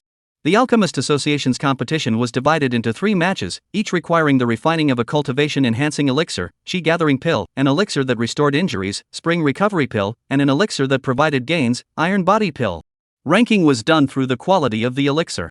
After the introduction of the rules, the crowd started their alchemy. Only Mu Yun was still hesitant to do so. He was now a second-grade alchemist, and refining these pills was not at all difficult at all. He had initially thought how difficult this Alchemist Association competition was, but he didn't realize that he was just being asked to refine the pills that he normally made for the Jubilee Pavilion. But when Li Wuan saw that Mu Yun hadn't made a move in such a long time, he let out a cold laugh in his heart. Oh, revealing the cloven foot, right? Although I don't know why Lu Nanyan will be toward you, but this is not a place for you to fool around. Not being able to alchemize is not being able to refine pills. You are waiting to be kicked out by Vice President Huang. He Jia laughed twice, yet right at this moment, the feeling of death instantly enveloped his heart. His little heart stopped beating for a split second, then immediately withdrew his eyes and peacefully began to refine the pills. Seeing this, Su Qing slowly shifted his eyes away from his body. Don't let me find your small movements again. Otherwise, I don't know what will happen. On the other hand, Mu Yun finally started to move his hands. He only saw him put the herbs into the alchemy furnace in order, and then slowly heated up the furnace. But a shocking scene appeared. After Mu Yun finished placing the materials for the chi-gathering pill, he didn't stop, but continued to place the materials for the spring return pill. What was he trying to do here? Immediately, this strange behavior of Mu Yun caught the attention of the crowd. Could it be that this person wanted to refine 2 different pills at the same time? Impossible, this was simply impossible. Not to mention whether the raw materials of the 2 pills would collide during the refining process, even the most basic temperature could not be guaranteed. Refining the chi-gathering pill required maintaining the temperature within the furnace at 1000 degrees, but refining the spring return pill only required 800 degrees. It was important to know that the fire was the most crucial thing in refining pills, but if it was even a little bit off, the quality of the pill would change drastically. But these 2 kinds of pills need a temperature difference of 200 degrees, the slightest carelessness, the furnace explosion is a small matter. Just as the crowd was shocked, Mu Yun placed the ingredients for the iron body pill into the furnace. Instantly, the crowd sucked in a breath of cold air. Crazy. This is absolutely crazy. Has he actually refined a Dan pill? He was afraid that what he was refining wasn't a pill, he was refining a bomb, right? Updated 4 chapters tomorrow. You guys can't squeeze me dry here, a bunch of fishes. Chapter 79, Mu Yun, what the hell are you doing? Right at this moment, someone finally couldn't hold back the anger in his heart and roared angrily towards Mu Yun. That brat over there, what the hell are you up to? You've actually thrown in all the ingredients for the 3 types of pills. Do you know how to make pills or not? Or did you come here on purpose to cause trouble? Are you trying to mess up our good alchemy competition? At the same time, there were quite a few people who vented their dissatisfaction onto Lu Nanyan. Ah, Miss Lu, you'd better hurry up and get this friend of yours out. Look at how he's not refining pills, he's clearly refining gunpowder.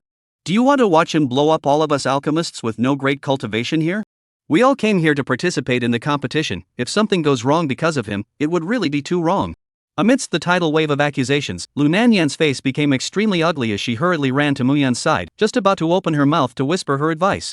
Mr. Mu, please also. However, before she could finish her words, she was yanked back by Su Qing. This sudden tug made Lu Nanyan's voice come to an abrupt end, as if she had been strangled by an invisible hand, and all the words that she hadn't had time to say were stuck in her throat. At this moment, her heart is full of remorse, really should not trust their own unreliable 6th sense. These 2 people in front of her, how to look at it is not like a reliable master, this can be how to do good. After Su Qing dragged Lu Nanyan back, he slowly raised his head and swept his gaze like electricity to the crowd present, and there was an unquestionable majesty in his eyes. All shut up. His voice was low and powerful, each word seemed to carry the force of 1,000 pounds as it echoed in the air. Do you all hear me? The moment he spoke, an incomparably majestic aura surged out from him, the intensity of that aura not inferior to a Jindan stage powerhouse at all. Like a large invisible hand, and like an incomparably heavy hammer, it ruthlessly smashed into the hearts of everyone present, causing the crowd to only feel a buzzing in their heads, as if their souls had been shaken. Seeing this, the crowd was instantly silenced and no longer dared to say a single word. Those who were still accusing Mu Yun hurriedly turned their heads, those who should continue to refine pills honestly did so, those who didn't want to die left in a hurry, and the entire scene instantly quieted down, and not a single person dared to say a single more idle word. As for Huang Hajung, who was the organizer and referee of this alchemy competition, he did not say a word about Su Qing's extremely intimidating move. His gaze was tightly locked onto Mu Yun, and there was a complex look in those eyes, with nervousness, anticipation, and a hint of undetectable worry. His hands, which were hidden in his sleeves, were also unconsciously clenched tightly due to excessive nervousness, and the veins on the back of his hands were bulging, as if they were silently speaking of the uneasiness in his heart. These people didn't understand, they really didn't understand, completely and utterly didn't understand. They were nothing more than some first and second grade alchemists. In front of the true way of alchemy, they were a bunch of trash. To know, in the same furnace at the same time refining 2, or even 3 pills, this is not something that anyone can do. This is the alchemist's skills to reach the peak of the embodiment of the realm. The mysteries contained herein, the skills required, and the precise control of various factors such as fire, medicinal power, and material properties, could not be understood by these mediocre people? From ancient times to the present, whoever was able to master this kind of magical technique was not a legendary figure who shook the heavens and left a colorful name in the long river of history? And now, if Mu Yun was truly able to successfully concoct 3 types of pills in a single furnace at the same time, then he would surely become the next great name to be inscribed in history. His name Mu Yun would be celebrated by future generations of alchemists just like those legendary figures, becoming a role model that would inspire countless people to pursue the supreme realm of alchemy. This kind of magical alchemy technique, which he had only seen a few words of description in those ancient and precious books, was like a distant dream to him. But now, he had seen Mu Yun perform this technique with his own eyes, and this kind of shock, this kind of surprise, could not be described by words at all. To be able to view this unattainable divine alchemy technique that originally only existed in his imagination from such a close distance, he felt that he had no regrets in his life. Then look at that group of people, they knew nothing, yet they were still there to self-righteously mock Mu Yun. They didn't even have the most basic vision, like frogs at the bottom of a well that could only see the small slice of sky at the mouth of the well, yet they presumed to judge the aspirations of the eagles soaring above the 9 heavens. How ridiculous and comical their behavior is. They don't even realize that they are witnessing a potentially history-making moment, instead they are jumping up and down like clowns here. It is really pathetic. Of all the people here, Huang Hajun was the most nervous, but Mu Yun, who was in the process of refining pills, was the calmest one. Refining this kind of low-grade elixir did not pose any difficulty to him. Even if he was to refine 3 elixirs at the same time, it would only be a little bit harder for him.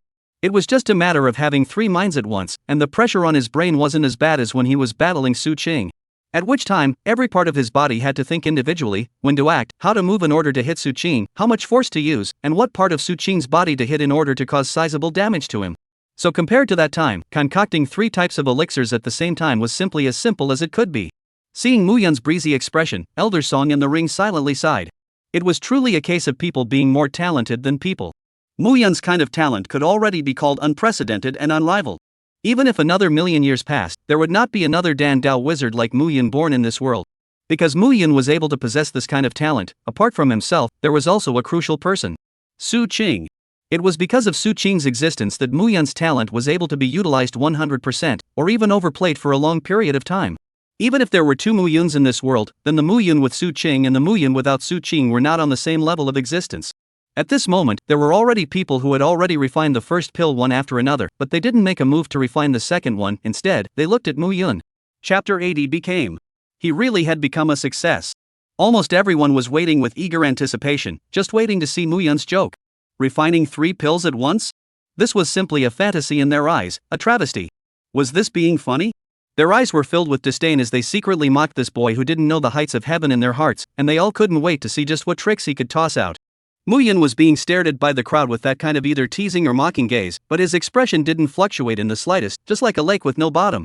At this moment, everyone else's first pills had already been refined, and on Mu Yun's side, his 3 pills were about to be completed. At this moment, Mu Yun's expression became grave, while the crowd around him also detected something strange at the same moment. Logically, according to this peculiar method of his alchemy, the furnace should have blown up a long time ago, and that violent explosion could have even appeared in their imagination. However, what was unimaginable was that all the way up until now, not only did the Dan furnace not show the slightest sign of about to explode, but as alchemists, they had also keenly discovered that the medicinal herbs within the alchemy furnace were beginning to merge in an organized manner. This discovery shocked them greatly, so it turned out that it wasn't that Mu Yun didn't know how to alchemize pills, but rather, this method of alchemy that he had adopted was completely unheard of to them. It was like opening a door to a whole new world of alchemy. However, there was still a portion of people who were skeptical as to whether Mu Yun could successfully refine an elixir, and Li Wandering was one of them. One must know that his master was a 3rd-grade alchemist, the most powerful alchemist in this region, and no one could surpass him. In his perception, his master was like a lofty peak in the field of alchemy, omniscient and omnipresent. But even so, his master had never mentioned to him that there was someone in the world who could concurrently refine 2 types of elixirs, such a strange thing. Since he was a young boy, he had begun to learn all kinds of alchemy knowledge hungrily, and had seen all kinds of alchemy processes. During this long learning journey, all the experience, all the knowledge without exception was conveying an ironclad fact to him. Dan pills, it was never possible to refine two at the same time. This was like an insurmountable moat that stretched across the hearts of alchemists. Now, Mu Yun was actually attempting to refine 3 pills at the same time, which to Li Wuan was simply more absurd than a fantasy. In his opinion, Mu Yun's seemingly smooth Dan furnace was nothing more than an appearance to confuse the crowd, it was just an illusory illusion. He firmly believed that Mu Yun was forcibly suppressing the Dan furnace by virtue of some special means, thus creating an illusion of stability. Li Wuan thought to himself that this kind of disguise could not last long after all. With the passage of time, once Mu Yun couldn't suppress the surging power inside the Dan furnace, he would be revealed in his original form. This Mu Yun, in Li Wuan's eyes, was nothing more than a reckless man who didn't know anything about alchemy. If it wasn't for the fact that he had a good skin and had charmed Miss Lu to death, what qualifications did he have to stand with them, a group of noble and skillful alchemists? He felt that Mu Yun was like a fisheye mixed into a pile of pearls, out of place and despicable. However, just as Li Wuan's mind was filled with these thoughts, a loud and clear exclamation suddenly erupted from the crowd. It's out! It's out! He really refined it. Those voices were filled with shock and excitement, as if they had witnessed the birth of a miracle. 3 kinds of elixirs, there are actually 10 of each, and all of them are top grade. This is unbelievable. Someone's voice trembled slightly from excitement, their eyes full of marvel at this miraculous sight in front of them. It's really possible. There really is someone in this world who can concurrently refine 3 types of pills.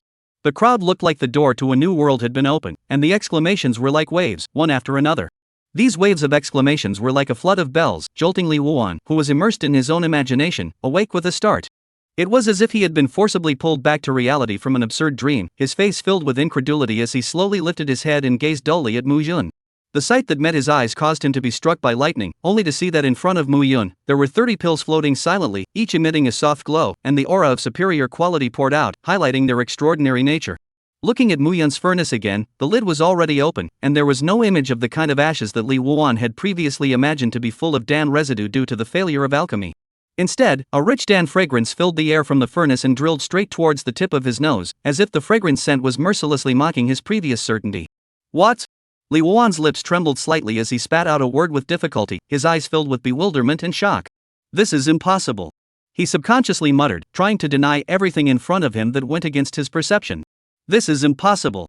His voice raised abruptly, his hands clasping his head, the muscles on his face twisting a little from the extreme shock, his entire person caught in a huge mental shock.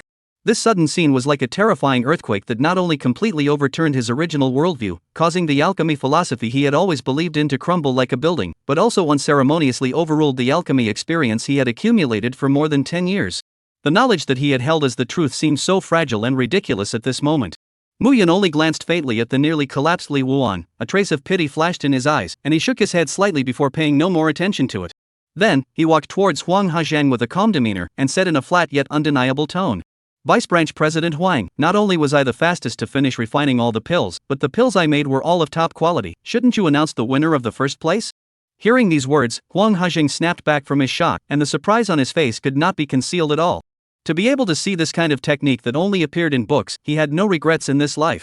Of course, from today onwards, you are the guest of our Alchemist Association. No matter what you want, we will fully cooperate. Hearing this, Mu Yun smiled and said, I only need the 4 herbs, purple jade bamboo, orchid fragrance flower, silver light lotus, and meridian leaf, nothing else. This. Huang Hezhang hesitated and said, we only have the purple jade bamboo and meridian leaf herbs here right now, but please don't worry, since we've already said it, we'll definitely do it.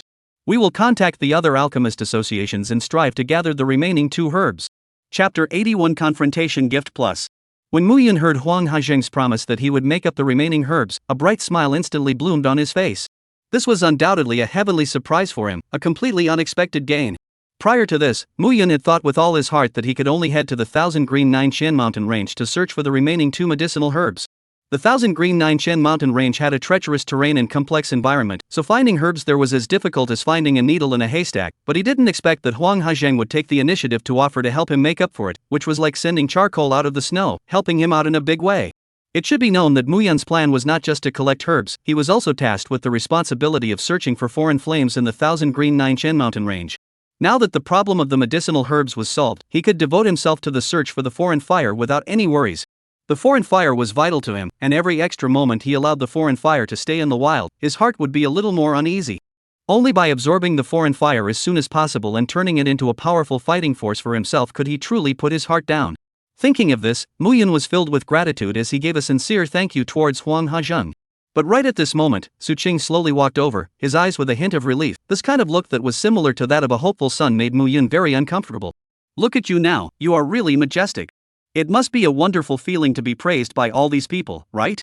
In just a few short months, you've changed into a different person. Once, you were a waste of space known to all, but now? You become a demonic genius in the eyes of everyone, especially with your unpredictable alchemy, you've stunned everyone. Hearing Su Qing's words, Muyun couldn't help but furrow his brows, a trace of displeasure flashing in his eyes as he said, "What exactly do you want to say?"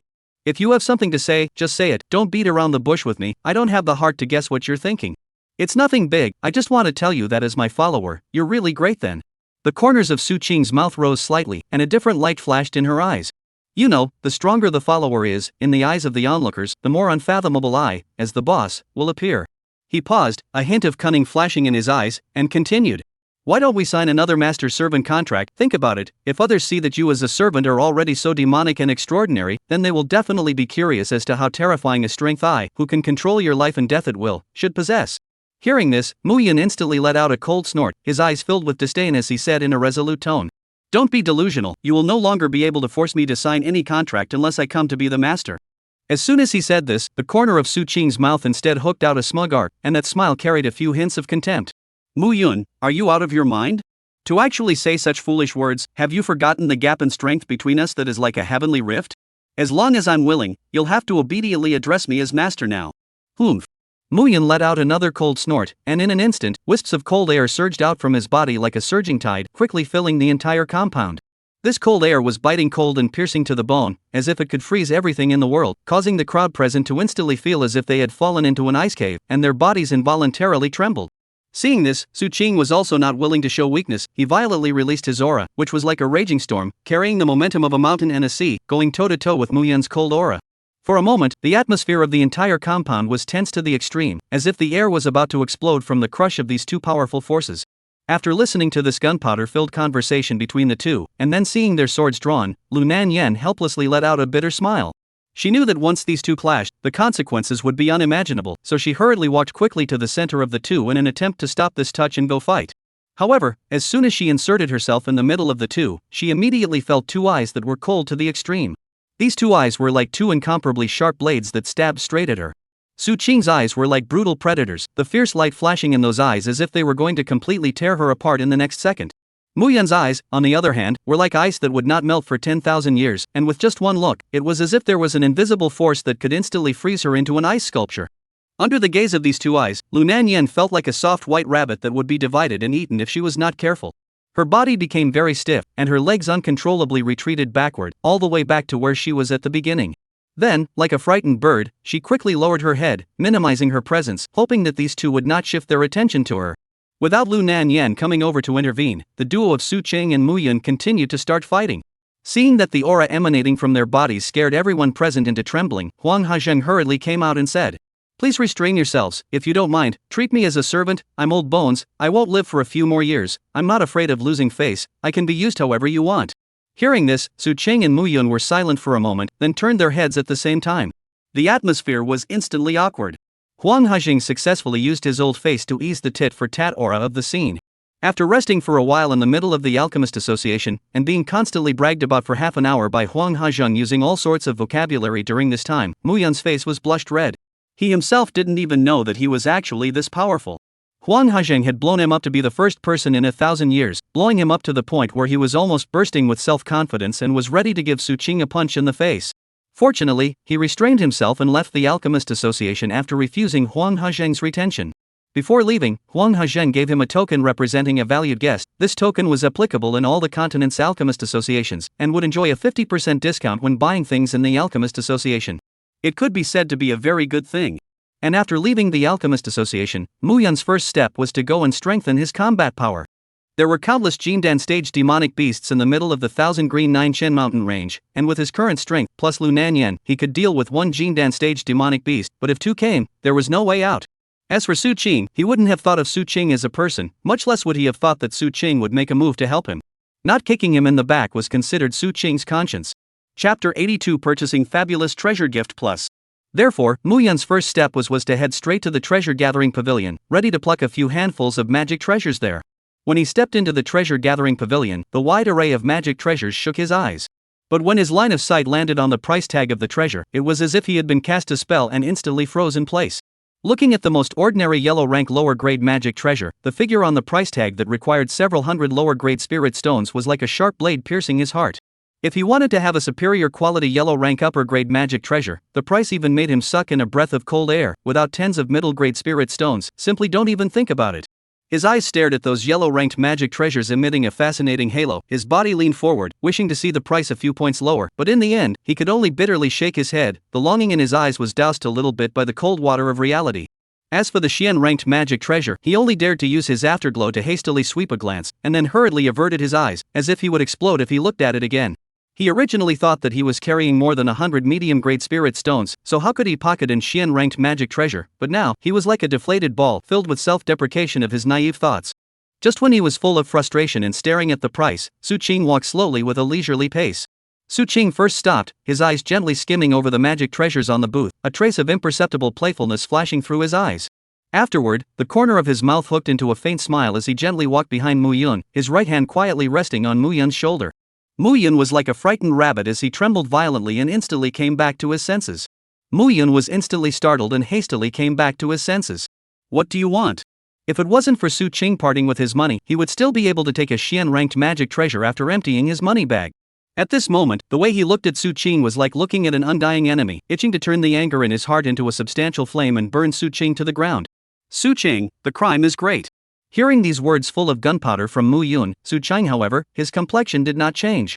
He slightly tilted his head, the smirk at the corner of his mouth a few points deeper, then slowly leaned down, leaning his body forward, almost face to face with Muyun. His eyes narrowed slightly, a teasing light flickering in his eyes, his lips slightly open, his voice low and magnetic, like the whisper of a demon. It doesn't matter if you don't have money, I have money, you can borrow it from me. No matter what magic treasures you have your eyes on, you can give me the word, one counts as one, I'll buy them all. When Muyun heard these obviously ill-intentioned words, his eyebrows instantly twisted into a pimple, and the vigilance in his eyes increased. He subconsciously took a step back and distanced himself from Su Qing, his arms crossed and hugged in front of his chest, like he had erected a defensive wall. He stared coldly at Su Qing, his eyes as sharp as ice blades, his body tensed, and he squeezed out a few words from between his teeth. Then what is the price? Su Qing, unbelievably. Seeing Muyun being so defensive towards himself, Su Qing pretended to look hurt and said, "Don't be so nervous, we are senior brothers." As a senior brother, seeing that senior brother is embarrassed because he doesn't have enough money, he is bound to lend a hand to help senior brother. Senior brother mustn't take the heart of a gentleman with the heart of a small man. I'm only trying to help senior brother, what's wrong with me? Muyun stared at Su Qing dead on, not knowing what he was up to here. Since this is the case, let's make it a trick. Didn't you say you want to help me? Then if you're capable, you can buy all the ones I want. Thinking of this, Muyun directly picked out a set of Xian-ranked magic treasures, including all kinds of jewelry, and even bought a hairpin for a woman to bind her hair. He would like to buy Earth-ranked magic treasure to make things difficult for Su Qing, but there are no Earth-ranked magic treasures here, and there are no top-grade Xian-ranked magic treasures, so the highest of the set he chose is only the middle-grade Xian-ranked Frosty Flower Sword. All of these added up to a total of more than 3,000 middle-grade spirit stones. I'll see what you're going to do. Muyun laughed, then said to the shopkeeper of the treasure pavilion, "He'll pay for me." With that, he pointed towards Su Qing. Seeing this, Su Qing nodded. "Yes, I'll pay." Muyun, you're useless even if you're given the opportunity. You've been allowed to take whatever you want, and you've only ended up taking 3,000 mid-grade spirit stones of something. For others to see, they would think that he, the eldest young master, had lost his way. As the Su family's eldest young master, although he hadn't met his parents in this life, but from the side view, his parents in this life were very good to him. Every month, they would send someone to give him 10 top-grade spirit stones, which in turn would be 1,000 middle-grade spirit stones. At the same time, he was also the eldest disciple of the Cloud Crane Sex Patriarch, so he also had a generous amount of spirit stones to take every month, and the predecessor couldn't spend much, so most of the spirit stones were saved by the predecessor, and now how many spirit stones he had, he didn't even know himself.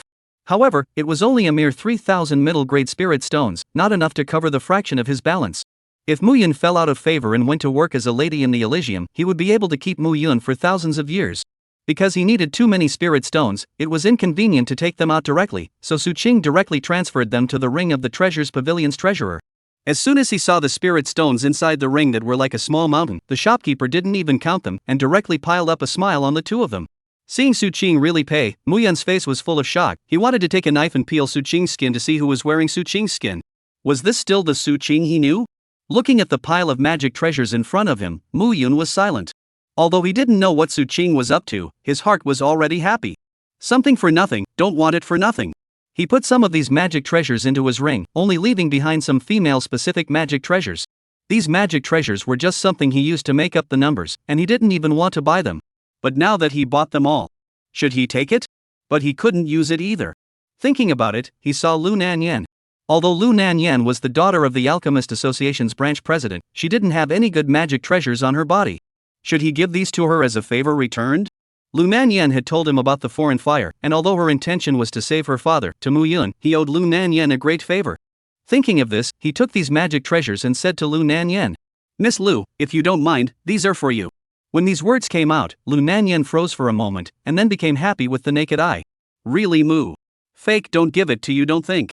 Before the words were finished, those magic treasures in Mu Yun's hands were snatched away by Su Qing. Chapter 83. This is what I paid for. These magic treasures, they are all bought by me for you. You're so good, you actually turned around and want to give them to someone else, and that too in front of me. Could it be that you want to borrow the flowers and offer them to the Buddha? Su Qing's voice was icy cold to the bone, and the eyes that looked at Mu Yun were filled with dissatisfaction. That gaze was like a substantial sharp arrow, as if it was going to pierce several holes in Mu Yun's body. However, Mu Yun was fearless and met Su Qing's gaze that could kill, directly confronting him with a few hints of stubbornness and disdain in his tone. "You just said that these were bought for me by you, and you paid the money, which means that these magic treasures are already mine, and since they are my things, it's not all up to me who I want to give them to? Furthermore, if you look at these magic treasures, which one of them is not an object used by women? They are of no use to me at all, and I had planned to give them to Miss Lu, so what's wrong with that?" Hearing Mu Yun's words, the icy coldness in Su Qing's eyes became more and more intense, and that look was practically capable of freezing the air around him. "Humph. This was bought with my money. If I say that you are not allowed to give it to someone else, then you are not allowed. Besides, how are these things useless to you?" Su Qing angrily shouted, her eyes very determined. "Oh? Then tell me, who stipulates that these things can only be used by women? Could it be that men can't use them? What kind of inexplicable rule is this?" Mu Yun retorted unwillingly, the corners of his mouth rising slightly with a hint of provocation. "Fine. Since you said that men can use it, then I'll give it to you, so you have to use it well." After saying that, Mu Yun looked at Su Qing with a smirk, handing out a string of necklaces in his hand. This string of necklaces was exquisite. The material was not gold or silver, emitting a mysterious and charming luster.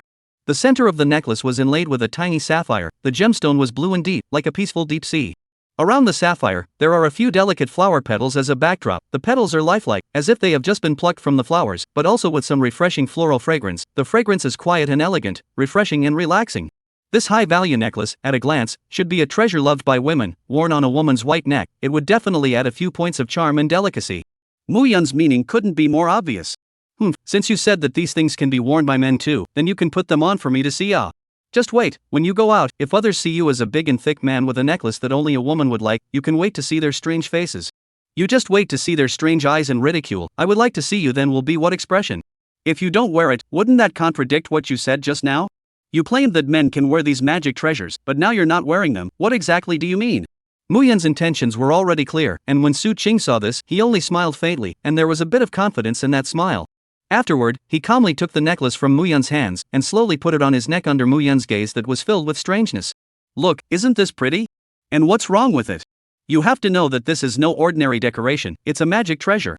It's a magic treasure that can save your life when it's a matter of life and death, so why should we care about its appearance?" Su Qing caressed the necklace as he spoke, a mocking light flickering in his eyes. "Since this magic treasure doesn't stipulate that it must be worn by a woman, why can't a man wear it? We can't be bound by those worldly concepts. Magic treasures can't be divided between men and women. The effect of whoever wears it is the same." Su Qing's words were loud and echoed in the air. After saying that, Su Qing hummed disdainfully, then held her head high and intentionally displayed that necklace in its entirety. Seeing this scene, Mu Yun was unable to speak for a long time.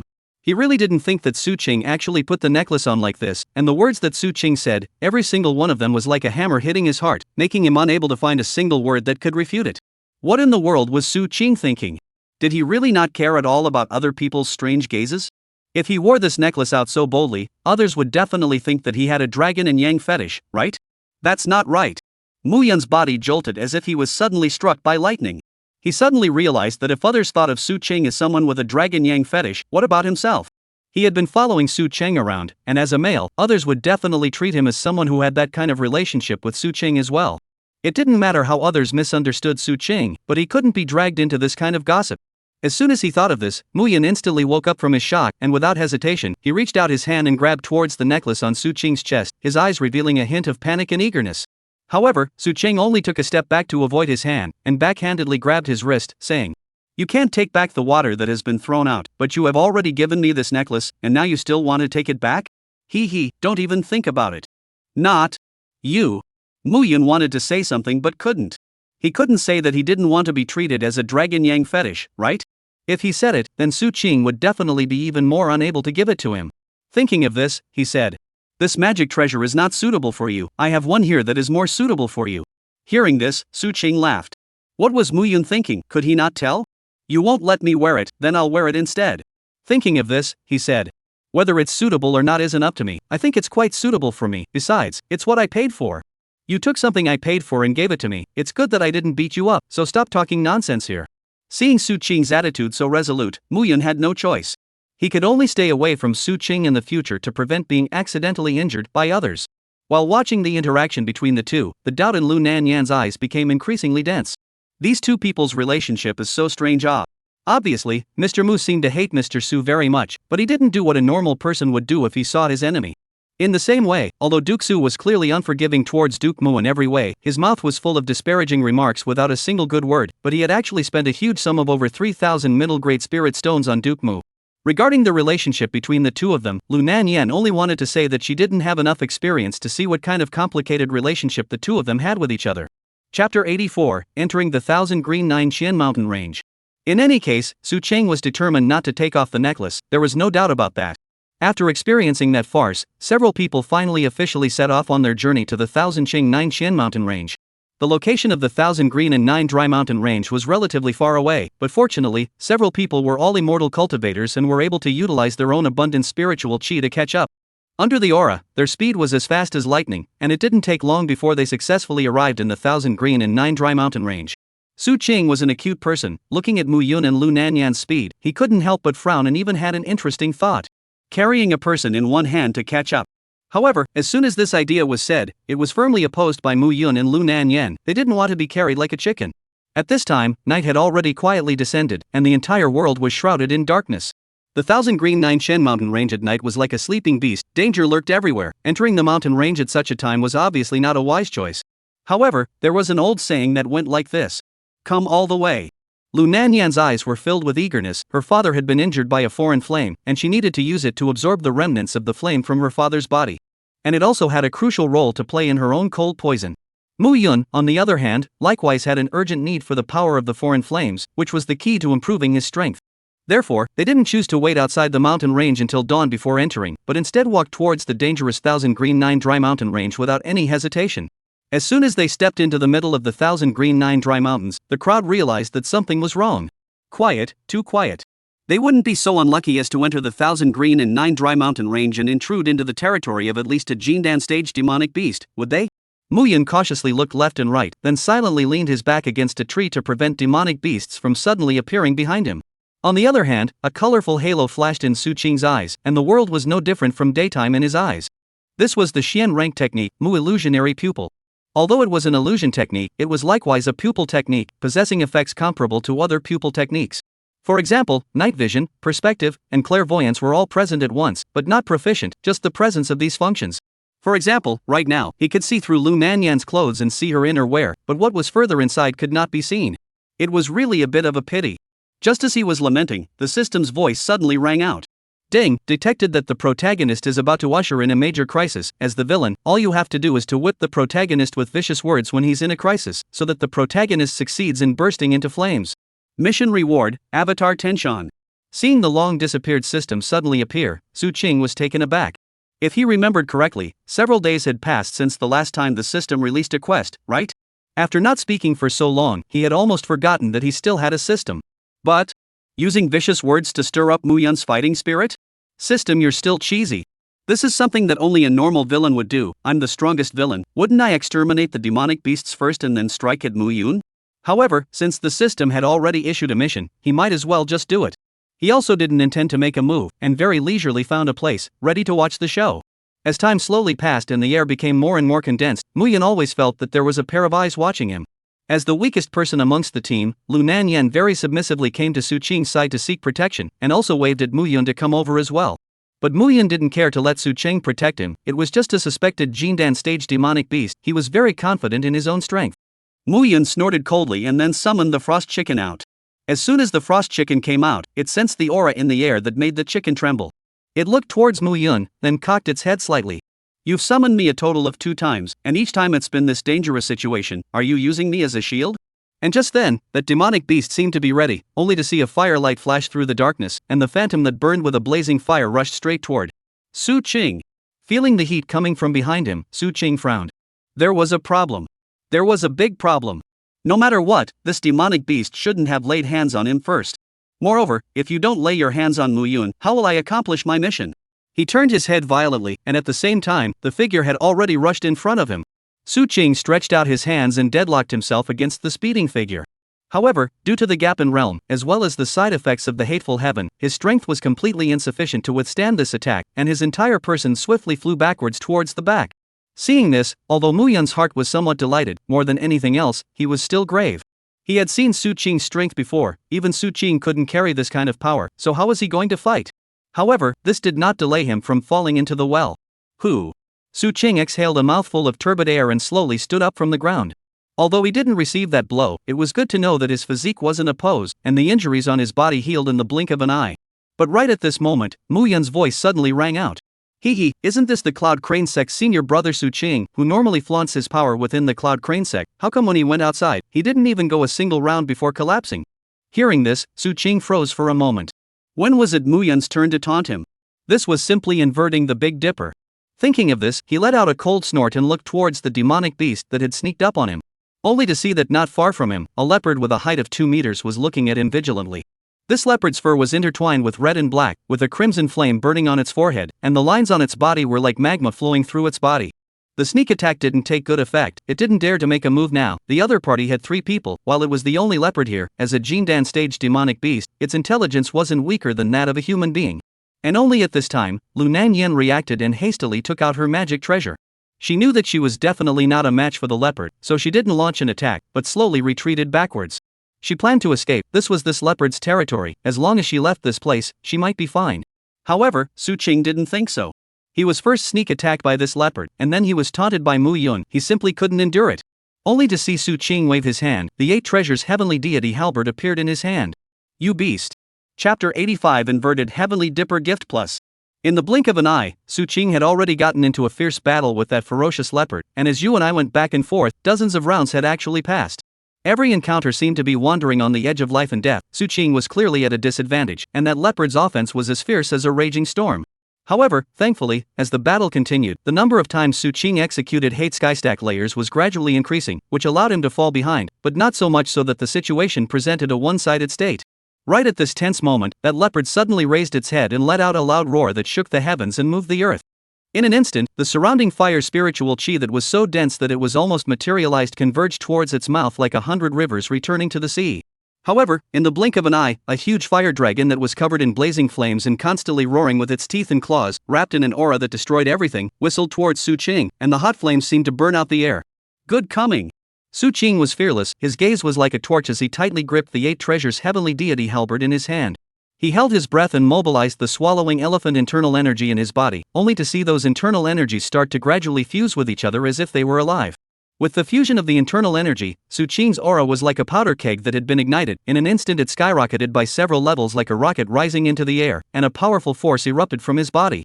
Only to see him raise his 8 treasures heavenly deity halberd high, the halberd flickering with a biting cold light under the reflection of the firelight.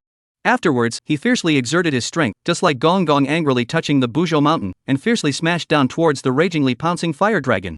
Right under the smash, in an instant, with Su Qing as the center, it was as if the world was shaken by this power. The trees within the surrounding hundreds of meters, those large trees that had originally stood in the sky with lush foliage, were like fragile reeds, instantly snapping into countless sections, with wood shavings flying about. The solid earth was also like an eggshell that had been split open, cracking open with a bang, a huge crack like the mouth of a hideous beast, spreading out in all directions, raising dust that covered the sky. Muyan stood not far away, slightly narrowing his eyes, his gaze tightly looking towards the center of that explosion. Su Qing's appearance at this moment was quite wretched. What he was wearing was not a magic treasure that could withstand attacks, it was just ordinary clothing.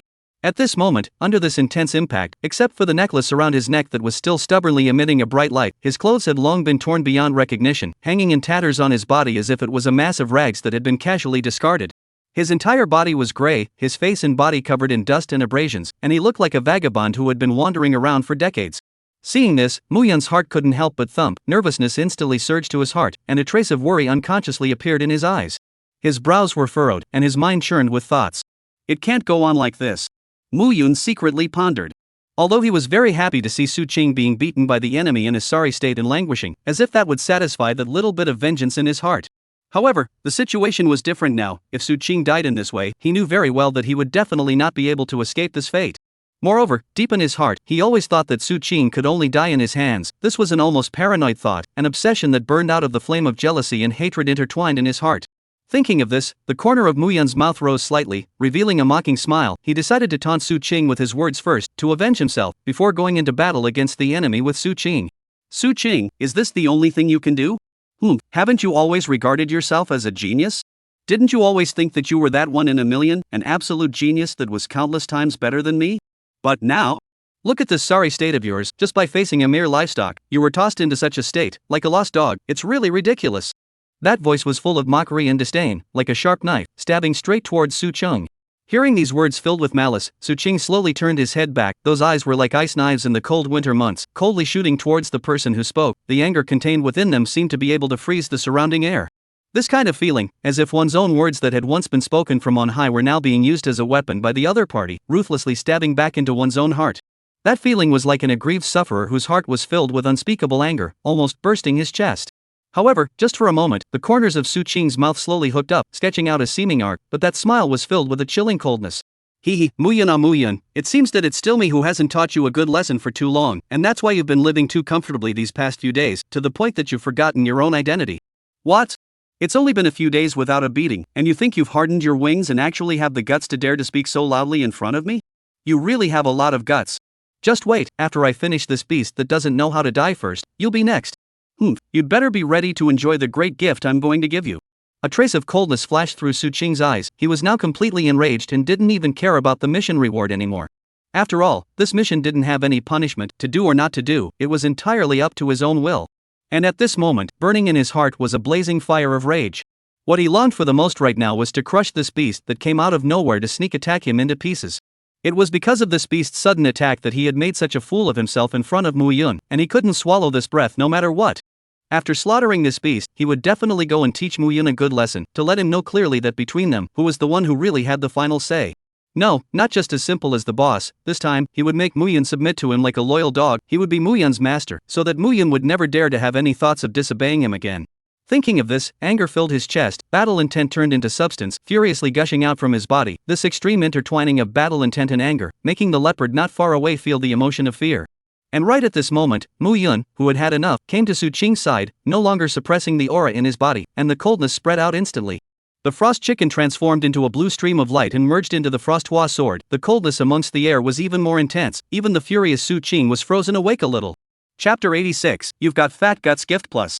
Su Qing slightly glanced sideways, his gaze glancing at Muyun beside him like a knife, his brows instantly tightened, his eyes filled with disdain and disgust. Waste. Don't be a disgrace and meddle here. You don't look at your own virtues. If you fight with the demonic beast later, be careful that it will swallow you cleanly with a single opening of its mouth. If that really happens, I will be clapping my hands from the sidelines. Su Qing's words were like cold arrows, stabbing straight at Muyun. Muyun heard these words, but he only laughed, the corner of his mouth hooked up in a mocking arc, and said nonchalantly, Yo, this famous great genius of ours, that's a really funny thing to say. I'd like to ask, if you're so powerful, how come you're still being chased by a demonic beast in such a lousy way, all beaten up into this miserable state? If this loser like me doesn't come forward to help you, great genius Su, I'm afraid you'll soon become a turd in the belly of a demonic beast, right? Su Qing's face instantly turned ice cold and said, You waste, how dare you talk to me like this? Your guts have fattened up quite a bit, just like your breasts, they are getting bigger and bigger every day. Saying that, Su Qing's gaze that was filled with malice, with a few hints of playfulness, landed straight at Muyun's chest. The moment these words came out, Muyun's face instantly went cold, as if he had fallen into an ice cellar. From the looks of it, his chest was plain and ordinary, no different from a man's. However, only he himself knew the reason for this. In order to avoid other people's strange eyes and unwarranted speculations, he had always used a white cloth to tightly bind up his chest. The consequences of doing so were actually very serious, often making him feel tight in the chest and short of breath, as if there was a pair of big invisible hands tightening his throat, making him gasp for breath. But even so, he had never regretted it. In his opinion, compared to being treated as a weirdo and suffering from all the gossip and strange stares, this pain was nothing at all. As a matter of fact, his chest had gradually grown in size, and was getting bigger day by day with the passage of time. This was the deepest secret of his heart, which he had never revealed to anyone. Every time he bound his chest, he would carefully choose a place where there was absolutely no one, and with his foundation establishment stage's sharp perception, he would repeatedly confirm his surroundings to make sure that no one would notice. But now, Su Ching had revealed this secret with a single word. His heart was filled with shock and doubt. How on earth did Su Ching know? Muyan fiercely took a deep breath, forcing down the anger that was about to erupt in his chest. His chest rose and fell violently, then he gritted his teeth and said, "How dare you spy on me?" Su Ching, however, looked as if he had heard the most ridiculous joke in the world as the corner of his mouth hooked into a disdainful sneer and snorted. "Hey, you think too highly of yourself, don't you? What kind of character do you think you are? I will go and spy on you? Don't have such a beautiful dream. With this appearance of yours, wanting nothing and being mediocre, what reason would I have to spy on you?" He paused, his eyes filled with arrogance and contempt as he continued. "As long as I'm willing, there are female disciples in the sect for me to choose from. They can fulfill all my selfish desires. You think you'll be more attractive in my eyes than those 1,000 women? Don't be naive, I don't have the slightest interest in men." Upon hearing Su Ching's words, Muyan's frost-like face only slightly eased. Although his heart was still filled with doubts, not understanding how exactly Su Ching knew about this matter, but at least from his words, he could infer that he should not have spied on himself. This made Muyan's heartstrings, which had been taut, relax a little. Thinking of this, Muyan's gaze slowly shifted away from Su Ching and looked towards the ferocious leopard not far away. He secretly thought in his heart, "This guy Su Ching is highly powerful, I am indeed not his opponent, but could it be that I can't even deal with this beast? Indeed, this leopard is also extremely powerful, I'm afraid that I'm no match for it alone, but isn't there Su Ching here now?" Muyan once again took a deep breath. The air around him seemed to be affected by him. A slight chill began to spread in the air and quickly converged towards the frost hua sword in his hand. A layer of crystal and frost gradually covered the body of the sword, emitting a biting aura. Only to see him violently swing his arm, a cold light appeared. That is a meter-long cold sword gas, like a roaring out of the ice beast, towards the leopard swiftly pounced. Surprisingly, in this cold sword gas, there are also a few blue feathers. The feathers seem to be endowed with mysterious power, in the sword gas wrapped under the flickering cold blue light. However, this leopard has the strength of Jindan stage, it is not something to be messed with. Only to see its forepaws slightly move, its figure instantly turned into a stump, easily dodging this imposing sword chi attack. That stance was like mocking the opponent's insouciance.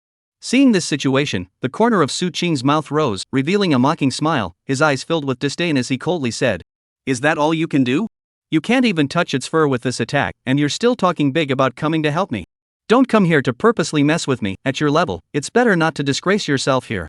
Hearing Su Ching's scathing words, Muyan only frowned slightly, then gently placed his index finger on his own lips, making a silencing gesture, and said with a bland demeanor, "Hush. Before the matter is over, you'd better not clamor like a barking dog here." As soon as his words fell, the cold ice sword chi that had originally fallen short suddenly underwent a shocking change. Only to hear a loud boom, the sword chi exploded like a bomb being detonated, and countless icy blue feathers flew out from the center of the explosion.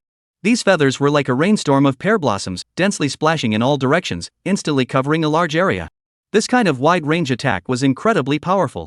Even if the leopard's speed was as fast as lightning and its body was as agile as a ghost, it was unable to completely dodge it. In the blink of an eye, its originally majestic body was pierced by countless feathers, and from afar, it looked like a hedgehog full of spikes. The coldness attached to those feathers was like countless small icy snakes, rapidly eroding the leopard's body, causing its originally blazing and burning flames to dim a lot at this moment, as if they would go out at any time. And at the same time, Muyan took a step back and silently protected Su Ching to his body. Continue to ask for a gift, and ask for a 5-star review to move the rating up a bit. Chapter 87, I hope the demonic beast is alright. In the blink of an eye, those ice blue feathers flew in front of Su Ching's body like a swift wind, so fast that it was like a bolt of blue lightning. Immediately afterward, one after another, they viciously stabbed at Su Ching's body. The scene was like countless miniature sharp blades killing towards Su Ching. Although these feather attacks could only barely pierce Su Ching's skin, and could not cause any substantial damage to him, but Muyan's sudden small action caused Su Ching to have a different kind of emotion. Yes, he was actually very excited. The corners of Su Ching's mouth uncontrollably rose upwards, and the arc grew bigger and bigger, as if there was an invisible force pulling at it. His body also trembled slightly, and as his body trembled, a feather that was stuck on his body fell off.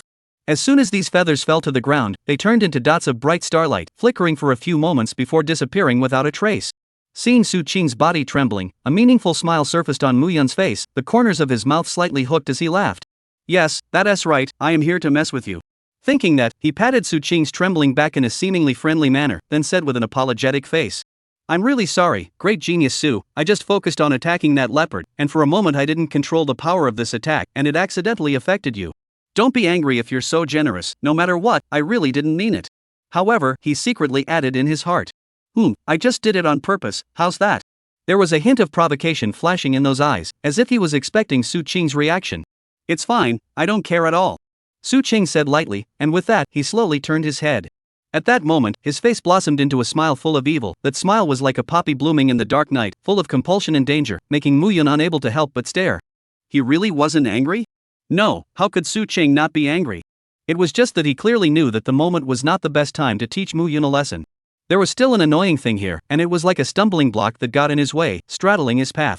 In Su Qing's mind, only by getting rid of this thorn in his side and thorn in his flesh like a leopard first, could he have no worries. At that time, he would be able to calmly take time out to properly fix this increasingly reckless and unruly Mu Yun. What Mu Yun had done was like a thorn, deeply rooted in his heart, making his anger burn hotter and hotter. Hate the sky. 1.5 times the power. In an instant, a tyrannical aura that seemed like it came from the depths of hell emanated from his body like a tidal wave. That aura contained the power to destroy everything, as if it was going to tear apart the surrounding space. He turned his head violently, a pair of eyes had turned bloodthirsty red, staring deathly at the leopard not far away. The ferocity and greed in his eyes was like a beast that had been starving for a long time seeing its prey, filled with the desire to kill. And that originally ferocious and incomparable leopard, when it saw Su Qing, who was like a crazy demon coming out of hell, its originally unbeatable heart was gradually occupied by fear.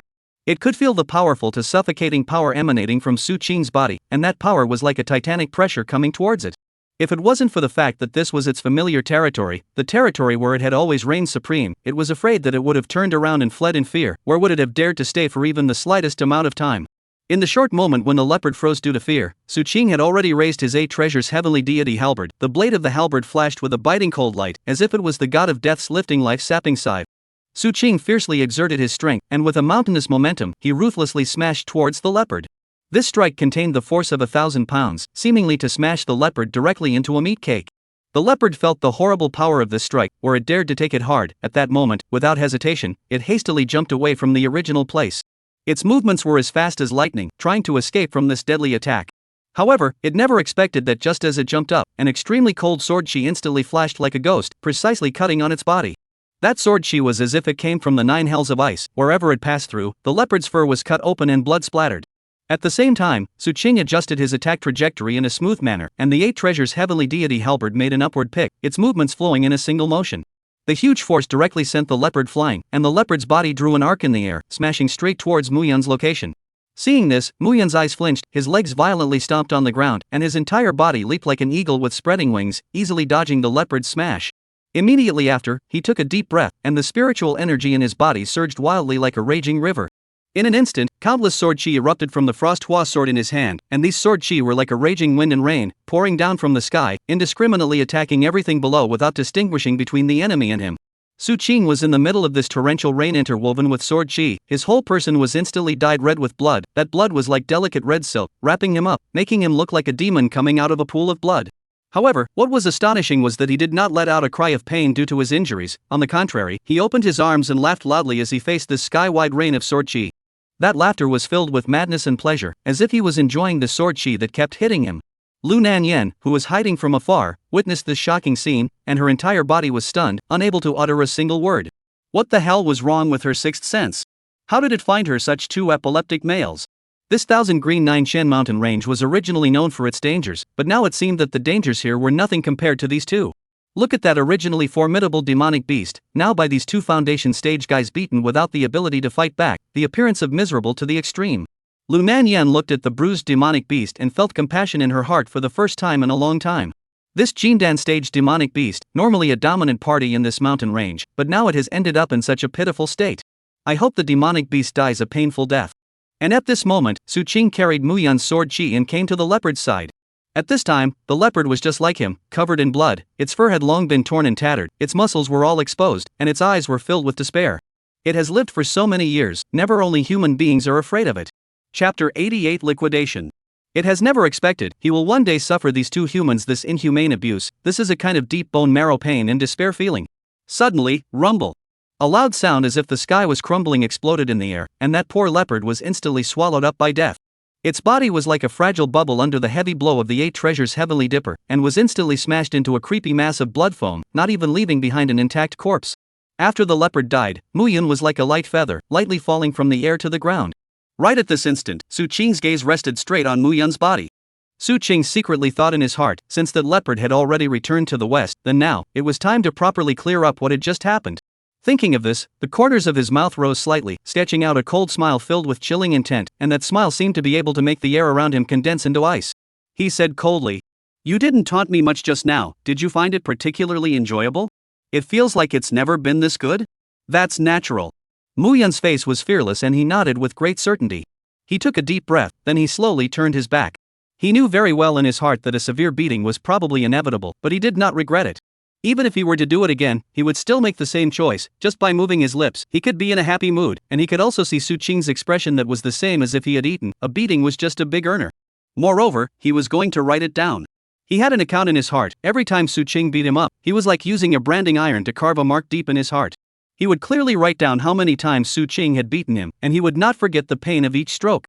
He silently swore in his heart that when the right time came, he would definitely double these pains back to Su Qing, letting Su Qing also taste what it was like to be humiliated and retaliated against, letting him pay a terrible price for what he had done.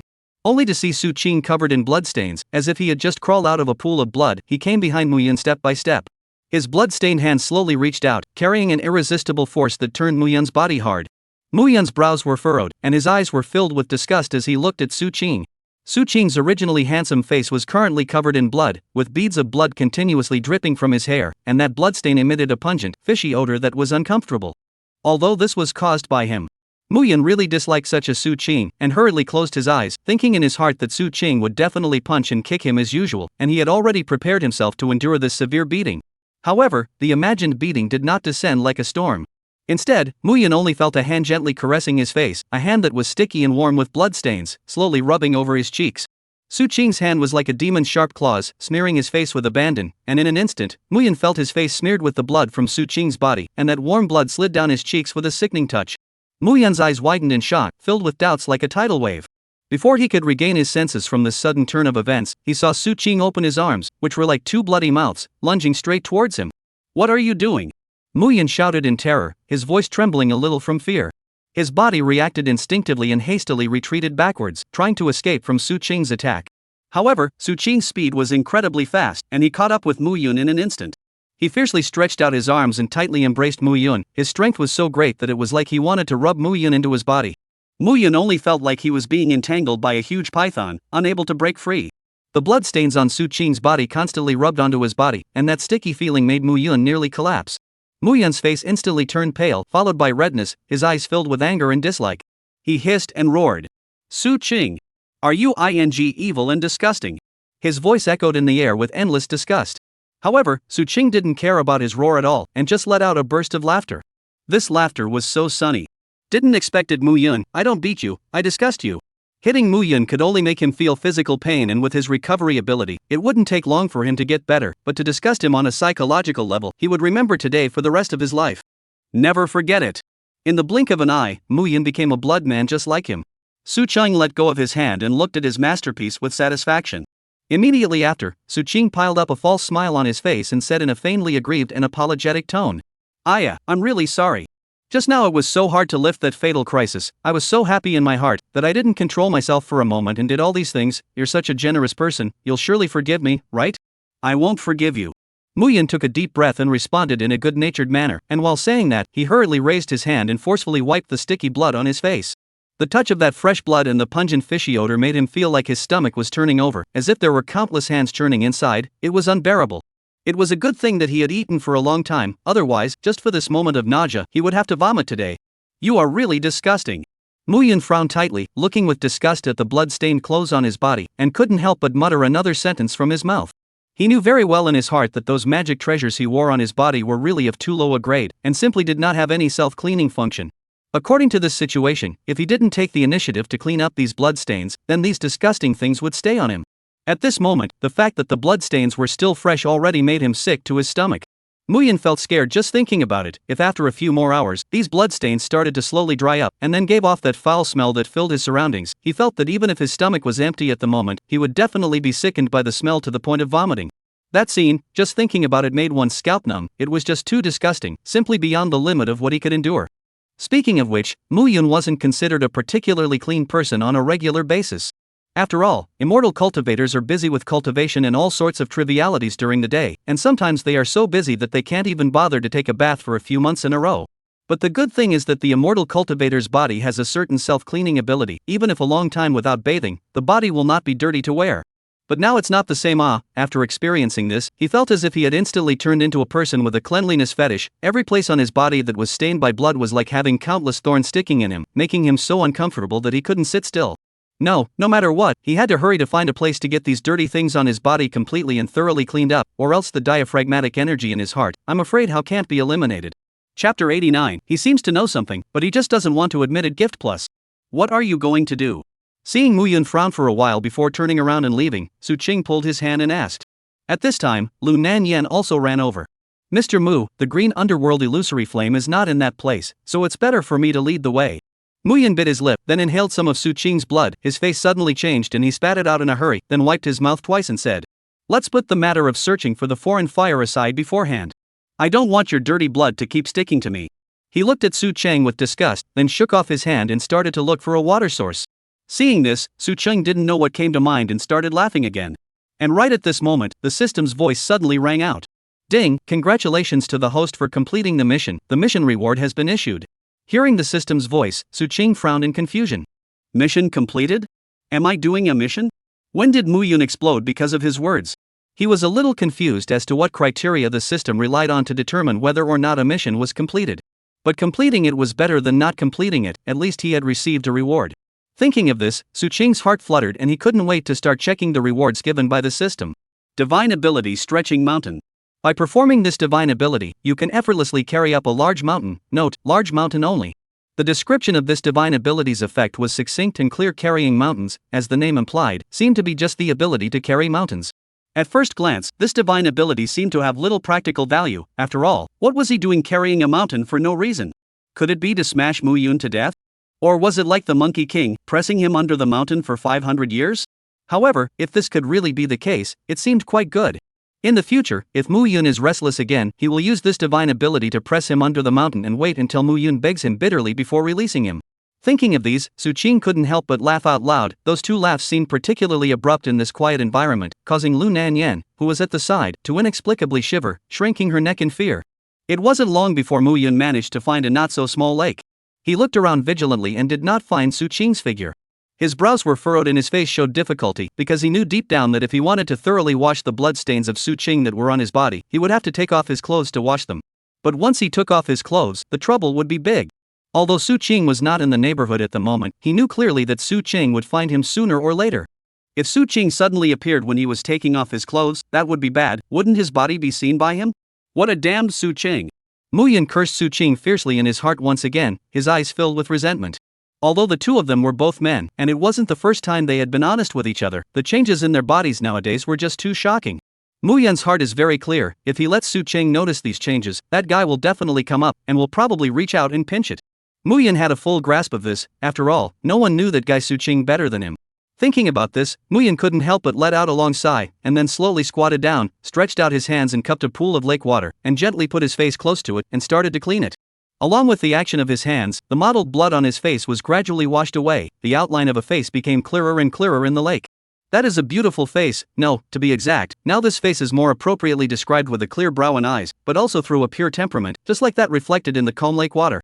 Muyun's eyes fell on his own reflection in the lake, and for a moment he was in a trance, as if he was frozen in place. His eyes were filled with astonishment and doubt, and he secretly pondered in his heart. Is this really still himself? He has not looked in the mirror for a long time. In his vague memory, his original appearance and now reflected in the lake, this face is a world of difference. Was this really himself? He stared blankly at the lake for a long time. Ha! After a long time, Muyun was able to slow down from his disorientation, a bitter smile spreading at the corner of his mouth as he slowly raised his hand and gently touched it to his face, a complex look flashing in his eyes as he softly asked, Elder Son, why do you think I've grown more and more like a woman? A brief silence emanated from the ring, and only after a moment did Elder Song's voice slowly resound. I am not the creator of this gong method, so this question you are asking, I have no way to answer you. There was a hint of helplessness in Song Lao's tone. Perhaps only by cultivating this gong method to the highest level will you be able to unlock all the doubts in your heart. Hearing this, Muyun slowly raised his head to look at the sky. His expression was complex, and there seemed to be 1,000 thoughts surging in his eyes, yet one could not fathom what exactly he was thinking. That gaze towards the sky seemed as if it wanted to penetrate through the clouds in search of an answer. And just at this time, Su Qing's voice rang out from behind Muyun, breaking the silence. Hee, you guy, you're not tall, but I didn't expect to run quite fast, but you really gave me a good search. That tone carried a bit of flirting, and there seemed to be a hint of imperceptible rancor. Hearing Su Qing's voice, Muyun only slightly turned his head, calmly glanced at him, and then turned back again, not saying anything. However, it was this simple glance that caused the words Su Qing had prepared behind him to get stuck in his throat all of a sudden. Only to see Muyun's eyes dull, like a pool of stagnant water, without any ripples, just like a robot that had lost its soul and didn't have any feelings. He had just washed his face, and there were still drops of water hanging on his cheeks, and those drops of water slowly slid down his cheeks like crystalline teardrops. The water droplets scratched across his clear-eyed face, shimmering under the moonlight, inexplicably giving people a feeling of pity, as if he was a weak person who had suffered a lot of wrongdoing, letting people not be able to help but feel sorry for him. After freezing for a while, Su Qing snapped back to his senses. What's going on? It was only a few minutes since Muyun left. What had he experienced in these few minutes? How did he suddenly become lifeless? Thinking of this, he frowned and prepared to go up and ask.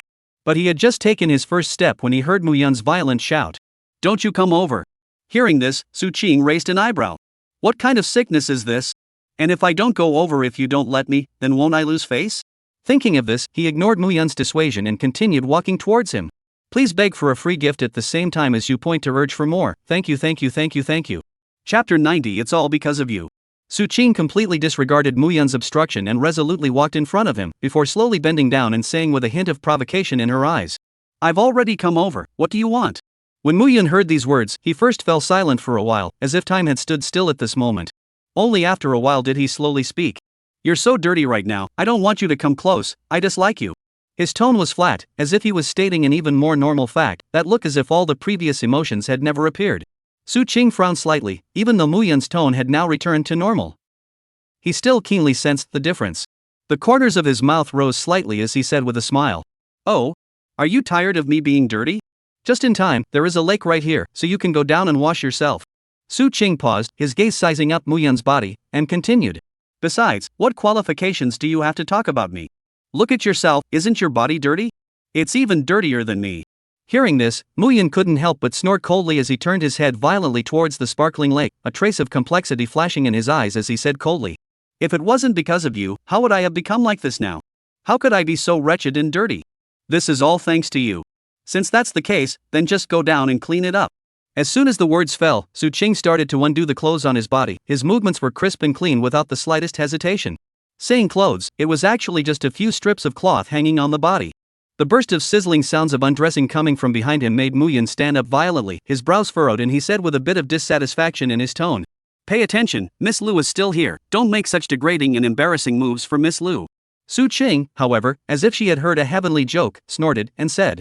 You said Lu Nanyan? You might as well open your eyes and take a good look, is she here or not? Between words, Su Qing had already removed all the clothes on his upper body, that tight and full of power. His strong and sturdy body was thus unreservedly exposed in the air, and every piece of muscle manifested his masculinity. Immediately after, the corner of Su Qing's mouth hooked up a meaningful smile. He stretched out a hand and gently rested it on Muyun's shoulder, then slowly leaned down, his lips almost pressed against Muyun's ear, and whispered in a low and magnetic voice. Look carefully, at this moment, there are just the two of us here. No matter what happens, there won't be a third person who knows about it. When Muyun heard this, his face instantly turned white, an ominous premonition surged like a tidal wave, and his voice was involuntarily trembling a little. What do you really want to do? Su Qing, however, had a frank face, and a hint of cunning flashed in his eyes as he replied with a smile. Naturally, I'm going to bathe. You and I are both so dirty, we are in need of this lake water to wash ourselves. After saying that, Su Qing fiercely exerted his strength, directly tugging Muyun towards the lake water and rushed over. Only to hear a loud plop sound, splashing water, both of them fell into the lake water. Mu Yun was still immersed in the panic of falling into the water and had not yet come to his senses when Su Qing's voice leisurely rang in his ears. Since you are bathing, why are you wearing clothes? This clothing soaking in the water will only get in the way, how inconvenient ah. Su Qing said while his hands were not stopping. In 3 or 2 times, he undid Mu Yun's clothes, and then with a wave of his arm, he threw the clothes towards the shore. Until this moment, Mu Yun only woke up as if in a dream, his face instantly reddened like a ripe apple, hurriedly covering his chest tightly with both hands, his eyes full of panic and shame, shouting, "What on earth do you want to do? I can warn you, I am an honorable man." "A man?" The corner of Su Qing's mouth rose slightly, revealing a meaningful smile, then he stretched out his finger, pointing at the tightly wrapped layer of white cloth on Mu Yun's chest, with a few probing glances. If it's a man, how could he wrap such a layer of white cloth around his chest? Su Qing paused, his expression becoming serious. "Furthermore, I don't have a dragon in Yang, and I'm not interested in men, so how could I have anything against you?" He moved forward, his eyes fixed on Mu Yun. "You said yourself that you are a man. Since you are both men, why can't you be honest and open in this bathing time? Bathing is meant to cleanse the body. You are now wrapped in this layer of white cloth. What kind of bathing is this?" Mu Yun's heart grew more and more flustered as he heard Su Qing's words, and a hint of panic and struggle flashed in his eyes. He bit his lips and tried to calm himself down, saying, "This is my habit, it has nothing to do with you. You stop messing around." Su Qing slightly raised his eyebrows, the smile on his face like ink into water haloing out, becoming more and more intense. "Habits? I actually didn't know that you still had such a habit. I can remember that last time, you didn't have this. Could it be that it was only recently developed?" Su Qing's words seemed to have magic power, every word was testing. "And this habit is really bad, wrapped in a white cloth to bathe, it would be strange to be able to wash it." His eyes were full of teasing, the gaze was like a blazing flame, as if he wanted to see through Mu Yun. Mu Yun didn't dare to meet his eyes and hastily twisted his head to the side, paddling his feet lightly, slowly swimming backwards. "This is a recent development, you just need to mind your own business and leave me alone." Mu Yun's voice carried a hint of panic. "As your master, who do I care about if I don't care about you?" Su Qing had a smile on her lips, but her words were not to be questioned. When Mu Yun heard this, he instantly looked at Su Qing with anger. His hands that were originally protecting his chest slapped the water fiercely and roared angrily. "What master? If you keep talking nonsense, beware of my impoliteness." It was now. Seeing Mu Yun's hands loosening, Su Qing reached out lightning fast to grab that white cloth. But Mu Yun was extremely sensitive in this critical moment, his reaction was incredibly fast, his body fell back, and he skillfully dodged Su Qing's hand. Seeing that he actually missed, Su Qing felt very surprised. And Mu Yun took this opportunity to rush back to the shore, grabbing his clothes and pulling them over his body. Pervert. It was really too perverted. Tramp Su Qing. If you're a dragon young fetishist, then go find another dragon young fetishist to fulfill your perverted desires. What are you looking for me for? Did I do something wrong? I'll change everything. He panicked and put on his clothes, but right at this moment, Su Qing suddenly appeared behind him and reached out to grab a strand of his hair.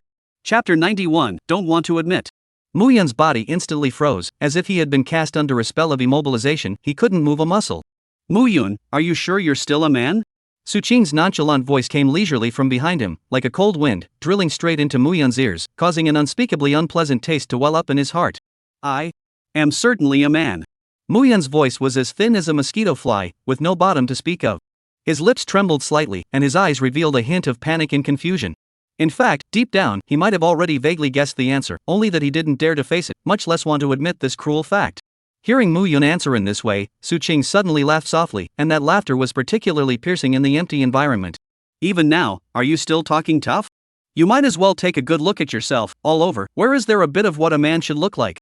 However, Su Qing thought to himself that since Mu Yun was unwilling to admit it himself right now, he wouldn't try to force it. After all, this was an extremely heavy blow for Mu Yun, and it would take time to slowly accept it. He believed that one day, Mu Yun would have to face reality and accept this change that had already happened. Thinking of this, Su Qing's mind moved and reached out to take out a necklace from among the storage rings. This necklace was not ordinary, it was the mission reward given by the system at the beginning good mood. This thing had been sitting idle here in Su Qing's place, with little practical use. But now, he felt that giving it to Mu Yun was a good choice. Perhaps this necklace could provide some protection to Mu Yun, preventing some unforeseen circumstances from occurring. For example, in case Mu Yun could not accept the fact that he had turned into a woman and secretly slit his wrists in some corner where no one was looking, that would be troublesome. At least this necklace could keep him in a good mood. Thinking of this, Su Qing opened his mouth and said, "You turn around." Mu Yun was silent for a moment and responded, "What are you doing?" "I said, for you to turn around." Su Qing's voice was low and powerful, carrying an unquestionable and irresistible majesty. Hearing this, Mu Yun clenched his teeth tightly, his heart filled with doubts and uneasiness. After a brief moment of hesitation, he still slowly turned around. However, the moment he turned around, the scene in front of him froze him. He only saw that Su Qing was opening her hand towards him, and in the middle of Su Qing's palm, there was a pink-colored necklace lying quietly. That necklace was emitting a soft glow, the chain was delicate and exquisite, and in the center of the necklace, there was a pink love gemstone inlaid. The gemstone was crystal clear, refracting a fascinating luster, just like a dreamy object. Su Qing, what are you doing? Mu Yun asked with a stunned face. A gift for you, keep it well. Su Qing said in a flat tone. But I am a male, this necklace. It doesn't match my temperament. Mu Yun frowned, his eyes full of incomprehension. He really didn't understand why Su Qing suddenly gave him such a necklace, it was too abrupt in his opinion. But Su Qing didn't care if Mu Yun liked it or not, he picked up the necklace without a second thought and reached towards Mu Yun's neck. Mu Yun subconsciously wanted to dodge, but Su Qing's movements were too fast, and before he could react, the necklace was already on his neck. Mu Yun thought in his heart, forget it, let's wear it for show first, and then find a suitable opportunity to take it off later. But to his surprise, the moment the necklace touched his skin, he only felt a strange warm current spreading throughout his body from the necklace. His eyes instantly lit up, and the emotions that were originally as heavy as a haze in his heart seemed to be swept away by a gust of wind, disappearing without a trace. He felt as if he had encountered the most ecstatic good thing in the world, and that kind of pleasure was something he had never experienced before, as if his entire being was immersed in endless joy. He realized at the first moment that something was wrong with him and hastily took off the necklace. The moment the necklace was taken off, the gloom in his heart returned, and his entire being was lost as if he had lost something important. What the hell is this? It could actually control his mood. Where did Su Qing get this thing from? And since he had something that could control someone's mood, did that mean that Su Qing also had something that could directly control someone's body? Instantly, the look in his eyes towards Su Qing was filled with scorn. Seeing this look, Su Qing knew that he must have misunderstood something, so he explained. This is something I got by chance, it can keep one in a good mood, I saw you moping around, so I lent it to you first. I don't need it. You don't have the right to refuse. Su Qing's hands directly pressed on Mu Yun's shoulders and said in a tone that could not be refused. Mu Yun clenched his fists and didn't say anything, only silently putting the good mood into the ring. After that, he broke away from Su Qing's hand and walked behind him. He just pretended that what had just happened hadn't happened. In this way, his heart wouldn't be clogged up, and naturally, he wouldn't need the good mood. He had come here for the green underworld fantasy flame, nothing else mattered. Right, nothing matters. He found Lu Nanyan, who was waiting not far away, and then continued in the direction of the foreign flame under Lu Nanyan's leadership. They traveled very peacefully on this journey, barely encountering any accidents. After leading Mu Yun and the two of them to a cave, Lu Nanyan stopped and said to the two of them, "The green underworld illusory flame is inside this cave, what I say next you must remember. First of all, the green underworld illusory flame is a foreign flame, a flame that possesses a special effect, not an ordinary flame, and its special effect is very difficult to deal with. First of all, the temperature of the green underworld illusion flame is not high, and it doesn't do much damage, but its flames can pass through your aura and directly injure your internal organs. And this kind of flame is very difficult to deal with. If it is touched, it will always stay on your body, tormenting you day and night, the wind can't move it, and water can't extinguish it. And it will also only torment the person who is hit, the others can only see the flame that stains your body, but cannot touch it. This is the green underworld illusory flame. Only by subjugating it can you control the green underworld illusion flame to lift this state, otherwise even if a god or immortal comes, it's useless. My father was entangled by this kind of flame, and suffered all day long." Saying that, Lu Nanyan sighed. Chapter 92 Foreign Flame? Refined in a moment. Gift Plus. As soon as they entered the middle of the cave, the crowd felt that the air was dry and hot, and there was some blue powder on the walls of the cave. Mu Yun looked around, attached his aura to his hand and reached out to touch that blue powder. Just then, Lu Nanyan said, "Mr. Mu, these powders are the residue produced by the items after they were burned out by the green underworld fantasy flame, nothing special." Mu Yun nodded, then continued walking towards the front. This cave was filled with blue powder everywhere, and it was unknown how many creatures that had mistakenly entered this place had been burned to death. As they approached the depths of the cave, the temperature in the air grew higher and higher, and even though Lu Nanyan had said that this green underworld mirage flame wasn't very strong, Mu Yun was still in high spirits. He operated the spiritual chi in his body like an ice cube, emitting a trace of coolness to resist the heat in the air. At this moment, Su Qing's forehead had already condensed dense beads of sweat, and sensing that Mu Yun's side was cool, he came to Mu Yun's side without a trace, and the distance between the two was only as short as a finger. Mu Yun gave a very impatient TSK, then quickened his pace. Seeing this, Su Qing frowned, but he didn't say anything. He turned back, looked at Lu Nanyan, and said, "You'd better go out first, no one will care about you when the fight starts later." Hearing this, Lu Nanyan nodded and said, "Then you guys be careful, and don't let the two of you fight before you've even subdued the green underworld illusory flame." She paused for a moment and didn't say the sentence that followed. Only when he saw with his own eyes that Lu Nanyan had left the cave did Su Qing let out a sigh of relief. He couldn't let Lu Nanyan stay here. What if she was accidentally touched by the foreign fire and the power of the foreign fire happened to clash with her physique, becoming delirious and filled with thoughts of sleeping with someone else? Although he could replace Mu Yun, who knew if Mu Yun would suddenly strike when he was giving up his life to cure the poison, catching him off guard? So it was better to disperse the unrelated people first. Thinking of this, he followed Mu Yun and very naturally wrapped his arm around his shoulder. Seeing this, Mu Yun silently stopped running his spiritual qi, and for a moment, the feeling of heat once again surged to his heart. However, Su Qing did not let go because of this, and continued to wrap her arms around Mu Yun. Before long, the two of them were already sweating profusely. At this time, Mu Yun finally couldn't hold back and said, "Let go, aren't you hot?" "Not hot." Su Qing wiped the sweat from his face. Seeing this, Mu Yun took a deep breath and didn't say anything, and proceeded to walk towards the front.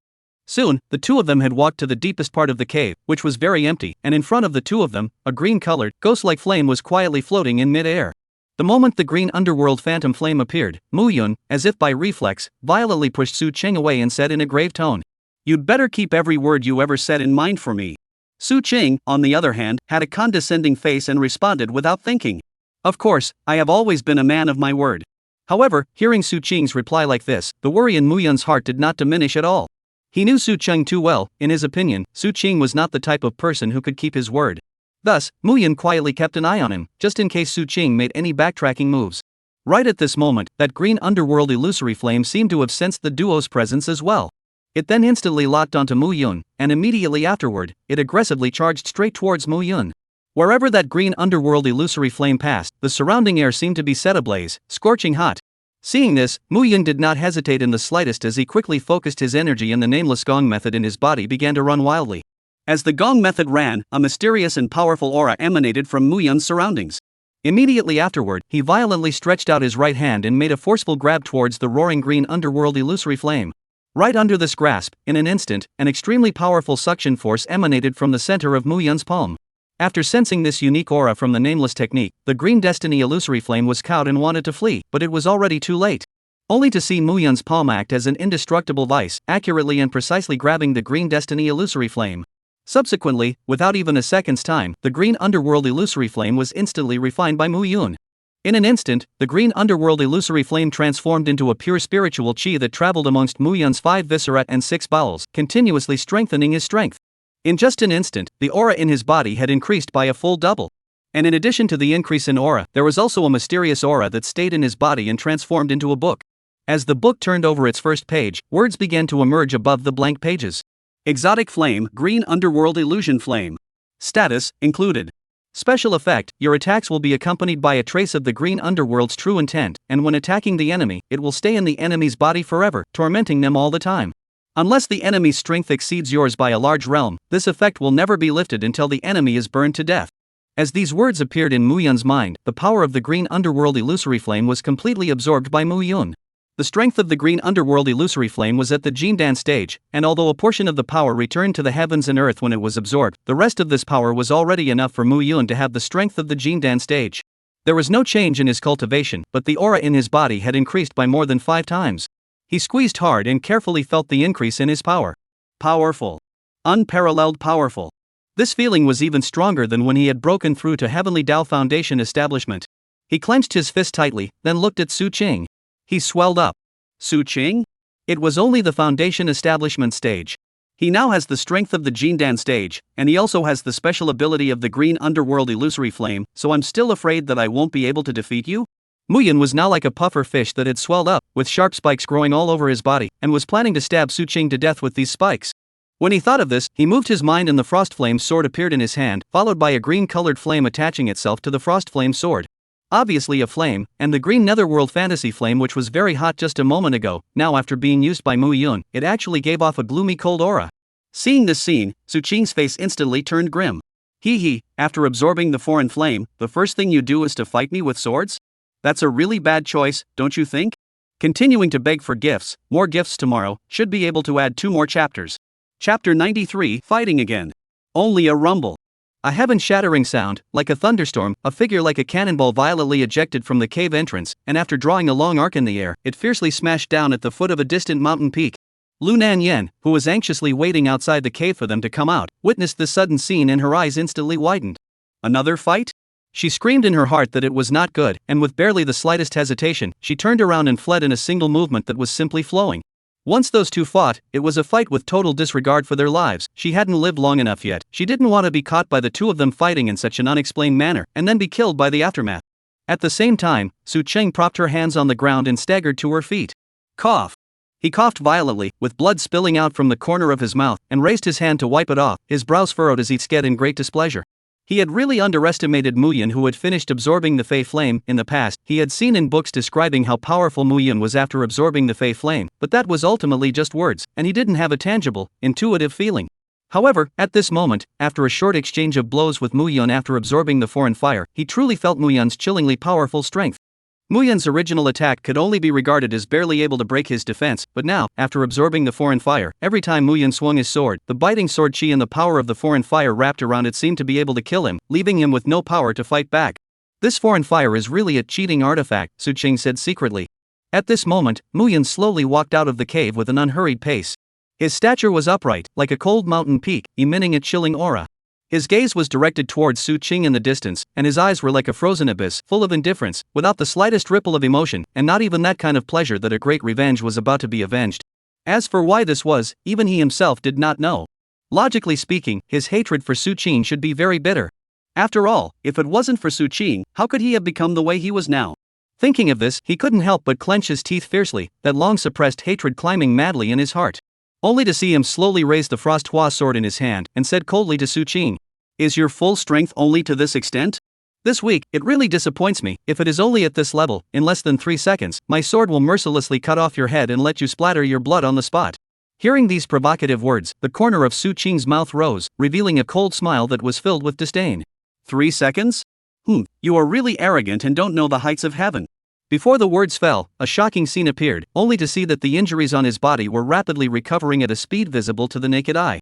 Before even a second had passed, his injuries had already recovered as before, and his entire person had regained a powerful aura. Even though Muyan had absorbed the foreign fire and his strength had increased drastically, and was even able to temporarily suppress him in the exchange just now, in Su Cheng's mind, for Muyan to want to completely defeat him was simply a fool's errand, something that was absolutely impossible. Only to see Muyan frowning slightly, as if he was a bit surprised by Su Cheng's recovery ability, but soon, he looked aghast and opened his mouth. "No, it's you who underestimated me." After saying that, he only saw Muyan's mind move, and in an instant, Su Cheng's body ignited into a blazing fire without any warning. It turned out that when he attacked earlier, Muyan had already silently impressed his green destiny true intent into Su Cheng's body, as if he had planted countless time bombs, and as long as he gave the command with a single thought, these green destiny true intents would erupt at the same time in a split second, and the raging fire would be enough to completely engulf Su Cheng until it burned him to ashes. Su Cheng was completely wrapped in flames in an instant, turning into a fireman struggling in the flames. The pain brought about by the blazing flames swept over his entire body like a raging tide, and every inch of his skin seemed to be being roasted by the flames. However, there wasn't the slightest hint of fear on his face. Instead, his eyes flashed with excitement. He could clearly feel that his power was madly increasing within his body at an extremely astonishing rate. "Since you, Muyan, are so eager to see my full strength, then I will do as you wish and let you have a good look." Hateful Sky stacked up the layers in an instant, and the thrill of 5 times his power made him forget the pain from the burning flames. He only saw him turn violently, and his hands were like sharp steel claws as he plunged deep into the mountain. The hard mountain rocks were easily broken open like tofu under the powerful insertion of his hands, and the broken rocks splashed. When Muyan saw this, his brows furrowed tightly and his eyes were filled with doubt. What exactly is this fellow trying to do? Could it be that he knows he's no match for me and is planning to dig a pit and bury himself on the ground as a way to escape my vengeance? That's a beautiful thought. Do you think you can get rid of your sins this way? What you have done to me is simply the wrath of the heavens and the people. Do you still think that you can just die? Muyan's eyes burned with flames of anger. No. There's no way I'll let you get off so easily. I will let you live, let you endure the burning of the green destiny true intent that is like the fires of hell every single day and every single night, and let you die slowly in this extreme pain, paying a terrible price for the evil deeds you once committed. Muyan's heart was filled with hatred, and he had even begun to imagine how he would torture Su Cheng. He wanted to chop off Su Cheng's 4 limbs. No. 5 limbs. Make him a complete invalid who couldn't move, so that he couldn't beg for life, couldn't beg for death, and would languish in endless despair. Just as Muyan was immersed in imagining Su Cheng's future misery, Su Cheng had already unleashed the divine ability Tan Mountain. In an instant, the aura in Su Qing's body surged wildly like a raging river, fully activating this powerful divine ability. As the divine ability was unleashed, in an instant, the earth began to tremble violently, as if the entire world was caught in a great earthquake. This tremendous commotion was like a heavy hammer that violently pulled Mu Yun back from that hate-filled fantasy. He clearly felt the earth beneath his feet trembling violently, and his first reaction was that a powerful demonic beast had sensed the commotion here and was speeding towards them. Humph. Today, you are lucky, since there are demonic beasts coming to cause trouble, I will let you off for now. However, you don't want to escape for too long, your time to die will come eventually. Mu Yun snorted coldly and looked towards Su Qing, but when he saw what Su Qing was doing right now, his entire body froze. Chapter 94, Dang Mountain.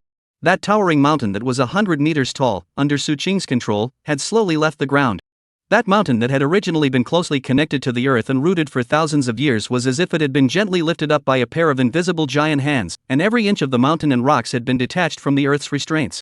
Mu Yun was instantly deeply shocked by this astonishing scene in front of him. His eyes were as white as copper bells, his eyes filled with shock and disbelief. His mind went blank, completely unable to imagine what kind of power this was that shocked the heavens and earth, crying out to the ghosts and gods. Was this still a human being? Can a human being really possess the ability to lift a huge mountain at the foundation establishment stage? This simply overturned Mu Yun's perception of this world. At this moment, the great mountain had completely left the ground and was lifted high above Su Qing's head. In Su Qing's hands, this majestic mountain seemed to be as light as a thin quilt, without the slightest weight. As long as he moved his mind, he seemed to be able to throw this great mountain into the sky like a toy, and that scene was chilling just thinking about it. Worthy of being a divine ability, it was actually so domineering and overwhelming. Su Qing secretly marveled in his heart. Apart from the fact that the amount of spiritual qi consumed was quite astonishing, and that its function was limited to moving mountains, this divine ability was simply perfect, with no flaws to speak of. However, to be able to grant the caster the great power to move a huge mountain, consuming a large amount of spiritual qi was also something that made sense. Thinking of this, the corners of Su Qing's mouth rose slightly, revealing a wicked smile. Now then, Mu Yun, it's time for you to see my full strength. I'd like to see if you can withstand it. Su Qing muttered.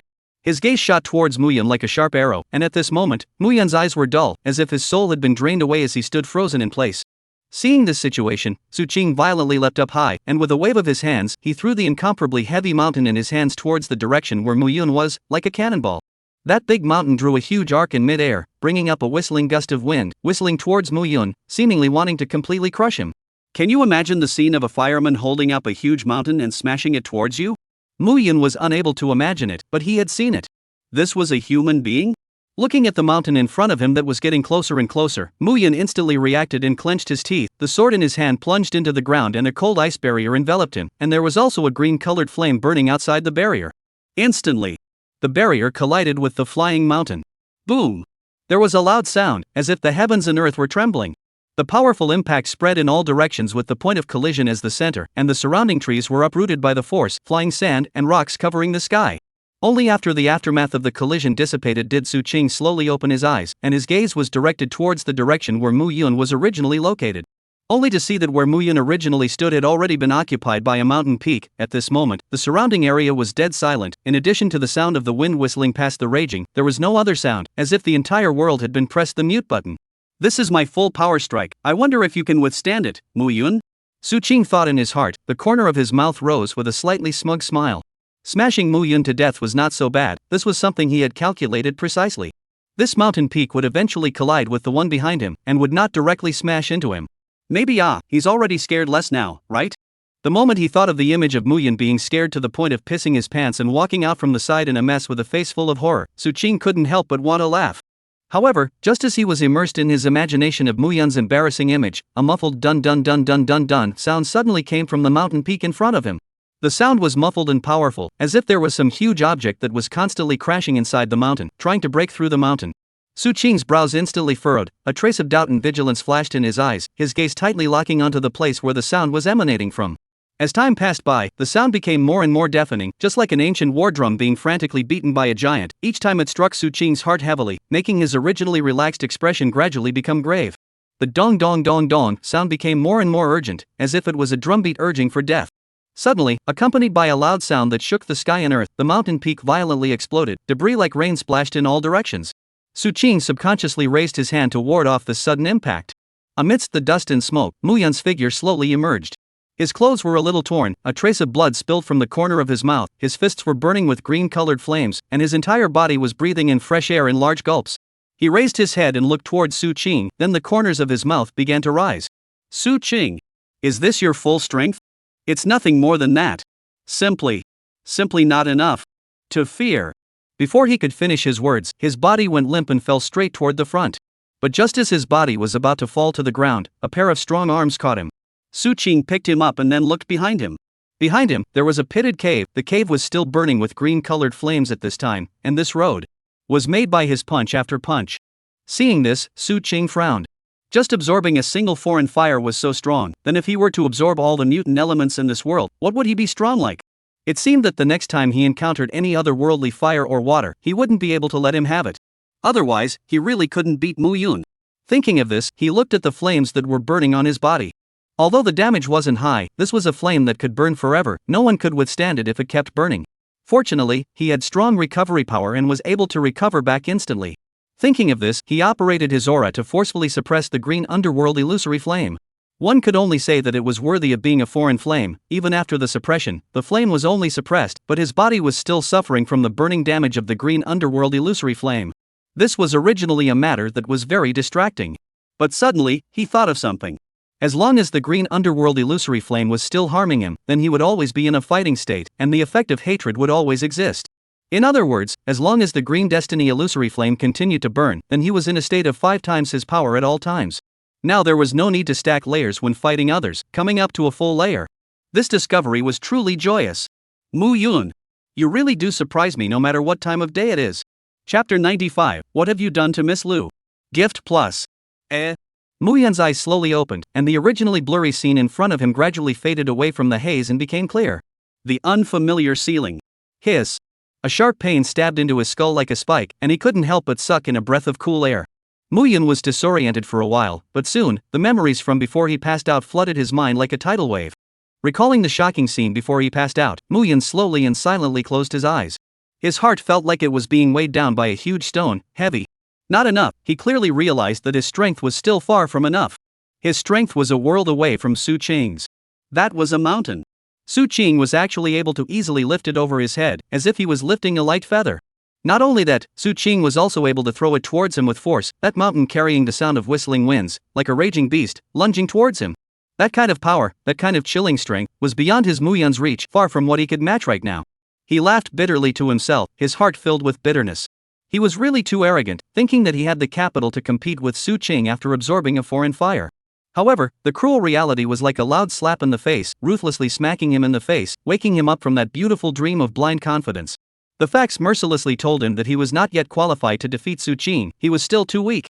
However, he would not give up so easily. One type of foreign fire was not enough, then he would go search for more. 10, 100, 10,000. No matter how much price he needed to pay, he would turn these foreign flames into his own power. He believed that as long as he persisted, one day, his strength would surpass Su Qing, and he would stand at a higher peak than Su Qing. Thinking of this, he forced himself to endure the pain in his head and sat up from the bed, then slowly walked down. He observed the room from left to right. It was just an ordinary room with no flashy decorations. However, there was some if not the same medicinal smell wafting in the air. The smell was not pungent, but instead carried a hint of a faint fragrance. He frowned slightly, his mind rapidly analyzing. If he guessed correctly, then his current location should be the Alchemist Association. Su Qing, you didn't kill me, this is simply the worst choice you've ever made, bar none. Thinking of this, he reached out and slowly pushed open that door and walked out. His heart was a little worried, not knowing how long he had been unconscious. Moreover, he wasn't sure if Vice President Huang had already finished collecting all the herbs. He now desperately needed the Jade Dew pill to repair his damaged voice. However, fate always seemed to like to play tricks on people. As soon as he pushed open the door and walked out, before he had time to see his surroundings, his body slammed into a hard object. Hiss. He couldn't help but let out a cry of pain. The pain in his head was already unbearable, and with this collision, it felt even more like his head was about to explode. Su Qing was standing right in front of him, and seeing this, he slightly lowered his head and said, "You're awake?" That voice entered Mu Yun's ears, but it was like a mockery. Hearing Su Qing's voice, the anger in Mu Yun's heart rose up in a flash. He didn't even want to give Su Qing a hint of a good face now. His eyes were as cold as the winter wind, and he said coldly, "Well, how many days have I been in a coma?" The corner of Su Qing's mouth rose slightly, revealing a contemptuous smile, his tone full of disdain. Not long, just 3 days and 3 nights. I really didn't expect that you would be so weak, you couldn't even catch a mountain. I originally thought that you would be able to grow a bit after absorbing the foreign fire, but what happened? Still that wretchedly weak. Hearing this, Mu Yun was silent for a while. Right, what Su Qing said was too right, his strength was pitifully weak compared to Su Cheng. After he absorbed the foreign fire, his strength was like 1 plus 1, raising his combat power to 2. But Su Qing's combat power was 10, or even 100, so in his eyes, was there any difference between 1 and 2? No, no matter if it was 1 or 2, it was just a matter of 1 punch, there was no difference. Thinking of this, the idea of wanting to raise his strength in his heart became even stronger. His strength was far from reaching its limit, his potential was still great, as long as he kept raising it, not to mention a mountain, even the entire 1000 Cyan 9 Chen mountain range he would be able to uproot it, and then smash it over towards Su Qing. Thinking of this, he let out a cold snort and said, "Where is Vice President Huang, and where is Miss Lu? I promised her that I would help her with the cold poison thing." Hearing this, Su Qing waved his hand and said, "Vice Branch President Huang has already begged for medicinal herbs for you and is now heading back. As for Lu Nanyan, this is not something you need to worry about, I have already helped her resolve the cold poison." Hearing this, Mu Yun instantly raised his head and looked at Su Qing incredulously. "What did you say? You cured the cold poison in Miss Lu's body?"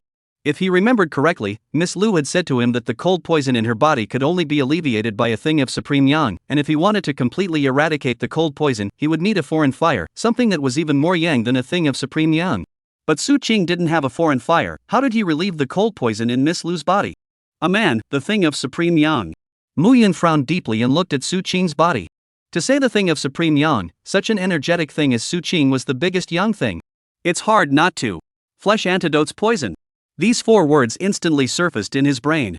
As soon as he thought of these 4 words, he was instantly furious and tugged on Su Qing's collar and asked, "What have you done to Miss Lu?" Defilement. This was absolute defilement.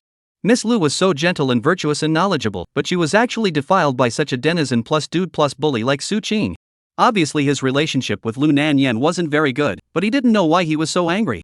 Seeing Mu Yun clawing at his collar like a fried kitten, Su Qing was also puzzled. Did he say something wrong? He didn't, did he? Could it be that his brain had been knocked silly by him?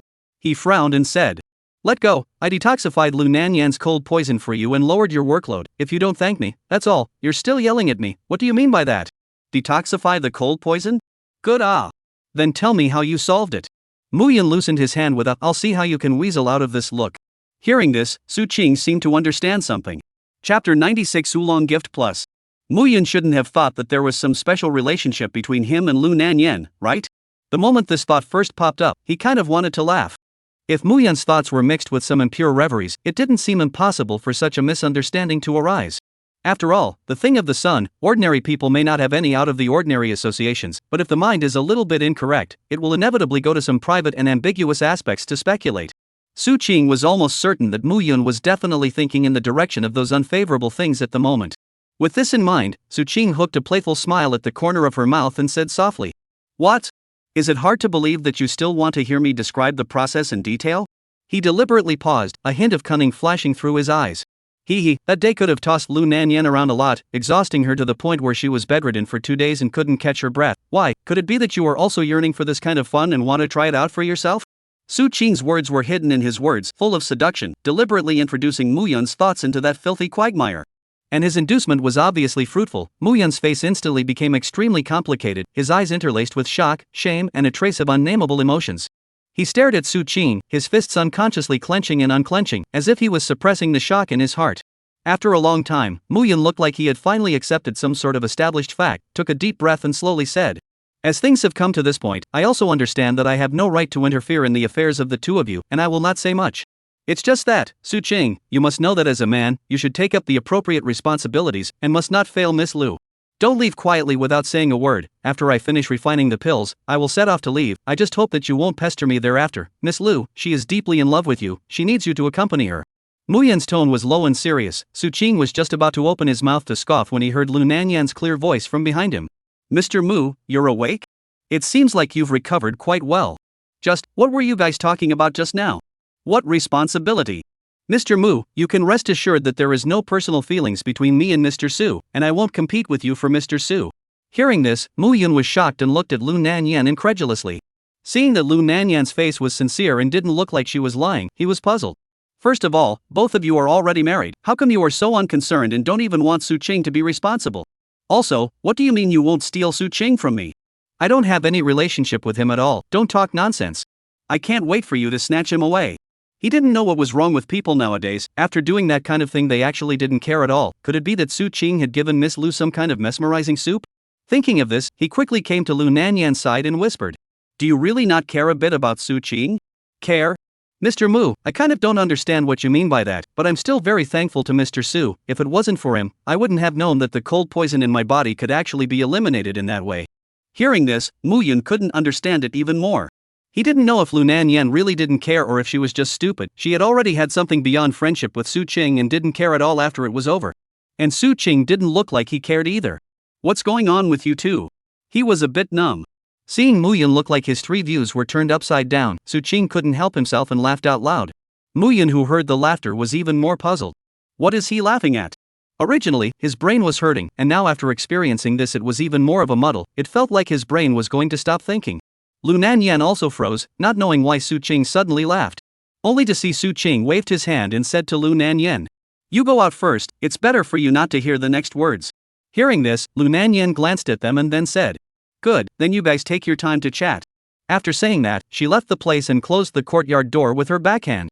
Seeing that Lu Nanyan had already left, Su Qing walked over to Mu Yun's body and said to him with a puzzled expression, What kind of yellow garbage is inside your head? Lu Nanyan and I are innocent. You don't think I used my body to cure Lu Nanyan of the cold poison, do you? Hearing this, Mu Yun looked at him with a isn't it look. Stupid. Su Qing reached out and smacked him on the head, then said, The cold poison in Lu Nanyan's body isn't a disease, but a side effect of her physique. Physique? Side effects?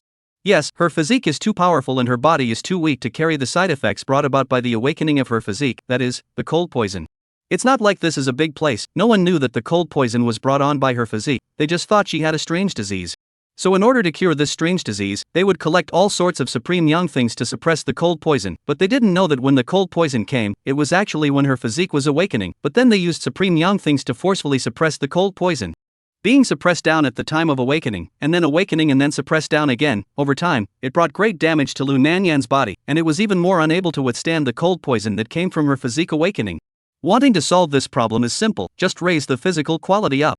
Although Lu Nanyan has the strength of the first level of foundation establishment, her physical quality is ridiculously weak, only the third level of chi practicing, yes, the same physical quality as when you were still a waste. In that case, it seems that you guys are still a natural pair, one has the cultivation of the third level of chi practicing, and the other has the physical quality of the third level of chi practicing. As Su Qing spoke, he mocked Mu Yun in passing. In response, Mu Yun only frowned and didn't bother him.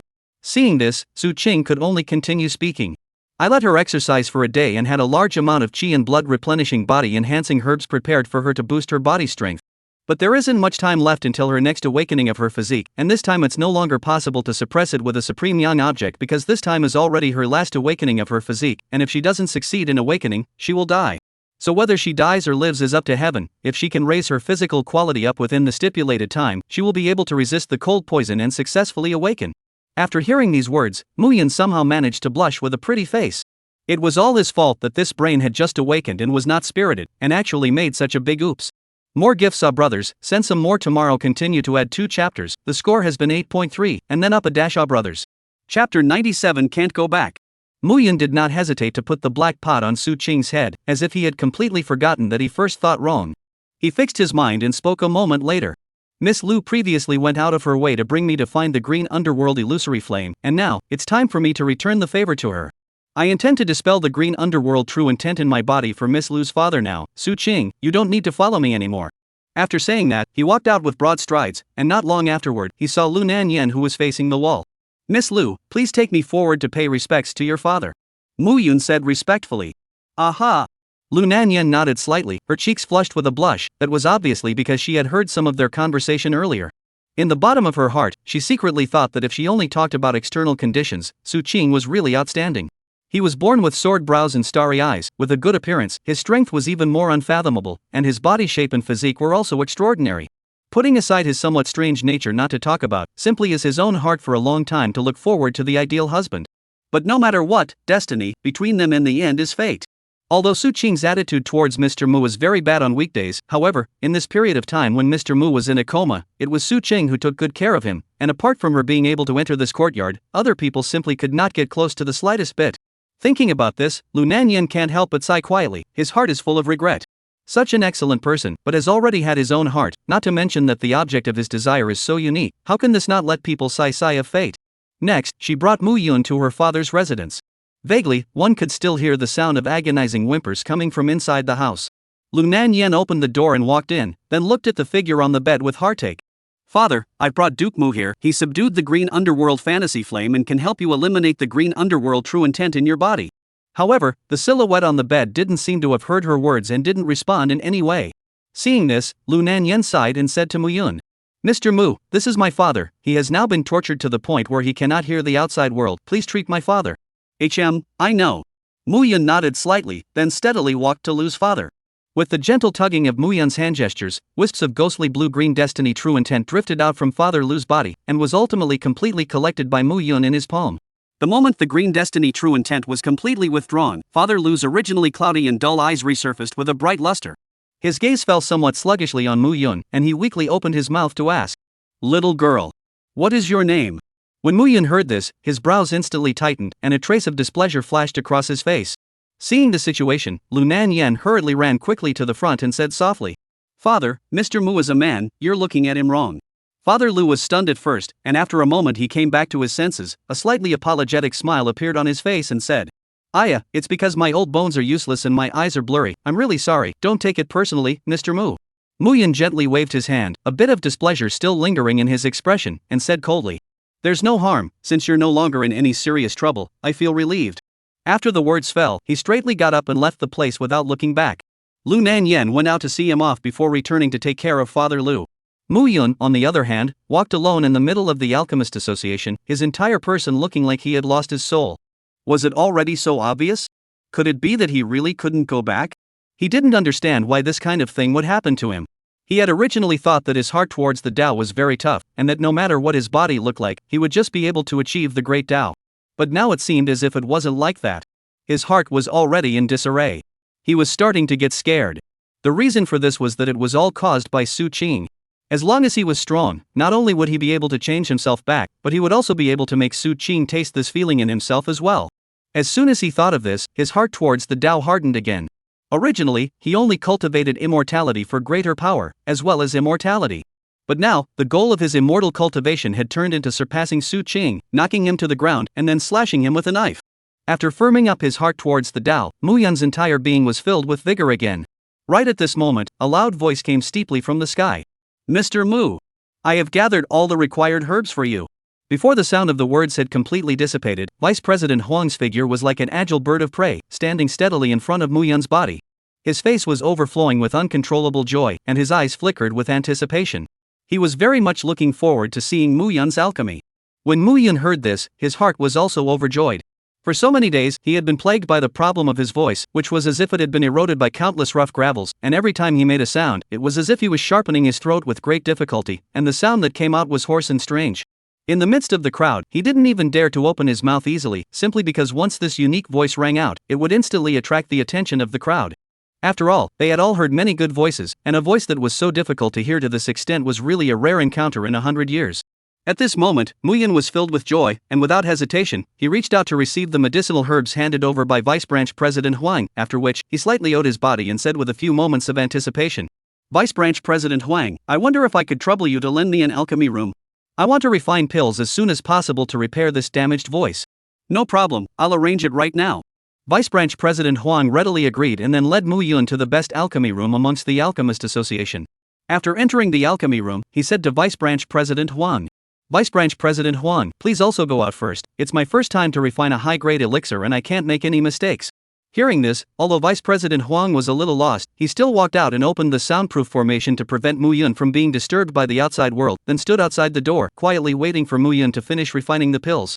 At the same time, Mu Yun also started refining the pills. He did not use a spirit fire this time, but instead directly used a foreign fire, the green underworld illusory flame. Even if the temperature of the green underworld illusory flame was no matter how low, it was still much better than his spirit flame, and since it was a foreign flame, it was twice as effective when refining pills. He put the herbs in one by one and controlled the fire precisely according to Elder Song's guidelines, until half an hour later, a purple pill flew out of the alchemy furnace. Chapter 98 Recovering Your Voice, but it's a female voice? Looking at the elixir in front of him, Muyan took a deep breath and suppressed his excitement. After eating this elixir, he would leave here without Su Qing's knowledge, no, without everyone's knowledge, and then run to a place that even he himself didn't know about, to see how Su Qing could still find him. Thinking of this, he opened his mouth and swallowed the jade dew pill.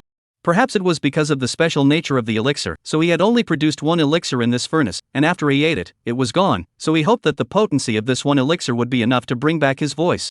The moment the elixir entered his mouth, Muyan felt it dissolve in his mouth and then slowly flow into his throat.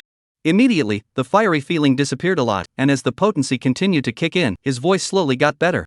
That fiery clogged feeling completely disappeared from his throat, and that refreshing feeling he hadn't felt in a long time.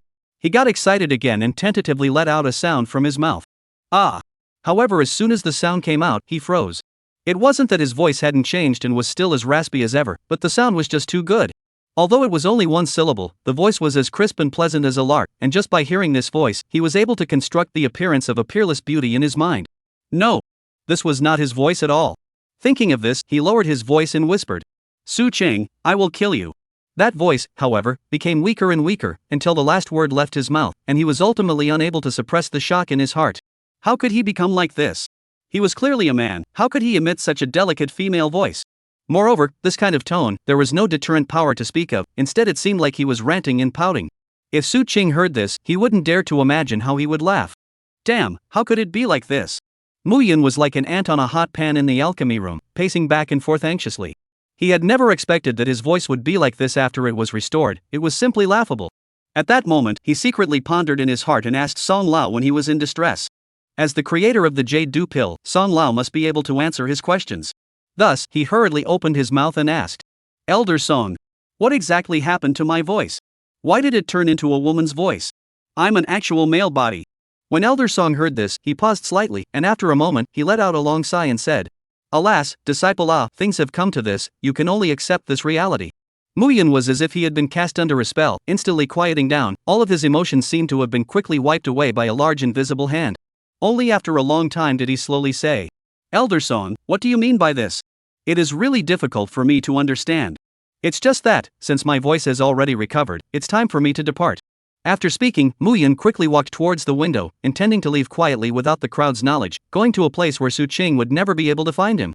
But just at the moment he pushed the window open, a sharp pain came violently from his abdomen, as if a pair of invisible hands were stirring recklessly in his abdomen, tying his large intestine in a vicious dead knot, and then desperately pulling it to the sides. The tearing pain made him nearly faint. What's going on here? Muyan was assaulted by severe pain, and his throat felt like it was tightly choked by a large invisible hand, making it difficult to spit out even half a word. His face instantly lost all blood color and was as white as paper, without a trace of life. One of his hands tightly covered his abdomen in a vain attempt to block the surging pain, while the other hand was propped up on the wall, slowly squatting down. His body also involuntarily trembled slightly. The pain was like an endless tide, wave after wave washing over his will. Muyan only felt as if he was wandering at the ghost gate at the junction of yin and yang, with Meng's bowl of hot soup just a stone's throw away, almost handing it over to him. Fortunately, he relied on the tenacious will to survive, hard from the edge of the death struggle back, otherwise at this moment is afraid to have been the soul out of the body, go to find the king of Hades to talk about life. After surviving the pain, Muyan collapsed on the ground like a puppet with broken strings, so weak that even lifting a finger became a luxury, and he could only gasp for air.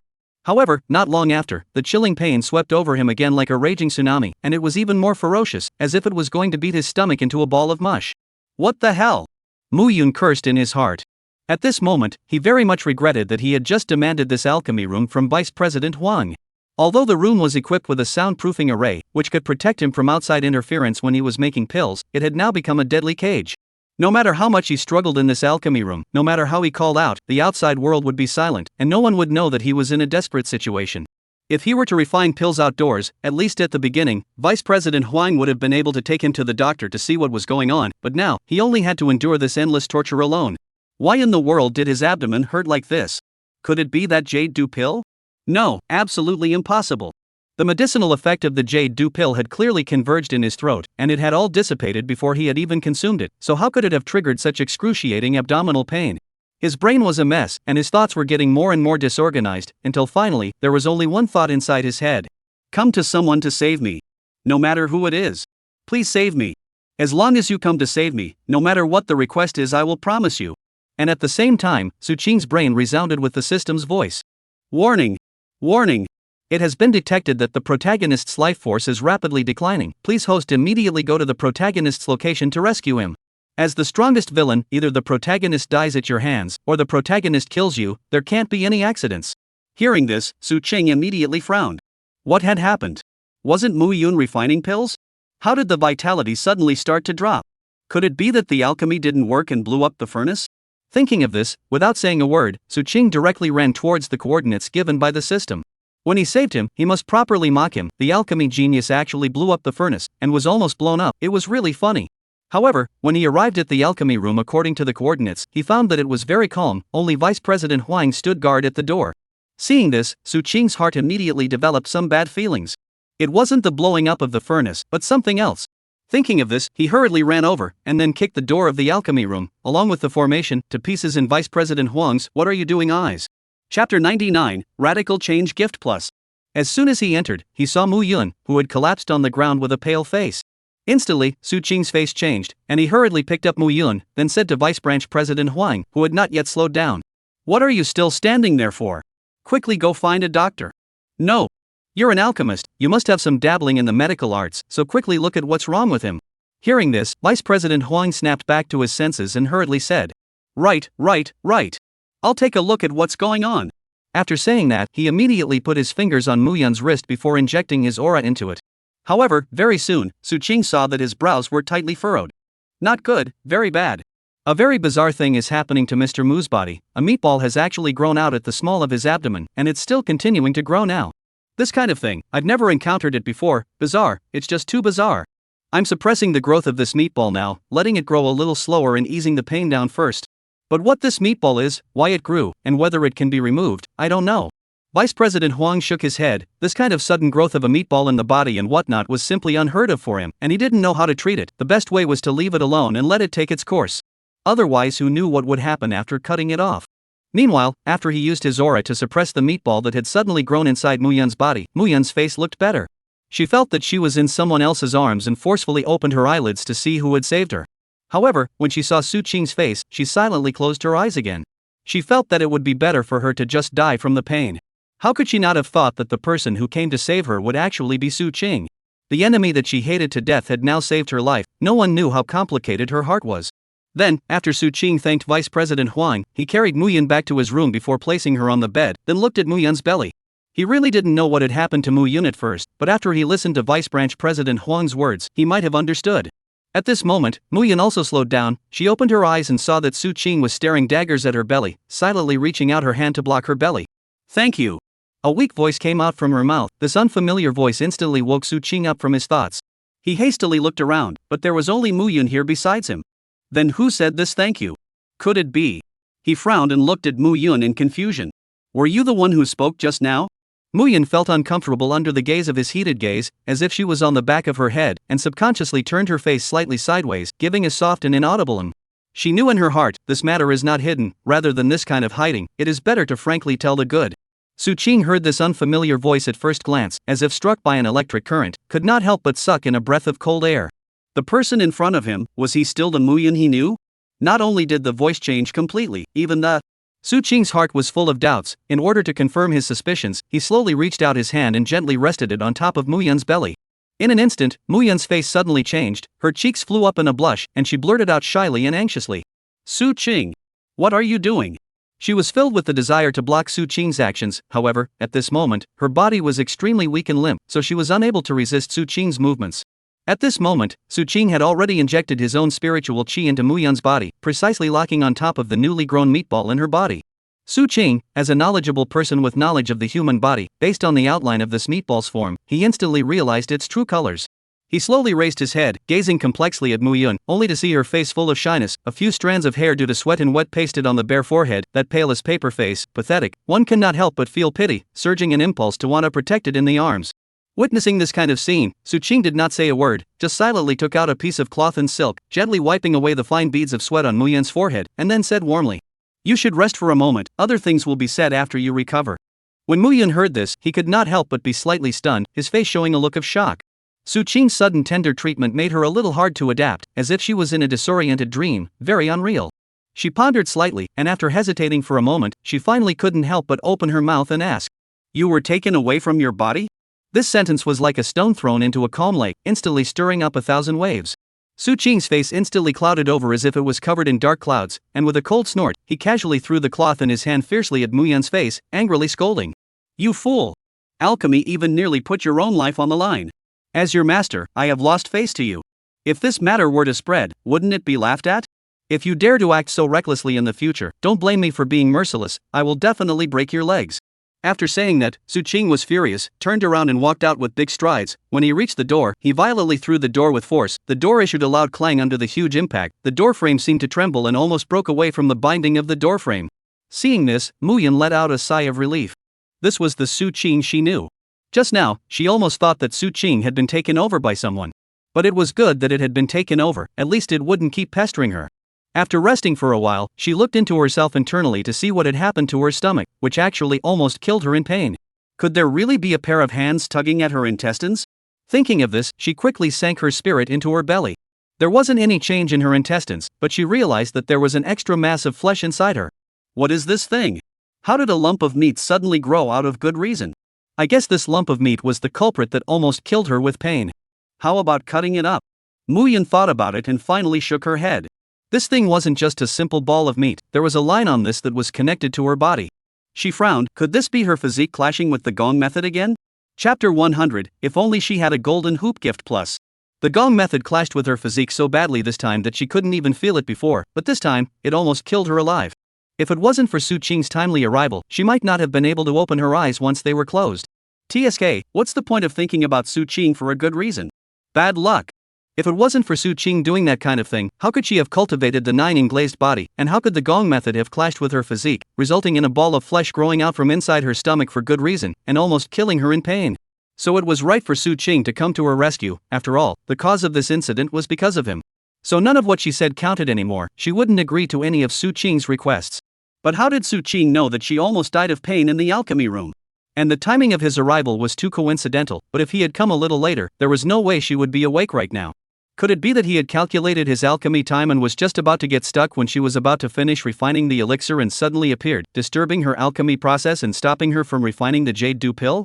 This kind of possibility is the highest. After all, what kind of person is Su Qing, that nature is stubborn? If only she also has a gold band, directly to Su Qing set up, so that he obediently listened to his words. Thinking about it, Mu Yun became confused. Her original idea was to hide her voice from everyone and leave this place after recovering her voice, but now, there was a meatball growing inside her stomach, or the kind of meatball that could kill her at any time. Until she solved this meatball, she probably wouldn't be able to leave here. And she didn't know how long it would take to resolve this matter.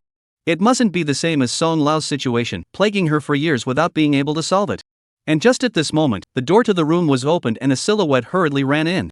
Seeing Mu Yun lying on the bed with a pale face, Lu Nanyan immediately jogged to her side and said with concern, "Mr. Mu, how are you?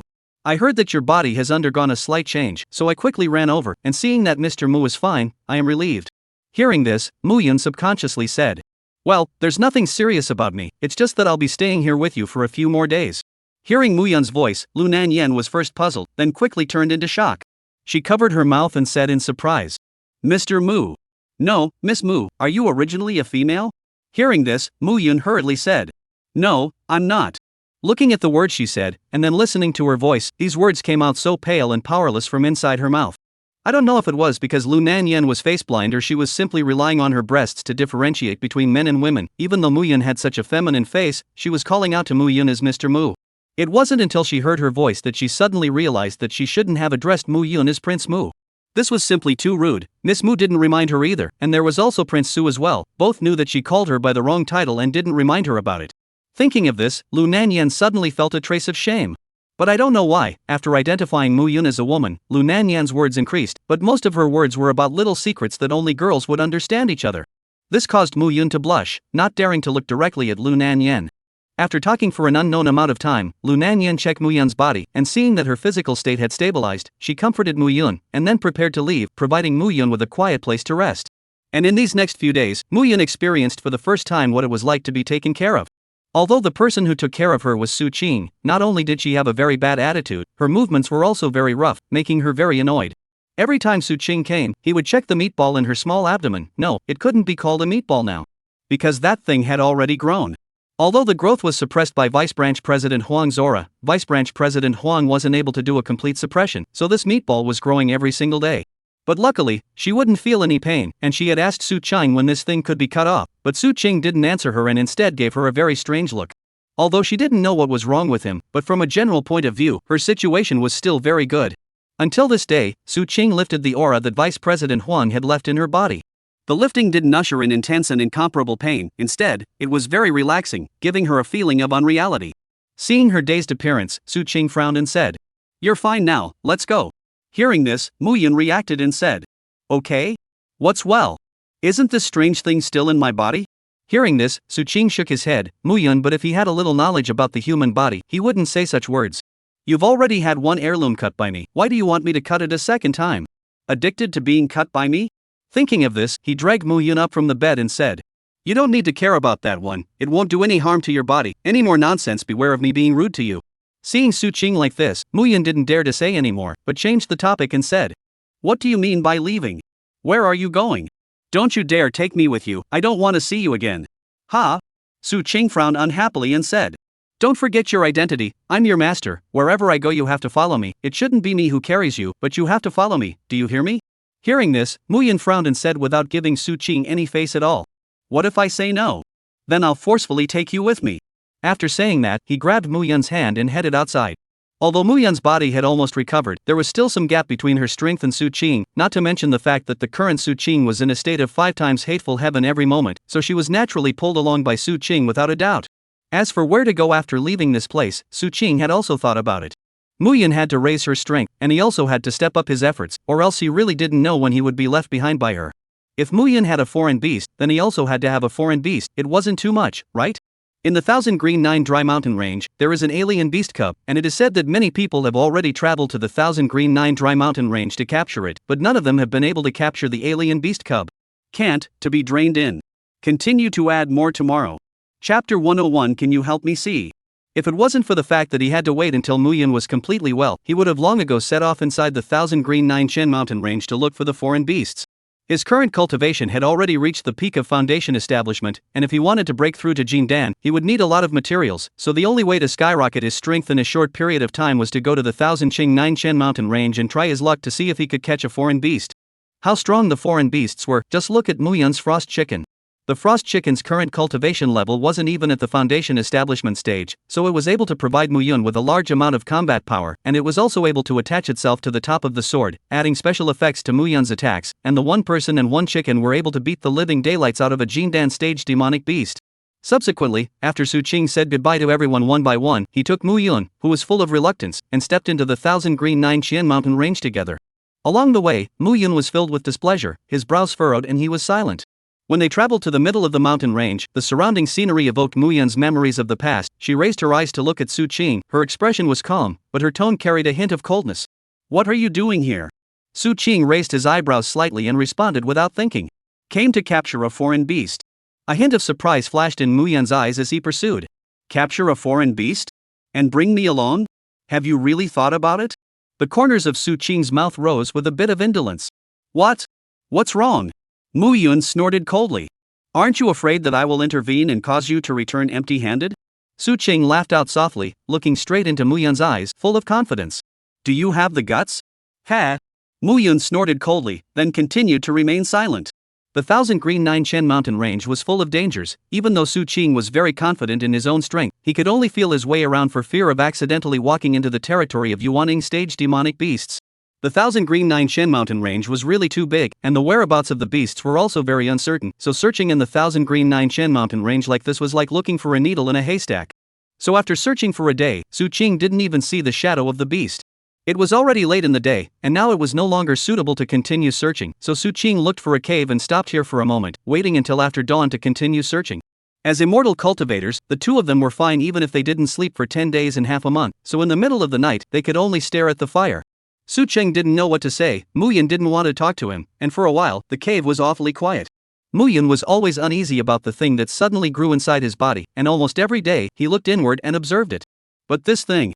She couldn't say it, nor did she want to say it. It was as if she vaguely knew what it was. And this thing was already fully grown, so it was too late to cut it even if she wanted to. And right at this moment, Muyan suddenly felt the pain in her abdomen start again, although it was only a little bit of pain, not a fraction of a second off from the pain when the ball of flesh grew out, but this strange feeling still made her feel bad.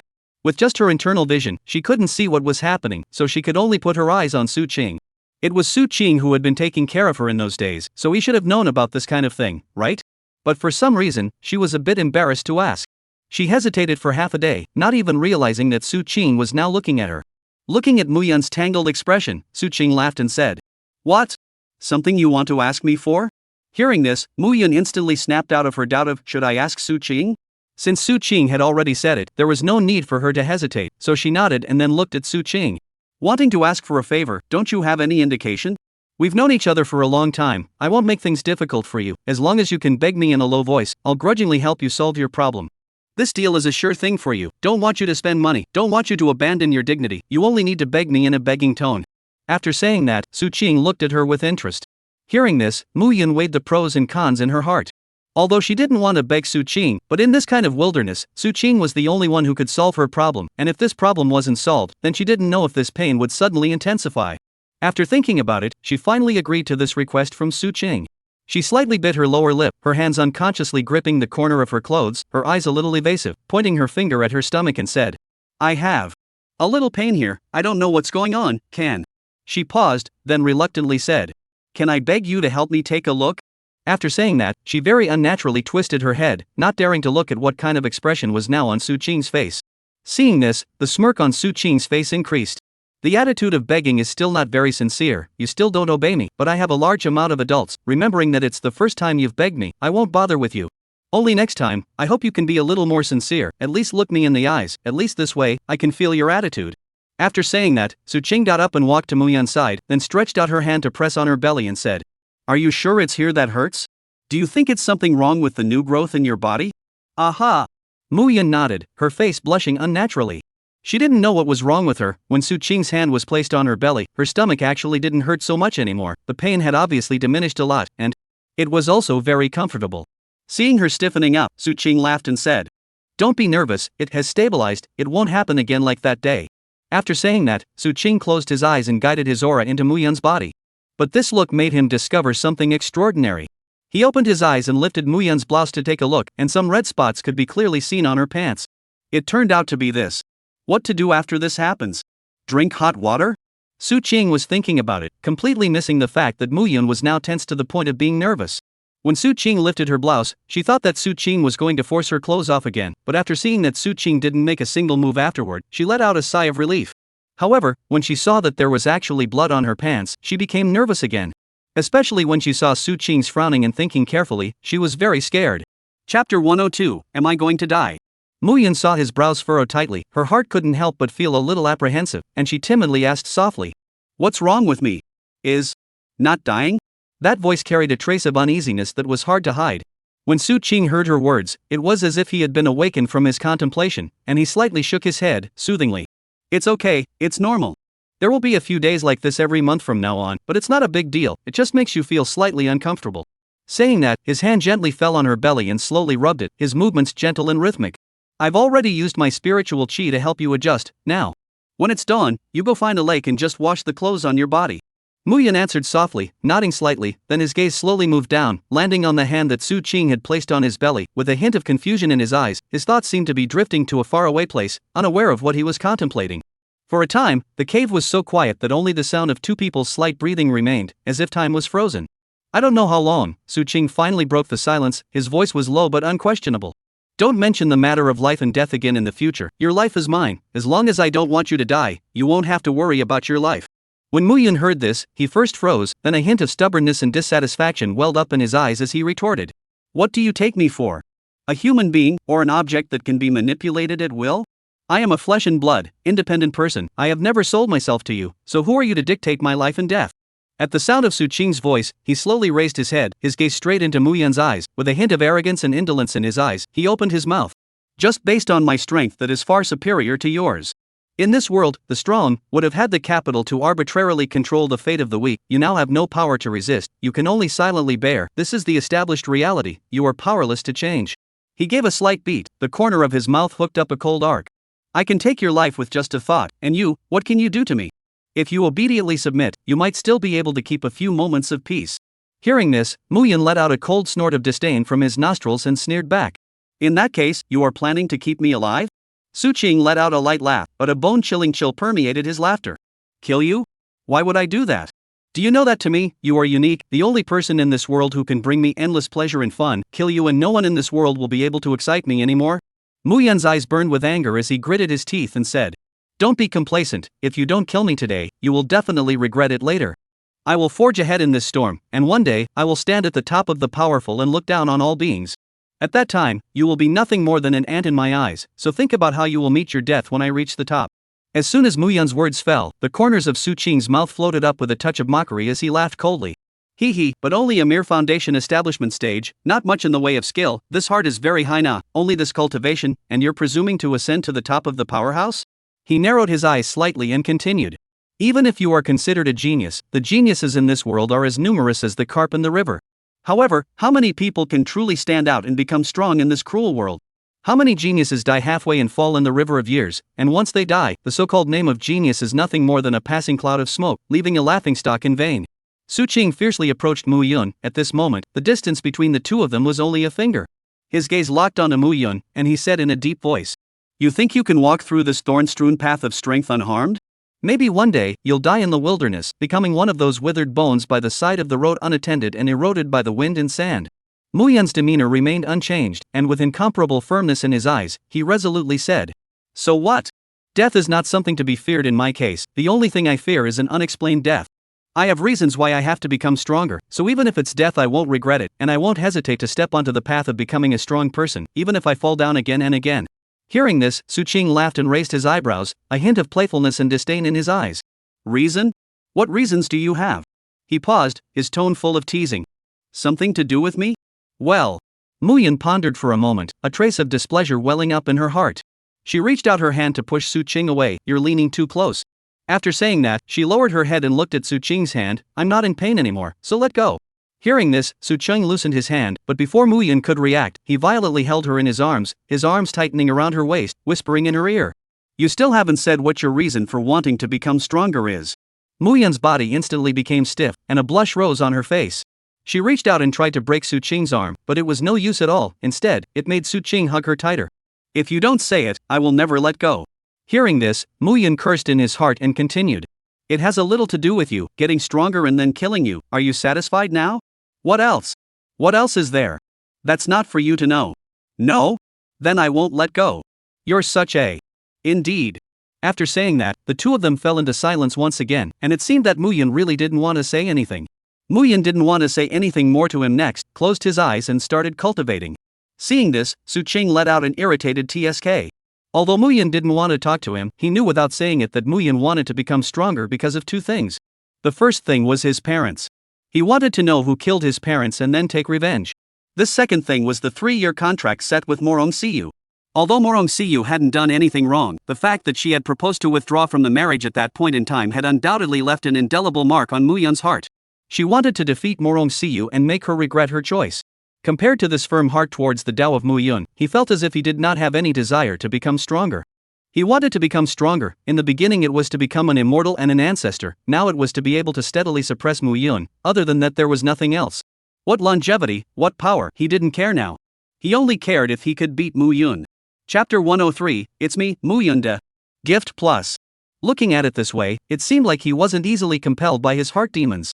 After all, his idea of becoming stronger was simple, he only needed to be stronger than Mu Yun, he didn't need anything else. Thinking of this, he let go of his hand and looked at Mu Yun's side face. Even without any expression, just cultivating here in peace and quiet, it can bring a feeling of relaxation. You say how come you're so good looking? It's really getting harder and harder to bear to lay a hand on you. In the beginning, when Mu Yun was still a man, he directly went up with a foot, without any hesitation at all, but now. Can't get down. Really, growing like this is to charm me? Thinking of this, Suqing couldn't help but let out a laugh, and then also began to cultivate. In the blink of an eye, time came to daytime. Mu Yun listened to Suqing's words and went to the lake to clean his clothes and incidentally cleaned his body as well. However, while cleaning her body, she was silent for a long time and didn't know what she was thinking about, but when Suqing saw her, she had already recovered. Since they had already cleaned up, it was time for them to move on and look for the foreign beasts.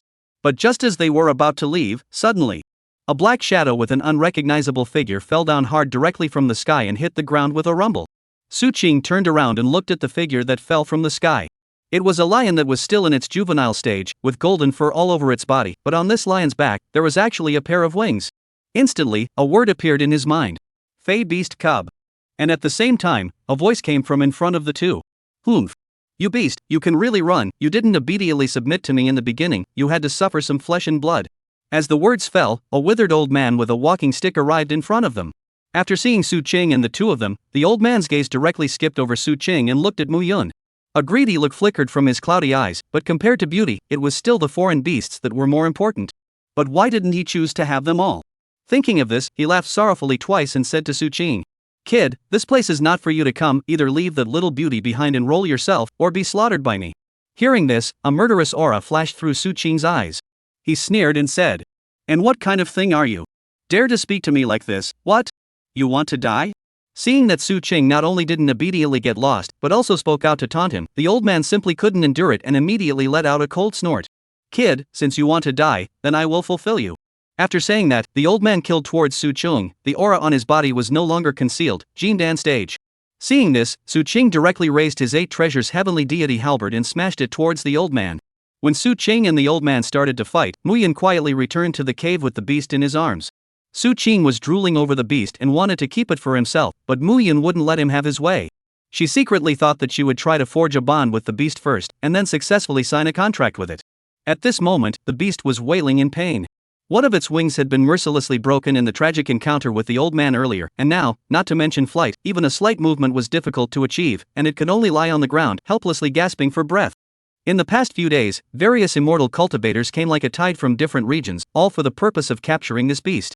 On the long road to escape, it has gone through countless difficulties and dangers. The body has long been scaly and bruised, full of wounds. If not by virtue of the inherent toughness of the beast's body to support, I am afraid that it would have already perished in the Yellow Springs. Now, it mistakenly regarded Mu Yun as those greedy immortal cultivators who would stop at nothing to achieve their goals, and its heart was full of resistance, and even if it faced the threat of death, it still refused to give in. It desperately struggled and twisted, trying to break free from Mu Yun's embrace. Seeing this, Mu Yun didn't say much, but only slightly extended his hand, gently resting on the top of its head, slowly rubbing it, seemingly conveying a kind of silent appeasement and solace. There was a hint of gentleness in Mu Yun's eyes, and seemingly sensing the gentle aura emanating from Mu Yun's body, the foreign beast's movements gradually stopped. Mu Yun continued to stroke patiently, her spiritual energy slowly injected into the foreign beast, helping to soothe the pain of its wounds. "Be good, it will be healed soon, don't move around anymore or it will hurt." Hearing this, the foreign beast's gaze held a hint of doubt, as if it was wondering why Mu Yun was different from those people. It had only just been born for a short while before it was hunted by immortal cultivators, so it felt from the bottom of its heart that all humans were bad people. But the feeling Mu Yun gave it was different from everyone else. It stopped struggling violently and just whimpered lowly. Seeing this, Mu Yun smiled faintly and took out an elixir before placing it by the foreign beast's mouth. "Good boy, open your mouth, after you eat this elixir, your body won't hurt anymore." Oh. This tone of Mu Yun's that was like coaxing a child was very useful. The little foreign beast immediately opened its mouth and ate the elixir. After consuming the elixir, the injuries on the foreign beast's body began to gradually recover, but the injuries it had sustained were too severe to be healed in an instant. It hadn't been so tranquil for a long time, and Mu Yun's embrace was very warm, making it a little sleepy. As its eyes slowly closed and its breathing became even, it entered the land of dreams after a long time. At the same time, the battle outside had come to an end. Only to see Su Qing break the old man's walking stick with a halberd, another halberd knocked the old man to his knees, and then smashed down towards his head in his unbelievable eyes. He guessed that he would never have imagined in his life that he would die on the body of a junior who was only at the foundation establishment stage, or that he would be killed in a manner of being crushed. Yes, there was no use of ploys, no underhanded tricks, it was the use of extreme power to smash all of his attacks one after another before killing him with a single halberd. As the final blow landed, the old man's head instantly exploded, and the breath on his body completely disappeared. Seeing this, Su Qing let out a cold snort and then picked up the old man's storage bag. As a Jindan stage, he might have some treasures on his body. Su Qing opened the storage bag and took a look. Inside, there were a bunch of bottles and jars, and he didn't know what kind of pills they were. This old man is an alchemist? Then these things give Mu Yun well, let her see what kind of pills these are. Thinking of this, he walked straight towards the cave. At this moment, Mu Yun had just put the foreign beast to sleep when she heard footsteps coming from behind her. Hee, Su Qing, you didn't expect it, the one who's going to sign a contract with the foreign beast isn't you, it's me, Mu Yun de. I'm standing up again. Fish. Come and drain my mouth and teeth with gifts. Chapter 104 Golden Feather Xianglin Lion. Thinking of this, the corners of her mouth rose slightly, flaring up in an imperceptible arc. Then, only to see Su Qing flicked her wrist, a bag like a black shadow, cutting through the air, snap sound, landed at her feet. Her line of sight slowly moved down, resting on that inconspicuous bag, her eyebrows slightly raised, a trace of doubt flashed in her eyes. Afterward, she turned her head, her gaze like a torch, looking straight at Su Qing, her cherry lips lightly opening, her voice carrying a few moments of disbelief. What are you doing? Su Qing's expression was calm, and he explained without any panic. This is that old man's storage bag, it's filled with bottles and jars of all shapes and colors, it's expected that it should be pills, it's just that it's difficult for me to identify what exactly is in it. After saying that, his gaze vaguely carried a hint of anticipation as he looked towards Mu Yun. Mu Yun understood and asked softly, "Do you want me to help you check it out?" Su Qing nodded slightly and answered briefly, "Aha." Seeing this, Mu Yun did not say any more, and with a helpless light sigh, he squatted down and stretched out his hand to gently untie the bunched mouth of the storage bag. Immediately, a faint medicinal fragrance mixed with a hint of strangeness hit her. Her slender fingers fiddled casually between a bunch of bottles, eventually picking out a small and exquisite porcelain bottle from it. Mu Yun gently pulled the cork off the bottle, brought her nose close to the mouth of the bottle, and gently sniffed. In an instant, an odd flavor drilled into her nostrils, which was neither as mellow and fragrant as the elixirs she was usually familiar with, nor was it like the pungent stench of poisonous elixirs. Instead, it had an ineffable sense of strangeness, as if it was a mysterious scent from an exotic land, causing her brows to unconsciously wrinkle even tighter. After thinking for a moment, she still shook her head and said truthfully, "I'm not sure." After speaking, she placed the bottle back into her storage bag, her movements gentle and cautious. Although she truly did not know the origin and efficacy of this elixir, she understood in her heart that this elixir had come from the hands of a Jindan stage cultivator, so it must be precious and extraordinary. A trace of imperceptible longing spread quietly in the bottom of her heart. But she understood in her heart that this was Su Qing's trophy, and in all senses and reason, it had nothing to do with her. This thought can only be like a bubble, gently broken in the bottom of her heart, dissipating into nothing. Seeing the imperceptible hint of pity in her eyes, Su Qing seemed to have seen through her heart, taking in the thoughts of her heart. With a bit of spontaneity and indolence in his voice, he said softly, "That's just it, since this is the case, these contraptions are nothing more than trash to me, so I'll throw them all to you, and how you want to dispose of them in the future is up to you." This word out, instantly broke Mu Yun's face, pretending to be calm. She slightly pursed her lips, which were as delicate as cherry blossoms, in an attempt to suppress the waves within her heart. However, the uncontrollable smirk still spread quietly at the corners of her mouth. Immediately afterward, she reached out her hand seemingly carelessly, but her movements carried a hint of urgency as she gently pinned the storage bag to her waist. She owed Su Qing another debt.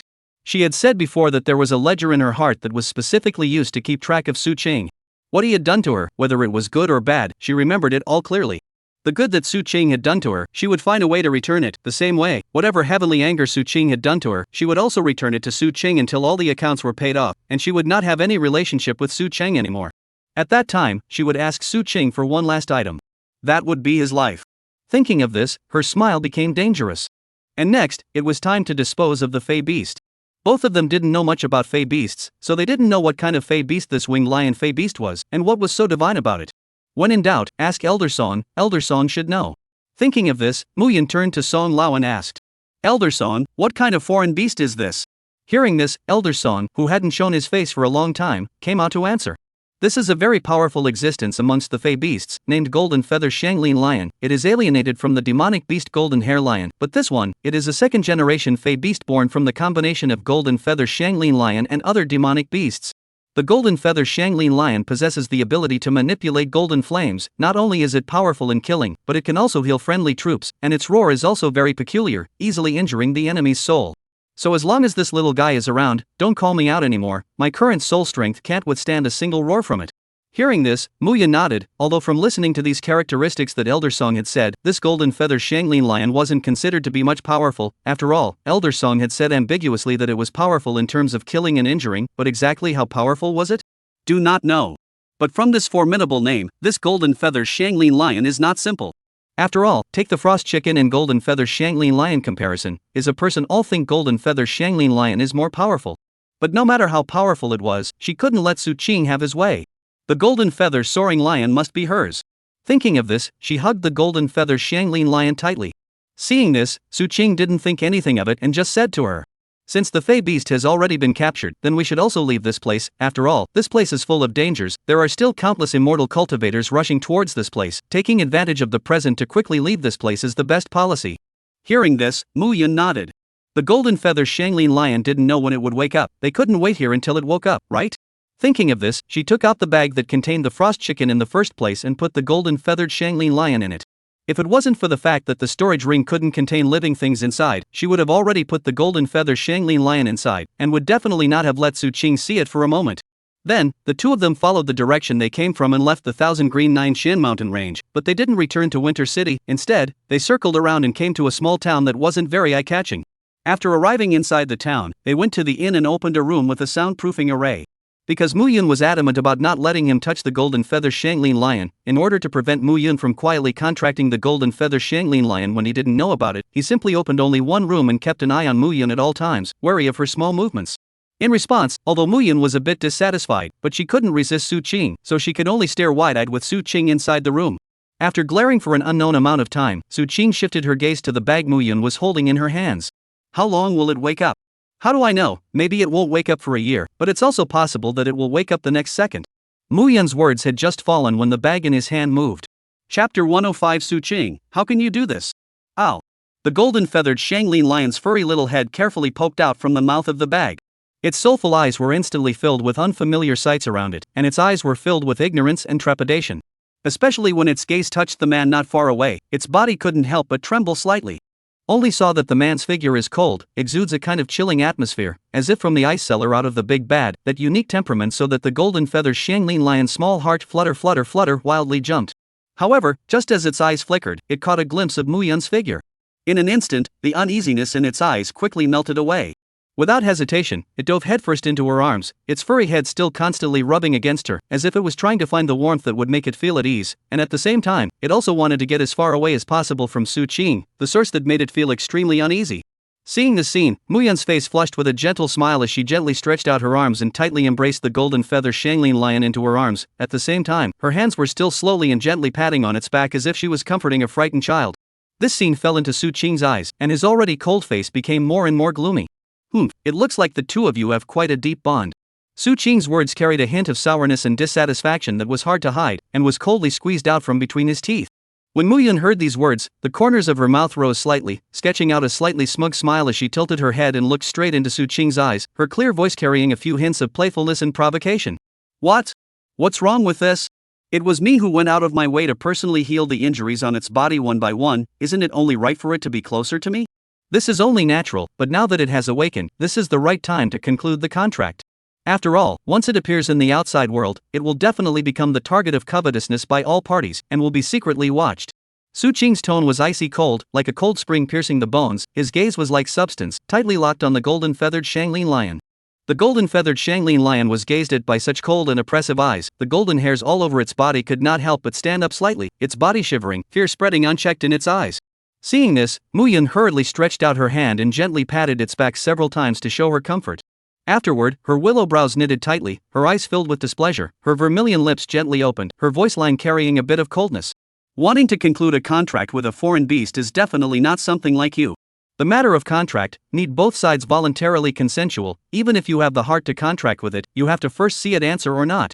After saying that, Mu Yun slightly raised his chin, a few more points of certainty in his tone. But there's no need to say it to know. Anyone with a discerning eye can see that it won't agree to sign a contract with you. When Su Qing heard this, the corners of his mouth rose slightly, revealing a sneer filled with mockery. Yes, it won't make a contract with me. However, I see that the two of you have a very cordial relationship. If it was you who wanted to make a contract with it, I expect that it wouldn't refuse. Mu Yun did not show any weakness and immediately responded. That's right, so don't be delusional. Su Qing snorted coldly. You can't say anything about this kind of thing. I have hundreds of means. I don't worry that it won't immediately sign a contract with me. After speaking, he slowly turned his head. His gaze was like a knife, stabbing straight at Mu Yun. A dangerous light flickered within those eyes. When she realized that Su Qing's gaze had quietly shifted from the golden feather Shanglin lion and landed directly on herself, an ominous premonition abruptly surged in the bottom of Mu Yun's heart. She subconsciously took a step back, her eyes filled with alertness and wariness as she asked in a delicate voice. What exactly do you want? The corner of Su Qing's mouth rose, revealing a meaningful smile as he laughed softly. What do I want? It's very simple. Of course it's to let the golden feather Shanglin lion recognize its master. After saying that, his figure flashed, like a ghost bullying his way forward. His movements were agile and swift, instantly yanking out the golden feather Shanglin lion in Mu Yun's arms. The golden feather Shanglin lion struggled in his hands, letting out a roar, but it was difficult to break free from his grasp. Su Qing tightly gripped the golden feather Shanglin lion, but his gaze was always locked on Mu Yun. The golden feather Shanglin lion's two front paws waved crazily in the air, its sharp claws flashing with cold light, grabbing fiercely towards Su Qing. However, Su Qing did not move at all. The golden feather Shanglin lion's attack in front of him was like an ant trying to shake a tree, futile. Only to see Su Qing's arm gently waved, and threw the golden feather Shanglin lion behind him like a piece of trash. Immediately after that, Su Qing kept his footsteps and quickly approached Mu Yun, and wrapped her into his arms. Mu Yun's eyes were wide open, her eyes were filled with panic, and just as she was about to open her mouth to cry out, Su Qing was already one step ahead of her, and with a wave of his big hand, he covered her cherry lips. Mu Yun's voice came to an abrupt end, and she could only let out a whimpering sound, her body twisting and struggling in Su Qing's arms. Su Qing gazed at Mu Yun's eyes that were filled with panic and incredulity, slowly lowered his head and whispered in her ear. Don't you want to know what I'm going to do? At this moment, I will tell you truthfully. Before the words fell, under Mu Yun's shocked and almost stagnant gaze, Su Qing slowly leaned down and kissed her in a domineering manner. Mu Yun's mind instantly went blank, only feeling Su Qing's breath submerge her like a raging wave. Her eyes were filled with anger and humiliation, and her hands pushed Su Qing's chest with all her might, yet Su Qing's embrace was like an iron hoop, not moving at all. I don't know how long it took before Su Qing let go of Mu Yun. At this moment, Mu Yun only felt very humiliated, as well as disgusted. A tear flashed in her eyes, and with one hand wiping her lips, she slurred. Su Qing. You really are a dragon yang fetish. I knew it. I should have known. Hearing this, Su Qing was not impressed, but instead turned his head to the golden-feathered Shanglin lion and said, See, your savior is being bullied by me right now. If you don't agree to enter into a contract with me, I will continue to bully and even abuse her.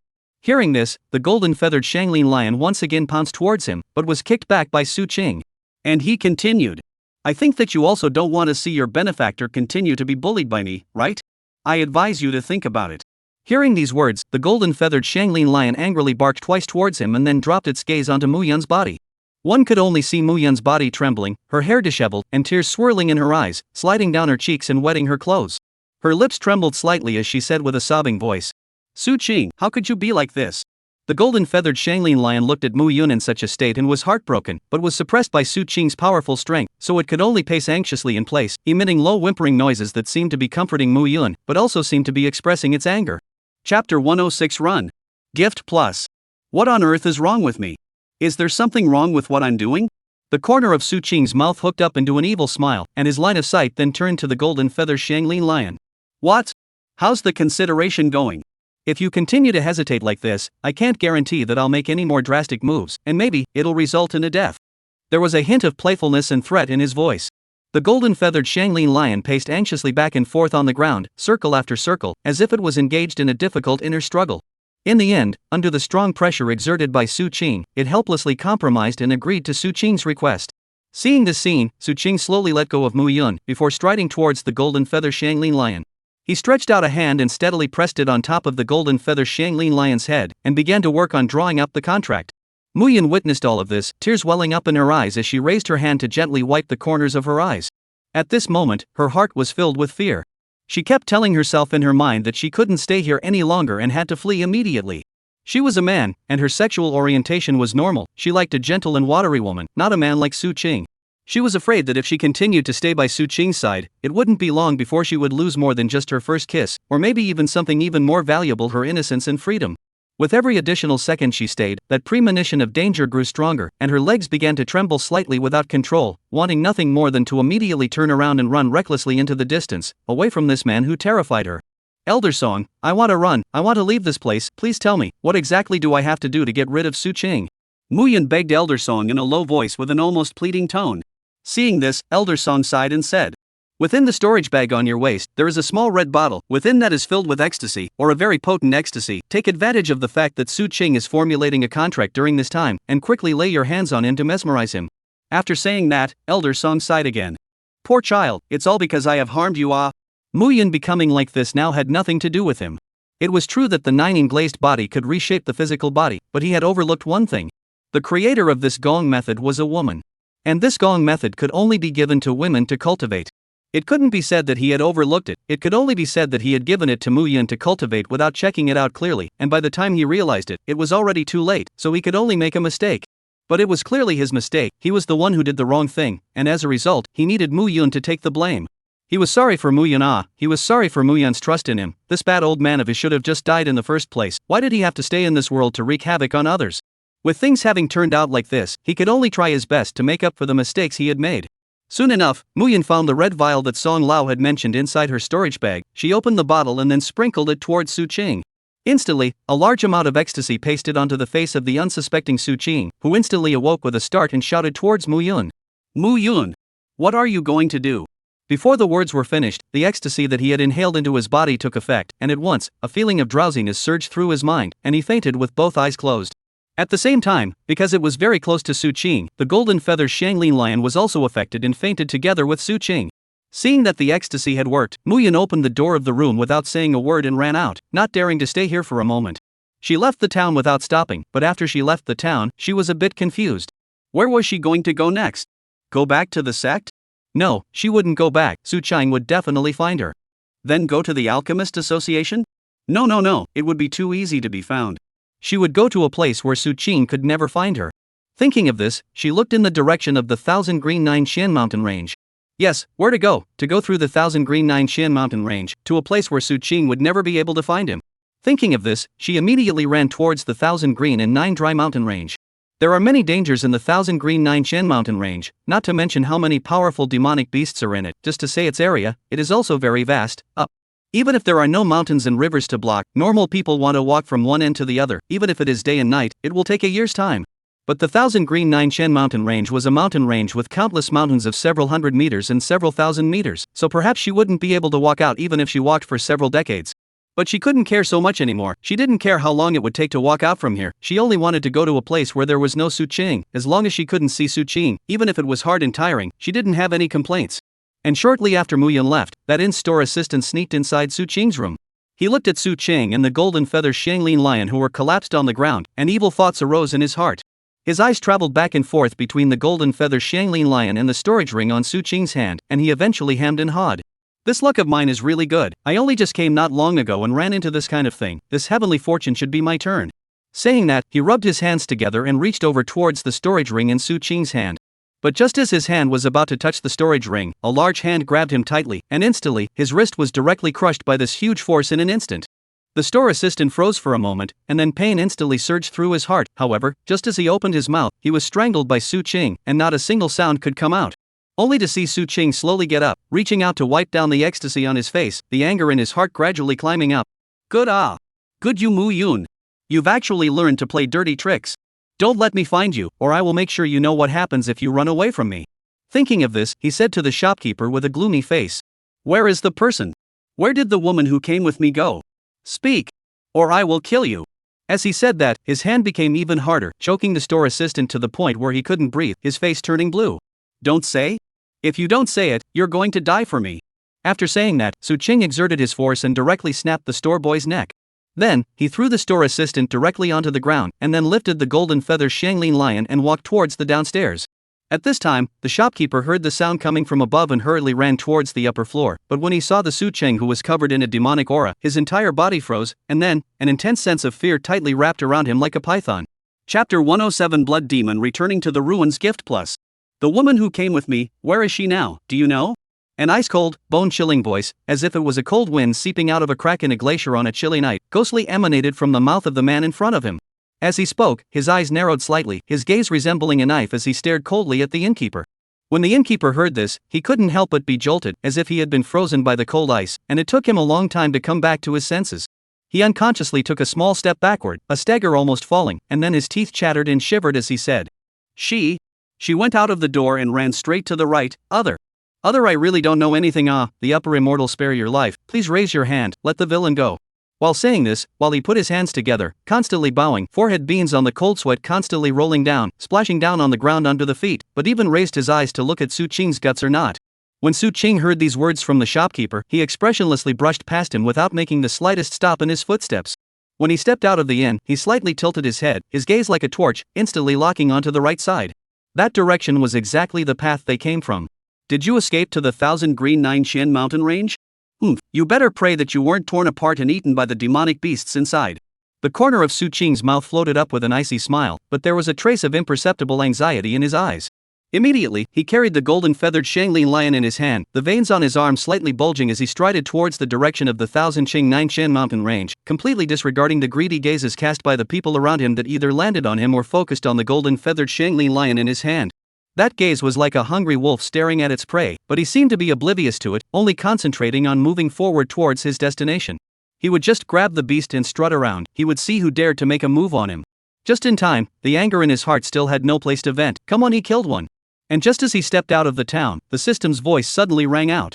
Ding, congratulations to the host for completing the hidden mission, taking away the protagonist's first kiss. Your first kiss wasn't Lu Nanyan's, but my Su Chengde. Obtained one random talent extraction opportunity. Hearing the system's voice, Su Ching frowned. It came really slowly. Was there a delay? He didn't even look at it and directly started extracting. Not long after, a golden light flashed in his eyes. Ding, congratulations to the host for extracting the special talent, Blood Demon Returning Ruin. Blood Demon Returning to the Ruins, active talent, the interval between uses is 1 hour, each use will quantify 30% of your own blood into nothingness, and at the same time boost your full attributes by 30%, with 50% damage reduction, the duration is 1 hour. Note, the amount of blood consumed cannot be recovered during the duration of the Blood Demon Ruin, and can only be recovered when the Blood Demon Ruin ends. Just like Hateful Sky, it was a talent that had extremely high bonuses, but had a side effect. However, this side effect was somewhat inadequate compared to Hateful Sky. Consuming 30% of blood, even if you only gained 50% damage reduction, it was still earned, not to mention that it also boosted the full attributes by 30%. What a good thing. With this talent, he would be able to quickly capture Mu Yun out of the middle of the 1000 mountain range. Thinking of this, he smiled, then turned around and punched. The raging wind of his fist instantly blew out the head of an immortal cultivator hiding in the shadows who wanted to come up and sneak attack him. Who else wants to come up and try? I promise, you won't feel the pain. He said to the empty area behind him, his body gradually radiating a tyrannical aura. In the blink of an eye, those immortals who originally wanted to come up to snatch the golden feather Shanglin lion dispersed in a flurry of activity, and compared to the golden feather Shanglin lion, it was still their lives that were more important. At this time, the golden feather Shanglin lion was also awakened by the tyrannical aura of Su Qing's body. It looked at the unfamiliar surroundings, fluttered twice in Su Qing's hand, and wailed twice, seemingly calling Mu Yun. Seeing that it woke up, Su Qing lifted it up and met its 4 eyes. Instantly, the golden feather Shanglin lion was subdued by his eyes and didn't dare to move a muscle. Are you thinking about Mu Yun? Just right, I'm also thinking about it, but she abandoned us and ran away alone. If you want to find her, you should immediately sign a contract with me. As soon as his words fell, a contract appeared in front of the two of them. Although this contract didn't have a few treaties because of Mu Yun and was still very sketchy, but he didn't want to spend time messing around with any treaties now. Hurrying up and letting the golden-feathered soaring Lin lion sign it and then catching Mu Yun was the most important thing. Hearing this, the golden-feathered soaring Lin lion wailed and then very dryly twisted its head. It was a child, but it wasn't a fool.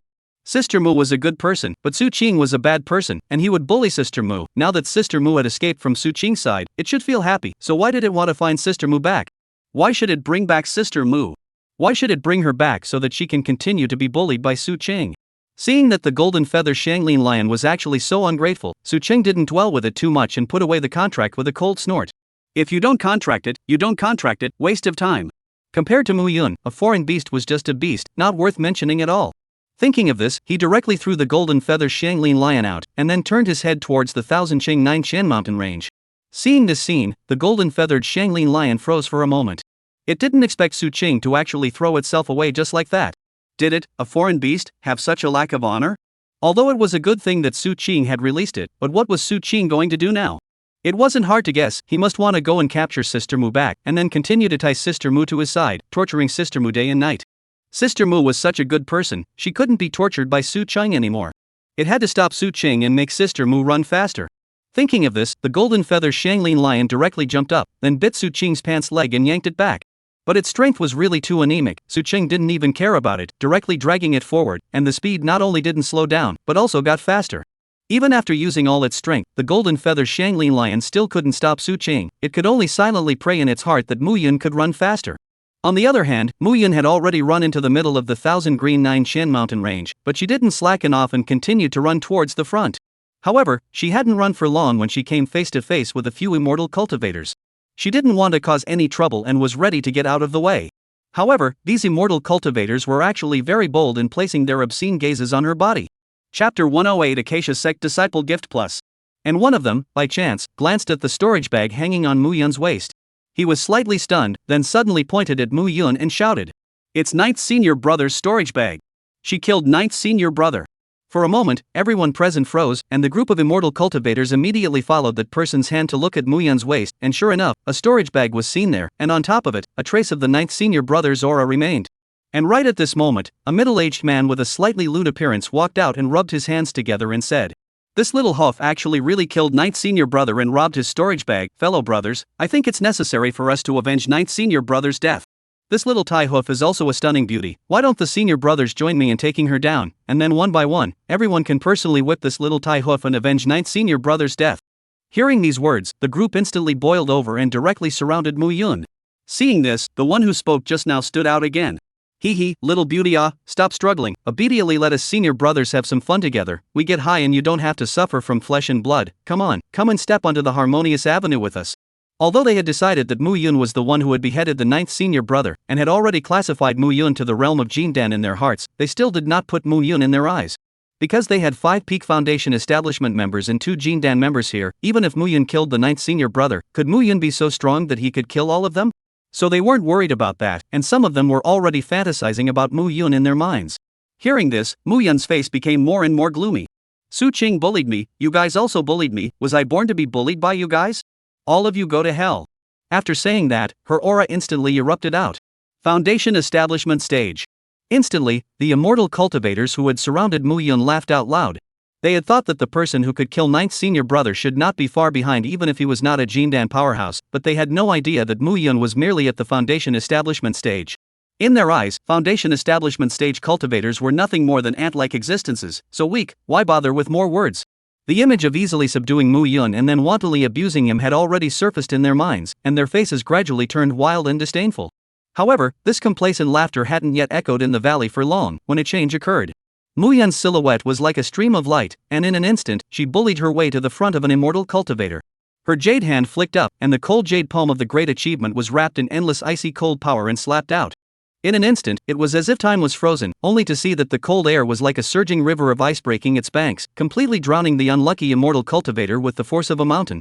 In just a moment, the immortal cultivator's body was eroded by the cold air, turning into a piece of crystal clear ice crystals, glittering with a sharp cold light under the sunlight, and the breath of life also dissipated into nothingness. This sudden scene left the crowd dumbfounded. How could they not have imagined that the strength Mu Yun displayed was far beyond the realm of an ordinary foundation establishment stage cultivator? Her actions were as fast as a ghost, and they couldn't even catch the trajectory of her figure before they had already lost their own troops. The shadow of death weighed heavily on their hearts like a dark cloud, and fear spread quietly in their hearts. While Mu Yun took advantage of the crowd's shock, she mercilessly slapped out a palm again. The palm wind whistled past, as if it was the scythe of the god of death, and before another immortal cultivator had time to react, he was struck by that icy cold palm force. His body flew backwards like a kite with broken strings, and he fell heavily to the ground, his vitality severed. She was now very angry. She wanted to explode all the grievances she had received from Su Qing on these dogs. If it wasn't for blocking the mountain that Su Qing threw over, her sword wouldn't have been able to break, and if it hadn't broken, she would have been able to chop all of these people into mincemeat. "Su Qing, you really deserve to die." Thinking of this, a cold aura appeared in Mu Yun's eyes, and with a wave of her jade hand, she slapped out another harsh palm. Palm wind whistling, like an ice dragon out of the sea, where it passed, the air seemed to be frozen, condensed into frost. Just in the nick of time, a Jindan stage cultivator in the crowd instantly woke up. His gaze was austere, and without hesitation, he threw out a shield like magic treasure. As soon as that magic treasure appeared, it was radiant and seemed to have a spirit, instantly spanning in front of Mu Yun's palm. Only heard a heaven-shaking dong sound, as if the bells echoed in the valley, shocked the crowd's ears buzzing. Looking at the shield, Mu Yun's palm imprint was deeply sunken into it, clearly visible. Immediately afterward, a layer of frost spread rapidly at a speed visible to the naked eye, and in the blink of an eye, the entire magic treasure was covered in ice and snow, just like an ice sculpture. Seeing this, the owner of the magic treasure was shocked and hurriedly ran his spiritual energy in an attempt to drive it. However, the magic treasure seemed to be nailed down, not moving at all. No matter how he urged the valley, the spiritual energy was like a clay ox entering the sea, no response. Mu Yun did not give the crowd a chance to catch their breath. The second palm followed.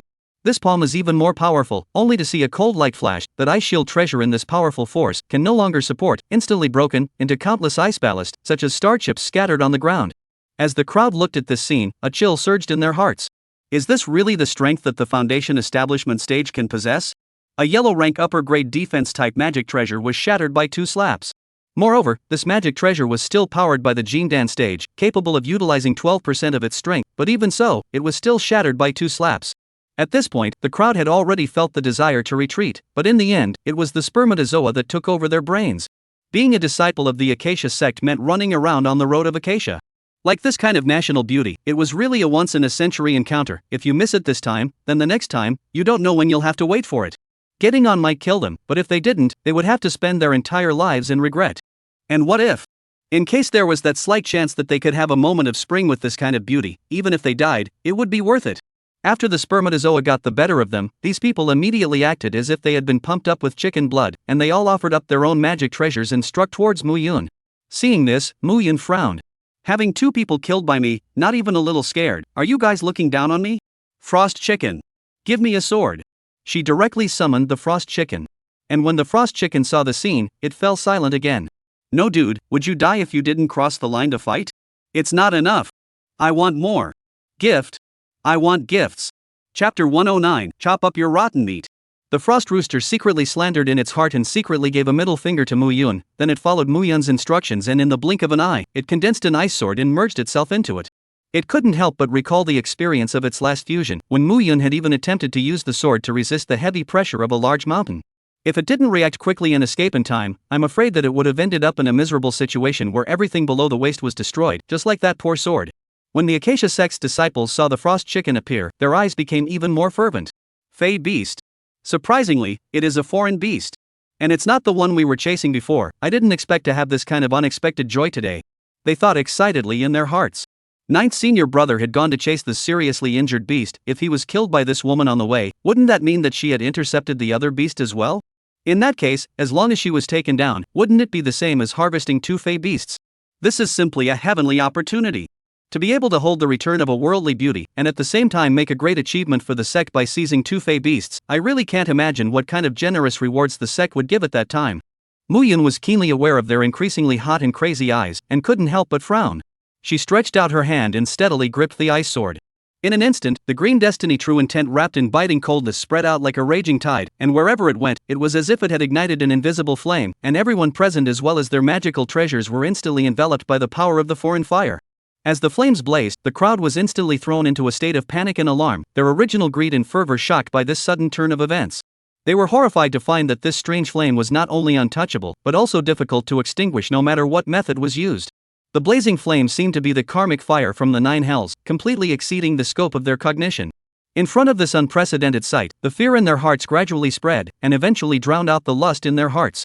Only then did they realize that they were in a desperate situation and wanted to escape but realized that it was too late. Mu Yun's jade hand lightly waved, only to see a bitter sword light like a meteor catching up with the moon chopping towards the crowd. Wherever the sword light passed, the air was torn apart, emitting a sharp whistling sound. The crowd only felt a flash of cold light in front of their eyes, and their legs were chopped off in unison, as easily as a sharp blade cutting through tofu. Those foundation stage immortal cultivators didn't even have time to let out a scream before they collapsed to the ground, their blood gurgling out, staining the ground under their feet red. Even the Jindan stage cultivators with relatively strong physical bodies were defenseless in front of Mu Yun's incomparable sword chi. The sword chi crisscrossed the ground, instantly twisting their bodies into a blurry mass of flesh and mud, miserable to behold. Mu Yun looked at these enemies who had once presumed to humiliate him, and the rage in his heart was still burning brightly. Thinking about the battle with Su Cheng, she had doubted herself countless times in frustration, thinking that she was truly an incompetent waste. And at this moment, compared to Su Cheng, they were simply ant-like existences, weak as a candle in the wind, and as futile as a rustic chicken or a dog, unbeatable. Mu Yun's lotus steps moved gently, slowly arriving in front of a person with a lecherous face. Her beautiful eyes flashed with a cold aura, and she raised the long sword in her hand, not hesitating to slash at the center of this person's body. In her opinion, such a person with a dirty heart and Thai behavior, keeping this thing that passes on from generation to generation is only for the purpose of continuing to do that thing in the world, and to harm others, so it would be better to get rid of it, and it would be considered to be doing the right thing for the heaven. Only heard swish a sharp sound, as if a sharp blade cut through the void, a blur of flesh and blood, wrapped in silk blood mist, from that person's body violently flying down, snapped to crash on the ground, splashing a little dust. Mu Yun's eyebrows knit lightly, her hand waved, a cold force gushed out, instantly freezing his wounds. After pondering for a moment, she changed her mind and decided not to take these people's lives.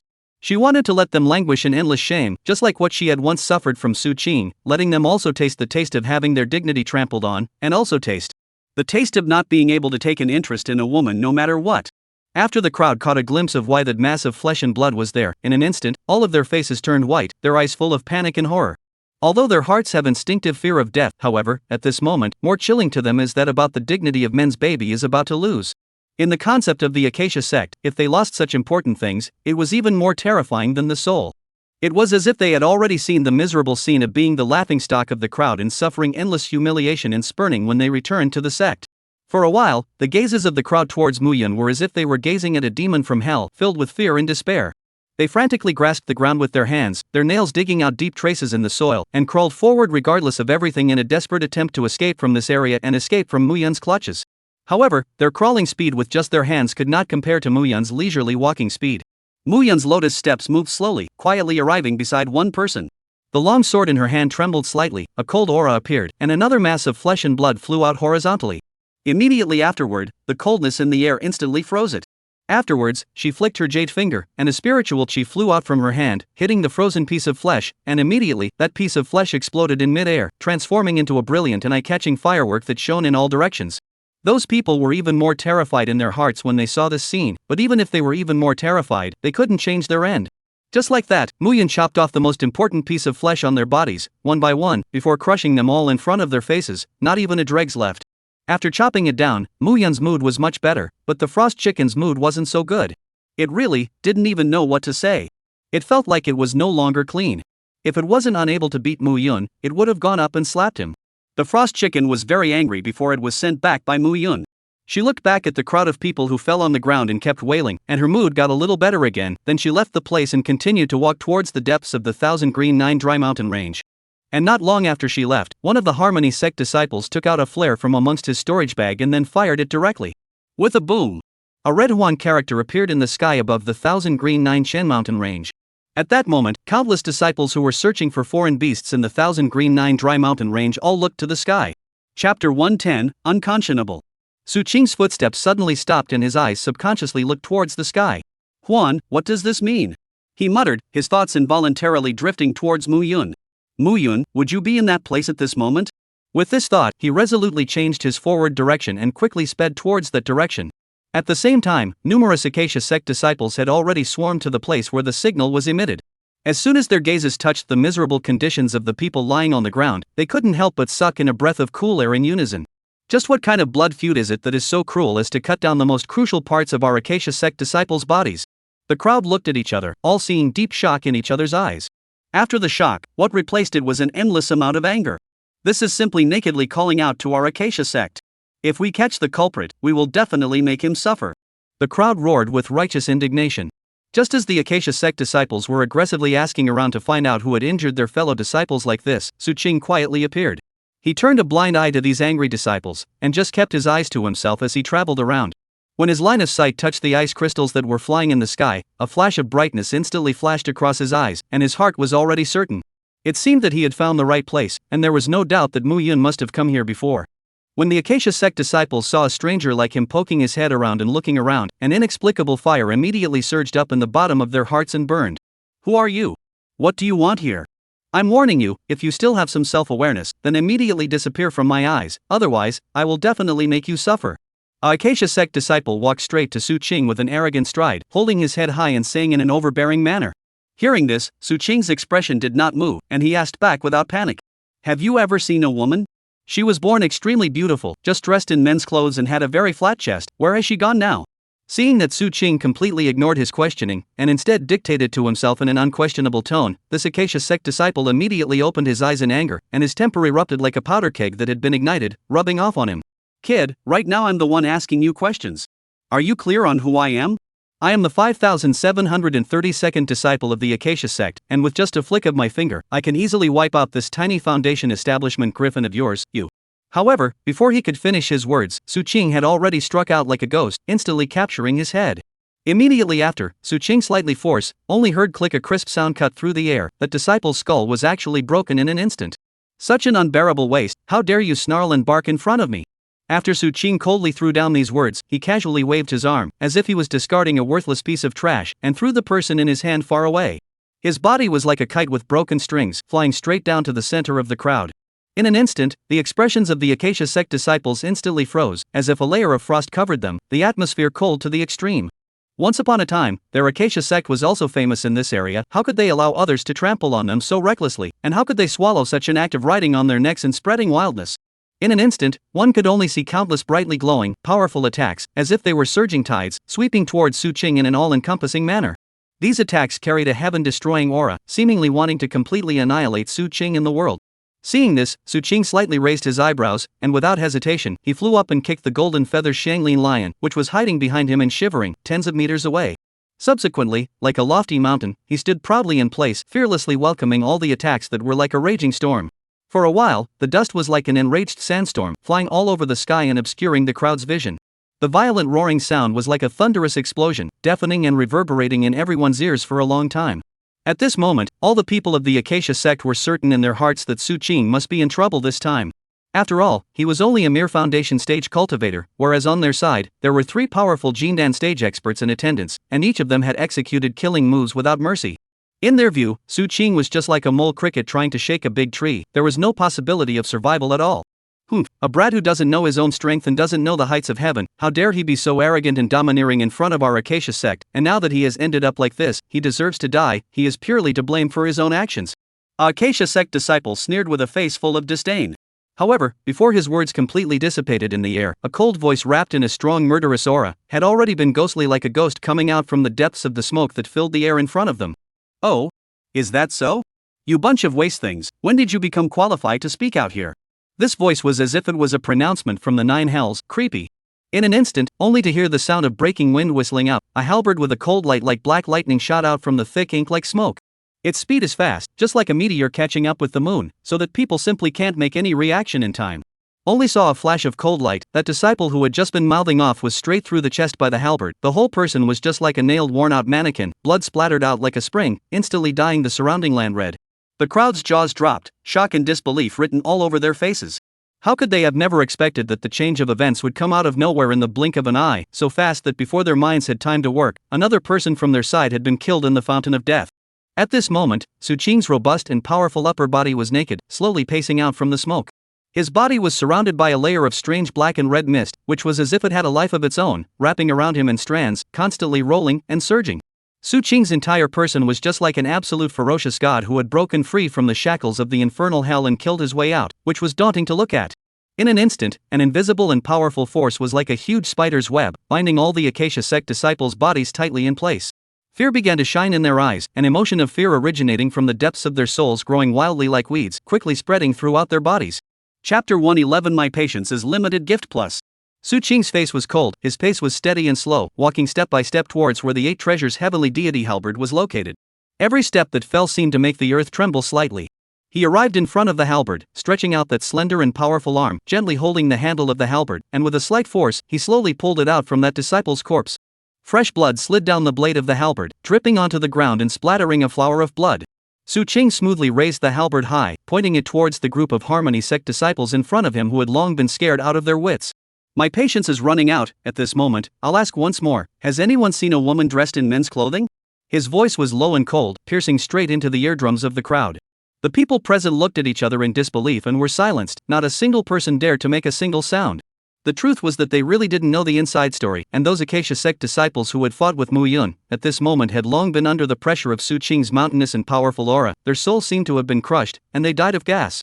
Seeing that no one answered, the corners of Su Qing's mouth rose slightly, outlining a cold smile filled with mockery and coldness. Since you all chose to keep your mouths shut, then you will never have to speak again. After saying that, Su Qing was like a god of death that dominated life and death. His figure was like electricity, traveling between the disciples of the Acacia sect. Every strike he made was as easy as cutting grass, and those Acacia sect disciples were like fragile weeds, falling one after another, their lives mercilessly harvested in front of him. No matter what their cultivation level was, in front of Su Qing's terrifying power, they were all as thin as cicada-winged paper, so fragile that they could not withstand a single blow. With just a flick of Su Qing's hand, that seemingly impenetrable defense and proud cultivation would instantly shatter into pieces and turn into nothing. As Su Qing's killing continued, the word Huan, which emitted a blood-red glow, appeared in the sky. For every disciple that fell, there would be a Huan word shining in the sky, until Su Qing killed the last person. Only then did that last Huan word falter in the sky and slowly dissipate. At this moment, the Grand Elder of the Acacia sect was in the distance. On top of his weathered face, the color of gravity was like dark clouds at this moment. He looked up at the last one word that was fading away in the sky, his eyes were burning with rage, and he shouted in a stern voice. Just who is it that dares to be so bold as to wantonly hunt and kill my disciples on my Acacia sect's territory? Simply not putting my Acacia sect in their eyes, this kind of evil behavior must not be forgiven. The Acacia sect in this area was the leading and dominating sect within a radius of 10,000 miles, and even in the world of demonic sects, it was also prestigious and ranked among the top. Now, there was someone who dared to kill his disciple so blatantly. In the Grand Elder's opinion, this person simply did not know how to live and was extremely stupid. With this in mind, the Grand Elder made a snap decision, leaving the original search for the beast behind. His feet violently force, only heard whoosh sound, the figure has already risen up, like a black lightning straight into the sky. Afterwards, he recognized the direction and sped towards the place where the fireworks exploded. His speed was as fast as a shooting star catching up with the moon, leaving only a long black shadow behind him. At this time, Mu Yun was completely unaware of the things that happened in that area after she left, not to mention knowing that Su Qing had already followed her trail.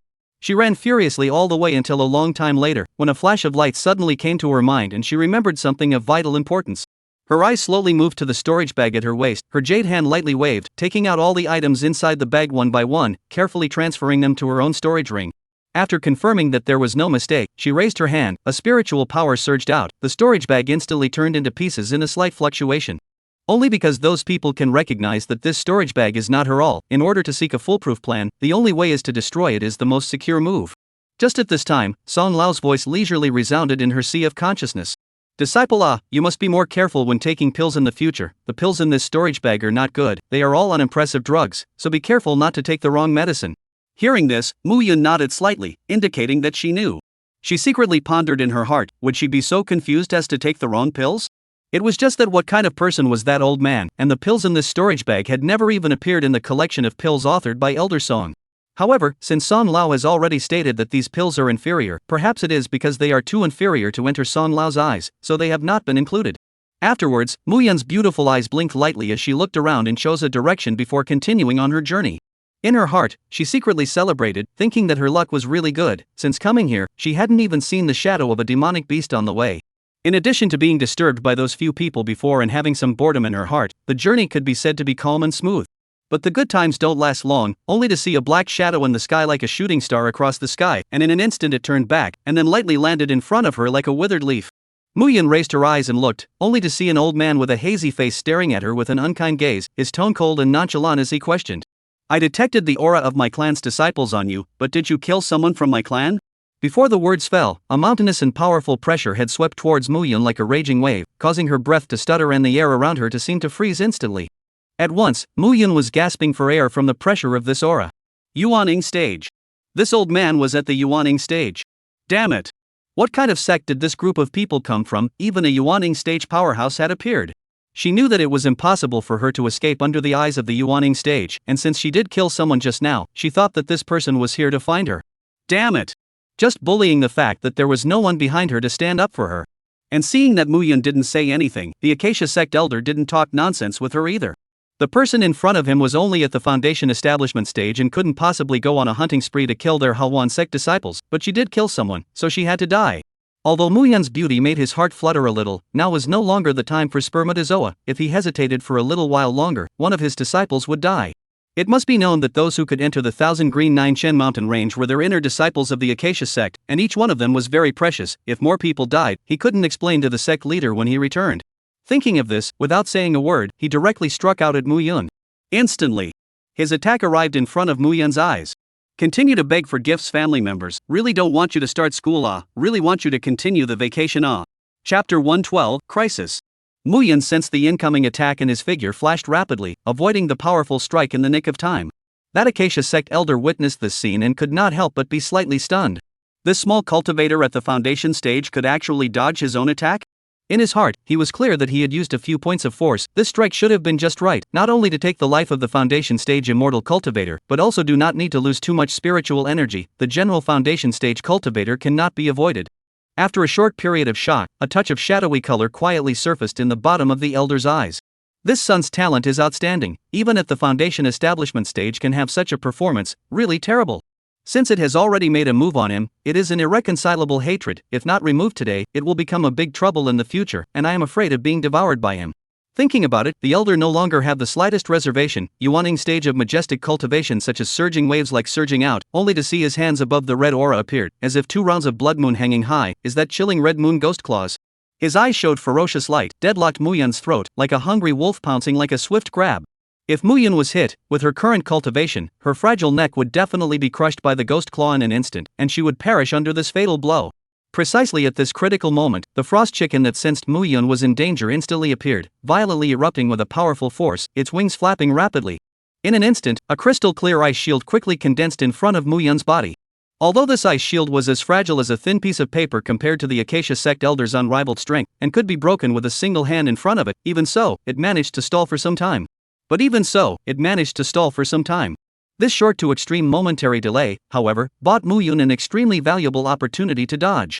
Muyun seized the opportunity and fell backwards, only to see the ghostly red moon ghost hand of the Acacia sect elder wrapped in a biting wind, whistling past her cheek.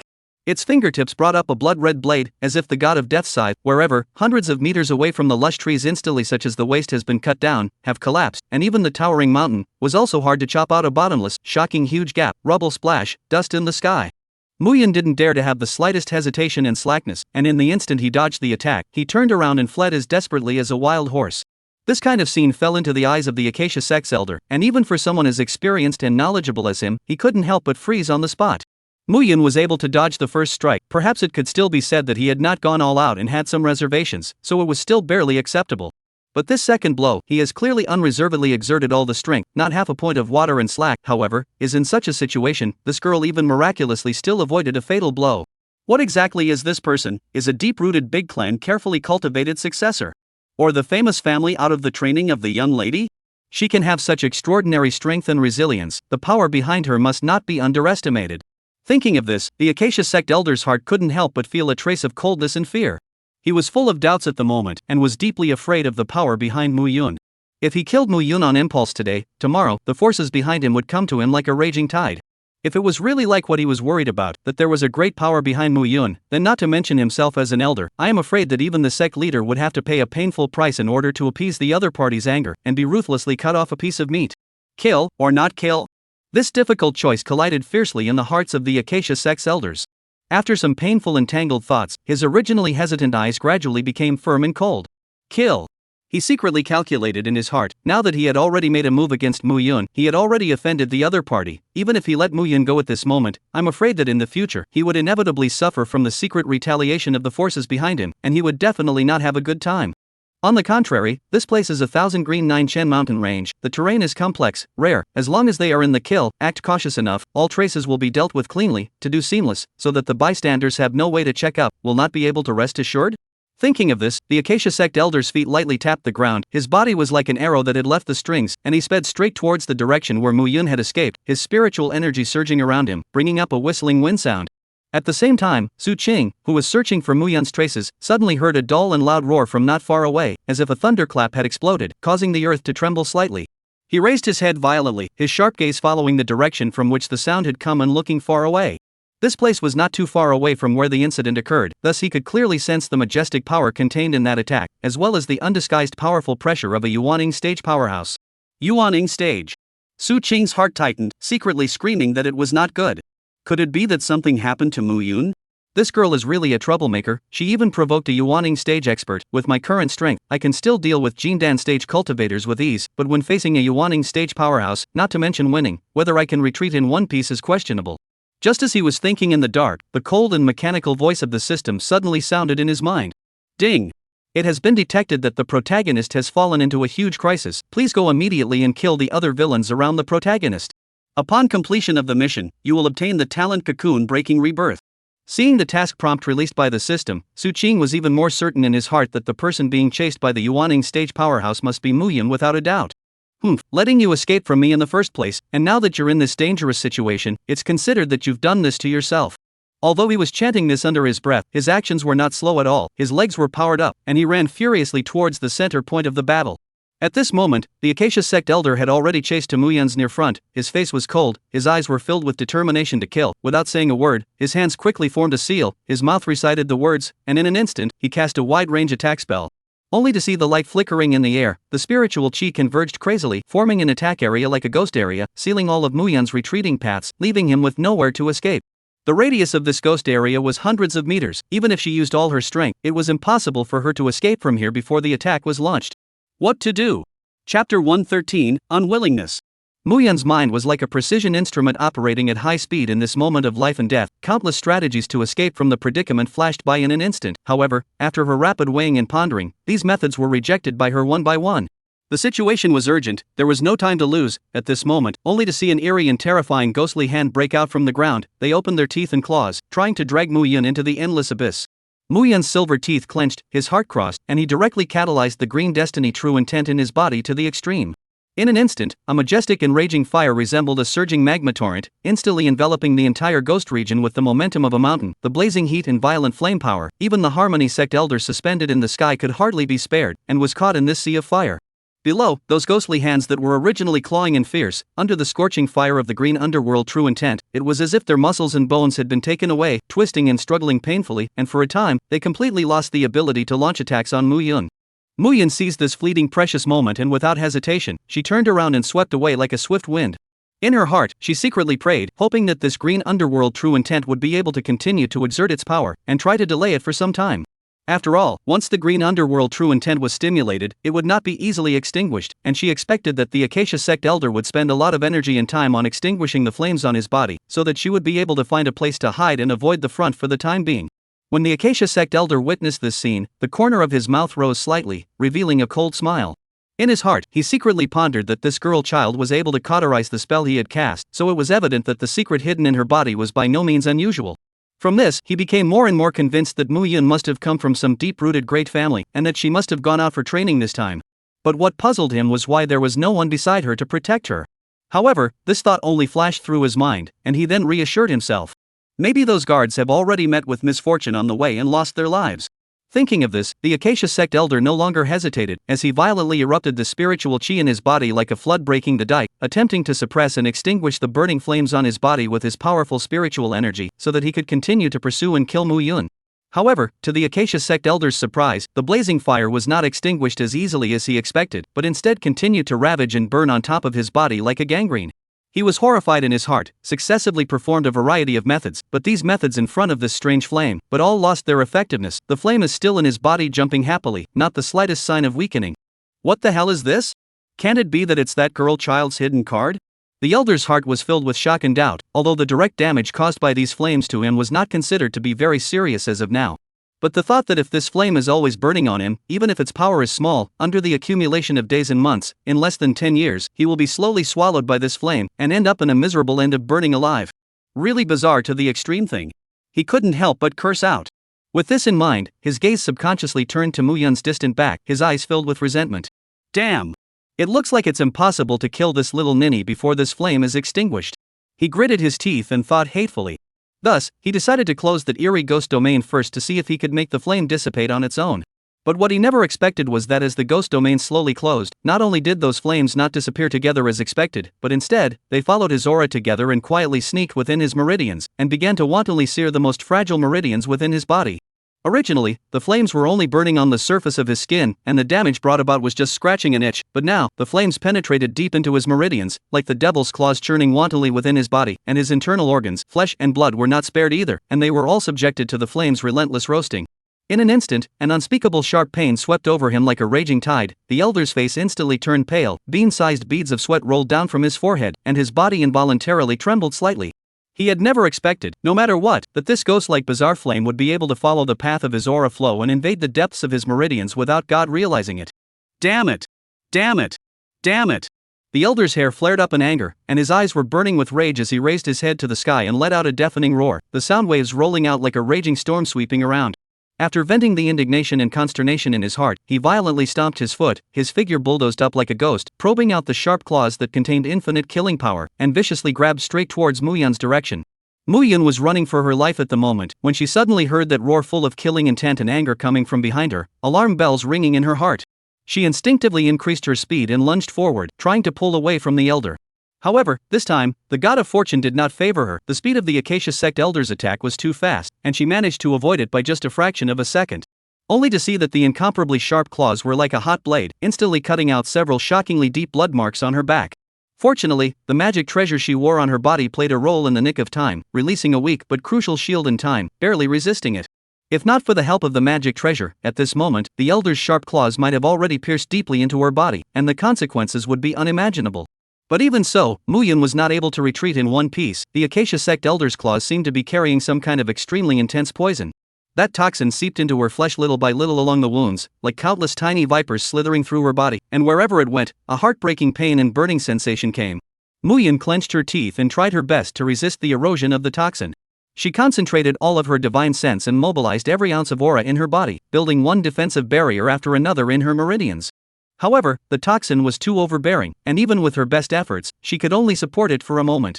However, once she used all of her spiritual chi to fight against the poison, she no longer had any extra spiritual energy to maintain the speed and strength needed to escape. In this way, she was caught in a desperate dilemma. Could it be that I'm going to die here today? A wave of despair surged through Muyun's heart. Damn it! How can I be willing to do this?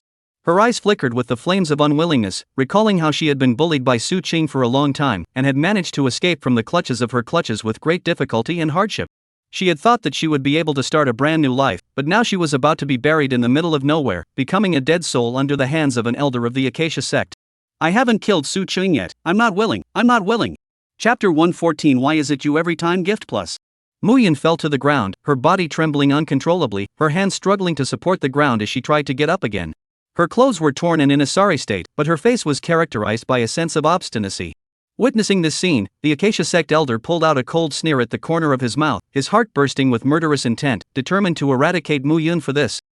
Let you have 1,000 means and 10,000 cards, in front of absolute strength, they are all illusions. You are just a small mole in the foundation establishment stage. If you can force me to such a situation, you should be contented as well. The elder let out a cold laugh and raised his palm. The spiritual chi around that palm surged. There was a hidden sound of thunder. He violently slapped down towards Muyun, seemingly wanting to slap him into pieces. Just in the nick of time, a strong air current that seemed to come from the flood came galloping in like a wild horse out of control. That strong wind came with great force, and wherever it passed, the sand flew away. In the blink of an eye, it was already approaching the elder of Acacia sect. The elder's face suddenly changed, alarm bells ringing in his heart, and he gave up the original certainty of killing a blow, and his body shape turned sharply, dodging to the side in a mess. Immediately after, only heard rumble. A deafening roar, as if the sky was crumbling. Where the explosion was, the light was blinding, the airwaves rolled and swept away to the surrounding area with a mountainous momentum.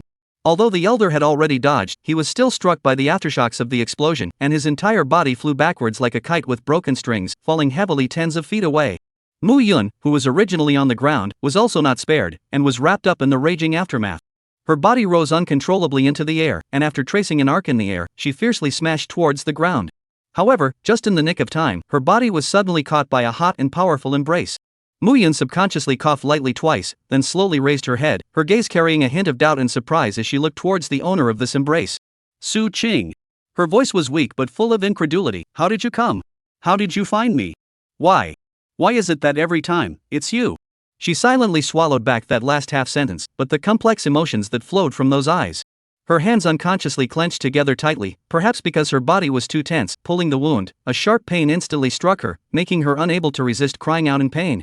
When Su Qing heard this cry of pain, his face remained the same cold and icy look. He opened his mouth and said, "In the future, if you dare to run around again, don't blame me for being merciless. I will definitely break your legs. Once you come out here, you go around causing trouble, and every time you need me to clean up the mess, when things are over, let's see how I will punish you." Although they were harsh words, there was a hint of concern hidden in that tone. After saying that, Su Qing slowly ferried a pure aura into Muyun's body to help her stabilize her injuries. After Muyun's breath had stabilized a little, his gaze turned to the golden feathered Shanglin lion at the side and he ordered briefly but forcefully, "Take her to a safe place." After speaking, he gently put down Muyun, and then his eyes instantly became cold and grim as he looked in the direction where the Harmony sect elder was. He knew in his heart that with his current strength, trying to kill a Yuaning stage powerhouse was tantamount to a fool's errand. At this moment, he could only silently pray in his heart, hoping that the blood demon returning Ruin's immunity to injury would allow him to withstand the attacks of the Yuaning stage.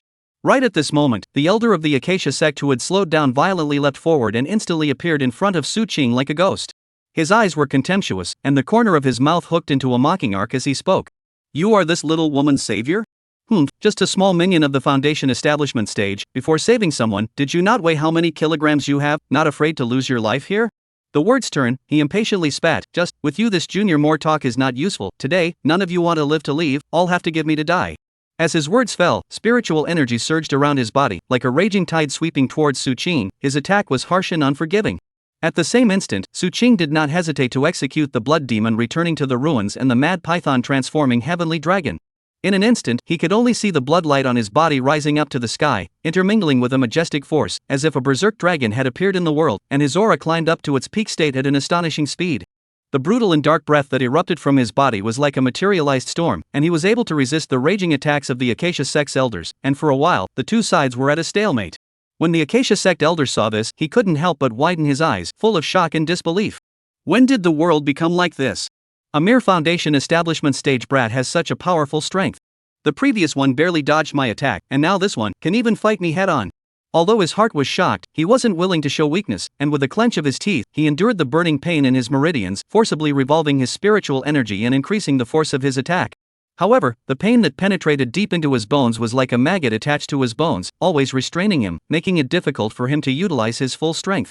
Right at this tense moment of confrontation, Su Qing's gaze condensed as he raised his hand and grabbed violently, only to see that the 8 treasures heavenly deity halberd that had originally been thrown to the distance by him seemed to have been pulled by some powerful force, cutting through the void and swept into his hands like lightning. Su Qing swung the 8 treasures heavenly deity halberd, gathered the strength of his entire body, and smashed it fiercely towards the Harmony Sect elder. The halberd body cut through the air, emitting a sharp whistling sound. Seeing that this attack was raging, the Acacia Sect elder didn't dare to be the slightest bit careless. With a movement in his heart, a small arm-length stick instantly appeared in his hand. This stick looked ordinary and unordinary, but it faintly emitted a gloomy and cold aura. He quickly placed the stick in front of him, trying to rely on this stick to resist Su Qing's powerful strike. Only a bang. A loud bang was heard, and the Acacia Sect elder's leg was instantly bent by the tremendous force, and even his hands were numbed by the shock. Where did all these monsters come from? Shocked, he immediately urged the weeping blood rod in his hand, only to see that the weeping blood rod immediately began to vibrate, and a strange aura attack traveled down the 8 treasures heavenly deity halberd into Su Qing's body, and immediately, he felt like all the bones in his body were going to be shattered.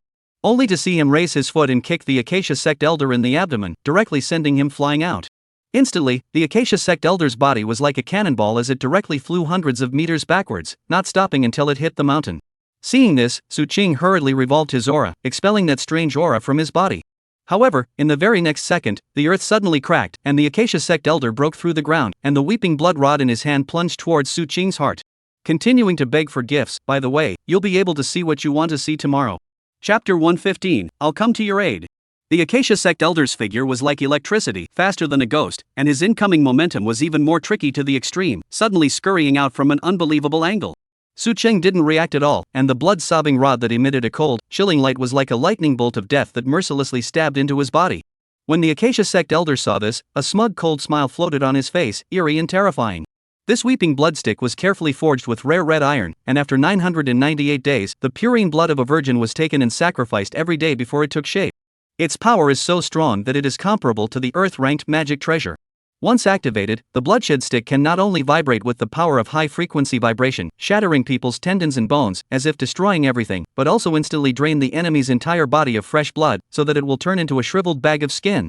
Su Qing has been stabbed, in the elder's opinion, only need him to slightly activate the power of the magic treasure, can be in front of this fresh life, instantly sucked into a lifeless human stem. And Su Qing's flesh is extremely strong. If you can absorb all the essence of its bloodline, the bloodshed stick will break through the existing realm, completely promoted to the ground-level treasure. However, just as the elder was complacent and ready to catalyze the magic treasure, a huge fist smashed over towards his brain. The majestic force instantly shook his mind into a blank, and his body was like being struck by lightning. All of his movements, all of his calculations, all of them completely dissipated under this blow. Su Qing simply did not give him a chance to react, directly smashing up punch after punch, and also took the opportunity to seize his magic treasure, stabbing down towards his chest. In the nick of time, just at the moment when Su Qing's attack was about to pierce through the Acacia Sect elder, the elder's chaotic consciousness came to his senses in an instant. He violently poked out his hands and clasped Su Qing's wrist like an iron clamp, pouring out his entire body to resist this strike. For a time, the two sides were at a stalemate, and the battle was caught in a suffocating stalemate. At this moment, Mu Yun was already far away from the dangerous battlefield. She found a large tree and slowly sat down with her back against the tree trunk. Her trembling jade hand busily opened her spatial ring and took out a bottle of pills from it. Mu Yun's heart was burning with anxiety. She didn't care about much and raised her hand to send the pill into her mouth. However, right at the moment when the mouth of the bottle touched her lips, a trace of a strange feeling like a cold snake's letter crept into her heart. Muyun's complexion suddenly changed, her movements instantly froze, her eyes opened roundly as she stared at the bottle in her hand. It was pink in color. This was not her medicine.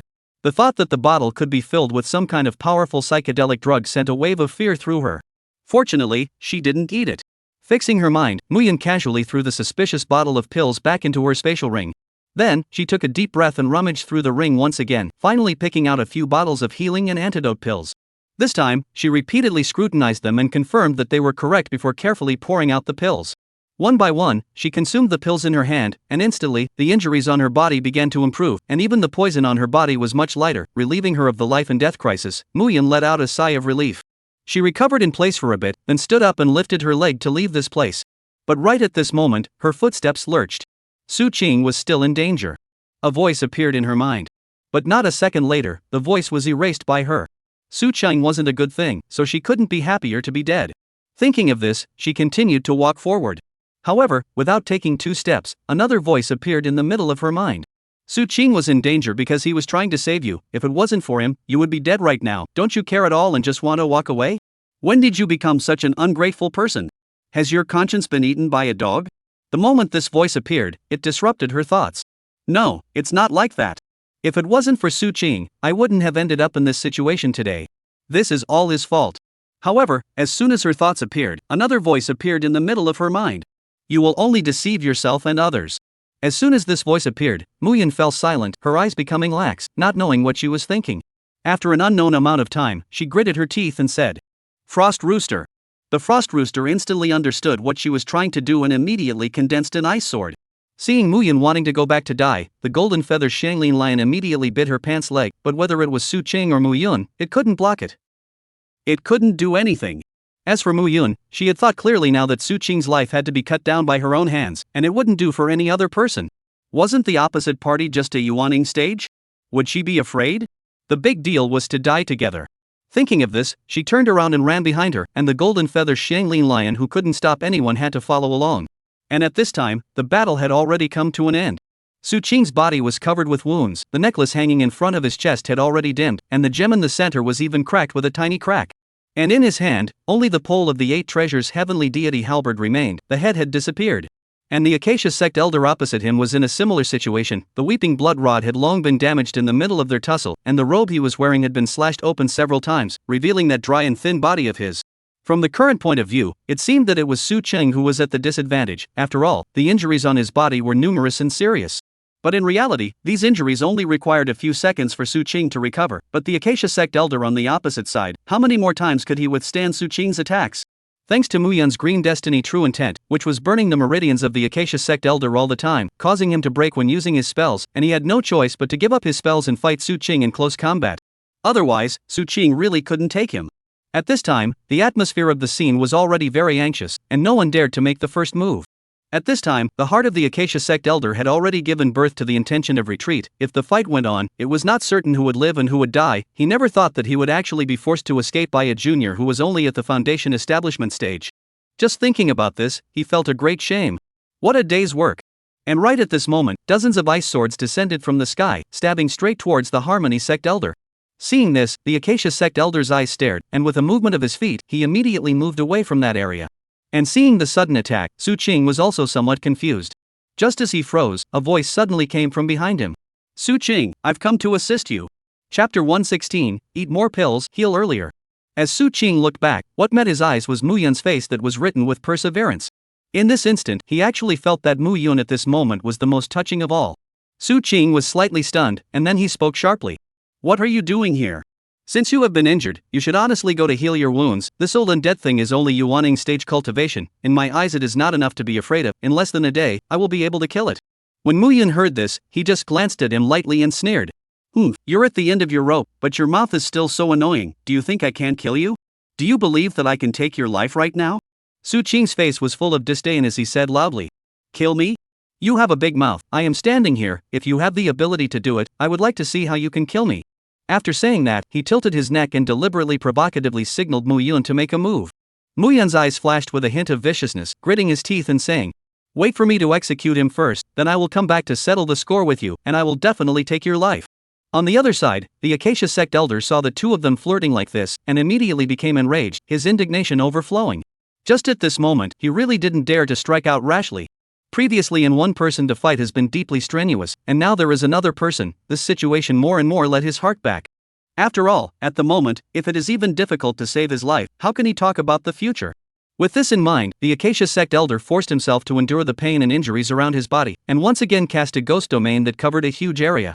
The eerie ghost domain instantly spread out, as if it was a ghostly purgatory.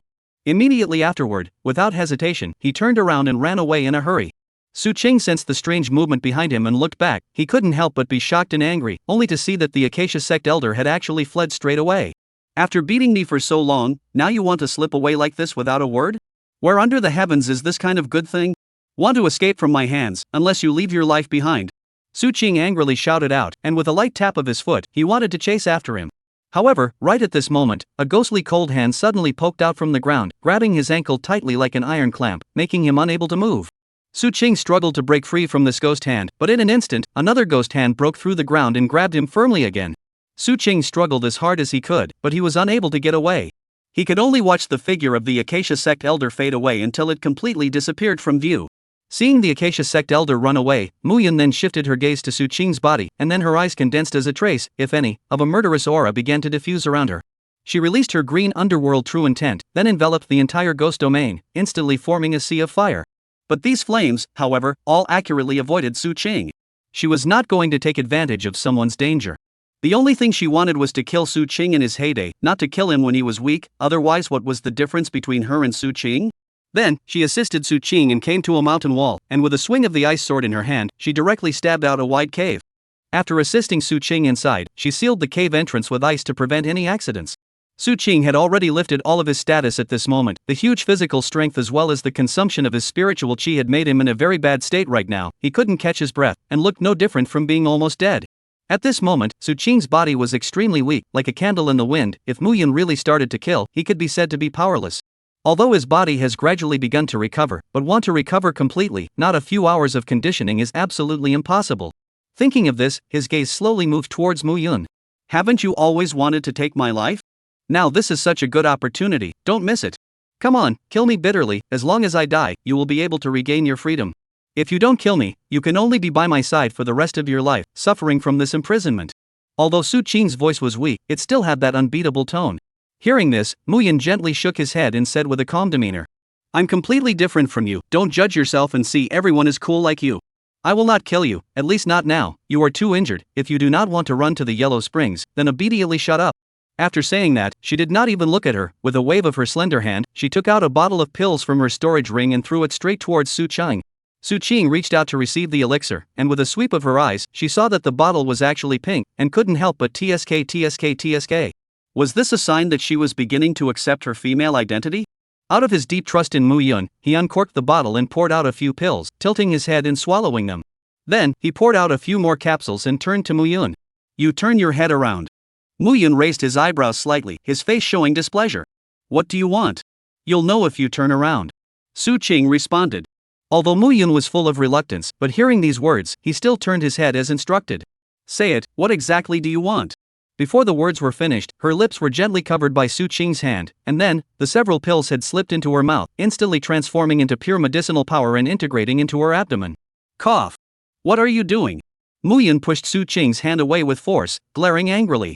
The corner of Su Qing's mouth rose, revealing a light smile. You are also injured, take some pills so that you can heal soon. Muyun saw that Su Qing would actually care about herself. She could not help but be slightly stunned, and then she twisted her head away. She wrapped her arms around her knees, resting her chin lightly on top of her knees, her cheeks slightly puffed out, as if she was in deep thought, not knowing what she was pondering in her mind. However, it wasn't long before she realized something was wrong. Why was it so hot? She was practicing a yin attribute technique, and there was a solid ice swinging not far away from the cave entrance, so how could she feel hot? Thinking of this, she couldn't help but pull up the clothes in front of her and fan the wind one by one. At the same time, Su Qing also had this feeling. His body was getting hotter and hotter, which was obviously not normal, and he was also very eager for something right now. What's going on? So strange, could it be? He thought of the elixir he had just eaten. He hadn't just eaten it for a short while and he had become like this. It was hard for him not to suspect that it was a problem with the elixir. When he thought that Mu Yun had used a mesmerizing drug on him only a short while ago, his face instantly turned cold. And to say that you're not like me, you're much more sinister than me. But just then, he realized that there was something wrong with Mu Yun in front of him as well. Could it really be a problem with the elixir? Thinking of this, he tapped Mu Yun's shoulder. What are you doing again? Mu Yun turned his head in boredom. Chapter 117 Why have things turned out like this? Gift plus. Su Qing lifted the elixir in his hand and asked with a slight frown with a hint of doubt. Did you take the wrong elixir? Why do I only feel hot all over at the moment? As soon as Mu Yun heard this, an ominous premonition arose in her heart.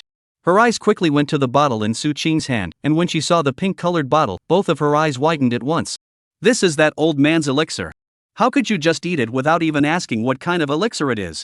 Mu Yun was so anxious and angry that she couldn't stop shaking her head, and even slapped her cheeks vigorously in an attempt to clear her head. Her heart was screaming non-stop, damn it. Not only did he eat it himself, he also fed it to me. Now it's good that she doesn't know anything about the potency of this elixir. What if it's poison? Her thoughts drifted further and further away. No, this is definitely poison. Otherwise, why look at Su Qing at this moment? Will feel that he is so smooth. The bottom of the heart also inexplicably surged a strong impulse to want to get close to him. No. She secretly admonished herself in her mind that she absolutely could not be controlled by this abominable elixir.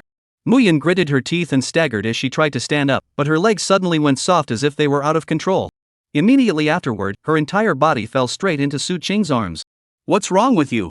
Su Qing was startled by this sudden situation, and his heart fluttered. However, before he could recover from this panic, he realized that his breathing had become rapid and disorganized. Looking at Mu Yun in his arms, whose cheeks were crimson and rolling and whose body was trembling slightly, his throat rolled involuntarily and he swallowed.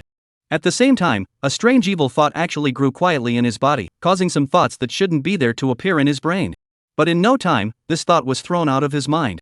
At this time, Mu Yun slowly opened her eyes in a daze, and in an instant, the majestic yang qi from Su Qing's body swept towards her like a surging wave.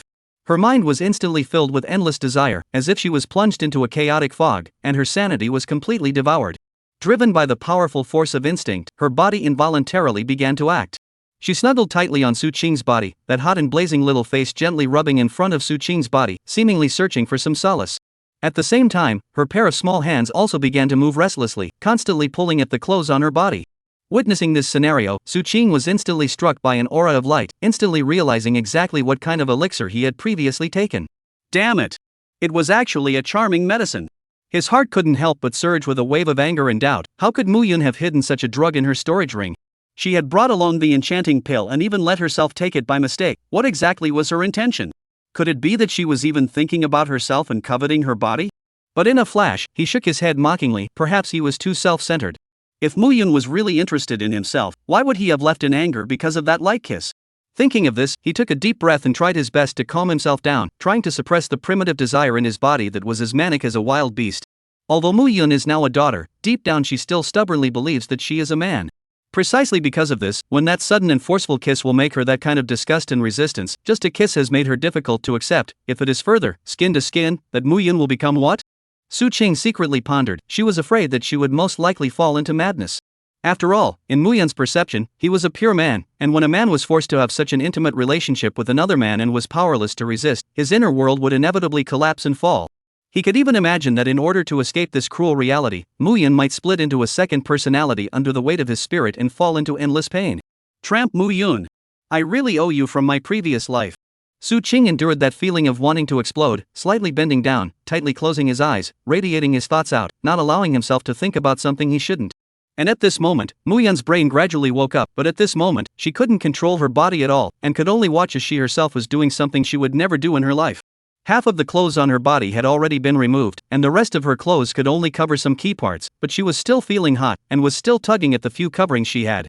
Seeing this scene, she desperately wanted to stop herself, but no matter what commands she issued inside her brain, her body couldn't pick up on them and was still acting on instinct. At this moment, the white cloth she used to bind her chest was torn off with great force, and instantly, a sense of relief surged through her heart, and that blockage in her chest instantly disappeared. Although this feeling was very good, but she wasn't the only one here, there was still Su Qing here. Don't go on like this anymore. Fear surged to her heart panicked, not daring to imagine what would happen next. But next, her hands embraced Su Qing's neck, and with a tilt of her head, she kissed towards Su Qing's lips. Don't, quickly stop. What the hell am I doing? Watching with her own eyes as she kissed Su Qing, Mu Yun's heart was filled with despair. And being so stimulated by Mu Yun, Su Qing also instantly came back to his senses, feeling the softness on his lips, as well as this seductive face of Mu Yun's now. He couldn't hold back any longer. Only to see him turn defense into offense, pressing Mu Yun underneath him, and then said, Mu Yun, no matter what happened today, it can't be blamed on me. If you want to blame me, you can only blame yourself for taking the wrong medicine. Hearing this, Mu Yun could only yell no in her heart, but not only was she unable to stop Su Qing, she was also unable to stop herself. Looking at Su Qing, who was slowly approaching, her heart slowly turned gray. And at this moment, outside the cave, the frost chicken was playing with its children. Suddenly, as if it sensed something, it looked towards the solid ice that blocked the entrance of the cave and also blocked its sight. It pondered for a moment before turning its head away and continuing to bring the child. Mu Yun didn't take the initiative to summon it, so that meant nothing had happened. Well, it wasn't afraid to go in because it was afraid of Su Qing. I don't know how long it took before Mu Yun woke up leisurely one step ahead of Su Qing. She looked at the stone wall above her, her eyes empty and godless, her entire being enveloped in a layer of thick sorrow and despair. Her thoughts gradually returned, recalling the unbearable scene just now. She only felt a sharp pain in her heart, as if there were millions of fine needles viciously stabbing her soul. The feeling of shame swept towards her like a surging tide, instantly drowning her. Tears gathered uncontrollably and rapidly in her eyes, soon crowding her sockets, the crystalline teardrops filled with endless pain, remorse, and shame. Why? Why did things turn out this way? Her heart was screaming non-stop, her voice filled with helplessness and confusion. She hugged her body tightly, as if this would give her a trace of warmth and comfort, and in this silent space, the only thing that could be heard was her suppressed, barely audible sobs echoing faintly, speaking of the grief and sorrow deep within her heart. Here's what you guys wanted to see. No gifts yet? 4 chapters tomorrow. Chapter 118, Don't Pester Me Again in the Future. Time passed quietly in the silent cave, and Mu Yun didn't know how long she had been crying. Perhaps the tears had dried up, or perhaps she was tired of crying. She slowly raised her hand and used her arm to gently wipe away the remaining tear tracks on her face. Her gaze fell on the clothes scattered on the ground, numbly picking them up one by one and slowly putting them back on. On her skin, there were some red marks that were faintly surfacing. Those were marks left by the rough treatment she had suffered earlier, and even at this moment, they still had not completely dissipated. She was already carrying injuries and experiencing that kind of torture. Every inch of her body was in pain, as if she had been deeply pierced by countless fine needles. However, her demeanor seemed to be oblivious to these pains, and she only mechanically took out a healing elixir from her bosom and put it into her mouth, then stood up. At this moment, her heart was filled with confusion and pain, and her thoughts were tangled like a mess.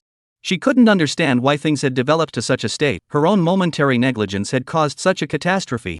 In her heart, she was both harboring hatred towards Su Qing and constantly blaming herself. The two emotions were pulling each other, making her nearly collapse. She had just taken 2 steps, but as if pulled by some invisible force, she suddenly stopped and turned her head to look at the unconscious Su Qing lying on the ground. Her hands subconsciously clenched into fists, knuckles whitening, hatred surging in her heart, wishing to immediately put Su Qing to death. However, under the raging hatred, reason was like a faint ray of light, penetrating the fog of hatred with difficulty. She knew deep down that the source of all this tragedy was her own negligence. If she hadn't been too careless and taken the wrong elixir, how could she have triggered this series of disasters? She kept asking herself in her mind why she was so reckless. Wasn't it because of her momentary carelessness that caused such consequences? Thinking of this, it was as if that hatred in her heart was slowly loosened by an invisible hand, and her tightly clenched fists also loosened powerlessly. With a complex expression, she took out a piece of clothing from her storage ring and gently covered Su Qing's body, as if drawing a conclusion to this entanglement. Su Qing, I don't want to kill you anymore. I only desire to live a peaceful life of my own. Su Qing, please, don't come back to pester me in the future. Mu Yun's voice trembled slightly, carrying a hint of exhaustion. Raising her hand once again, she wiped away the freshly sprung tears from the corners of her eyes as she turned around and walked towards the cave entrance. When she raised her hand, a spiritual energy shot out, quietly erasing a corner of the ice at the entrance of the cave. Her figure slowly walked out of the cave, and then gently waved her sleeve. The corner of the ice that was erased was as good as new. At this time, the night has already covered the earth. The frost chicken that had been guarding outside, seeing Mu Yun come out, immediately clucked and fluttered over. What happened to it this time around could be described as a mess. That golden feather Shanglin lion was too energetic. It took it a lot of effort to put it to sleep, and before it could catch its breath, Mu Yun came out. Mu Yun's gaze skimmed over the frost chicken and the still sleeping golden feather Shanglin lion, and said softly, "Let's go, Su Qing. Since you're so determined to get this foreign beast, I won't compete with you anymore. I just hope you'll be satisfied with this and won't step into my life again." After saying that, she took the frost chicken with her and slowly disappeared into the night. I don't know how long it took until the sun rose again before Su Qing finally woke up from his deep slumber. As soon as he awoke, he acutely felt an aching pain coming from his waist, as if there were countless fine needles gently stabbing him.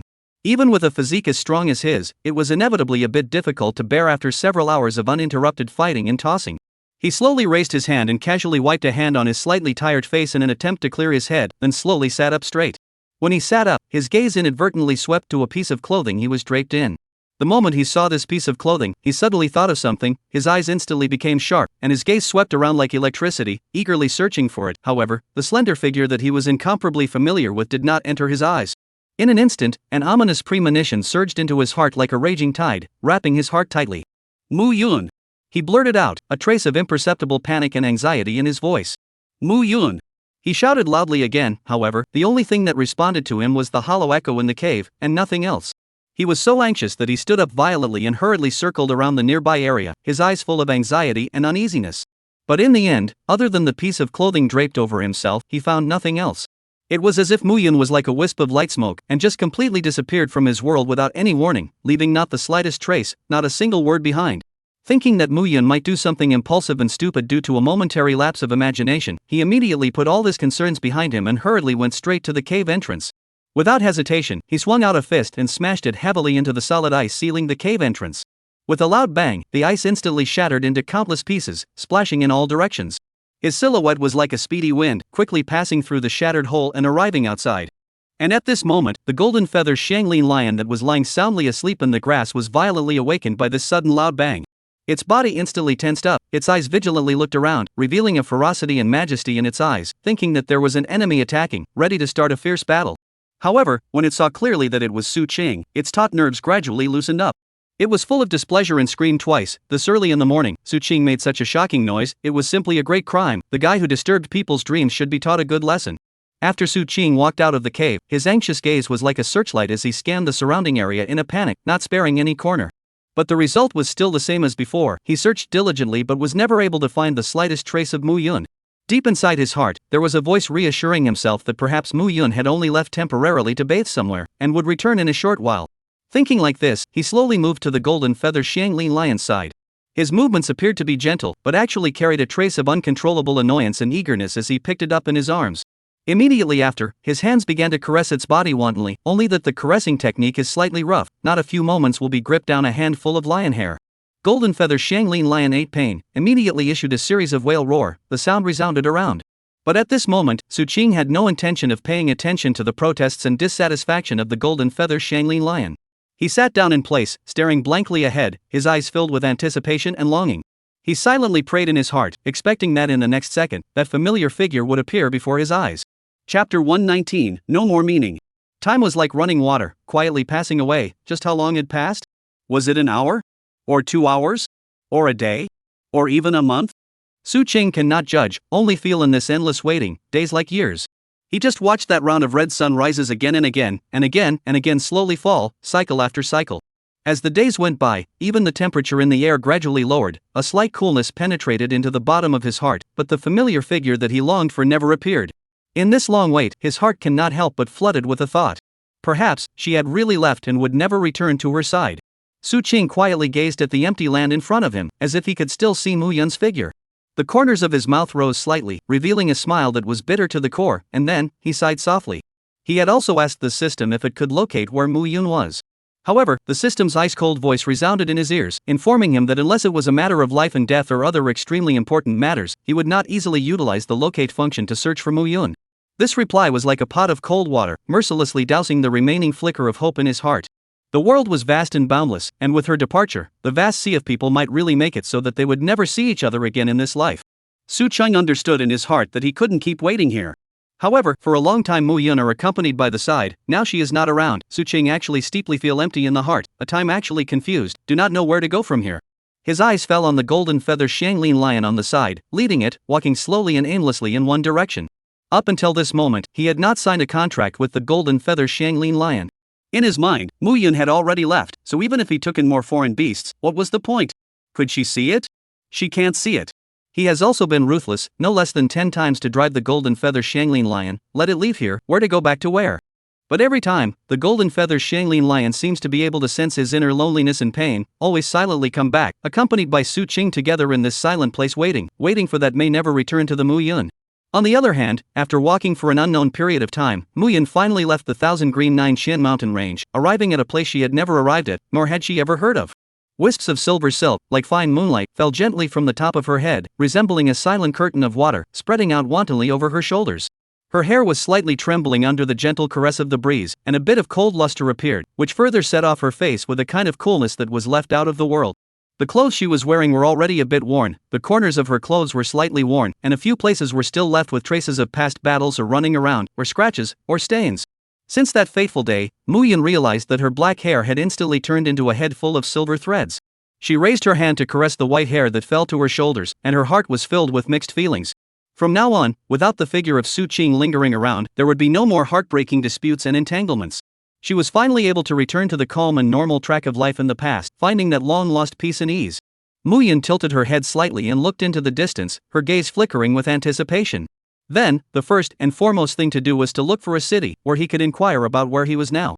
Muyun stood in place and looked around, choosing a direction after a little thought. She moved lightly with her lotus steps and slowly walked in that direction. The scenery along the way swept by her, but she didn't care to appreciate it. Not long after traveling, the outline of a city in the distance came into her eyes.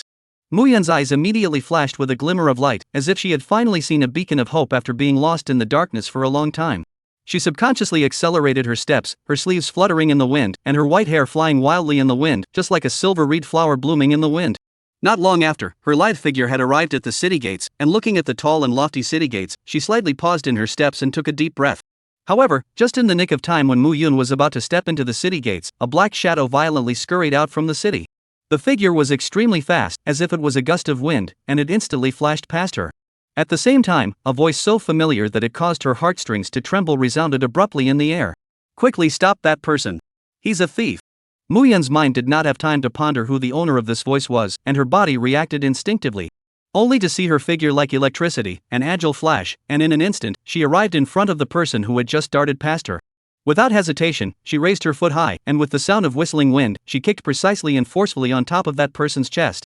Accompanied by a dull sound, that person was like a kite with broken strings, flying straight backward, falling heavily on the ground, and instantly lost his life. Only after this thief was successfully kicked to the ground by her did the owner of that voice arrive late. "Fellow Taoist, I'm really troubling you. If it wasn't for you, my efforts for so many days would have been in vain. What's your name? I'll treat you to a meal," the visitor said with a face full of gratitude.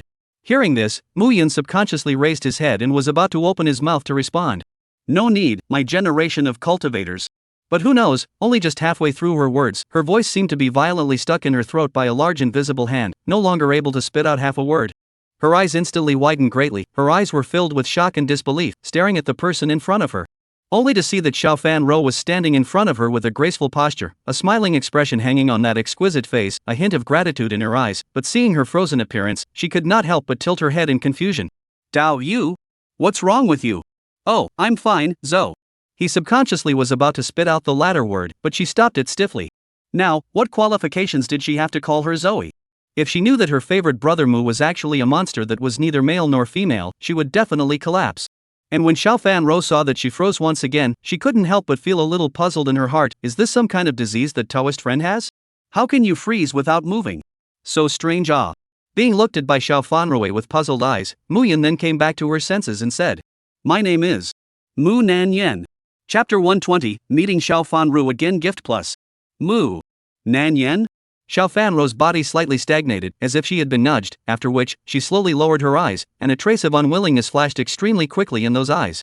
But in just a moment, she recovered her normalcy and said softly, "Then I'll address you as Sister Nan Yen. If it wasn't for Sister Nan Yen's help, I'm afraid that all my hard work these days would have gone down the drain." After saying that, her lotus step lightly moved, walked to that has no breath in front of the thief, jade hand gently lifted, took down his storage ring. After carefully checking it and confirming that the items inside were intact, she let out a sigh of relief, and then revealed a look of astonishment and exclaimed, "Sister Nan Yen, you're really great. This thief is at the peak of the Foundation establishment realm, only one step away from Jindan, and there is also a blast wind talisman affixed to his leg, so his speed is as fast as lightning, but you were able to subdue him in an instant." Xiao Fanru was like a little fangirl at the moment, not sparing any words of praise for Mu Yun. In truth, Xiao Fanru was not the type of woman who was naturally outgoing and easily familiarized with others. In the past, when others helped her, she would at most give some thanks. However, for some reason, Mu Nanyan gave her an inexplicable feeling of closeness, as if there was an invisible force that attracted her, making her want to get closer involuntarily. Perhaps it was for this reason that she had proposed to invite Mu Yun to the banquet in the first place. When Mu Yun saw Xiao Fan row this delighted, the corner of his mouth rose slightly, revealing a light smile, and in the depths of his eyes, there was a trace of imperceptible gentleness hidden. Right at this moment, Xiao Fanru seemed to have suddenly realized something. She knew Sister Nan Yan's name, but Sister Nan Yan still knew nothing about her. This kind of behavior, it is a bit rude. Thinking about this, Xiao Fanru smiled at Mu Yun and said, By the way, Sister Nan Yan, my name is Xiao Fan Ro. It's fine if you call me Rower. Okay, Ro. Rower. Mu Yun's complexion became complicated and difficult to understand. These two words spat out from her mouth, seemingly weighing 1,000 pounds. She hadn't called like this for several months, and the last time she called Zwire in this intimate manner, she was still a man. And now, time has changed, just a few months of time, things are not the same, and even their own exactly what are confused. Zoe may also be difficult to recognize her identity. Just so good, let Mu Yun from completely disappeared in the world of Zoe. How can she bear to drag Zoe a lifetime? Since Zoe has reappeared in her life, she will be accompanied by her identity as Mu Nan Yen. As a return to the deep love of Zoe, to make up for the regrets and shortcomings of the past. In the time that follows, it will also be able to silently lead Zoe forward, allowing her to gradually fade away her memories of Mu Yun until she forgets everything that has ever happened. Mu Yun was falling into deep thought, his eyes somewhat lost. Seeing this, Xiao Fan Ro gently stretched out her hand and gracefully shook it in front of her eyes, softly calling out, Sister Nan Yen? Mu Yun snapped back to her senses, a trace of undissolved frustration still in her eyes, and slowly said, What is it? Nothing, it's just that let's hurry up and enter the city. Since we're saying that we're going to invite Sister Nan Yen to a banquet, we naturally can't choose an ordinary place. Xiao Fan Ro's smile was full, her eyes were filled with anticipation. Let's go to the Immortal Gathering building. The dishes there are all cooked with spirit animals, delicious and savory, and it will help to raise your cultivation. At the end of the sentence, in order to prevent Mu Yun from losing her concentration again, Xiao Fan Ro took the initiative to hold Mu Yun's hand, the catkin gently gripped, and led her step by step slowly towards the city. Just after entering the city, Xiao Fan Ro asked, Sister Nan Yen, do you have important business to attend to in this city?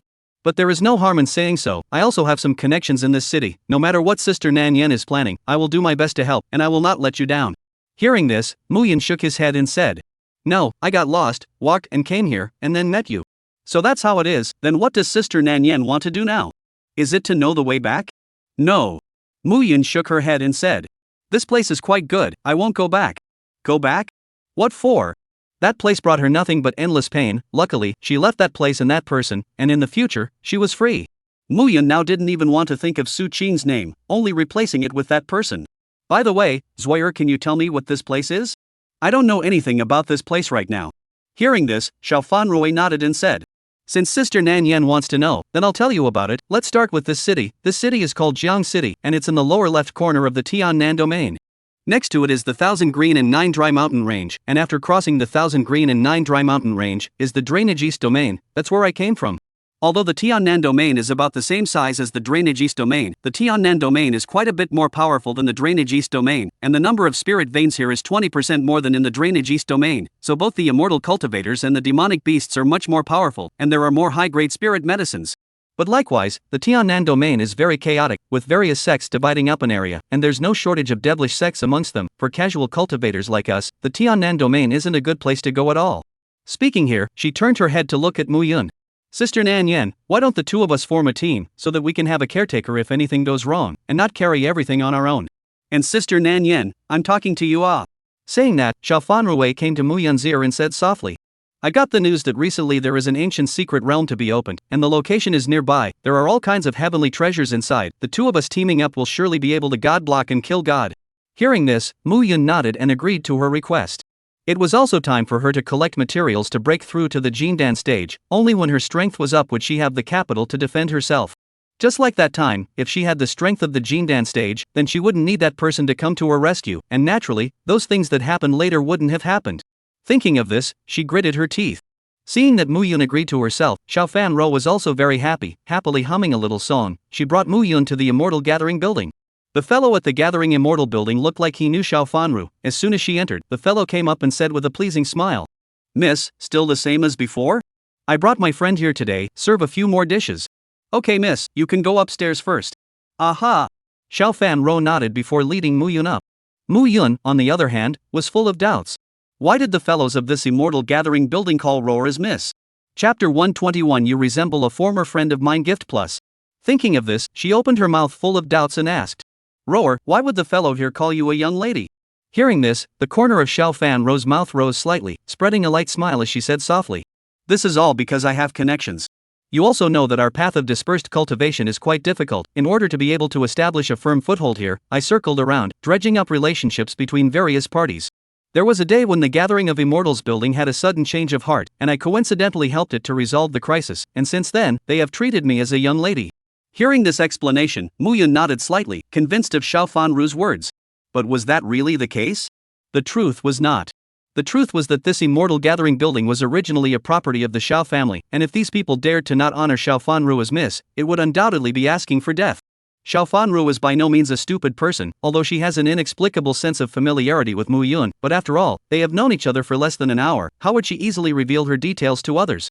Afterwards, the two of them stepped into the most luxurious room in the Immortal Gathering building. This room is equipped with many formations. Once a person steps into it, they feel refreshed, as if they were in a fairyland. Before long, the delicacies were presented to the table one by one. Looking at these steaming dishes in front of him, just by lightly sniffing the aroma, he could feel the silk of spiritual qi drilling into his body, but Muyan hadn't moved his chopsticks for a long time. Seeing this situation, Xiao Fanru asked with concern. Sister Nan Yen, what's wrong with you? Are the dishes not to your liking, or is there some other reason? Muyan sniffed, gently shook her head and slowly said. It's not that, these dishes are fragrant, it's just that. It's just that I don't want to take advantage of you anymore. Just look at the appearance of this dish. It is known that the value is not expensive. You really do not have to break the bank so much. Xiao Fanru saw that Muyun was worried about the money thing, couldn't help but laugh softly and said, Sister Nan Yen doesn't need to labor over this. I enjoy privileges in this Immortal Gathering building, and I don't need to spend a penny on my meals. So that's how it is. Hearing this, a big stone in Muyun's heart quietly fell to the ground, and only then did she unhurriedly clip a piece of demonic beast meat, put it into her mouth, and chewed it carefully, with that dignified appearance, just like a dignified and skillful lady. Gazing at Muyun's slow chewing and elegant demeanor, somehow, in that instant, a vague yet familiar figure quietly surfaced in the depths of Xiao Fanru's mind. Her eyes gradually became mesmerized, immersed in the memories of the past. As time slowly passed, the illusory figure became clearer and clearer, and slowly overlapped with the Mu Nan Yen in front of her, as if they were the same person. Mu brother. These three words, as if uncontrollable, gently spit out from Xiao Fanru's mouth. In an instant, the air in the entire elegant room seemed to freeze. Muyun sat frozen in place, while Xiao Fanru herself was stunned and frozen by this off-the-cuff address. Muyun slowly put down the chopsticks in her hands, and the slightly trembling fingertips quietly divulged the ups and downs of her heart. She forced herself to calm down and asked softly, What did you just call me? Xiao Fanru, after this question, instantly came back to her senses, looking flustered, and hurriedly shook her head forcefully, trying to cover up her disorder, saying, Sister Nan Yen, I'm really sorry, it's because I misread it in a trance just now. The outline of your face actually bears some resemblance to a former friend of mine. Friend? Muyun was slightly stunned, an indescribable emotion surged in his heart, and he subconsciously asked after him. What kind of friend? Hearing this, Xiao Fanru slightly hung her head and fell into deep contemplation. A moment later, she slowly raised her head, a trace of remembrance and fondness in her gaze, and said softly, He shares the same surname Mu with you, however, he is very different from you. He is a man of the heavens and the earth. In my heart, he is the strongest person. No matter what kind of difficulties and dangers he encounters, he can grit his teeth and never give up. He is also an exceptionally gifted wizard, intelligent and talented, as if all the world's problems can be solved in front of him. He even has an irresistible charm that deeply attracts me and makes me involuntarily approach. Speaking here, the corners of Xiao Fanru's mouth unconsciously rose, outlining a gentle and affectionate smile. He suffered countless kinds of setbacks, and even just couldn't see his future. The death of his loved ones, the disappearance of his talent, the slander of his master and brothers, the withdrawal of his fiancée, endless torture as well as pain all happened to him at all times, but he never wanted to give up, and no matter what happened, he could not be defeated. I liked him, and he knew how I felt, but he rejected me, and I realized that I was probably just a liability to him, that I wasn't as talented as he was, and that with him, the gap between us would only grow wider. But even so, even if we can't become husband and wife, I still want to stay by his side, witness his growth, and help him with his problems. But I can't help it, as you can see, Sister Nan Yen, the current me is not by his side. The things in this are not something that can be explained in a few words. I only want to do one thing right now, raise my strength and then return to his side. What that thief stole was one of the materials I used to form the Dan. It took me a lot of time and effort to find it, so I'm very grateful to Sister Nan Yen. After saying that, she breathed a sigh of relief, but she realized that Muyun's body was trembling slightly. Seeing this, she immediately spoke in panic. What's wrong with you, Sister Nan Yen? It was only after hearing these words that Muyun suppressed that strange emotion in her heart. Her body slowly calmed down, and when she had completely regained her composure, she smiled faintly and said as if nothing had happened. I'm fine, I just feel That you can actually not have to go back to him. Why? Xiao Fanru frowned, not knowing why Mu Yun said this. Hearing this, Mu Yun continued. Have you ever thought that he has already left that place and gone to some other place? In that case, you won't be able to find him when you go back. Yeah, I've also thought about this possibility. Maybe after I go back, he's already left, and there's no trace of him in any familiar places, but so what? No matter how much time has passed, I will find him. Even if hundreds of years have passed and he no longer recognizes who I am, I will still find him in the middle of the crowd. Because of his temperament, which is unique and cannot be changed along with the age of his appearance, a bright star that can light up the world just by standing there. Beg for gifts, continue to beg for gifts. Everyone thinks it looks good, please help push the book shortage off. Chapter 122 I'm a lousy person. As soon as these words were uttered, Mu Yun only felt that her heart felt as if it had been viciously stabbed by a sharp silver needle, and in an instant, a sharp pain swept towards her like a raging tide. As her heart beat again and again, the pain seemed to transform into countless fine pinholes, with crimson blood gurgling out of them, spreading unchecked, causing her body and mind to be overwhelmed by endless pain. She kept asking herself in the bottom of her heart, that person, was he really as flawless as Xiao Fanru described in her mouth? Is he really worthy of Xiao Fanru's pure love? Is it really worth Xiao Fanru to stick to the wait regardless of everything? Is she actually worth it? No, she is not worth it at all. A voice inside Mu Yun's heart cried out, where is she so good? She is just a rotten person who only knows how to escape, from the mind to the flesh all rotten. She was not as strong as Xiao Fanru portrayed. He had always been running away, how had he ever shown a trace of true strength? Such a bad person does not deserve Xiao Fanru's admiration. Xiao Fanru should have had a better one, she shouldn't have spent her precious time and energy on such a worthless person for nothing. She deserves to meet someone who can truly work with her and reflect each other, rather than wasting her emotions and youth on this lousy person. Mu Yun's inner defenses were nearly collapsed at the moment. Her heart is full of confusion and bewilderment, her thoughts are as tangled and entangled as a messy hemp. Why did Xiao Fanru like her so much? Why was she able to say such affectionate words without thinking? Just why? She pondered bitterly, but was still clueless, and could not figure out the reason no matter what. Her mind was chaotic, and an impulse surged deep inside her heart, wanting to tell Xiao Fanru frankly, I am Mu Yun, but now I am a woman, and I am not worthy of such deep love and affection. However, the words were swallowed by her. Her heart in the cowardly escape, she was afraid to face, do not dare to let Xiao Fanru know, his heart misses the brother Mu, actually changed into this strange appearance of a man and a woman. She didn't dare to imagine that if she really told the truth, Xiao Fanru would cast what kind of gaze? Would that gaze be filled with disgust and contempt? Would she think she was a disgusting and filthy being? She kept spitting at herself in the bottom of her heart, thinking that she was a complete and utter mess, a pathetic person who didn't even dare to face reality. She could not openly accept her own huge transformation, but how dare she expect others to accept it happily? She can only struggle alone in this abyss of pain and entanglement, bound tightly by her inner fear and self-loathing, unable to extricate herself.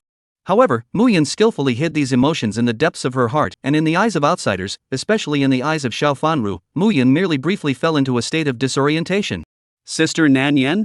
Concerned, Xiao Fanru reached out her hand and gently shook it a few times in front of Mu Yun's eyes. What's wrong? Mu Yun instantly adjusted her state, and the corners of her mouth rose, blossoming into a seemingly flawless smile. That smile was indeed a smile from the surface, but for some reason, precisely because it was too perfect, it instead gave off an ineffable feeling of falseness. When this subtle feeling appeared in one's heart, and then one examined Mu Yun's smile, one could vaguely detect that deep down she was actually on the verge of an extreme breakdown. However, Xiao Fanru did not notice all of this, she simply felt that there was something strange about the smile of Mu Yun's, but she did not go too far to explore the reason for it. Immediately afterward, she heard Mu Yun ask softly, then if, and I'm just saying if, in case he already has someone he loves, and they already have intimate skin-to-skin contact between them, how would you react? Hearing this, Xiao Fanru slowly shook her head and said in a calm and firm tone, I will silently bless them. I admit that I like him, but if he already has his heart in the right place, I will never disturb their happiness. I will only look at him silently from afar, and then I will completely withdraw from his world, never having any interactions or entanglements with him again. Perhaps after decades of years had passed, he would occasionally still think of me as a person, and think that I was an untrustworthy person once I left for good. But so what? As long as he can live a happy and fulfilling life, no matter what kind of impression I leave in his heart, I won't have the slightest bit of resentment or dissatisfaction. At these words, Mu Yun fell into a long silence. Her breathing became rapid and heavy, as if there were countless sharp thorns piercing her heart and lungs fiercely, and as if there were countless vines of pain that tightly wrapped around her heart, causing her heart to suffer from an unprecedented amount of severe pain.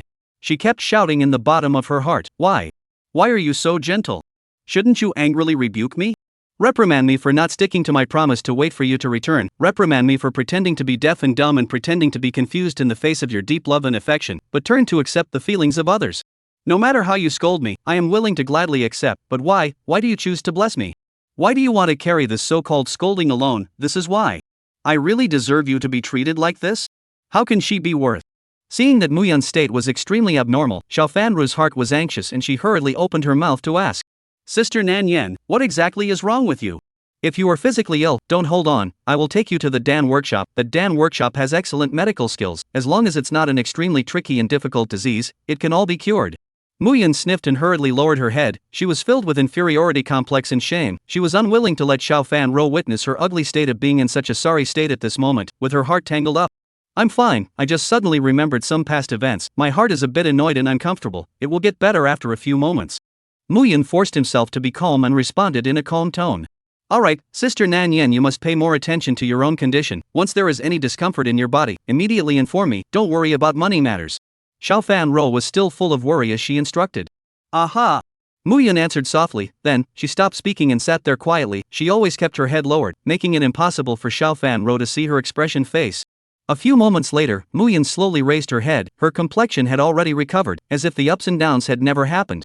She smiled and said to Xiao Fanru, Roar, I'm fine, quickly eat the dishes. If you don't eat them again, they will get cold. All of these dishes contain extremely rich spiritual qi, which is greatly beneficial for cultivation. Chapter 123, I hate to destroy it. This. Well, Sister Nan Yen. Xiao Fanru nodded her head with slight doubt. In the following time, Sister Nan Yen frequently asked her about Brother Mu. Whenever Xiao Fanru told the truth, Sister Nan Yen always reported a smile but no more words. However, in the depths of those seemingly calm eyes, a touch of grief that was hard to hide was flowing faintly. Could it be that Sister Nan Yen is envying me? Once this thought sprouted in Xiao Fanru's heart, it followed her like a shadow and was difficult to dispel. She secretly paid attention to Muyun's expression and, as expected, detected something strange. After contemplating for a moment, Xiao Fanru softly called out. Sister Nan Yen. HM? What's wrong? Muyun blinked her eyes and looked at her with a smile on the corner of her mouth. Sister Nan Yen, in fact, you don't have to envy me. Someone as kind and beautiful as Sister Nan Yen will definitely be able to find her own happy home. As soon as these words came out, Muyun's entire body seemed to be frozen. The smile on her face instantly froze. A homecoming? She secretly laughed bitterly in her heart. A person like me, do I still deserve it? My body has long ceased to be innocent, and who would be willing to accept me? After a long silence, Muyun slowly spoke. I don't need that kind of nothingness. I am bent on making myself strong. As soon as Xiao Fanru heard this, she knew that Muyun was lying. Despite the bravado on her lips, her eyes betrayed her. They were full of unwillingness and trepidation. It seemed that Sister Nan Yen must have had a bitter and heartbreaking past experience. However, Xiao Fanru was very measured and did not point out Muyun's lie. After all, their friendship was not so deep that they could talk about everything, and although she was full of curiosity, she also knew how to respect other people's privacy. After saying these words, Muyun fell into silence and just silently ate the dishes on the table one by one, then gently wiped the corners of her mouth and changed the topic, saying, That secret realm you mentioned before, is there really a spirit medicine inside that can help me break through to the Jindan stage? Yes, I heard that secret realm was once a battlefield in the ancient times, and the spiritual qi is very rich. Hundreds of years have passed since the last time it was opened, and no one has been able to enter it to pick spirit medicines, so not only are there a wide variety of spirit medicines in there, but the grades are also not low. It is rumored that when it opened last time, someone was even lucky enough to find a 7th grade herb. It's just that there's still some time before the opening of the secret realm this time, so if Sister Nan Yen doesn't mind, let me accompany you as you stroll around the city. There are quite a few interesting and fun places in this city. Moreover, Sister Nan Yen, the set of clothes on you is really worn out. It's hard to avoid losing face when you go out like this. You're already a beauty with natural beauty, and this kind of clothing really detracts from your beauty and temperament. Hearing this, Muyun shook her head and said, But we are traveling to the secret realm to search for materials, not to attract bees and butterflies, so what's the point of dressing beautifully? On the contrary, it's easy to attract the covetousness of those with a heart of gold, and may cause many troubles out of nowhere. As for this appearance of mine, sometimes I really hate to destroy it. Hearing Muyun's words, Xiao Fanru couldn't help but let out a light sigh in the bottom of her heart. As expected, Sister Nan Yen was obviously traumatized in her relationship. In that case, it was even more important to let her dress up properly. After all, wanting to completely break free from the quagmire of a failed relationship, starting a brand new one was undoubtedly the best option.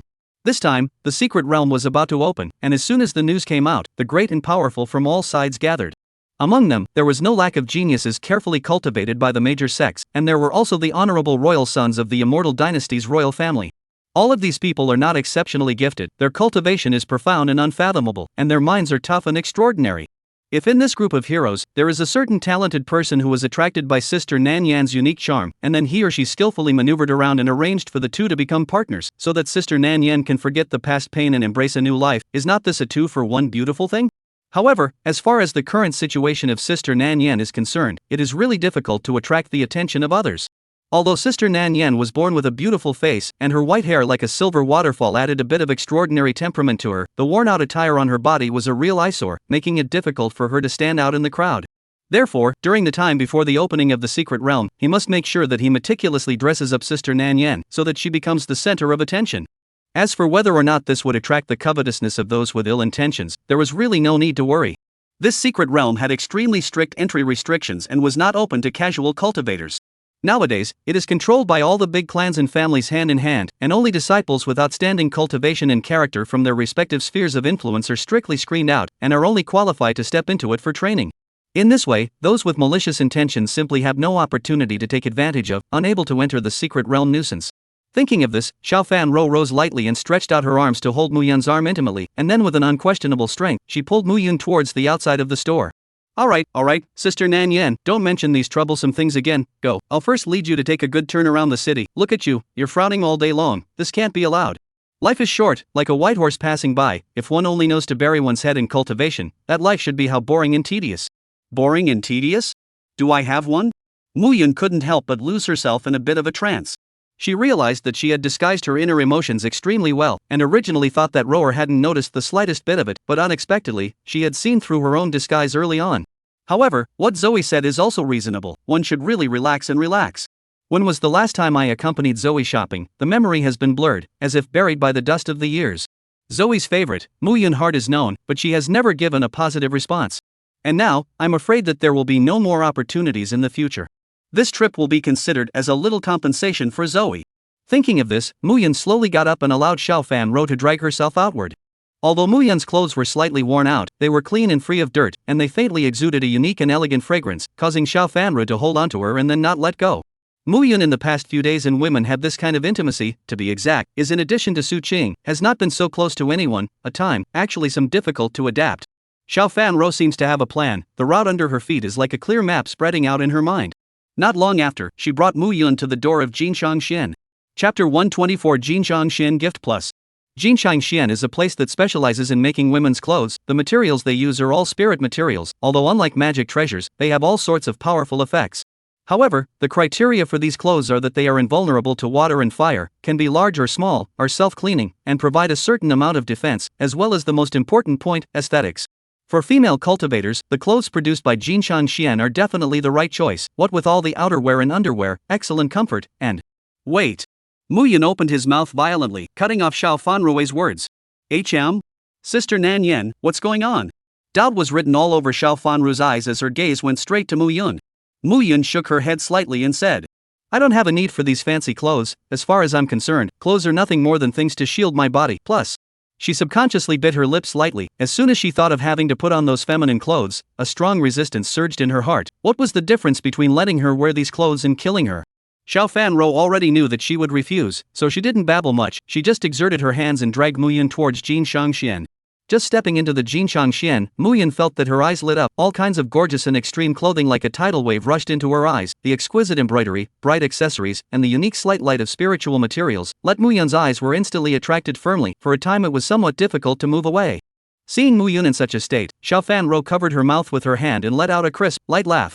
In her opinion, no one in this world, especially a woman, could resist the charm of the clothes made by Jinshang Xian. Even the always tough-talking Sister Nan Yan, wasn't she also deeply attracted at this moment and couldn't move her eyes anymore? As the saying goes, people rely on their clothes, even if they are mediocre in appearance. Once they put on Jinshang Xian's clothes, they can be transformed into an eye-catching little beauty. As Mu Yun looked at these clothes on display, her heart inexplicably surged with an uncontrollable urge to put them on one by one. Moreover, whenever her gaze swept over a piece of clothing, her mind would involuntarily conjure up images of herself wearing it, either dainty and touching, or cool and dusty. Those images constantly flashed in her mind. No. Mu Yun hastily shook her head and threw those images away. She wouldn't wear those clothes even if she died.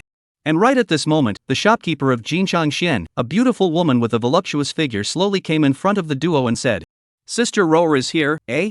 This time also brought a new face. "My name is Shin Wanshi, I'm the shopkeeper of this Jinchang Xian, just call me Shopkeeper Shin, you can tell me whatever you need." Aha! Mu Yun nodded and didn't say anything. Seeing this, Boss Shin turned his gaze to Xiao Fan Ro. "Sister Rower, is it you who wants to buy clothes, or is it this little girl who wants to buy clothes?" Hearing this, Xiao Fan Ru pushed Mu Yun out. "Sister Shin, help Sister Nan Yan to see what clothes are suitable for her, and help her properly match a few sets of clothes." "Good." Boss Shin answered softly, and then his gaze was like a torch, falling straight onto Mu Yun. Those eyes were like two sharp lights, slowly moving down from the top of Mu Yun's head, scrutinizing her inch by inch, seemingly wanting to penetrate her clothes and see her body. Mu Yun only felt uncomfortable. After a quick glance, a trace of shock flashed across Boss Shin's face. Mu Yun stood there quietly, as if it were a light ink painting, with a head of frosty white hair hanging down softly, glittering with a bit of silver light under the sunlight. She had a slender figure, her posture was graceful but not too light. That small apricot face, her skin was fair and snowy, with a light pink color, just like a peach blossom blooming in spring. Her eyes were clear and bright, just like a clear spring, so pure that it had no impurities. Her whole person exuded a transcendent atmosphere, just like the white and pure moonlight, cold and tenderly sprinkled on the earth, allowing people to only look at it from afar but not dare to play with it. However, the clothing Mu Yun was wearing was out of place with her beauty. It was actually a set of men's clothing.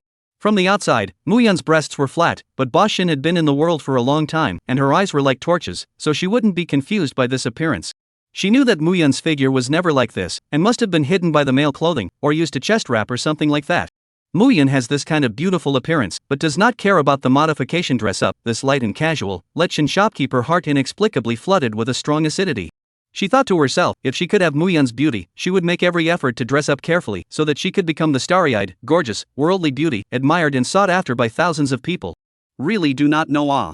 She sighed in her heart and then said, "Then come with me, go to the fitting room, I'll personally choose for you, I guarantee to dress you up beautifully, it would be a pity if this beauty of yours were to go to waste." After saying that, Boss Shin turned around and walked towards the back. Mu Yun, on the other hand, did not follow, but slightly twisted the corner of her coat with some uneasiness. Seeing this, Xiao Fanru directly pushed her forward until she pushed her outside the fitting room before saying to her, "Sister Nan Yan, I'm optimistic about you, you're so good looking, it's such a shame that you don't dress up, I really want to see what Sister Nan Yan looks like after she's dressed up." Hearing this, Mu Yun froze for a moment. Does Zoer actually want to see me in women's clothing? Since Zoer wants to see it, then consider it as fulfilling Zoer's wish. She was torn for a moment, then walked into the middle of the fitting room. And Boss Shin matched her with a new set of clothes from the inside to the outside. Looking at those intimate undergarments, Mu Yun's face flushed and she dawdled for a long time before putting them on. I don't know how long it took before Mu Yun, who was still a bit uncomfortable after putting on the clothes, left the fitting room. And as soon as Xiao Fanru, who was waiting outside, saw her, her eyes lit up. Only to see Mu Yun wearing a moon-white robe. The material looks simple, but vaguely has a unique texture, very comfortable to wear on the body. The neckline of the robe was in a cross-neck style, fitting her long and slender neck just right, with a slight line showing at her collarbone, adding a touch of unintentional sexiness to her innocence. The cuffs of her sleeves were wide, and when they moved with the wind, they were like two light clouds fluttering between her arms. A cloth belt of the same color was tied around her waist, simply tied in a knot without extra decoration, but gently outlining her slender waist.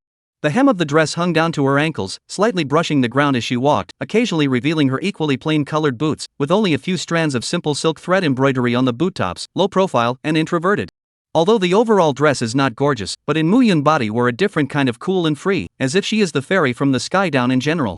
Seek gifts, seek to push the book, anyway, is all kinds of begging, point to urge more time to send a free small gift at home people, send more plus more ah. Chapter 125 also cannot blame him. Sister Nan Yan, you.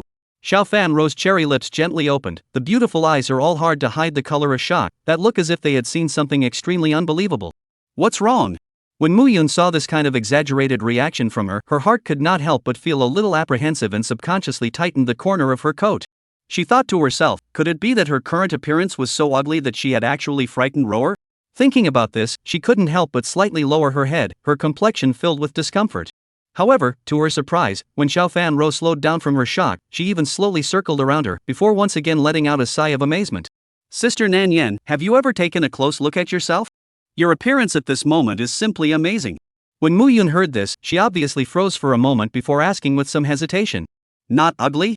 She had once seen herself completely feminized, and to be honest, it was very beautiful, but nowadays, she only felt that she was very ugly, and she subconsciously felt that other people's thoughts were the same as hers. As these three simple words exited her mouth, Xiao Fanro immediately frowned that curved willow eyebrow in displeasure, her tone carrying a few points of anger. Sister Nan Yen, what are you talking about? If you are considered ugly, then how many people in this world can be considered good-looking? I'm afraid that even I, too, will be reduced to an ugly person. Is that so? Muyun obviously had not expected Xiao Fanru's evaluation of herself to be so high, and for a moment, she was actually a bit bewildered. She had indeed greatly underestimated her own appearance. When she was still a man, she was a walking hormone, and could be called the best of the charmers.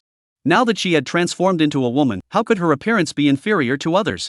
At this exact moment, Bashan steps out in style, her gaze falls straight on Muyun, with some flirting and pity, she opens her mouth and says, "Being born with such a beautiful face but not realizing it, is really frustrating. With your current appearance, I can say with certainty that of the people I have met in my lifetime, no one can surpass you." Bashan shook his head slightly, then added, "I think that you must have never scrutinized yourself properly since you were a child until you grew up, and only then did you utter such heartbreaking words. Come, shift your gaze to me and take a good look at how amazing you look now." Hearing this, Muyun's heart also surged with a touch of curiosity, so he followed his words and raised his eyes to look. But saw Bashan waving his long sleeve lightly, and in an instant, a crystal clear water mirror quietly appeared in front of her. Within the mirror, Muyun's current appearance was clearly reflected. Muyun fixed her eyes and stared, and those eyes were instantly filled with astonishment. Before her eyes, this good person who was like a fairy in the world, is it really herself? She slowly raised her hand, gently stroked her cheeks, the touch from her fingertips made her feel that all this is like a dream bubble, extremely unreal. She subconsciously felt that the person in the water mirror was not her, but as she moved, the person inside the water mirror also made the same movement. This is just too amazing. Looking at herself in this appearance now, she couldn't help but think, was she wrong about Su Cheng? In fact, Su Cheng is not a dragon yang fetish, he just likes to be pretty. And that thing on that day also cannot blame him, right? Such a beauty by his side to provoke his nerves, not to mention Su Cheng, even she could not withstand such a test, not to mention that at that time they both took drugs. Thinking about it, Muyun suddenly woke up with a start. Not right. How did she think of Su Cheng again? And what's done is done, Su Cheng, he's just a beast who can't control his body, why should I help excuse him? Thinking of this, she instantly calmed down. It's average. Hearing this, the two women present couldn't tense up. They simultaneously looked at Muyun with unbelievable eyes. Average? Saying that you're ugly in the beginning and then saying that you're average in the next, are you handicapped in your perception of beauty and ugliness, or are you simply a Versailles? Do you want to look at us before you speak? Please take a look at us when you say this, and respect those of us who are worse than average, okay? Xiao Fanru laughed dryly and said, "Sister Nan Yen, how do you think I look?" Hearing this, Muyun said without hesitation, "You are the prettiest girl I have ever seen." Muyun was very serious when he said this. But the two who heard this didn't tense up again. "What about me? Nan Yen?" This time, it was Bashan's turn. Hearing this, Muyun once again said seriously, "Bashan, you have a voluptuous and dignified figure, you exude a charming charm when you raise your hands and feet, and you are very lethal to men." Once these words came out, Bashan and Xiao Fanro exchanged glances. I'm afraid that she wasn't some cognitively impaired, but was simply disgusted with her appearance, summarizing that this was a disease, or a psychological disease to be cured. But they weren't people who would treat mental illnesses, so they simply didn't know what to do about Muyun's situation. They could only hope that she wouldn't say she was ugly again in the future. If she was in a crowded place, she was properly pulling hate. Thinking of this, Xiao Fanru gave a dry smile and said, "Trouble Sister Shin, we have other things next, so we will leave first." Well, Sister Rower, goodbye. Also, the remaining sets of clothes are inside Sister Nanyan's storage ring. Well, goodbye. Xiao Fanro smiled and waved at Bashan, then once again hugged Muyun's arm and slowly walked outside. After changing into her new clothes, Xiao Fanrui liked hugging Muyun even more. And Muyun, she didn't want to stroll any further. Not to mention what place Xiao Fanro would take her to next, just the gazes of these people on the street made her very uncomfortable. Among these people, the eyes of surprise were the most numerous, followed by greed, and extremely revealing eyes, as if they wanted to swallow her whole, and the most important point was that the owners of these eyes were all men. And the most important thing was that the owners of these eyes were all men. The women's eyes, on the other hand, were envious as well as jealous. These people's eyes made her feel very uncomfortable. She wanted to run away from here and hide in a corner where no one was around. She didn't want to be looked at by these people with such eyes. Thinking of this, she silently lowered her head, avoiding these eyes. And this action of hers naturally caught Xiao Fanrui's attention. She looked up at Muyun's face and knew what was wrong. Only to see her raise her head, a mighty pressure, if any, pervaded the crowd, instantly scaring them so much that they didn't dare to recklessly look at Muyun with those eyes anymore. Chapter 126, I'm afraid there's something wrong. After sensing that those eyes had disappeared, Muyun let out a slight sigh of relief, feeling that his entire body had relaxed. These people are all colorful and gutless, just scare them a little. Xiao Fanrui skimmed her mouth and then said to Mu Yun. Sister Nan Yen, see, in the future, if someone dares to look at you with this kind of eyes, you can just directly deter them. If you do nothing, they will only become more and more unscrupulous.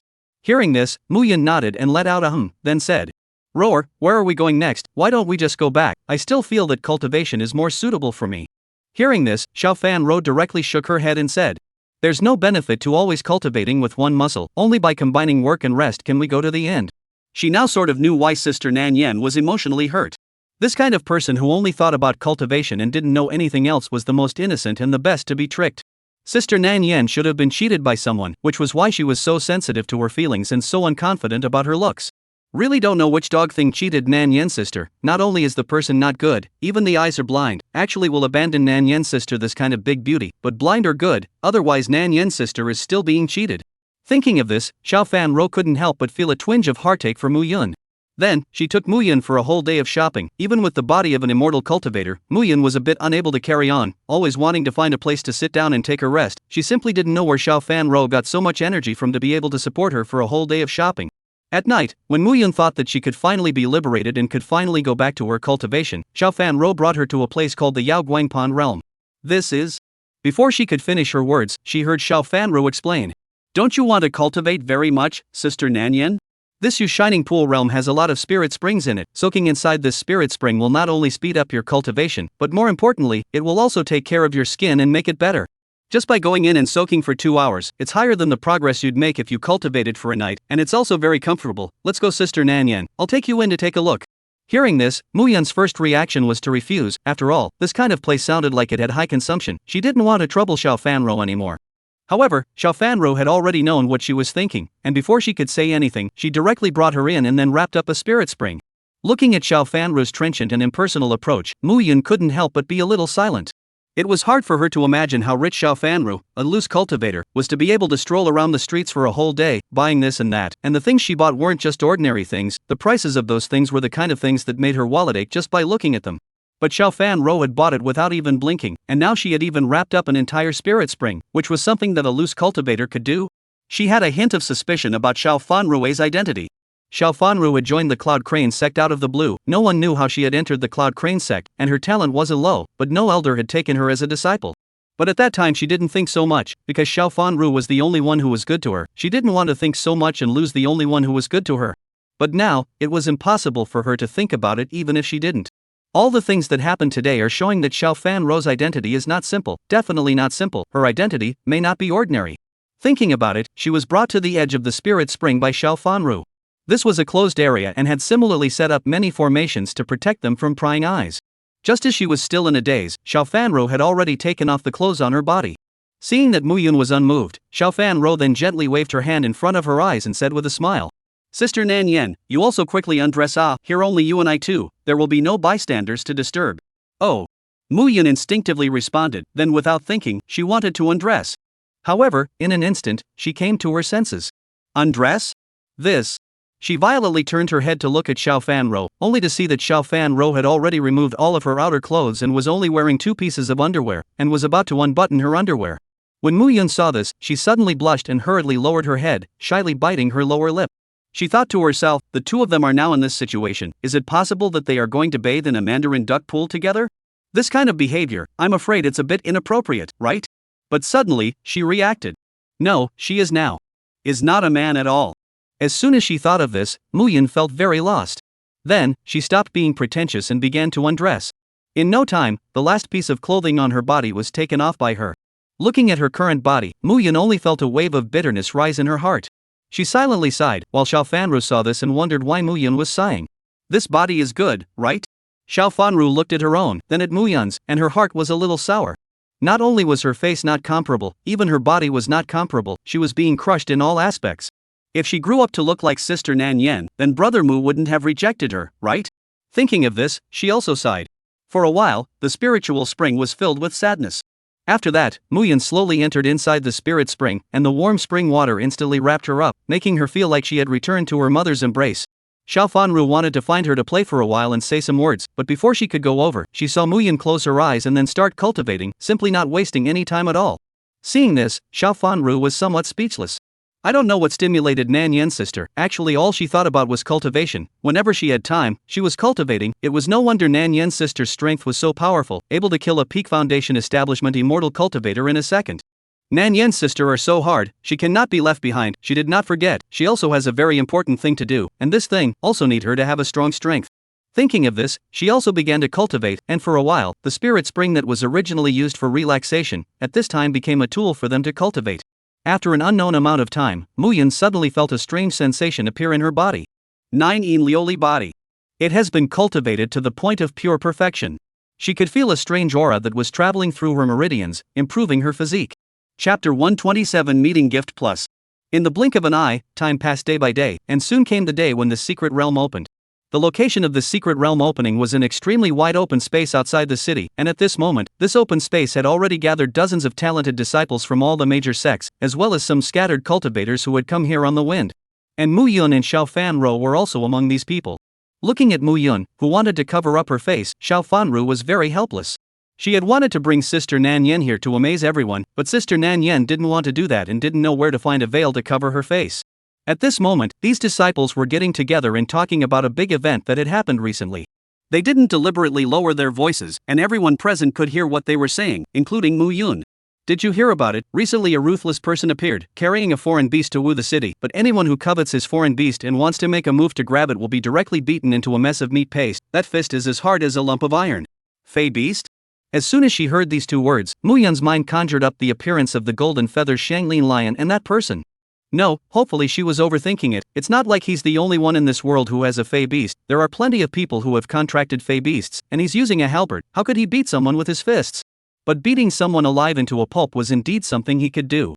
Muyin didn't think that this person was Su Qing. After all, if she wanted to come here, she had to cross the 1,000 Green and 9 Dry Mountain range. She was lucky that she didn't encounter any dangers along the way before she crossed the 1,000 Green and 9 Dry Mountain range. What about Su Qing? What about Su Qing? Could he also have such good luck? Just as he was thinking, those disciples started talking again. But it's thanks to him that we can stand here so calmly today, otherwise those devilish dogs would definitely come over to cause trouble and delay us. And at that moment, someone else said, I was fortunate enough to have seen that ruthless man once. He was tall, with a handsome face, and his eyes were very fierce, as if he wanted to eat people. But on his body, he wore a white garment that didn't match his temperament at all, and when he was fighting, he would take off that garment and start fighting again.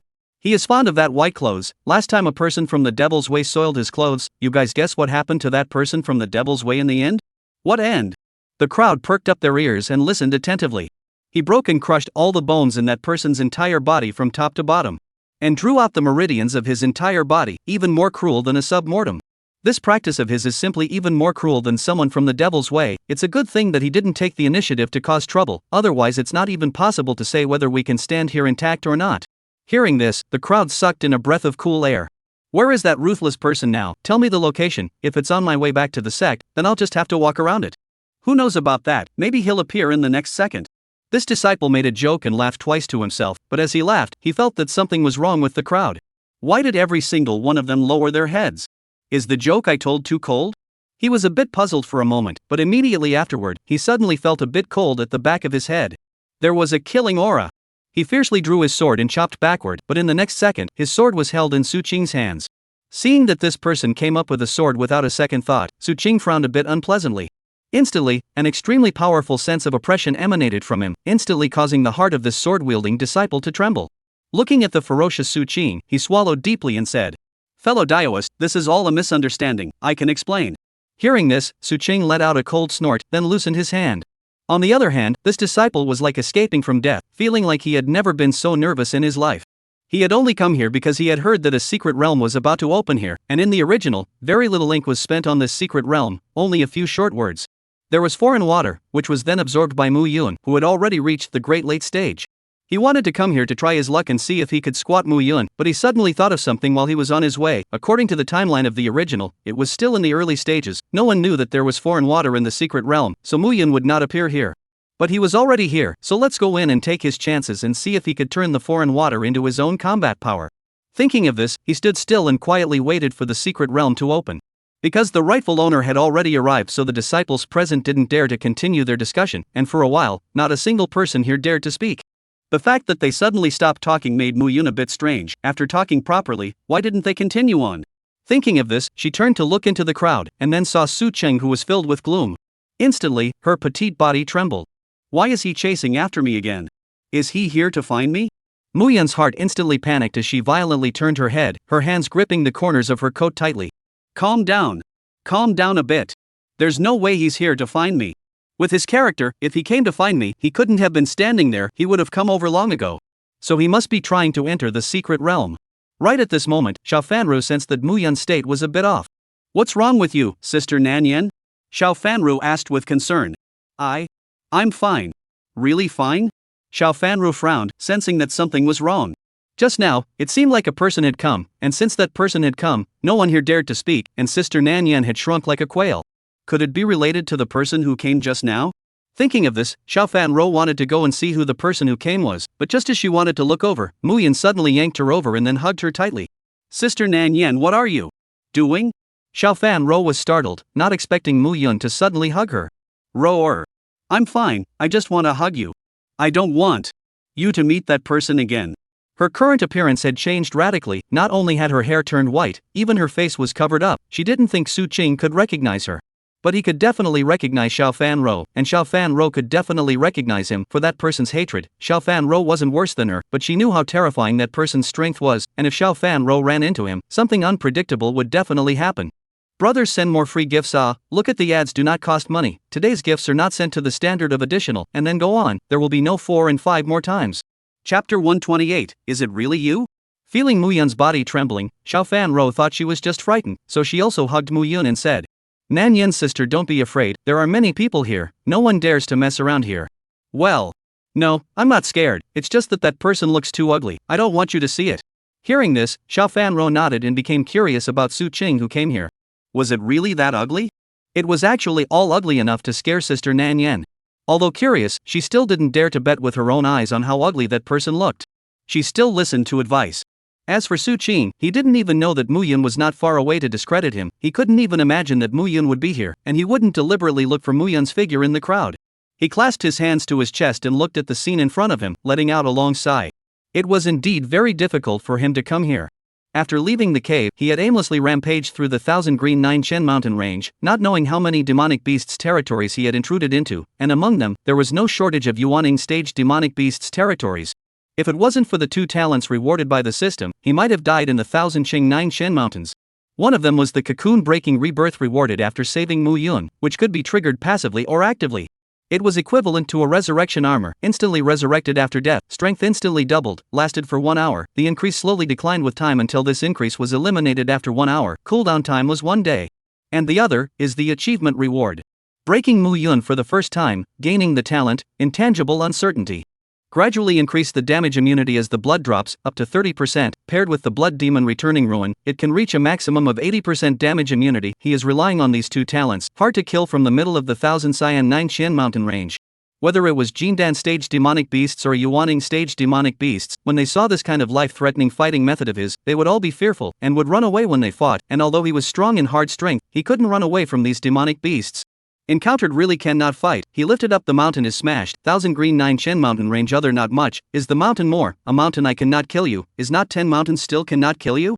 Over time, in his body on the formation of a ferocious breath, the beasts feel this breath will take the initiative to stay away from him, he only in a very short period of time away from the 1,000 Green and 9 Chen mountain range, came here. Because he didn't have a contract, the golden feather Shanglin lion had always followed him. A foreign beast just appeared in everyone's eyes, and the owner was still a foundation establishment stage, so naturally, it attracted a lot of people with ulterior motives. But no matter who it was, they would be knocked to the ground by one of his punches, 2 punches would blow out their heads, and 3 punches would leave their corpses and bones intact. As long as it wasn't a body refining cultivator, unless the realm was much higher than his, it would all end up like this. Anyway, he couldn't imagine that a group of brittle-skinned people with a sword would dare to come over and cut him. Do you really think that you are a sword immortal if you are holding a sword? If you don't honestly use that spell of yours and run over to me in a physical fight, who will die if you don't?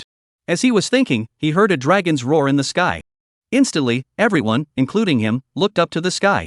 Only to see that in the sky, 2 Yuaning stage Gyalongs were flying over towards here, while behind the Gyalongs, a palanquin was following. This was the disciple of that sect, even their appearance was so different? Su Cheng frowned, everyone is walking over, you're the only one who was brought over by 2 Jiao dragons, are you special? And at this moment, the one beside him who had drawn his sword to cut him as soon as he came over let out a shocked voice. Quickly look at the seal on that palanquin. It's the seal of the Cheonghua Immortal Dynasty. To have two Yuaning stage auger dragons pulling a carriage, it's hard to believe that the person in the sedan chair is the crown prince of the Cheonghua Immortal Dynasty, Lu Shifeng. What?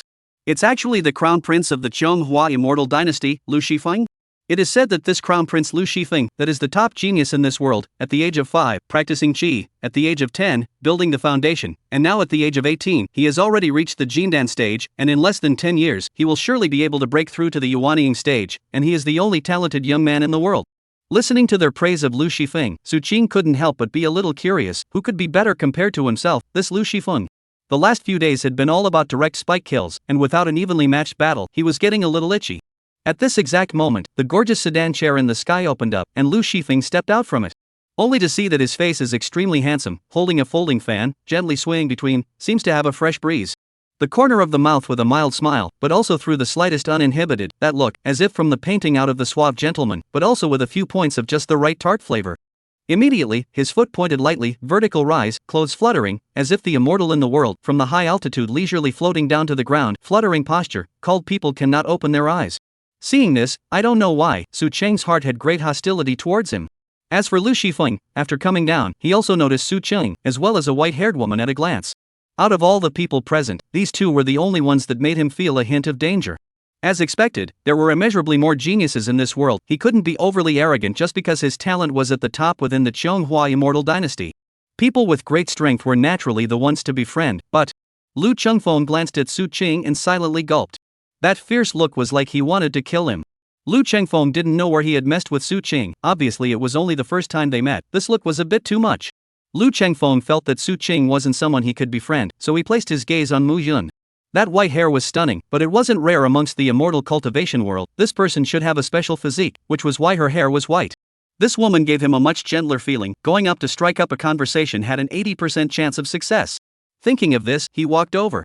And as he watched Lu Shifeng walk towards another place, Su Qing originally wanted to withdraw his gaze, but suddenly, he caught a glimpse of a familiar figure. Instantly, his body shook as he looked incredulously at that back figure. Apart from the fact that his hair was white, as well as the fact that he was wearing female clothing, this back figure was completely identical to Mu Yun. Is it really her? Su Qing somewhat didn't believe his eyes, and reached out and lifted the golden feather Shanglin lion up, then aimed it at Mu Yun's back. Take a good look, is it her? The golden feather Shanglin lion that was lifted up was very angry at first, but after hearing Su Qing's words, it looked towards the front, and then the exact same question as Su Qing's appeared in the middle of its brain. It couldn't say for sure, but why not go over and take a look? Chapter 129. You've recognized the wrong person. Thinking of this, the golden feather Shanglin lion immediately struggled and jumped down before running towards Mu Yun. At this moment, Mu Yun listened to the footsteps coming from behind her and knew that someone was coming to find her. And this sound of footsteps was very light, completely different from Su Qing's kind of sound that hated to trample the floor, so the person who came to find her was not Su Qing. After knowing that the person who came to find her was not Su Qing, she let out a deep sigh of relief. This girl, under. Before he could finish his words, a large hand was placed on his shoulder. Instantly, his words were stuck inside his throat. When he turned around, he saw Su Qing's fierce face. He subconsciously felt scared, but on second thought, I am the prince of the Cheonghua Immortal Dynasty, and there are two Yuaning stage Jialons above me, why should I be scared? Thinking of this gave him a sense of confidence. Before he could finish his words, he was directly thrown out by Su Qing. If it wasn't for Lu Shifeng's lower body being stable enough, he was afraid that he would have already fallen to the ground. After stabilizing his body, Lu Shifeng was a bit annoyed. As the crown prince of the Cheonghua Immortal Dynasty, when had he ever been treated like this?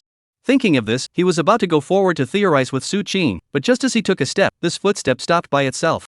Only to see Su Qing staring blankly at Mu Yun's back before opening his mouth. Mu. You've recognized the wrong person.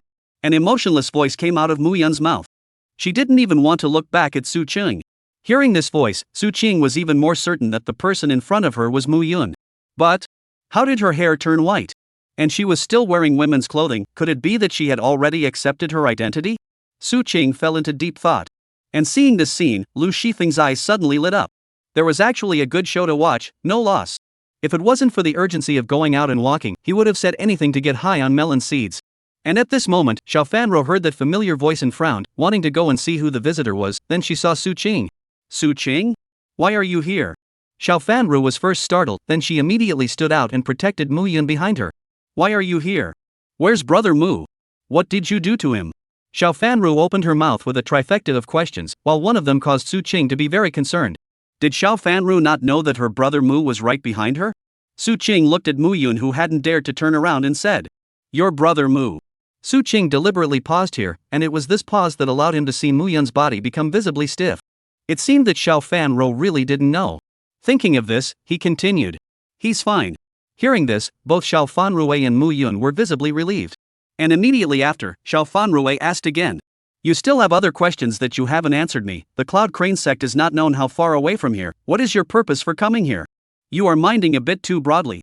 Su Qing frowned. A fierce aura emanated from his body and filled the hearts of the crowd, instantly causing everyone present to feel danger. Mu Yun's body trembled for a moment that was visible to the naked eye, and seeing this, Su Qing immediately withdrew this baleful aura. Xiao Fanro used her aura to wipe away the false sweat on her head. After not seeing her for a long time, Su Qing's strength was still so terrifying. Then, she heard Su Qing say, "Get out of the way, I'm not here to find you, advise you not to make a fool of yourself." "What? Then who are you looking for?" Xiao Fanru froze. She thought Su Qing was here to find her. "Looking for this one behind you." Hearing this, Xiao Fanru's nerves instantly tightened. The person Su Qing was looking for was actually Sister Nanyan? What was he looking for Sister Nanyan for? Could it be that? A bad feeling instantly arose in her heart. Could it be that the person who made Sister Nan Smoke suffer was Su Qing? If that was really the case, then everything was right. A person like Su Qing, doing anything was very normal. Playing with feelings and whatnot, in his eyes might be just a small matter. Thinking of this, she said very firmly, "Impossible. With me here, you'll never want to take a step closer to Sister Nanyan." In the past, when she couldn't protect Brother Mu, it was because she wasn't strong enough, but now, there were a lot of people from the Xiao family in this city, and if Su Qing dared to make a move on her, he wouldn't want to leave alive from here. When Su Qing heard this, the corners of her mouth rose slightly as she let out a light laugh. "Nanyan?" Immediately, he raised his eyes to look at Mu Yun. "Mu Yun, does Lu Nanyan know that you have stolen her name?" Your appearance of hiding your head and not daring to show your true self in front of Xiao Fanro has a few distinctive cute moments. Thinking about this, Su Qing opened her mouth and said, "You can't be the master. Shouldn't you first ask your Nanyan sister, does she want to talk to me?" When these words came out, Xiao Fanro's heart tightened, and she immediately wanted to speak out to comfort Mu Yun to calm her fears. However, before she could open her mouth, Mu Yun's voice had already sounded. "Rower, the entanglement between you and us, it's better for you to stay out of it. I can solve it myself." When Xiao Fanro heard this, she immediately shook her head repeatedly and said in a sharp voice, "No way. Nanyan's sister, you may not know what kind of person Su Qing is. This person's character is extremely bad. You are alone. How can you fight against it? You relax, as long as I'm here, I won't let him hurt you a bit." "No, it's better for you not to interfere." After saying that, Mu Yun turned around and walked past Xiao Fanro, arriving in front of Su Chang. "Let's go, let's talk in another place." After saying that, she walked towards the distance. "Aha!" Su Chang nodded and followed. It wasn't until the two of them had walked a few dozen meters that Mu Yun stopped, and said with a suppressed tremor in her voice, "Why did you find me again?" She clenched her teeth tightly and forced herself not to cry out. She has obviously already hidden to such a faraway place. Why? Why Su Qing is like a ghost, always able to silently appear by her side. Why she has already put down her hatred. Su Qing is still chasing after her. What did she do wrong to make her encounter Su Qing 3 times? Hearing this, Su Qing was silent for a long time. He heard countless fears from amongst Mu Yun's voice. Mu Yun found Xiao Fanro and hid her identity, stayed by Xiao Fanro's side, and even put on female clothing for Xiao Fanro. Originally, she could have continued like this, using another identity to accompany Xiao Fanru's side, living quietly. But Su Qing's arrival was like a huge hammer, gradually approaching the false identity that she had created, and as long as the heavy hammer fell and her identity was exposed, then everything she had would be completely ruined. Chapter 130. Did he not recognize me? Gift plus. After thinking for a long time, Su Qing decided to pretend that she didn't know anything and said, "What found you?" "This girl, I think this is the first time we've met, and it's easy for people to misunderstand when you say such things." Hearing this, Mu Yun was slightly stunned. What? Did he not recognize me? It was also true. After all, she had changed too much in the past few days. Not only had she put on the women's clothing that she hated the most, she had also put on a veil. It was quite reasonable for Su Qing not to recognize her. Thinking of this, she was relieved, but if Su Qing didn't recognize her identity, then what was Su Qing doing here looking for her? And saying that kind of thing made her think that Su Qing recognized her identity. Mu Yun pondered for a moment, then said, "Then, your name is Su Qing, right? I don't know what Mr. Su is looking for me for." Hearing that the fear in the middle of Mu Yun's voice had obviously lowered quite a bit, Su Qing let out a sigh of relief. She had suffered too many blows. No matter which thing put into the body of a normal person can make it collapse, Muyin can carry down. This resistance to pressure is really different from normal people. But then how to resist pressure of people? There is a limit, and Muyin has obviously touched the limit. If he said to Muyin, I recognize who you are, and if you don't listen, I will tell your identity to Xiao Fanro, this kind of words, then Muyin. She couldn't take any more pressure. Su Qing felt that it would be best for him to stay away from Muyin right now, because he was the one who was bringing the most pressure to Muyin, but it was so hard for him to find Muyin, he didn't want to let go. Thinking of this, he said, Miss Nan Yan, let's be honest, I've taken a fancy to your strength. Out of all the people present, you're the only one who's the strongest, so I came to find you because I want to enter the secret realm with you, and when that time comes, the two of us will be strong enough to join forces, and no matter what treasure we have, it'll be at our fingertips. Seeing that Su Qing had only come to find himself because he was looking at his strength and could fight for more benefits for him, Muyin became even more relaxed. She shook her head and said, No sir Su, I already have a companion. Hearing this, Su Qing glanced at Xiao Fanro and then said, 37, 3 for me, 7 for you. When these words came out, Muyin froze. What did he mean by this? When had Su Qing, who normally took even the smallest advantage and tried to squeeze her in every way possible, been so generous? Actually letting her take 70% of the benefits. There must be a ghost in this. How could a person like Su Qing give up his benefits to others? With her understanding of Su Qing, what Su Qing said now didn't count, it was just for her to hear. After all, no one could know what was happening inside the secret realm. Su Qing is here to tempt her with 70% of the benefits. When she waits until after the secret realm, Su Qing is the strongest. How much benefits she can obtain is still not Su Qing's decision. If she was dissatisfied, she might not be able to get out. She lowered her head in contemplation. No one could see what kind of expression she had. Su Qing was waiting for her answer. He felt that the conditions he gave were already very tempting. Muyin should have no reason to refuse. But how could he know that Muyin had already degraded him beyond recognition in his heart? Truth be told, Su Qing felt that he was still very compliant with the rules. After all, after he and Muyin completed the contract, he gave everything that should be given, not missing Muyin's at all. And after much thought, Muyin spoke. I'm sorry, Mr. Su, I still say that I already have a companion. Even if you give more, I won't agree to you. After saying that, Muyin didn't care what Su Qing's reaction was. He directly walked past him and returned to Xiao Fanro's side. Seeing this, Su Qing was slightly stunned and felt a great loss in his heart. On the other hand, Lu Shifeng's eyes darted over the two of them before revealing a sunny smile. TSK, since you can't grasp this opportunity, don't blame me for coming to dig in. He laughed before arriving in front of Muyin. Seeing another person bothering him, Muyin did not give him any good looks at all and said coldly, What's your business? Hearing this, Lu Shifeng first made a polite salute and then said, This girl, my name is Lu Zhanfeng, I am the crown prince of the Qianghua immortal dynasty, and I have come here in order to invite the girl to join me in going to the middle of the secret realm for some training. I don't want any treasures, whatever I obtain will be yours. I've come this time just for the sake of practicing. To put it simply, the battle will all be handed over to me, and the loot obtained will all be yours. I wonder what the two of you think?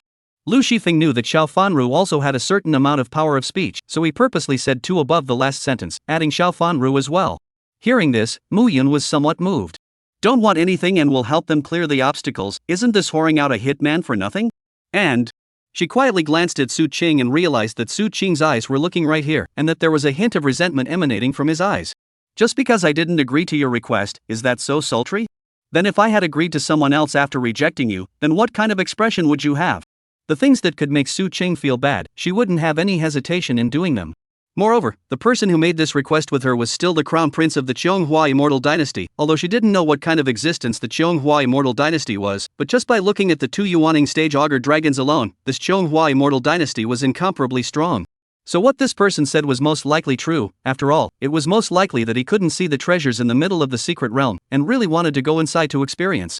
Thinking of this, she looked at Xiao Fanru, wanting to hear her opinion. Xiao Fanru thought the same as her. She had heard about the strength of the Qianghua immortal dynasty, and would not fight with them just for the sake of these 3 or 2 jujubes in the secret realm. Xiao Fanru nodded, and seeing that she also had no opinion, Muyin said to Lu Shifeng, Yes, I promise you. Then, thank you Miss Nan Yan for making it happen. Lu Shifeng smiled, then opened his fan and fanned himself, and threw over a provocative look at Su Qing.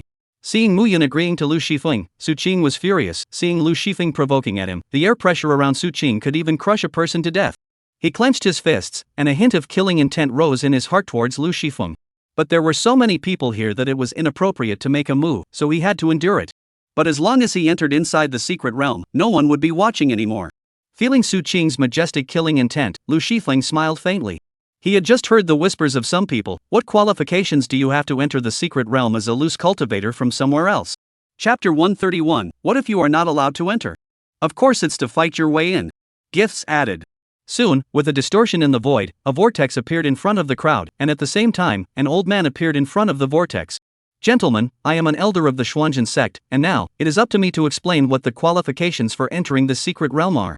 First of all, please also ask those who are not from outside the 5 sects, 3 gates, and 1 immortal dynasty of the heavenly south domain to leave this place on their own. Secondly, there is a realm suppression within the secret realm. The higher the realm, the higher the suppression will be. Dao friends of the Yuaning realm as well as those who are above that, please also go back. The moment these words came out, Su Qing frowned.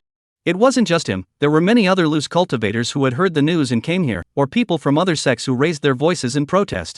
But as the old man radiated his own realm's pressure, all the protesting voices all disappeared. And right at this moment, Lu Shifeng smiled provocatively towards him again, then walked towards the vortex with Mu Yun and the two of them. The old man, on the other hand, nodded at him and let him in after saying a word about the prince. And immediately after that, those people from what were the 5 clans and 3 sects also walked in. Although there were Yuaning stage elders here to guard the door, there were still some people who wanted to put up a fight and were about to run inside when the elders weren't looking, but they were slapped back by the elders. The elder warns you once more, anyone other than the 5 clans, 3 sects, and 1 immortal dynasty, if they dare to take another step forward, don't blame the elder for not knowing the depth of his hand. The elder snorted coldly at the crowd. Su Qing looked around and realized that the elder's move was very effective, and sure enough, no one dared to take a step forward anymore except for those people, the elder said. But what did this have to do with him? The 1000 Green 9 Shen mountain range couldn't stop me, so you can stop me? Thinking of this, he walked directly towards the front. It wasn't until he reached the elders that the elders stopped him.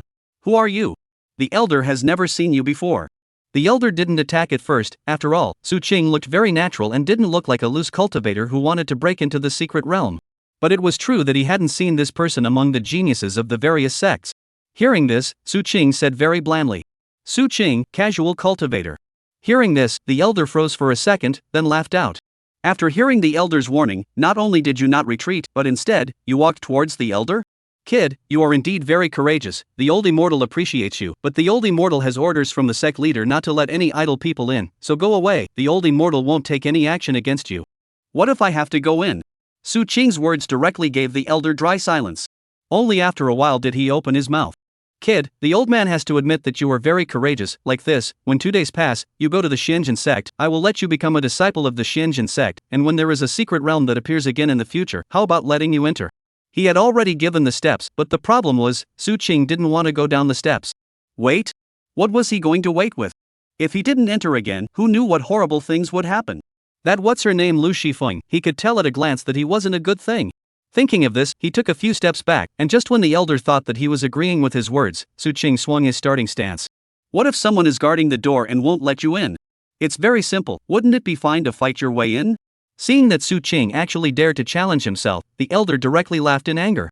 He was the one who looked away. This kid isn't brave, this kid is a heartbreaker.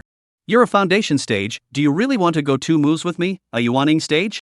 Those loose cultivators who had not dispersed were shocked when they saw this scene. Where did this reckless man come from? How dare he challenge an elder of the Xuanzhen sect? Didn't you hear what those sect disciples said just now? This is the ruthless man who has recently risen to fame, able to beat people to a pulp with a single punch. But no matter how ruthless he is, he can't beat the elder of the Xuanzhen sect, right? Who cares if he can't beat him, we can't get in anyway. It's good that there's still a good show to watch now, there's so much nonsense. The casual cultivators whispered from afar, while the elder turned a deaf ear to those words as he looked at Su Qing and said, It's the first time I've seen a lack of heart like you, elder. Since you won't listen to advice, then don't blame elder for laying hands on you. After saying that, he only saw his hand pointing. 5 flying swords flew out from his storage bag, then directly stabbed towards Su Qing. Seeing this, Su Qing directly opened the blood demon returning ruin and then punched out. Instantly, the tip of the sword and his fist collided together, only to hear a click sound. The flying sword instantly shattered, turning into a piece of debris splashing around. Seeing this scene, the elder's eyes instantly became serious. Although he didn't use his full strength, that blow was not something that could be blocked by a foundation stage, but Su Qing not only blocked it, but also directly shattered his sword. This sun was as terrifying as this. The elder immediately sucked in a mouthful of cool air. But other than that, the elder was even more concerned about this power that erupted from Su Qing's body. This power was very violent and evil, very similar to the techniques practiced by the devil Dao. And he also noticed that Su Qing's face was a bit weak. Was it an evil technique that relied on burning essence blood to gain great power? In that case, it made sense to be able to shatter his magic treasure. But is this as far as it goes? It's not like I want to kill you, I just want to drive you away. Do you need to use the evil method of burning essence blood? The elder felt his head getting big. But since you want to die, then the elder will fulfill you.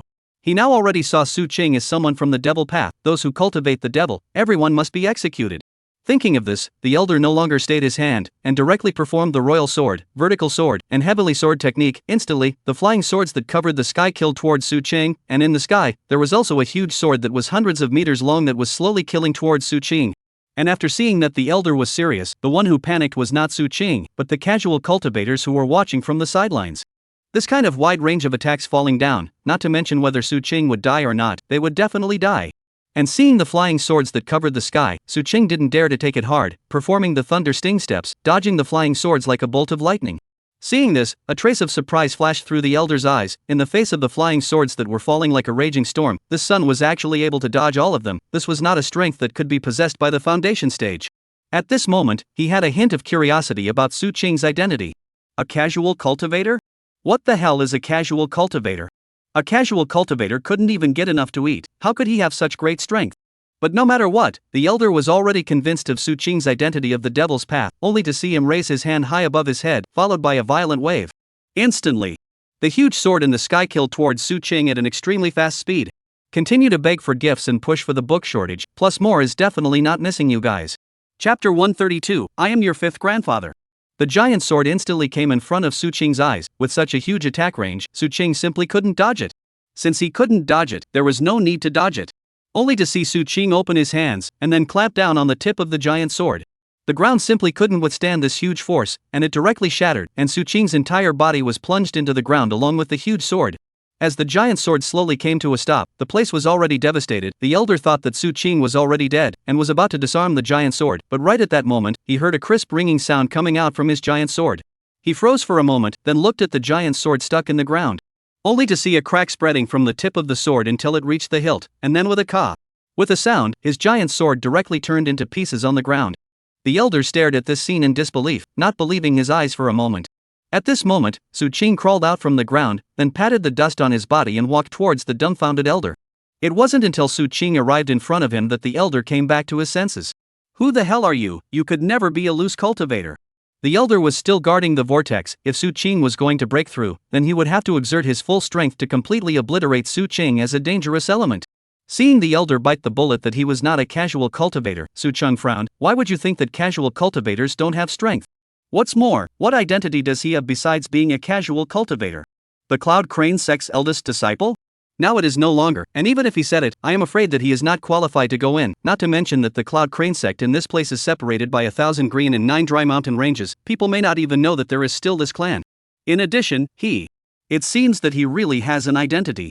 He had almost forgotten that he still seemed to be the youngest master of the Su family. It was also unknown if he recognized this identity. Thinking of this, he said, Eastern Domain, Su family's eldest young master, Su Qing. He thought that the elder would not recognize him, but who would have thought that after he said those words, the elder's eyes widened. What did you say? You are Su Qing? He didn't know why the elder had such a big reaction and frowned, saying, What? Doesn't it look like it? Not at all. The elder shook his head. Hearing this, Su Qing became even more upset. If I don't look like Su Qing, then who looks like Su Qing? Who are you? What qualifications do you have to say I'm not like that? Who am I? I even hugged you when you were little. Who do you think I am? What? Hearing this common words of the elders, Su Qing froze. The elder, on the other hand, looked him all over and finally sked. Haven't seen you in a few years, you've grown taller and stronger, your cultivation has also risen so much, and your strength is far beyond those in the same realm. It seems that sending you to the Cloud Crane sect in the first place was a good choice. But why didn't you honestly stay inside the Cloud Crane sect? Why did you run to another region? And Su Qing was still in a state of confusion. Playing suddenly brought out an additional elder. The key was that he didn't recognize who this elder was, which was very embarrassing. Seeing Su Qing frozen, the elder knew that he must not recognize himself. My name is Su Beikai, I'm your fifth grandfather. It's reasonable that you don't recognize me. After all, I haven't seen you for more than 10 years. In the past, it was because I saw that you were too naughty, your father didn't have the time to care for you, and your mother was too spoiled, so I sent you out. I didn't expect that after so many years, you have really become a talent. Say, you brat, if you don't stay properly inside the Cloud Crane sect, what are you doing here? Hearing this, the doubts in Su Qing's heart were solved. It turned out to be really his relatives, but this still made him feel a little unreal. He had forgotten that he originally had relatives. Thinking of this, his expression eased and said, I won't hide it from you, I'm no longer a disciple of the Cloud Crane sect. It's not that the Cloud Crane sect has done anything to apologize to me, it's just that I felt that it was no longer suitable for me to stay in the Cloud Crane sect, so I came here.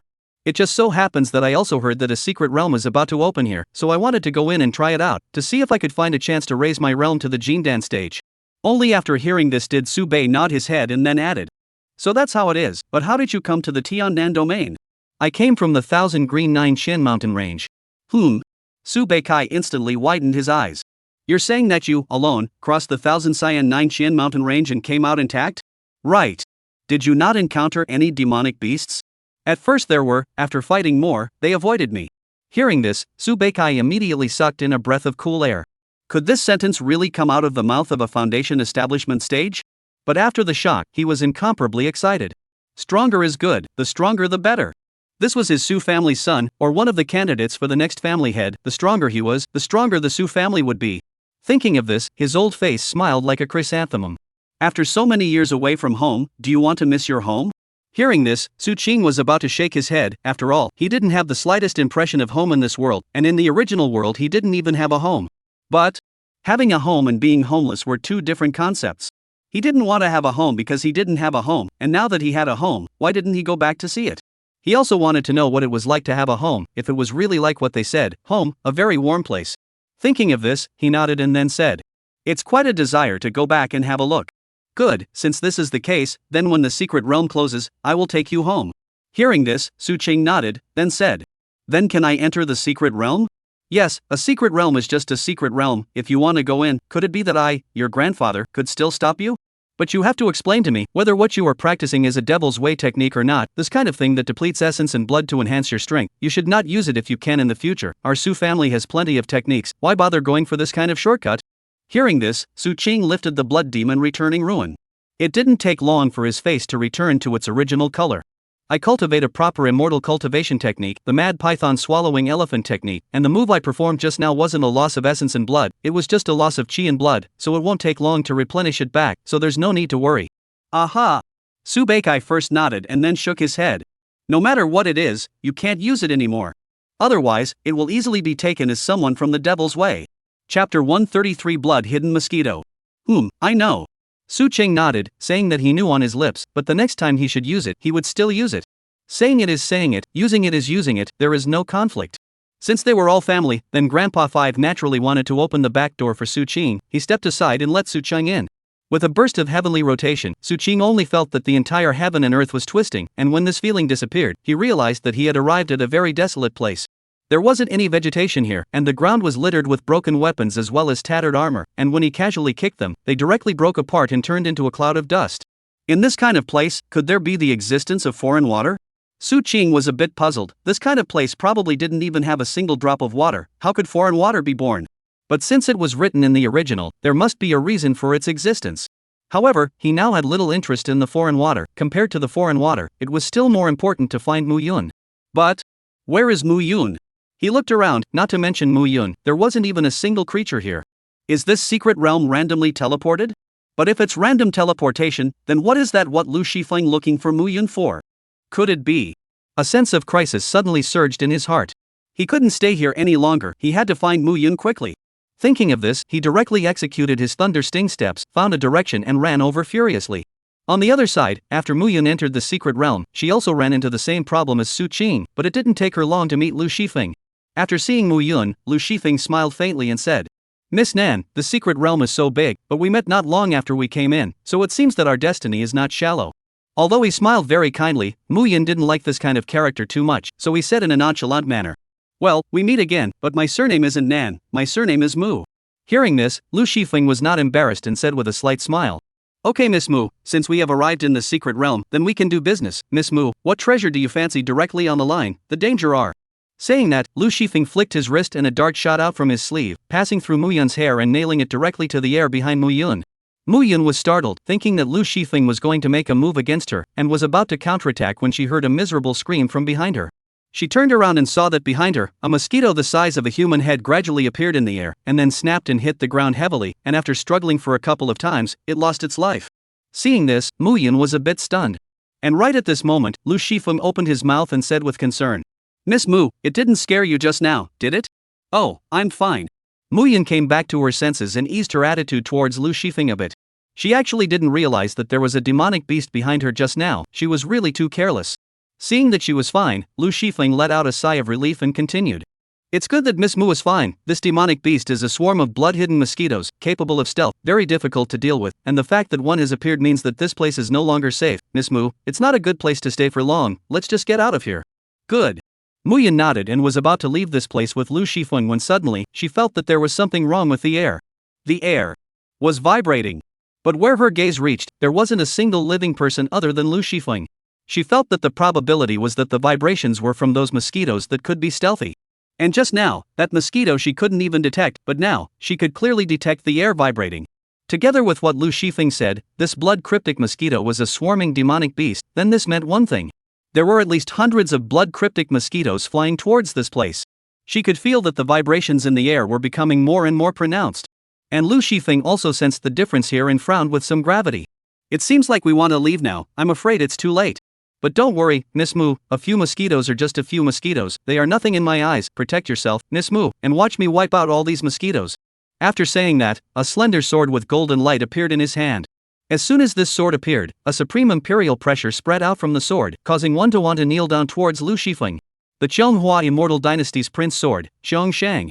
As soon as this sword came out, instantly, the stealthy blood-cloaking mosquitoes were unable to maintain their stealthy state, and all of them appeared from the air, so densely that the entire sky was covered by them. Seeing this, Mu Yun was a bit shocked. Her judgment was wrong, it wasn't a few hundred, not even a few thousand, but the whole sky was covered with blood-hidden mosquitoes. But fortunately, although these mosquitoes looked numerous and very scary, their strength was uneven. As far as the eye could see, most of them were chi practitioners, a small portion of them were foundation builders, and there wasn't a single Jindan. With just this kind of strength, there was no need for her to make a move, she only needed to attach the green destiny true intent to herself, and those mosquitoes wouldn't dare to come close. And at this time, those mosquitoes were obviously subdued by the pressure emanating from Lu Shifeng's sword, they could only barely maintain their flight, and were simply unable to come forward to attack them. For Lu Shifeng, these mosquitoes could not pose any threat to him even if there were 10 times more of them. Under the Emperor's mighty pressure, these mosquitoes were already in extraordinary existence if they could move a little. Only to see Lu Shifeng slash out with his sword. As a dragon's roar roared out from his sword, the densely packed blood-hidden mosquitoes in the sky were instantly cut out of a great gap. Subsequently, he struck his sword again and slashed out, killing an unknown number of blood-cane mosquitoes. However, if he continued to kill like this, the efficiency was really too low. It was unknown how long it would take to kill all of them. If he dragged it out for a long time, some accidents might happen, and she was also embarrassed to let Lu Shifeng put in the effort alone. Thinking of this, she operated her spiritual chi, silk of cold chi gathered in her palm, then a cold jade palm struck towards the sky. Instantly, the cold chi began to spread amongst the blood cryptic mosquitoes, and one blood cryptic mosquito was frozen into ice and fell from the sky like hail. Seeing the scene, Lu Shifeng first put up a shield to prevent the ice cubes from hitting his head before he looked at Mu Yun appreciatively. His feeling was indeed right, Miss Mu's strength was on par with his, and to be able to befriend someone with this kind of outstanding natural talent was not a loss this time. And in his heart, besides befriending Mu Yun, there was another thought. That is... Chapter 134, Toad Wants to Eat Swan Meat Gift Plus. A fair lady, a gentleman's gentleman, although Miss Mu was masked and he didn't know how beautiful a face she was underneath this veil, but judging from her voice and figure, Miss Mu was definitely a magnificent beauty. With strength and beauty, this kind of beauty, he would love to take her into his harem. In the future, when he became the emperor of the Cheonghua Immortal Dynasty, Miss Mu would be the queen of the Cheonghua Immortal Dynasty, and he believed that with Miss Mu's help, the Cheonghua Immortal Dynasty would definitely prosper. Thinking of this, his heart had already begun to plan how to make Miss Mu favor him. And just then, Mu Yun suddenly said, "This place is not suitable to stay for a long time, quickly go." After saying that, she moved her feet and directly ran towards the place where there were fewer blood-hidden mosquitoes. Seeing this, Lu Shifeng also hurriedly followed. And at that moment, he had already thought of a method. Since ancient times, heroes rescuing beauties was a method that could quickly accumulate goodwill, so if they were to suffer some crisis, it would be best for him to step forward when Miss Mu was about to suffer a danger, and help her solve that danger. In this way, even if Miss Mu's nature was cold, her favorability towards him would skyrocket, and in this way, the first step would have been completed. As for what to do next, one would have to see what would happen next. After running for a long time and seeing that the blood-hidden mosquitoes didn't come after him, Mu Yun let out a sigh of relief. After all, inside this kind of swarming demonic beasts, there existed a king that controlled the entire colony, and the blood-cryptic mosquitoes that appeared here numbered tens of thousands, and to be able to manage such a large colony, the strength of this king of the blood-cryptic mosquitoes was definitely not something that they could imagine. However, after they left that place, Muyan realized that he had arrived in a blood-colored forest. The trees here were blood red in color, and on the leaves of these trees, something similar to blood vessels could be seen, and if one looked closely, one could also see something flowing inside these blood vessels. Such a bizarre place naturally caused her to increase her vigilance. At the same time, Lu Shifeng also frowned gruffly. This bizarre scene made him feel a hint of danger. But this was exactly what he wanted. Danger was good, the more dangerous the better. The more dangerous it was, the more obvious the effect of his heroic rescue would be. And at this moment, Muyan had already felt like retreating, but just then, the sounds of battle suddenly came from the distance. Someone had entered this area just like them and was fighting. This place was indeed very dangerous. Thinking of this, Muyan didn't want to stay here for a moment longer and turned around to leave, but just then, she heard a familiar voice. "Get lost." A petulant voice entered her ears, and instantly, she immediately turned her head to look at the place where the battle was taking place. It was Zoyer. Zoyer was in danger. Thinking of this, she moved her feet and immediately ran towards the direction where the voice came from. Lu Shifeng also didn't expect that before he could persuade Miss Mu to go over and save the others, Miss Mu ran over on her own, so now, it's just a matter of waiting for the danger to happen. Thinking of this, he slowly walked towards the direction the sound came from. First, let Miss Mu fight on her own for a while. It's best if she can't defeat the enemy, then he will step forward at such a time and give Miss Mu a surprise. Not bad. At this moment, on the other side, Xiao Fanru held her sword in one hand and cut off a tree root that was drawing towards her, and then stuck a red flag on the ground, and a spiritual chi shield spread out from the flag, covering her in it. Seeing this, she immediately sat down cross-legged, then took out an elixir and ate it to restore her aura. Her luck was rather poor. As soon as she entered the secret realm, she arrived at this kind of bizarre place. If not for her not weak strength, she would have been drained of all her blood by now. If she wanted to get out from here, she could only kill her way out. Thinking of this, she glanced at the tree roots that kept attacking the shield and stood up again. Just as she was about to pull the flag out and go in for the kill, Muyan's figure appeared in front of her with a brush, followed by the rapid expansion of the cold aura, which directly froze all the trees within dozens of meters into ice. Seeing Muyan, Xiao Fanru was instantly overjoyed and hurriedly said, "Sister Nan Yen, you came to save me." Hearing this, Muyan turned around with a smile and said, "Don't be afraid, I will protect you." Hearing these words, Xiao Fanru had a moment of disorientation. These words were so familiar. Her thoughts gradually returned to the old days, as if it was also this kind of moment of crisis, when she was surrounded by the wind-chasing wolves, and just when she was about to be unable to hold on, it was Brother Mu who stood in front of her and said these words. When she thought about it, for some reason, in her eyes, Sister Nanyan's back gradually coincided with Brother Mu's. Their backs were in front of her. Their backs in front of their bodies are so tall. Magnificent, let a person have a kind of peace of mind feeling. To this day, Brother Mu, are you doing well? Su Qing has left you, your life must have stepped into the right track. The Nan Yen sister in front of me really looks like Brother Mu. Looking at Muyan's back, Xiao Fanru's gaze gradually gentled. Muyan didn't know that the words she said could actually make Xiao Fanru associate so much. If she revealed a little more information, maybe Xiao Fanru could even recognize her. However, she couldn't care less right now. She could feel that these trees hadn't died, and sure enough, in the next second, the ice attached to the trees began to shatter, and with a loud bang, an ice cube larger than her own began to break. With a loud bang, a tree root thicker than her thigh swept directly towards her. Seeing this, she was about to dodge, but thought that there was still Xiao Fanru behind her. If she dodged over, the one who suffered would be Xiao Fanru. Thinking of this, she directly created a wall of ice in front of her, blocking this blow. Here are all trees, with ice obviously not much effect, but with firewords. She believed in Xiao Fanluo's character. Even if she exposed herself as having a foreign fire in front of her, it would be fine, but right now, apart from the two of them, there was also an outsider.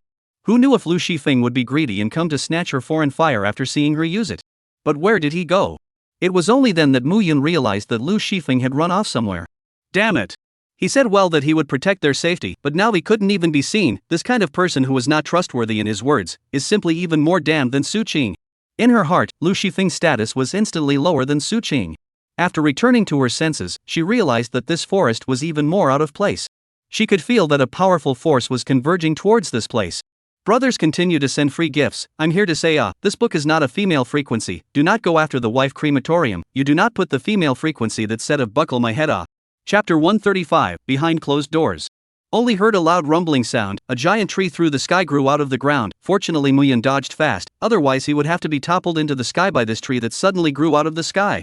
And this tree is like other trees. The body is blood red, branches and trunks are filled with red lines, especially the leaves on the tree, just like the heart, poof poof poof jumping. And right at this moment, the surrounding trees looked like they had been sucked of all their nutrients. All of them dried up and cracked, and then turned into flying ash and disappeared. This bizarre scene instantly made Muyan's cold hairs explode all over his body. And right at this moment, the leaves on top of this weird giant tree actually detached from the branches and fell down. They didn't fall slowly like ordinary leaves, but rather, they smashed down heavily like a bomb. The huge tree covered an extremely wide area, making it impossible to dodge, and with Xiao Fanru behind her, she couldn't dodge, she could only take it hard. Thinking of this, she immediately came to Xiao Fanru's side and then put up a cold ice shield, enveloping them in it. This ice shield was transparent, so they could clearly see what was happening outside. They only saw those leaves that were taller than a person fall down and then instantly explode like a bomb. With this kind of power, even her shield couldn't withstand it for long. And right at this moment, the earth suddenly cracked and countless thick roots lashed out towards them. Seeing this, Mu Yun knew that she couldn't hide any longer and had to use the foreign fire. If Lu Shifeng coveted it, so be it, at least she could survive. Thinking of this, the green meditation true intent erupted directly from her body, and the green-colored flames instantly climbed onto the roots and stems of the scarlet giant tree before spreading upwards at an extremely fast speed. In just the blink of an eye, half of the scarlet giant tree's body was engulfed in flames. The scarlet giant tree didn't have a mouth, so it couldn't make a sound either, but its dozens of crazily waving rhizomes showed that it was in great pain right now. Fire is not a good match for wood, not to mention that this is still a foreign fire. The damage to the scarlet giant tree has increased exponentially. All Mu Yun needed to do now was to stabilize the shield and then quietly wait for the green destiny true intent to burn the scarlet giant tree to ashes. Just as she thought, after seeing her use the foreign fire, Xiao Fanru opened her small mouth wide in disbelief. Sister Nan Yan, I didn't expect that you actually absorbed the foreign fire, it's simply profound. Hearing this, Mu Yun tilted her head with some pride. It's just a foreign fire, it's nothing at all, as long as you're fine. When these words came out, Xiao Fanru directly transformed into a little fangirl and complimented. Sister Nan Yan, you are so handsome. But, Sister Nan Yan, I have one thing that I don't know if I want to say. What is it? You feel free to say, as long as it's something I can do, I won't refuse. It's, can I call you Sister Mu? Xiao Fanru asked tentatively. Because she felt that Sister Nan Yan was really becoming more and more like Brother Mu, and they were also both surnamed Mu, so her calling Sister Nan Yan Sister Mu could also ease her feelings of longing. After all, she felt that Su Qing had already left the Cloud Crane sect, so it was unlikely that Brother Mu would then stay in the Cloud Crane sect. Although the Cloud Crane sect was already a very strong sect in that place, the potential for development was too small, and for a genius like Brother Mu who had a fantastically fast cultivation speed, it would be better to go out and venture outside. Hearing this, Mu Yun froze for a moment with a hint of sadness in her eyes as she twisted her head, no longer looking at Xiao Fanru, and then said, since you want to call it, then call it, but it's just a title, it's no big deal, this kind of thing, you can do it even if you don't ask me, I'm not some kind of calculating person who pulls a title around. Although her mouth said she didn't care, but she still said a series of words said she didn't care, but between the lines all reveal like care. However, in this critical situation, Xiao Fanru would not inquire too much into why Mu Yun's words were so strange, and agreed that it would be good for her to change her name. At this moment, the blazing flames were like raging waves, quickly sweeping through every inch of the branches and veins of the scarlet giant tree. Viewing from afar, the giant blood-colored tree that stood in the sky was like a giant firewood that was engulfed in flames, its body tightly wrapped in flames. As the fire continued to spread, the body of the giant blood-colored tree was continuously eroded under the raging fire, and a large amount of greenish-colored ashes drifted down from its body. These ashes kept piling up on the ground and soon spread a thick layer of cyan-colored carpet. And it was at this point that Lu Shifeng hurriedly arrived. Don't be afraid, Miss Mu. I'll be right away. Before he could even say a couple of words, he saw the huge blood-colored tree that was scorched by the blazing fire, as well as Mu Yun who was as good as nothing. For a moment, whatever words he had were now stuck inside his throat. Just now, being far away, he didn't see it clearly and thought that the flames were a trick used by the giant tree, so he didn't step forward at the first moment, but waited until the time was almost right before rushing here.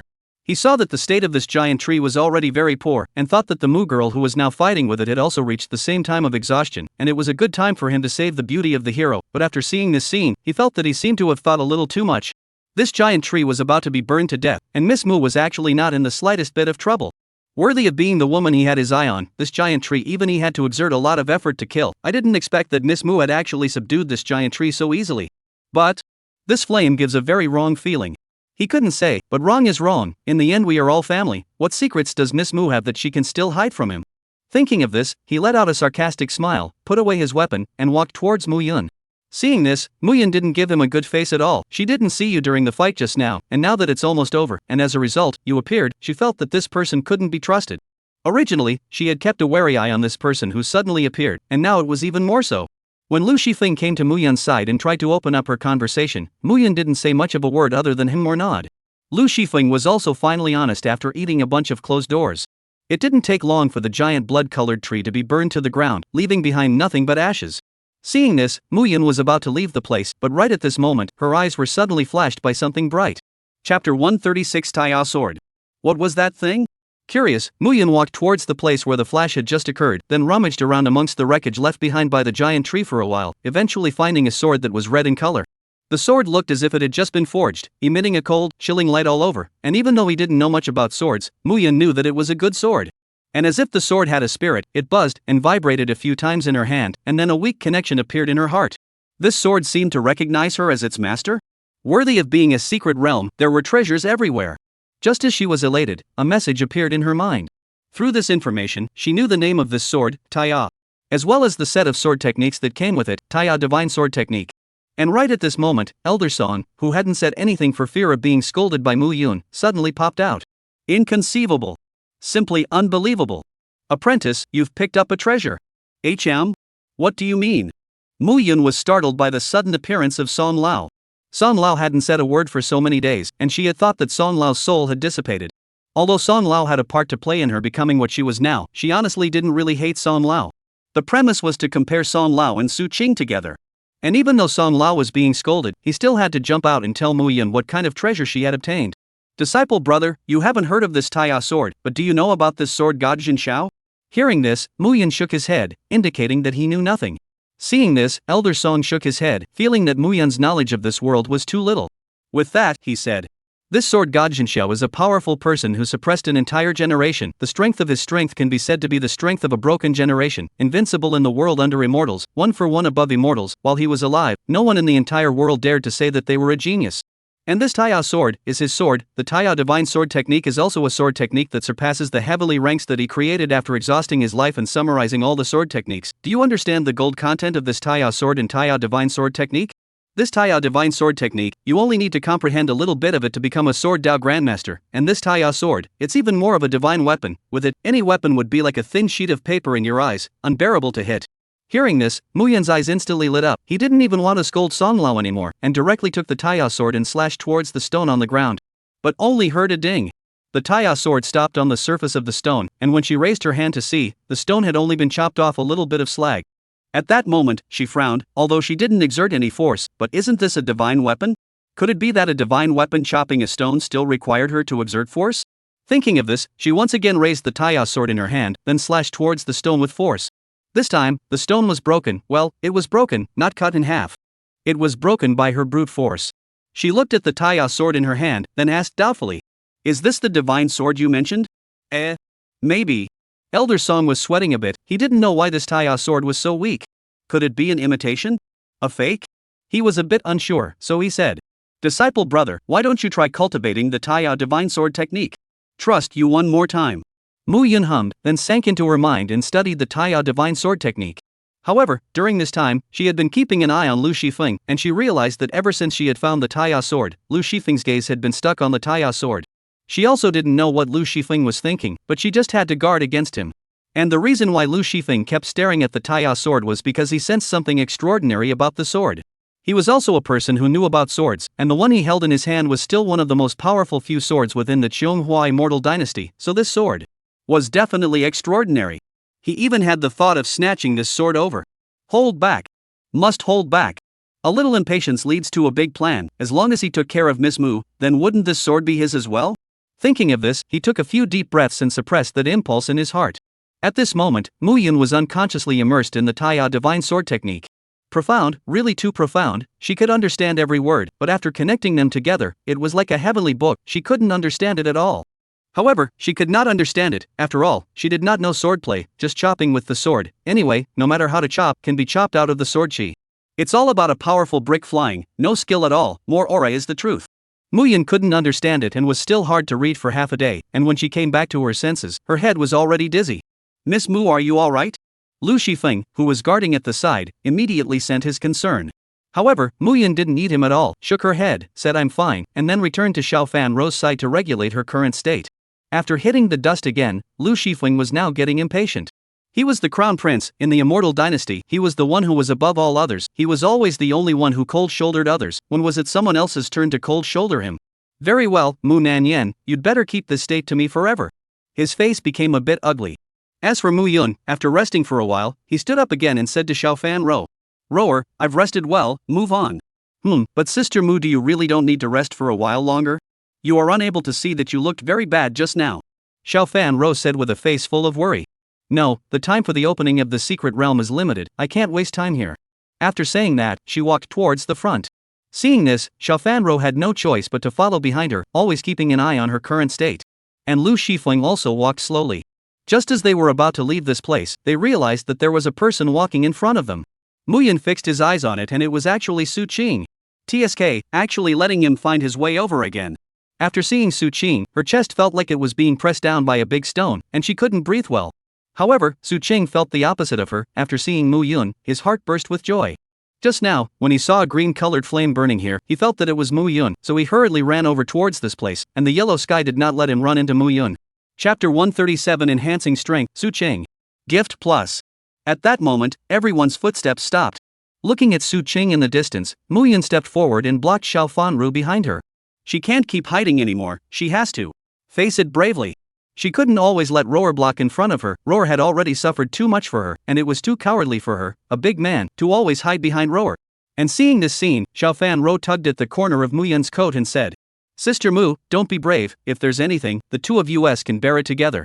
Although Sister Mu didn't explicitly say her relationship with Su Qing, Xiao Fan Rou felt that her relationship with Su Qing was probably that of lovers, but Su Qing had abandoned Sister Mu. And outside the secret boundary, she had seen how ugly Su Qing's face was when Sister Mu and Su Qing finished talking. He was probably afraid that there were too many people at that time, so he didn't make a move, but now there weren't a few people here, so it was very likely that Su Qing would choose to make a move at this time. Seeing that the several people on the opposite side of the room were hostile to him, Su Qing smiled bashfully and then walked over. As the distance between them grew closer, Mu Yun and the others became more and more nervous, and were close to directly striking out at Su Qing. It was only when several people were less than a meter away that Su Qing stopped and said to Mu Yun, Miss Nan Yen, the secret realm is so big, but we just happened to run into each other. How is this not a kind of fate? There are many dangers within this secret realm. Why don't we travel in pairs? What do you think? Hearing this, Mu Yun snorted coldly and said, I'm sorry, Mr. Su, we already have enough people, we don't need one more. That's a real pity. Su Qing shook his head and didn't make any movements other than that. Seeing this, Mu Yun didn't care about him and directly walked forward around him. At this time, Lu Shifeng arrived in front of Su Qing. Mr. Su, Miss Mu, she doesn't like you, I advise you to stop wasting your time asking for trouble. Hearing this, Su Qing directly reached out his hand and choked him. In just an instant, Lu Shifeng's face was suffocated red. And what kind of thing are you, daring to snarl and bark in front of me? What kind of Chonghua Immortal Dynasty's royal son, in the middle of the secret realm? I'll kill you as if I were slaughtering a dog. Saying that, Su Cheng once again increased the force on his hands. The reason he didn't make a move outside was because there were many people outside, and a royal son of an immortal dynasty like him couldn't possibly come out with just 2 Jelung mounts. There might be hidden guards lurking nearby. That's why when Lu Shifeng provoked him, he didn't choose to make a move, but now, all of them have already entered into the secret realm, and it's still a secret realm that will suppress the realm. Even if your secret guards come in, it's hard to say whether they can have the strength of the Jindan stage or not. And right at this moment, a dainty cry suddenly came from behind him. What are you doing? Hearing this, Su Cheng loosened her hands and turned her head to look at Mu Yun. Nothing, just teaching a disobedient dog a lesson. It was really exactly the same as before. Mu Yun let out a cold snort in his heart, then looked at Lu Shifeng. Mr. Lu, are you all right? Hearing this, a resentment flashed through Lu Shifeng's eyes as he slowly climbed up from the ground. I'm fine. Although he said that he was fine on his lips, in his heart, he had already given Su Qing the death penalty. If he made a move inside this secret realm, he might not be Su Qing's opponent, but don't let him leave the secret realm alive, or else it would be absolutely impossible for him to survive more than a day. Hearing this, Mu Yun also withdrew her gaze. She actually quite hoped that these two people would fight, and it would be best to fight to the death. This person, Lu Shifeng, definitely had other purposes, and Su Qing was purely a bad person. Anyway, both of them were not good things, and she couldn't be happier when the dog bites the dog. But Lu Shifeng's identity is special. If something happens to him, maybe even she and Zuer will be implicated, so she should stop a little. But Su Qing. It looks like he can't drive him away. But letting him follow is good, at least it can hold back Lu Shifeng. If Lu Shifeng really want to play any small action, then he will have to consider Su Qing as a factor before making a move. And if Su Cheng wanted to make a move against them, then he would have to face himself and Lu Shifeng. Although just now, Lu Shifeng seemed to have no ability to fight back, but that was only because he had not reacted yet. Lu Shifeng's strength was definitely not worse than hers, so as long as the two of them joined forces, even if they couldn't beat Su Qing, it would still be enough for him to eat a pot. Having the two of them keep each other in check, with neither of them daring to make a move, was perhaps the best method right now. However, there was a drawback to this method, and that was that when she saw Su Qing, she would get upset, unable to calm her mind, and would become impulsive in her actions. But it didn't matter, as long as this trip to the secret realm could pass through smoothly, as long as there were no accidents, then she had already made a huge profit. Having only just entered the secret realm, she had acquired a Taiya sword. Although she didn't feel that it was anything like a divine sword and wasn't sharp, it was at least hard enough that it wouldn't just break off. From a weapon's point of view, this sword was good enough. As for the Taiya divine sword technique, she'd better take her time to study it. She couldn't understand this thing at all. Then, she continued to explore in the middle of the secret realm. She and Xiao Fanro walked in front, while Su Qing and Lu Shifeng followed behind. In short, it was just very strange. In the blink of an eye, 3 days passed by in a flash. Within these 3 days, Mu Yun hardly stopped for a moment, either collecting the materials for the conjugation of the Dan, or on the way to collect the materials, and by now, the materials had been collected, waiting to leave the secret realm and go to a safe place to conjugate the Dan. Immortal cultivators must go through the baptism of the thunderbolt when forming the Dan, and if they can get through it, they will condense the golden Dan, and if they can't, they will die. Therefore, in the time of the tribulation, cannot be disturbed, otherwise a careless will end up with a body death. The secret realm was full of dangers, and there were also 2 dangerous elements, Su Cheng and Lu Chengfeng, so choosing to form a Dan here was not a wise choice.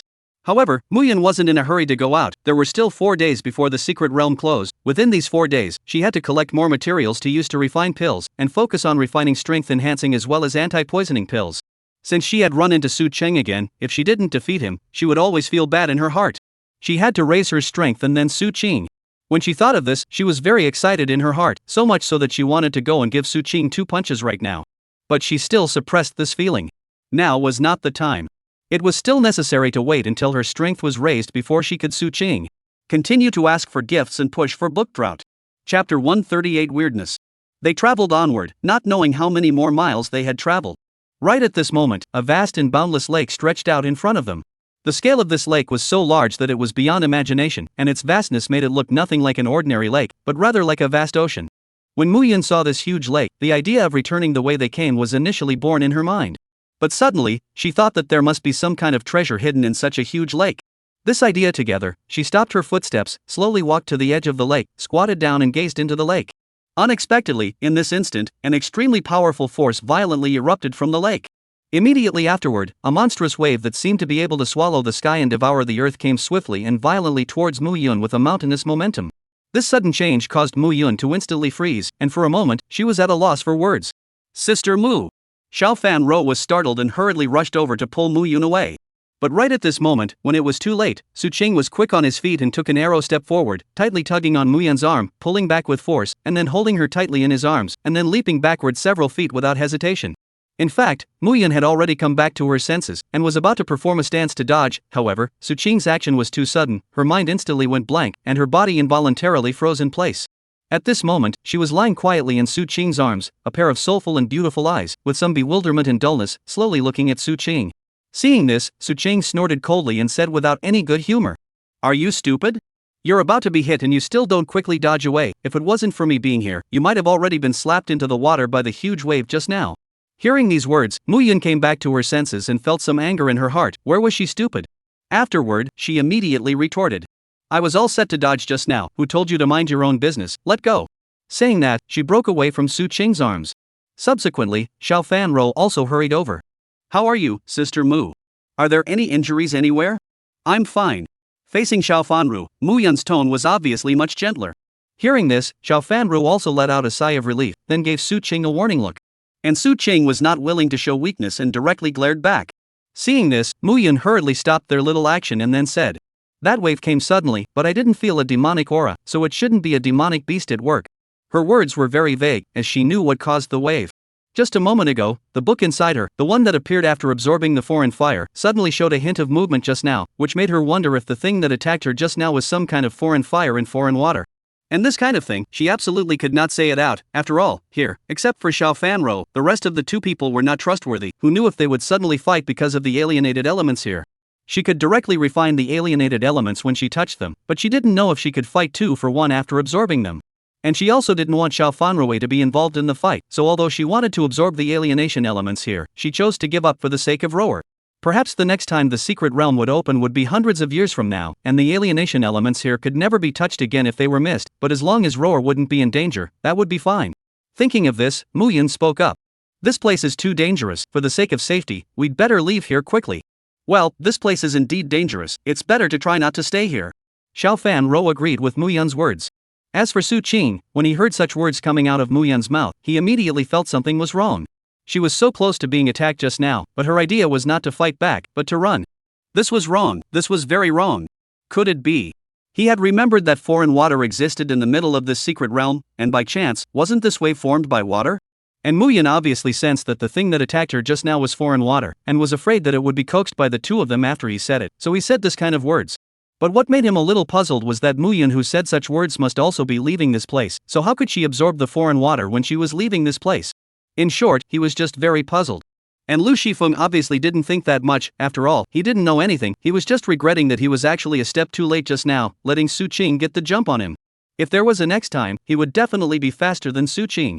Of the 4 people present, 3 of them had different thoughts. Xiao Fanru was the only one who didn't think about anything, she was simply worried about Mu Yun's safety. And just as Mu Yun was about to leave the place, suddenly, a water tornado appeared in the lake, the sky was instantly covered in dark clouds, and drops of rain fell from the clouds like nails. After this kind of rain fell on the body, it actually directly penetrated the clothes on the body and dripped onto the person's body, and was accompanied by a stinging pain. This kind of stinging pain, even Su Qing, who had been burned by the green destiny true intent all day long, felt that it was somewhat unbearable, not to mention the others. None of them had specialized in cultivating their physical bodies, so when these raindrops fell, they endured much more pain than Su Qing. Mu Yun instantly frowned tightly as these raindrops fell onto her body, but before she could put up her aura shield, she felt the pain on her body disappear and she felt that she had come inside a warm embrace. She froze at once, but didn't take a second to react, and then she said in shame, "Su Qing, let go of me." Mu Yun raised her foot and ruthlessly stepped down towards Su Qing's foot. However, her foot subconsciously retracted some of its force when it was about to fall. This resulted in a light and flirtatious stomp that didn't hurt at all, and was even a bit feeling of flirting? Seeing Su Qing still not letting go, Sheetscaden said, "Rower, quickly hold up the shield." Hearing this, the frozen Xiaofan Ro came back to her senses and hurriedly stuck the flag in her hand on the ground. In fact, when the raindrops first fell, she was ready to stick the flag down, and then she saw Su Qing hugging Sister Mu. She froze for a moment, and she was ready to take back the flag and prepare to cut Su Qing with her sword. This Su Qing, always taking advantage of Sister Mu. Since they're separated, why does he keep pestering Sister Mu? Chapter 139, Sudden Sneak Attack. Only after the light blue aura shield had steadily enveloped the crowd in it, did Mu Yun make an effort to break free from Su Qing's embrace. Her willow eyebrows rose up as she said in shame and indignation, "Are you people out of your mind? Obviously you only need to cast a spell to hold up an aura shield, you can easily keep all those raindrops outside, you're so good, you have to use your own body to carry it, do you think you're made of iron?" Hearing this, Su Qing was silent for a while and then said, "I'm a rough man, I don't know how to change, and I can be made of iron, these rains are no different from ordinary raindrops to me, they can't do me any harm. But your body is weak, you won't be able to carry these raindrops, we're in a partnership, it's necessary for me to protect my partner and prevent you from being harmed." Hearing this, Mu Yun was dumbfounded for a moment, her eyes fluttered and she didn't know what she was thinking, and only after a while did she hold back a sentence. "When did I agree to work with you? You didn't kick me out, I'm tacitly recognizing that you promised," Su Qing said seriously. Mu Yun was completely dumbfounded this time, and turned her head not to look at him, but to the water dragon scroll in the lake. And Xiaofan Ro was restraining her impulse of wanting to slash Su Qing to death with a sword. "Still having a soft body, I think you're just craving Sister Mu's body. And here, the weakest person should be me." But as soon as she thought about it, she suppressed the impulse. It was obvious that she couldn't beat Su Qing. And at that moment, Lu Shifeng was not interested in watching this farce. His gaze had been tightly locked in the middle of the water tornado in the lake. In this water tornado, there was a very familiar aura. Strange water. There were only 2 of these wonders even in their Cheonghua immortal dynasty. A foreign fire, Xian Daoming fire, was in the hands of his father, and a foreign water, Zhaotian star, was in the hands of his mother. As the crown prince, he was very clear about the power of the foreign water. If it wasn't for the fact that there was a foreign fire and a foreign water amongst their immortal dynasty, then their immortal dynasty wouldn't have been able to be powerful enough to reach such a point. And now, a foreign water was in front of him. As long as he took this foreign water, then not only would their immortal dynasty be stronger, even he could take over his father's position faster and take control of the entire Cheonghua immortal dynasty. And as long as he became the son of the Cheonghua immortal dynasty, then father and mother would pass on their own foreign water and foreign fire to him. At that time, the 3 powerful alienated elements collected in his own body, coupled with his talent, then this heavenly south domain, will be renamed as the Cheonghua immortal dynasty. But if he wants this fire, why wouldn't others want it? Here, besides him, there can be 3 other people. Miss Mu, although I admire you and want you to be my queen, but you are wary of me in every way and don't even give me a good look, so don't blame me. After entering the secret realm, I let you have all the other things, but this thing, forgive me for not being able to let you have it. Su Qing, I've changed my mind, I don't need to wait until I get out, I'm going to kill you now. Xiao Fan Ro, although you didn't do anything, your appearance here is a mistake, so I'll just trouble you to be buried with the two of them. In just an instant, he had set a death sentence for the three in his heart.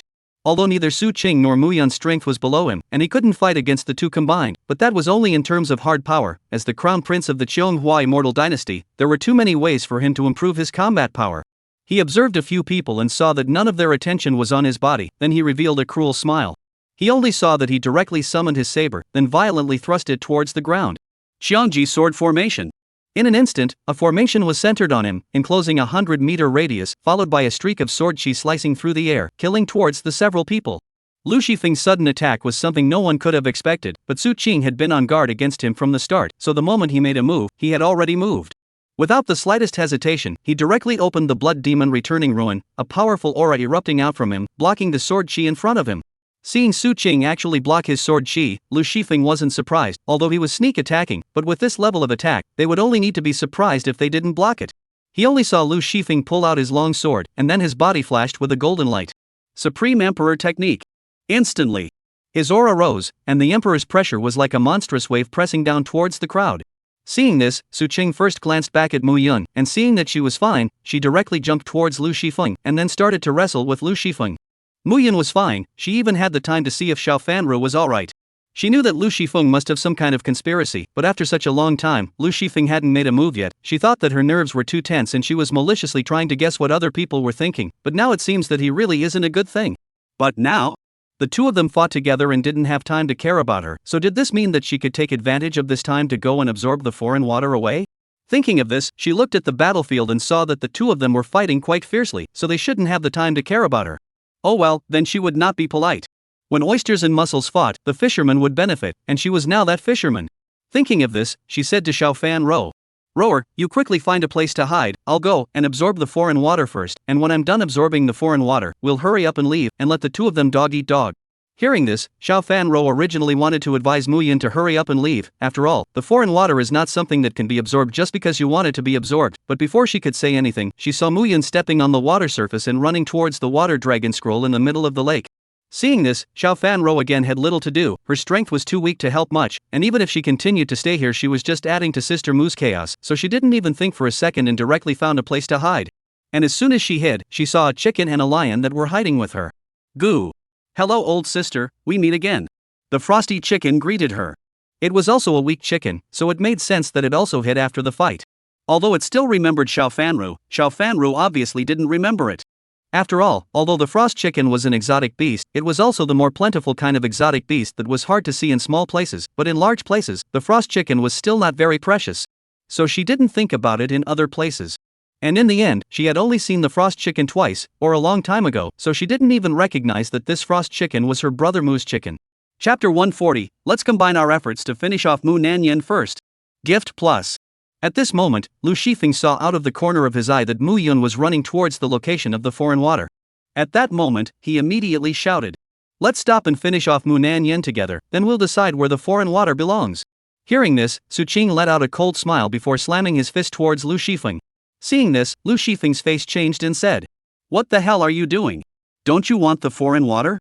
Hearing this, Su Qing snorted coldly and said, "When did I ever say that I wanted foreign water? I entered the secret realm with only one thought in mind, and that was to kill you bastard. Just based on you, what qualifications do you have to say something like killing Mu Nanyan?" As he spoke, Su Qing once again slammed his fist up. Seeing this, Lu Shifeng's face became exceptionally ugly, and seeing that Mu Yun was already close to the foreign water, he directly roared out in anger, and then the sword light in his hand flourished, directly bypassing Su Qing and chopping towards Mu Yun. This sword light flew bigger and bigger, and by the time it arrived in front of Mu Yun, it had already expanded to 10 meters tall. Seeing this scene, Mu Yun flicked his feet and dived directly into the lake, while Lu Shifeng's strike also fell short. "Damn it!" Lu Shifeng gritted his teeth and continued. "Since you guys don't want me to get the foreign water, then you guys don't want to get it either." After saying that, he directly used the 1,000-mile voice transmission technique. "Fellow Taoists, I am the Crown Prince of the Cheonghua Immortal Dynasty, Lu Shifeng. The Devil Tao has been discovered at my location. And they are also seizing the foreign water. I'm not able to defeat them alone, so I'd like to ask all of you Taoists to come and help me. In an instant, his voice spread throughout the secret realm, and those who were able to enter the secret realm were all talented disciples of the major sects. At the same time, they loathed the devil's way from the bottom of their hearts, so after hearing Lu Shifeng's voice, they didn't have any hesitation and quickly rushed towards this place. As for the foreign water, they hadn't seen it before, so they didn't have any concept of how powerful it was, and only wanted to exterminate the devil cultivators.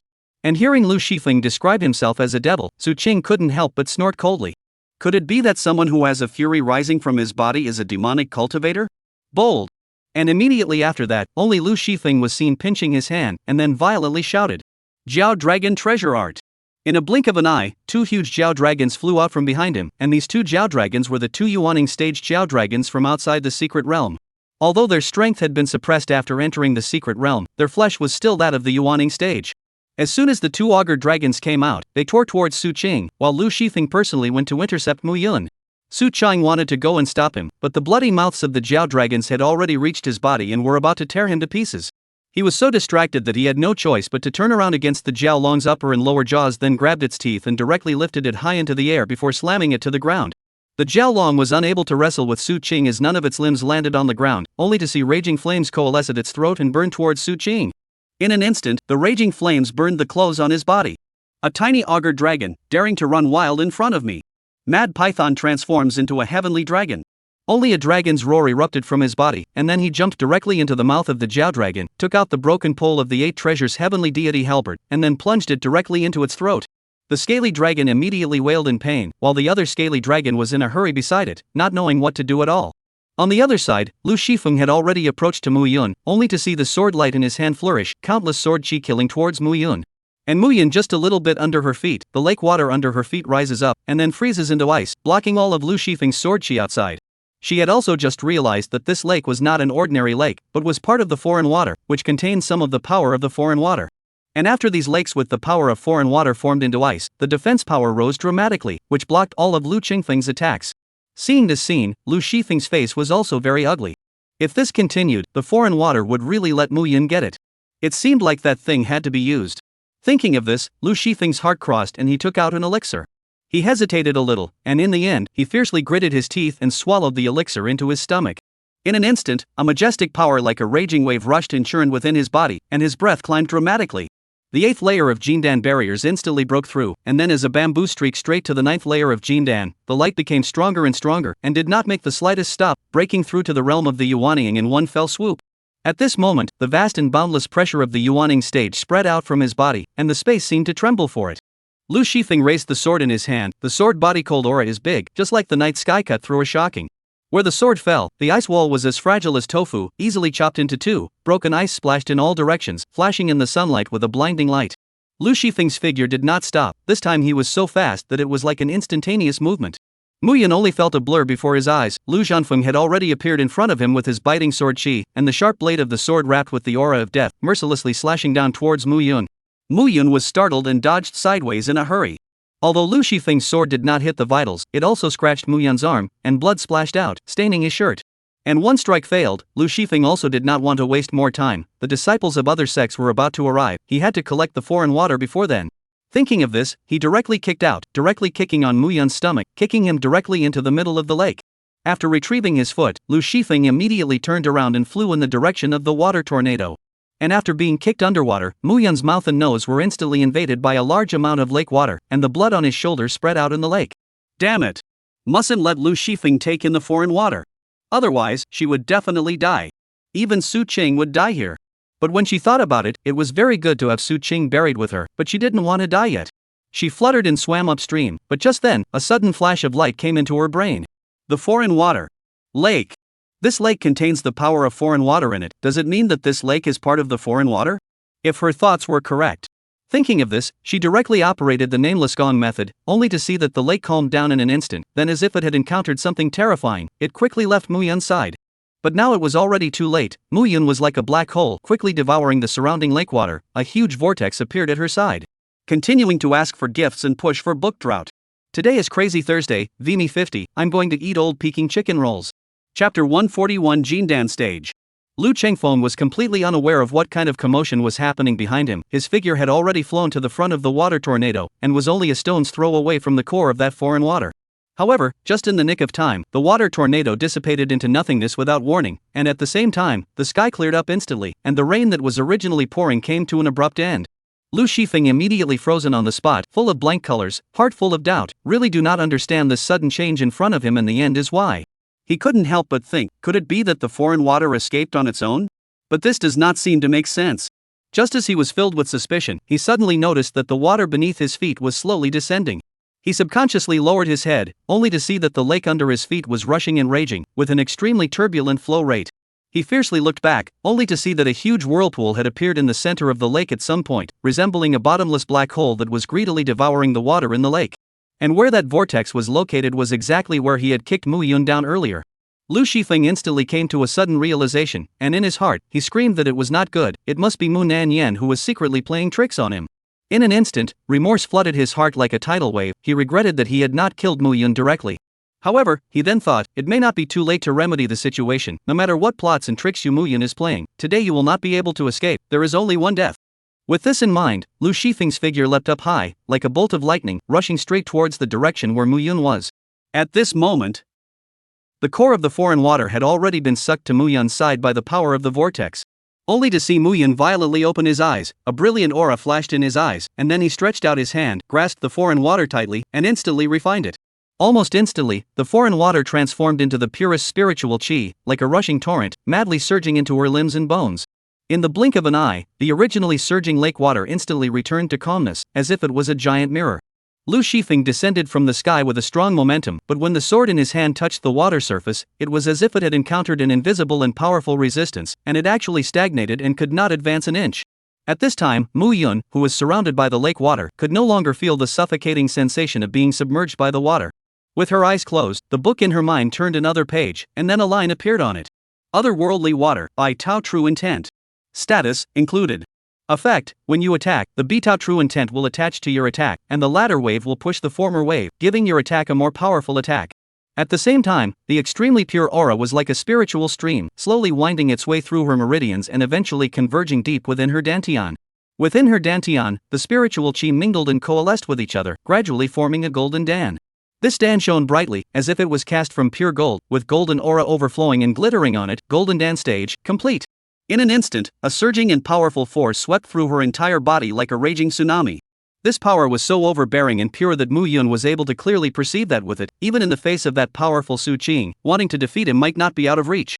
Even if there was a majestic mountain standing in front of her, under the dual support of the foreign fire and foreign water, she was confident that she could completely shatter it, causing it to turn into fragments and dissipate between the heavens and the earth. After carefully comprehending and feeling the majestic power that she possessed now, Mu Yun slightly raised her head, a cold aura flashed in her beautiful eyes, and then she cast her gaze firmly and ice-coldly towards Lu Chengfeng, who was looking shocked on the surface of the lake. In her heart, she thought, since you were the one who took the lead in stirring up trouble and killing me, then at this moment, I would like to see if you are fully prepared and ready to be killed by me. Thinking of this, she directly broke the surface of the lake, and then in her hands, she used the power of the Bitao True Intent to bring together a water sword, and then after that, she froze it to form an ice sword, and attached the green underworld True Intent to the sword. With the triple power, the might of this ice sword could not be described in words at all. Seeing Mu Yun killing towards himself, Lu Shifeng's first thought was ridiculous, a foundation establishment stage. No, now it's Jindan stage, but so what if you're Jindan stage, I'm now Yuaning stage, can you kill me? He laughed at Mu Yun's insouciance, but just as he raised his sword to block, a scratch had appeared on his own chest. What? When? He had clearly raised the sword in his hand in a defensive stance, but why was Mu Yun's attack able to penetrate through his sword body without any hindrance, like no one's business, and then ruthlessly slash down on his body? There must be a hidden mystery here, something extremely odd. A thought instantly flashed through his mind. Could it be due to the fact that she had just absorbed the foreign water, thus acquiring its mysterious and unpredictable special ability? However, just as this thought surfaced, the hideous sword scar on his body expanded a little more on its own without warning. But this time, Mu Yun had only just swung his sword to slash through it, and there was no time to launch a second attack. Could it be that this was the true chilling manifestation of the foreign water's ability? But if that was the case, then what was the explanation for what happened earlier? In an instant, time seemed to have been frozen by an invisible hand, falling into a state of stasis. His brain, on the other hand, was like a precision machine running at high speed, and began to think at a rapid pace. Almost without wasting even an extremely tiny millisecond of time, he came to a sudden realization and instantly gained an insight into exactly how Mu Yun had skillfully attacked himself. It turned out that the sword in Muyun's hand was not a substantial ice sword at first, but rather a mass of watery substance transformed from foreign water, before it was instantly frozen into ice by her unique gong method. Therefore, when her ice sword touched her own sword, she skillfully lifted the freezing effect of that section of the sword's contact area, causing that section of the sword to instantly turn into a gurgling stream of water, thus smoothly penetrating his sword. Immediately after passing through his sword, it froze into ice again in an instant, turning into an incomparably sharp ice blade that slashed through his chest with a biting cold light. To be able to comprehend such a subtle and amazing battle technique so quickly after only using foreign water for the first time in battle, Muyun could simply be called a supreme genius. His combat talent and comprehension was truly something that one could sincerely feel awe and fear. As Muyun's opponent, Lu Shifeng felt an unrivaled pressure. Chapter 142 Veil Falls, Identity Revealed? No, it's been known for a long time. Lu Zhanfeng was also a person with exceptional talent, and was undoubtedly the most dazzling existence amongst his peers.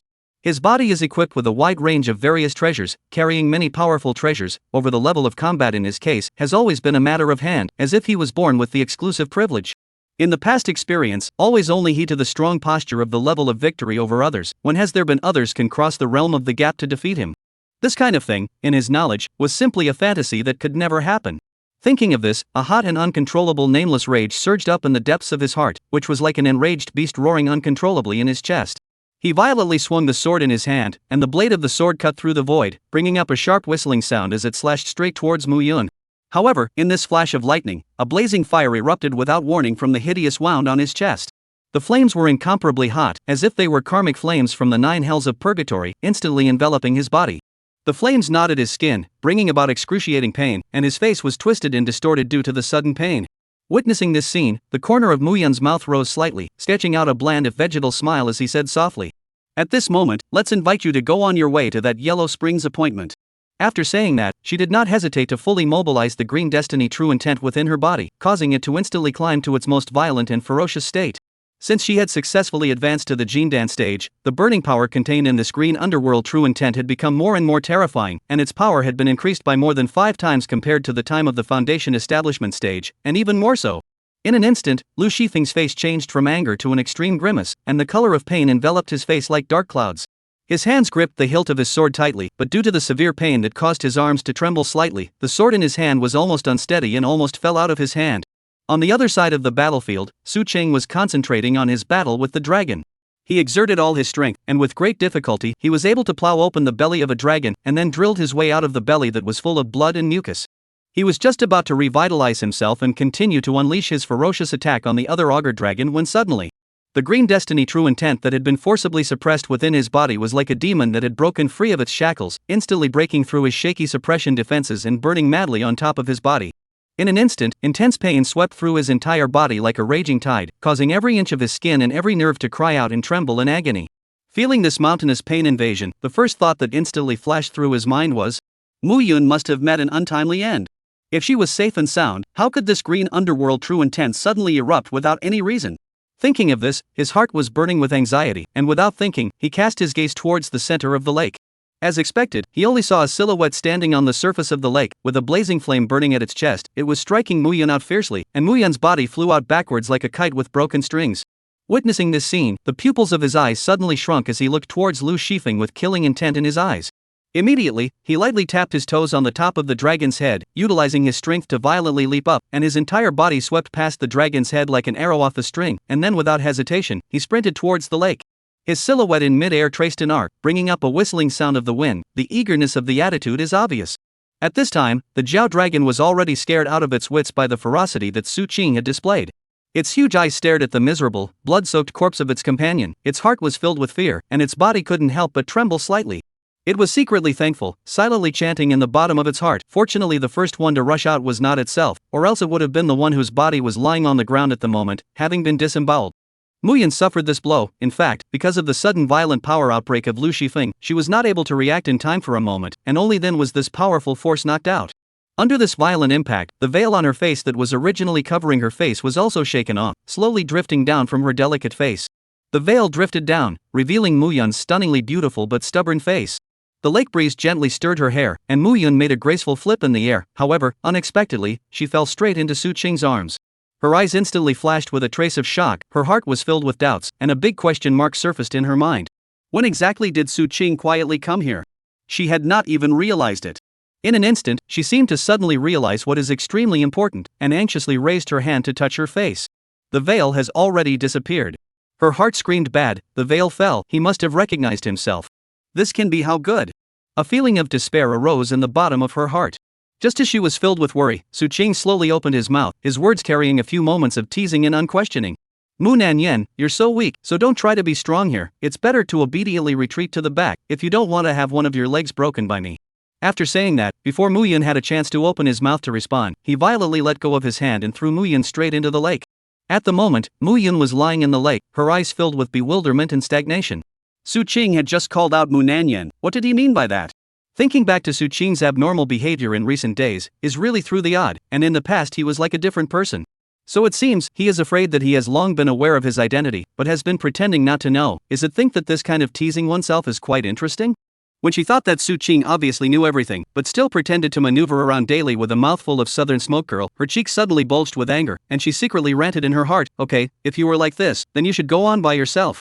It would be best if you and that Lu Shifeng fought to a standstill, and at that time, I will bring my sword up and end the two of you together, stringing you together like sugar gourds. Mu Yan snorted coldly, then jumped from the lake to the shore, then looked at the two people who were fighting. Originally, Su Qing was able to fight Lu Shifeng 50-50, but after Lu Shifeng forcibly broke through to the Yuaning stage, Su Qing couldn't beat him. Especially since he had more green destiny true intent on him than on Lu Shifeng, causing more damage. For a while, he fell into a disadvantage. Chapter 143, 68 people in total? Then let's go together gift plus. Poof. Without warning, a mouthful of blood sprayed out from Lu Shifeng. His face instantly turned white, his hands subconsciously covering his chest as he staggered backward several steps. The sword that was originally gripped tightly in his hand, at this moment, also emitted a soft chirping due to the slight trembling of his fingers. He was filled with resentment, but there was nothing he could do about it, he could only clutch the hilt of the sword more tightly. Damn it! The after effects of this elixir came so suddenly. He pondered in his heart as his thoughts flew. It must be a quick battle, or else once this foundation is damaged, he was afraid that it would immediately collapse, and his years of cultivation would be ruined. Thinking about this, he turned around and ran, as fast as a ghost. But Su Qing will easily let him go, like a shadow followed closely, and the speed is even faster than him a few points. In the blink of an eye, Su Qing had already chased behind Lu Shifeng, only to see him fiercely stretch out his hand, like an eagle's claw to grab Lu Shifeng's head, and then ruthlessly smash to the ground. Rumble! A loud sound, as if a thunderbolt had exploded, the solid earth was even smashed out of a large pit. Between the dust flying, Lu Zhanfeng's body was sprawled in the pit in a sorry state. Go to hell! Rubbish thing! Su Qing's face was full of grimace as he lifted his foot and stomped down heavily towards Lu Shifeng's head with the force of 1,000 pounds. Devil Dao! Don't go wild! Just in the nick of time, a furious cry came as if from beyond the ninth heaven. At the same time, an incomparably fierce attack cut through the sky like lightning, hitting Su Qing directly. Su Qing only felt a mountainous force coming at him, and his entire body flew backwards uncontrollably. Only to see dozens of immortal cultivators with flying swords appearing in the sky, their clothes fluttering, as if they were immortals. These immortal cultivators were extremely fast, and in a matter of moments, they flew to Lu Shifeng's side and carefully lifted him up. Fellow Taoist, you have suffered, leave it to us next. All of you must be careful, this demonic path is not alone with him, Su Qing. Lu Shifeng took advantage of this gap and hurriedly said, he knew that he was on the verge of his limit, the only way he could hope to get away was for these people to quickly engage Su Qing. There is also a woman, that woman was born with the appearance of a beautiful country, but you must not be confused by its appearance. Underneath that beautiful face, what is hidden is a heart of a cold, ruthless, murderous devil. Lu Chengfeng had another plan in mind. As long as he could successfully leave this secret realm and return to Qianghua Immortal Dynasty to gather strength, by then, not to mention a Su Qing, even the most difficult situation could be easily dealt with. As for that Mu Nanyan, he gritted his teeth and swore secretly, damn Mu Nanyan, you'd better not fall into my hands, otherwise I will make you beg for life, beg for death. After the disciples placed Lu Chengfeng properly, their gazes swept towards Su Qing. At this time, Su Qing, however, as if it was none of his business, was counting the number of people coming to him.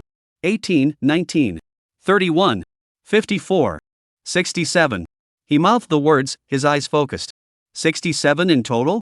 No, there's another one over there, the total should be 68. He nodded his head slightly and said with disdain in his mouth. 68 people, of which 54 are Foundation Establishment stage, 14 are Jindan stage, and among them, there are also a couple of mid-Jindan stage, something that only grows in cultivation but not in brains. These are the so-called genius disciples of the various great sects. Ridiculous, being used as knives without even realizing it. The corner of Su Qing's mouth hooked into a disdainful arc as he said aloud. Since you guys identify me as a devil path, then there is no need to say more, let's let our horses come together. This kind of rampant provocation undoubtedly enraged this group of high-minded and arrogant sect geniuses. How could they tolerate this? In an instant, dozens of swords pointed at Su Qing in unison, cold light flashing and sword chi spreading. Devil Dao. Since you are bent on seeking death, then we will fulfill your wish today. Before the words fell, one could only see light appear in the air, and countless attacks containing majestic power came roaring towards Su Qing. Wherever those attacks passed, space seemed to be torn apart, emitting bursts of sharp whistling sounds, as if they were going to completely annihilate Su Qing. However, just in the nick of time, something strange happened.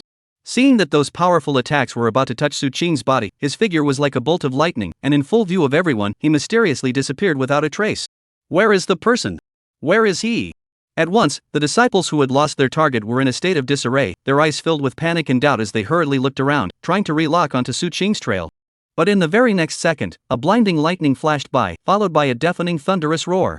The crowd followed the sound in astonishment, only to see that Su Qing had unbelievably appeared in front of one of the disciples. He struck like electricity, wrapped in the huge force of moving mountains, and violently struck out. That disciple did not even have time to let out a miserable scream. The whole person was like a nail that had been hammered into the ground by a heavy hammer, straight into the ground, only revealing the upper half of his body on top of the ground. His life and death were unknown. The crowd was stunned as if they were dumbfounded, but they quickly came back to their senses, and under annoyance, they hurriedly launched a more violent attack towards Su Qing once again. For a while, various colors of light intertwined and flashed, sword shadows flew, and the light of the spells illuminated the sky in a colorful manner. But no one expected that another dazzling thunderclap would sound, and Su Qing's figure once again disappeared in place like a ghost. And those attacks that were as dense as raindrops, because they had lost their target, they were all mercilessly poured onto the disciple who had just been knocked into the ground by Su Qing. In an instant, blood and flesh flew everywhere. That disciple did not even leave a last word, instantly died. The original body that was still alive was blasted to pieces under this round of misfiring attacks, and even a complete body was not preserved. Seeing this bloody and chaotic scene, Su Qing threw back his head and laughed out loud, that laughter filled with mockery and disdain. Don't you guys call yourselves the righteous path? Look at what you guys are doing right now. I was called a devil's path by you guys, but I only made him temporarily lose his fighting ability and did not take his life. But you, the so-called righteous path, killed your own people with your own hands in the midst of a panic. What face do you have to call yourselves the righteous path with such behavior? These words were undoubtedly provoking them, and some people simply couldn't stand Su Qing's provocation and stood out and said, Devil Dao. Don't you dare to wreak havoc here. If it wasn't for you deliberately guiding us, how could we lay our hands on our fellow Taoists? Then in that case, you seem to have a lot of confidence in them. Su Qing said, making a thunder sting step. He instantly appeared behind him and locked his neck firmly. At that instant, his face changed, and his hands grasped Su Qing's arms in death, but it was of no use at all. Seeking gifts and pushing book drought, today is Friday, soon to be on vacation again, are you guys high or not? Chapter 144 Lu Shifeng's Death. Seeing this, the surrounding disciples swarmed up in an instant, surrounding Su Qing. However, they only surrounded but did not attack. None of them dared to take the lead in striking at Su Qing. After Lu Shifeng had slightly recovered, he thought of quietly escaping from here. At this moment, everyone's eyes were focused on Su Qing, so he found a good opportunity and prepared to sneak away while no one was aware of it. He carefully moved his feet and gradually escaped from the range of vision of the crowd. Just when he was secretly happy, thinking that he was about to successfully get away, a ghost-like white shadow suddenly flashed in front of him. Lu Shifeng fixed his eyes on it, and when he saw the face of the person coming, he could not help but be shocked and took 2 steps back, losing his voice. Mu Nan Yen. How did you end up here? After a short period of panic, he forced himself to calm down and threatened in a colorful manner. I advise you not to act rashly and hurry to let me go. If you dare to hurt me, my father will not let you go, and once he realizes that it was you who did this, he will definitely make you beg for your life, and beg for your death. Hearing this, the corners of Mu Nanyan's mouth rose slightly, revealing a bland smile as she said softly. There are still shameless people like you in this world. It's really rare. You think you can act recklessly, only allow you to harm others, but others can't move you in the slightest? Don't you think you can act recklessly with the power behind you? From the moment you struck out at me, your fate was sealed, and today is the day of your death. After saying that, Mu Nanyan raised her single palm slightly, light flickered in the center of her palm, an ice sword emitting a biting cold aura slowly coalesced into shape, and a chilling sword aura spread out in the air. Seeing this, Lu Shifeng heart clear. He is afraid that today is difficult to retreat, so he tried to force the body of the spirit chi in order to fight. However, the side effects of the elixir were extremely violent, like a raging undercurrent, instantly stirring his body functions into chaos. He had just attempted to condense his spiritual chi when a strong rusty odor rose from the depths of his throat, and the smell rushed straight up his throat, making him want to vomit. Muyan's face was as deep as water, the killing intent in her eyes was biting cold. She didn't want to fight with Lu Shifeng. At this time of life and death duel, the extra words were nothing more than vanity. Just see her hand lightly raised, cold light appeared, just like the night sky meteor crossing, so fast that people almost cannot catch the trajectory. In an instant, blood splattered on the spot. Lu Shifeng even did not have time to send out a miserable scream. Has been the head of the body, a headless body straight down, the breath of life as the tide quickly faded, leaving only a dead silence.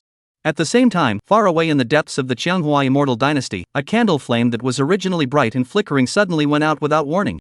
That candle flame was originally Lu Shifeng's original spiritual lamp, and his life is tied to it. At this moment the lamp is extinguished, is to remind the people of the Qianghua immortal dynasty, their prince is dead. After Mu Yan killed Lu Shifeng, she moved lightly and walked straight towards where Su Cheng was. Because Lu Shifeng had quietly disappeared from the crowd's field of vision, the surrounding disciples knew nothing about his death, and even less about Mu Yan's assassination. Though Lu Shifeng had previously claimed that Mu Yan was also a member of the Devil's Path, working in tandem with Su Qing, who among these disciples had ever seen Mu Yan's true face? At the moment, the Mu Yan that came into everyone's eyes, a white dress that was snowy, her sleeves fluttered with the wind, as if she were a fairy that descended from the heavens. She exudes an ethereal and dusty atmosphere, a righteousness, that extraordinary temperament, whoever sees it will not be able to help but praise a fairy from the heart. Such a graceful person, and who can link her with the Devil's Path that everyone shouts at?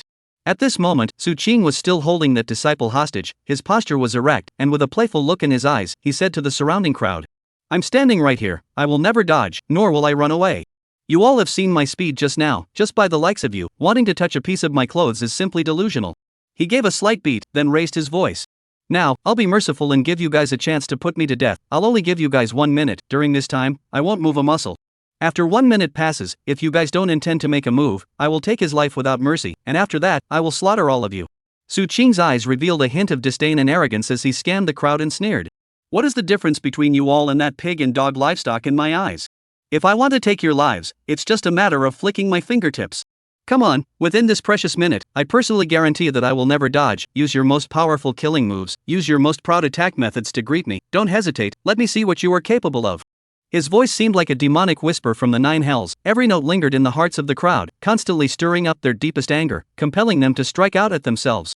That disciple who was held hostage by Su Qing, his body couldn't stop shivering, his forehead was densely covered with false sweat, bean-sized beads of sweat continuously slid down his cheeks, and his eyes were filled with panic and despair.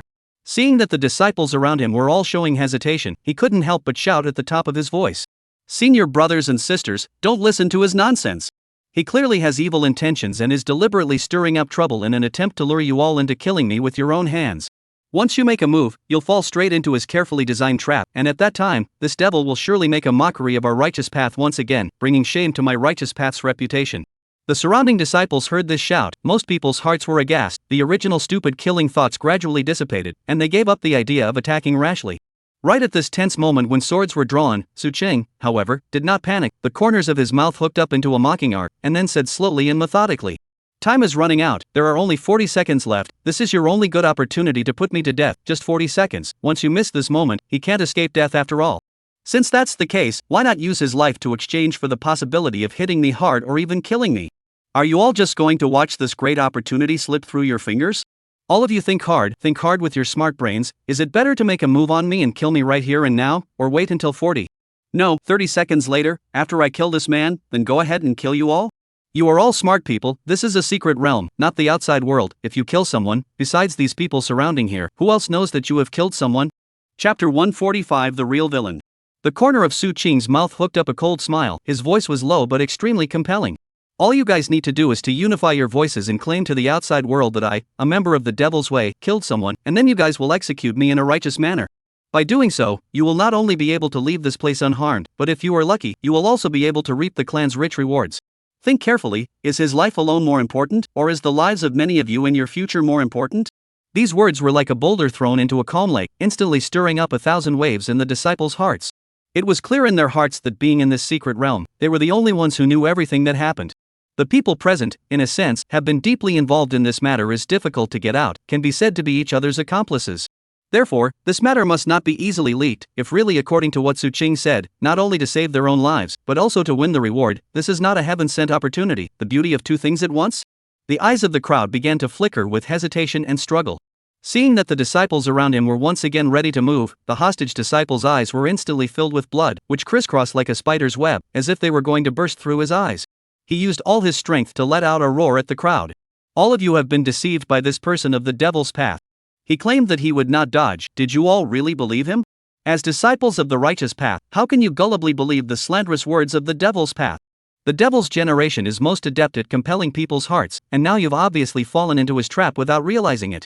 His shouts had already caused waves in the hearts of the disciples, playing a slight role. However, Su Qing's next words were like a bitterly cold wind, mercilessly blowing away that remaining sliver of hope. Su Qing's voice was cold and piercing, as if it was the countdown of death. 10 seconds, you only have this measly 10 seconds left to choose. Time waits for no one, you have to make a decision quickly. My hand is already itching, want to kill a few people to ease a bit, is thinking about who to take the life to talk about comfort. I wonder which one of you will be so lucky as to die at my hands first. These words came out like a sharp blade, cutting through the last rope of hesitation in the disciples' hearts. They glanced at each other before decisively saying to the disciple who was being held hostage, "Fellow Taoist, things have come to this. For the sake of the overall situation and the safety of many fellow disciples, the only thing left is to ask you to die generously." What he said is true. At this moment, if we make a decisive move, we may only need to sacrifice you alone. But if we miss this opportunity, after 10 seconds have passed, you will surely lose your life, and all of us will fall into the abyss of death along with you, to be buried with you. Admittedly, what you said is also reasonable. We can't be sure whether he will really stay put and let us attack as promised, but this is the only chance, as precious as a rare treasure. How can we be willing to let go easily? Moreover, the voices of the crowd gradually lowered, but they were permeated with incomparable firmness. None of us want to die. At those words, the dozens of disciples around them drew out their waist swords in unison, the sound of their swords being sheathed being particularly ear-piercing in the silence. They simultaneously closed their eyes and concentrated, mobilizing the surging spiritual chi in their bodies, and for a time, the surrounding spiritual chi surged and flickered with light. That disciple, who had been sentenced to death by the crowd, after hearing these cold and heartless words, as if he had instantly lost his mind, broke out into a burst of maniacal laughter. That laughter was like the cries of night lords, cutting through the void and echoing mournfully in the ears of the crowd. Devil's way. You guys are simply no different from the devil's way. In vain, you all call yourselves the righteous path, but now you are able to kill me, a fellow disciple, in such a guiltless manner. Among you, there must be disciples of the Xianhua sect as well, right? His eyes burned with the flames of anger and despair as he scanned the crowd, hissing angrily. How have I ever treated you all half-heartedly during my weekdays in the sect? I have lived with you all day and night, cultivating and growing up together, and I had thought that my love was stronger than gold. But now, at the time of life and death, I don't see a single person who is willing to stand up for me. Have all of your consciences been devoured by evil dogs? His body trembled violently, the veins between his neck bulging out, each word accompanied by spurts of anger and resentment. Come on. Kill me. You heartless and despicable people. Even if I turn into a severe ghost, I will definitely haunt you in this heaven and earth, so that you will never have any peace. I will make you pay a terrible price for your evil deeds today, and taste what it's like to be tormented by fear and remorse. Hearing these words full of grief and anger and curses, there were only a few people on the righteous side who looked slightly moved. Most of them were unmoved, their eyes were cold and their minds were made up. In an instant, all of them shouted in unison, and at the same time, they unleashed their respective best moves. For a time, the light was bright, the energy was horizontal, the powerful offense was like a surging wave, sweeping towards Su Qing and the disciple he was holding hostage. Su Qing watched with cold eyes, seeing the countless powerful attacks whistling and about to touch him. The corner of his mouth rose slightly, outlining an arc of disdain, as if all of this was within his expectations. Immediately afterward, a strange thing happened. His figure suddenly dissipated into nothingness like light smoke, leaving only the isolated disciple exposed to this mountainous attack. What is going on? A disciple uttered in shock, but it was too late. 60 seconds. Su Qing's icy cold voice seemed to still be echoing in the air. Right in this flash of lightning, countless incomparably powerful attacks all blasted down on top of that disciple's body without any deviation. Only a miserable scream could be heard, followed by a burst of blinding light. After the light dispersed, the disciple had already disappeared. The whole person was instantly turned into pieces under the super strong attack, completely vaporized. Even a trace of ashes were not left, as if he had never existed in this world in general. The only thing in the air that hadn't dissipated yet was the fluctuation of spiritual energy, proving the thrilling scene just now.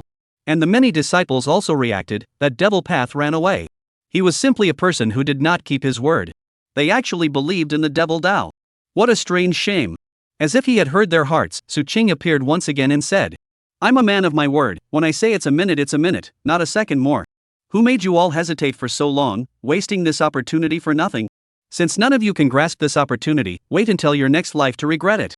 Today's gift didn't reach the standard of adding more. There is no adding more. You guys keep saying that the more less is not enough. How can there be adding more without sending gifts? Generating electricity for love doesn't cost money. Pointing to Rushmore can't make me more. But you guys pointing to Rushmore while sending a free gift can definitely make me more.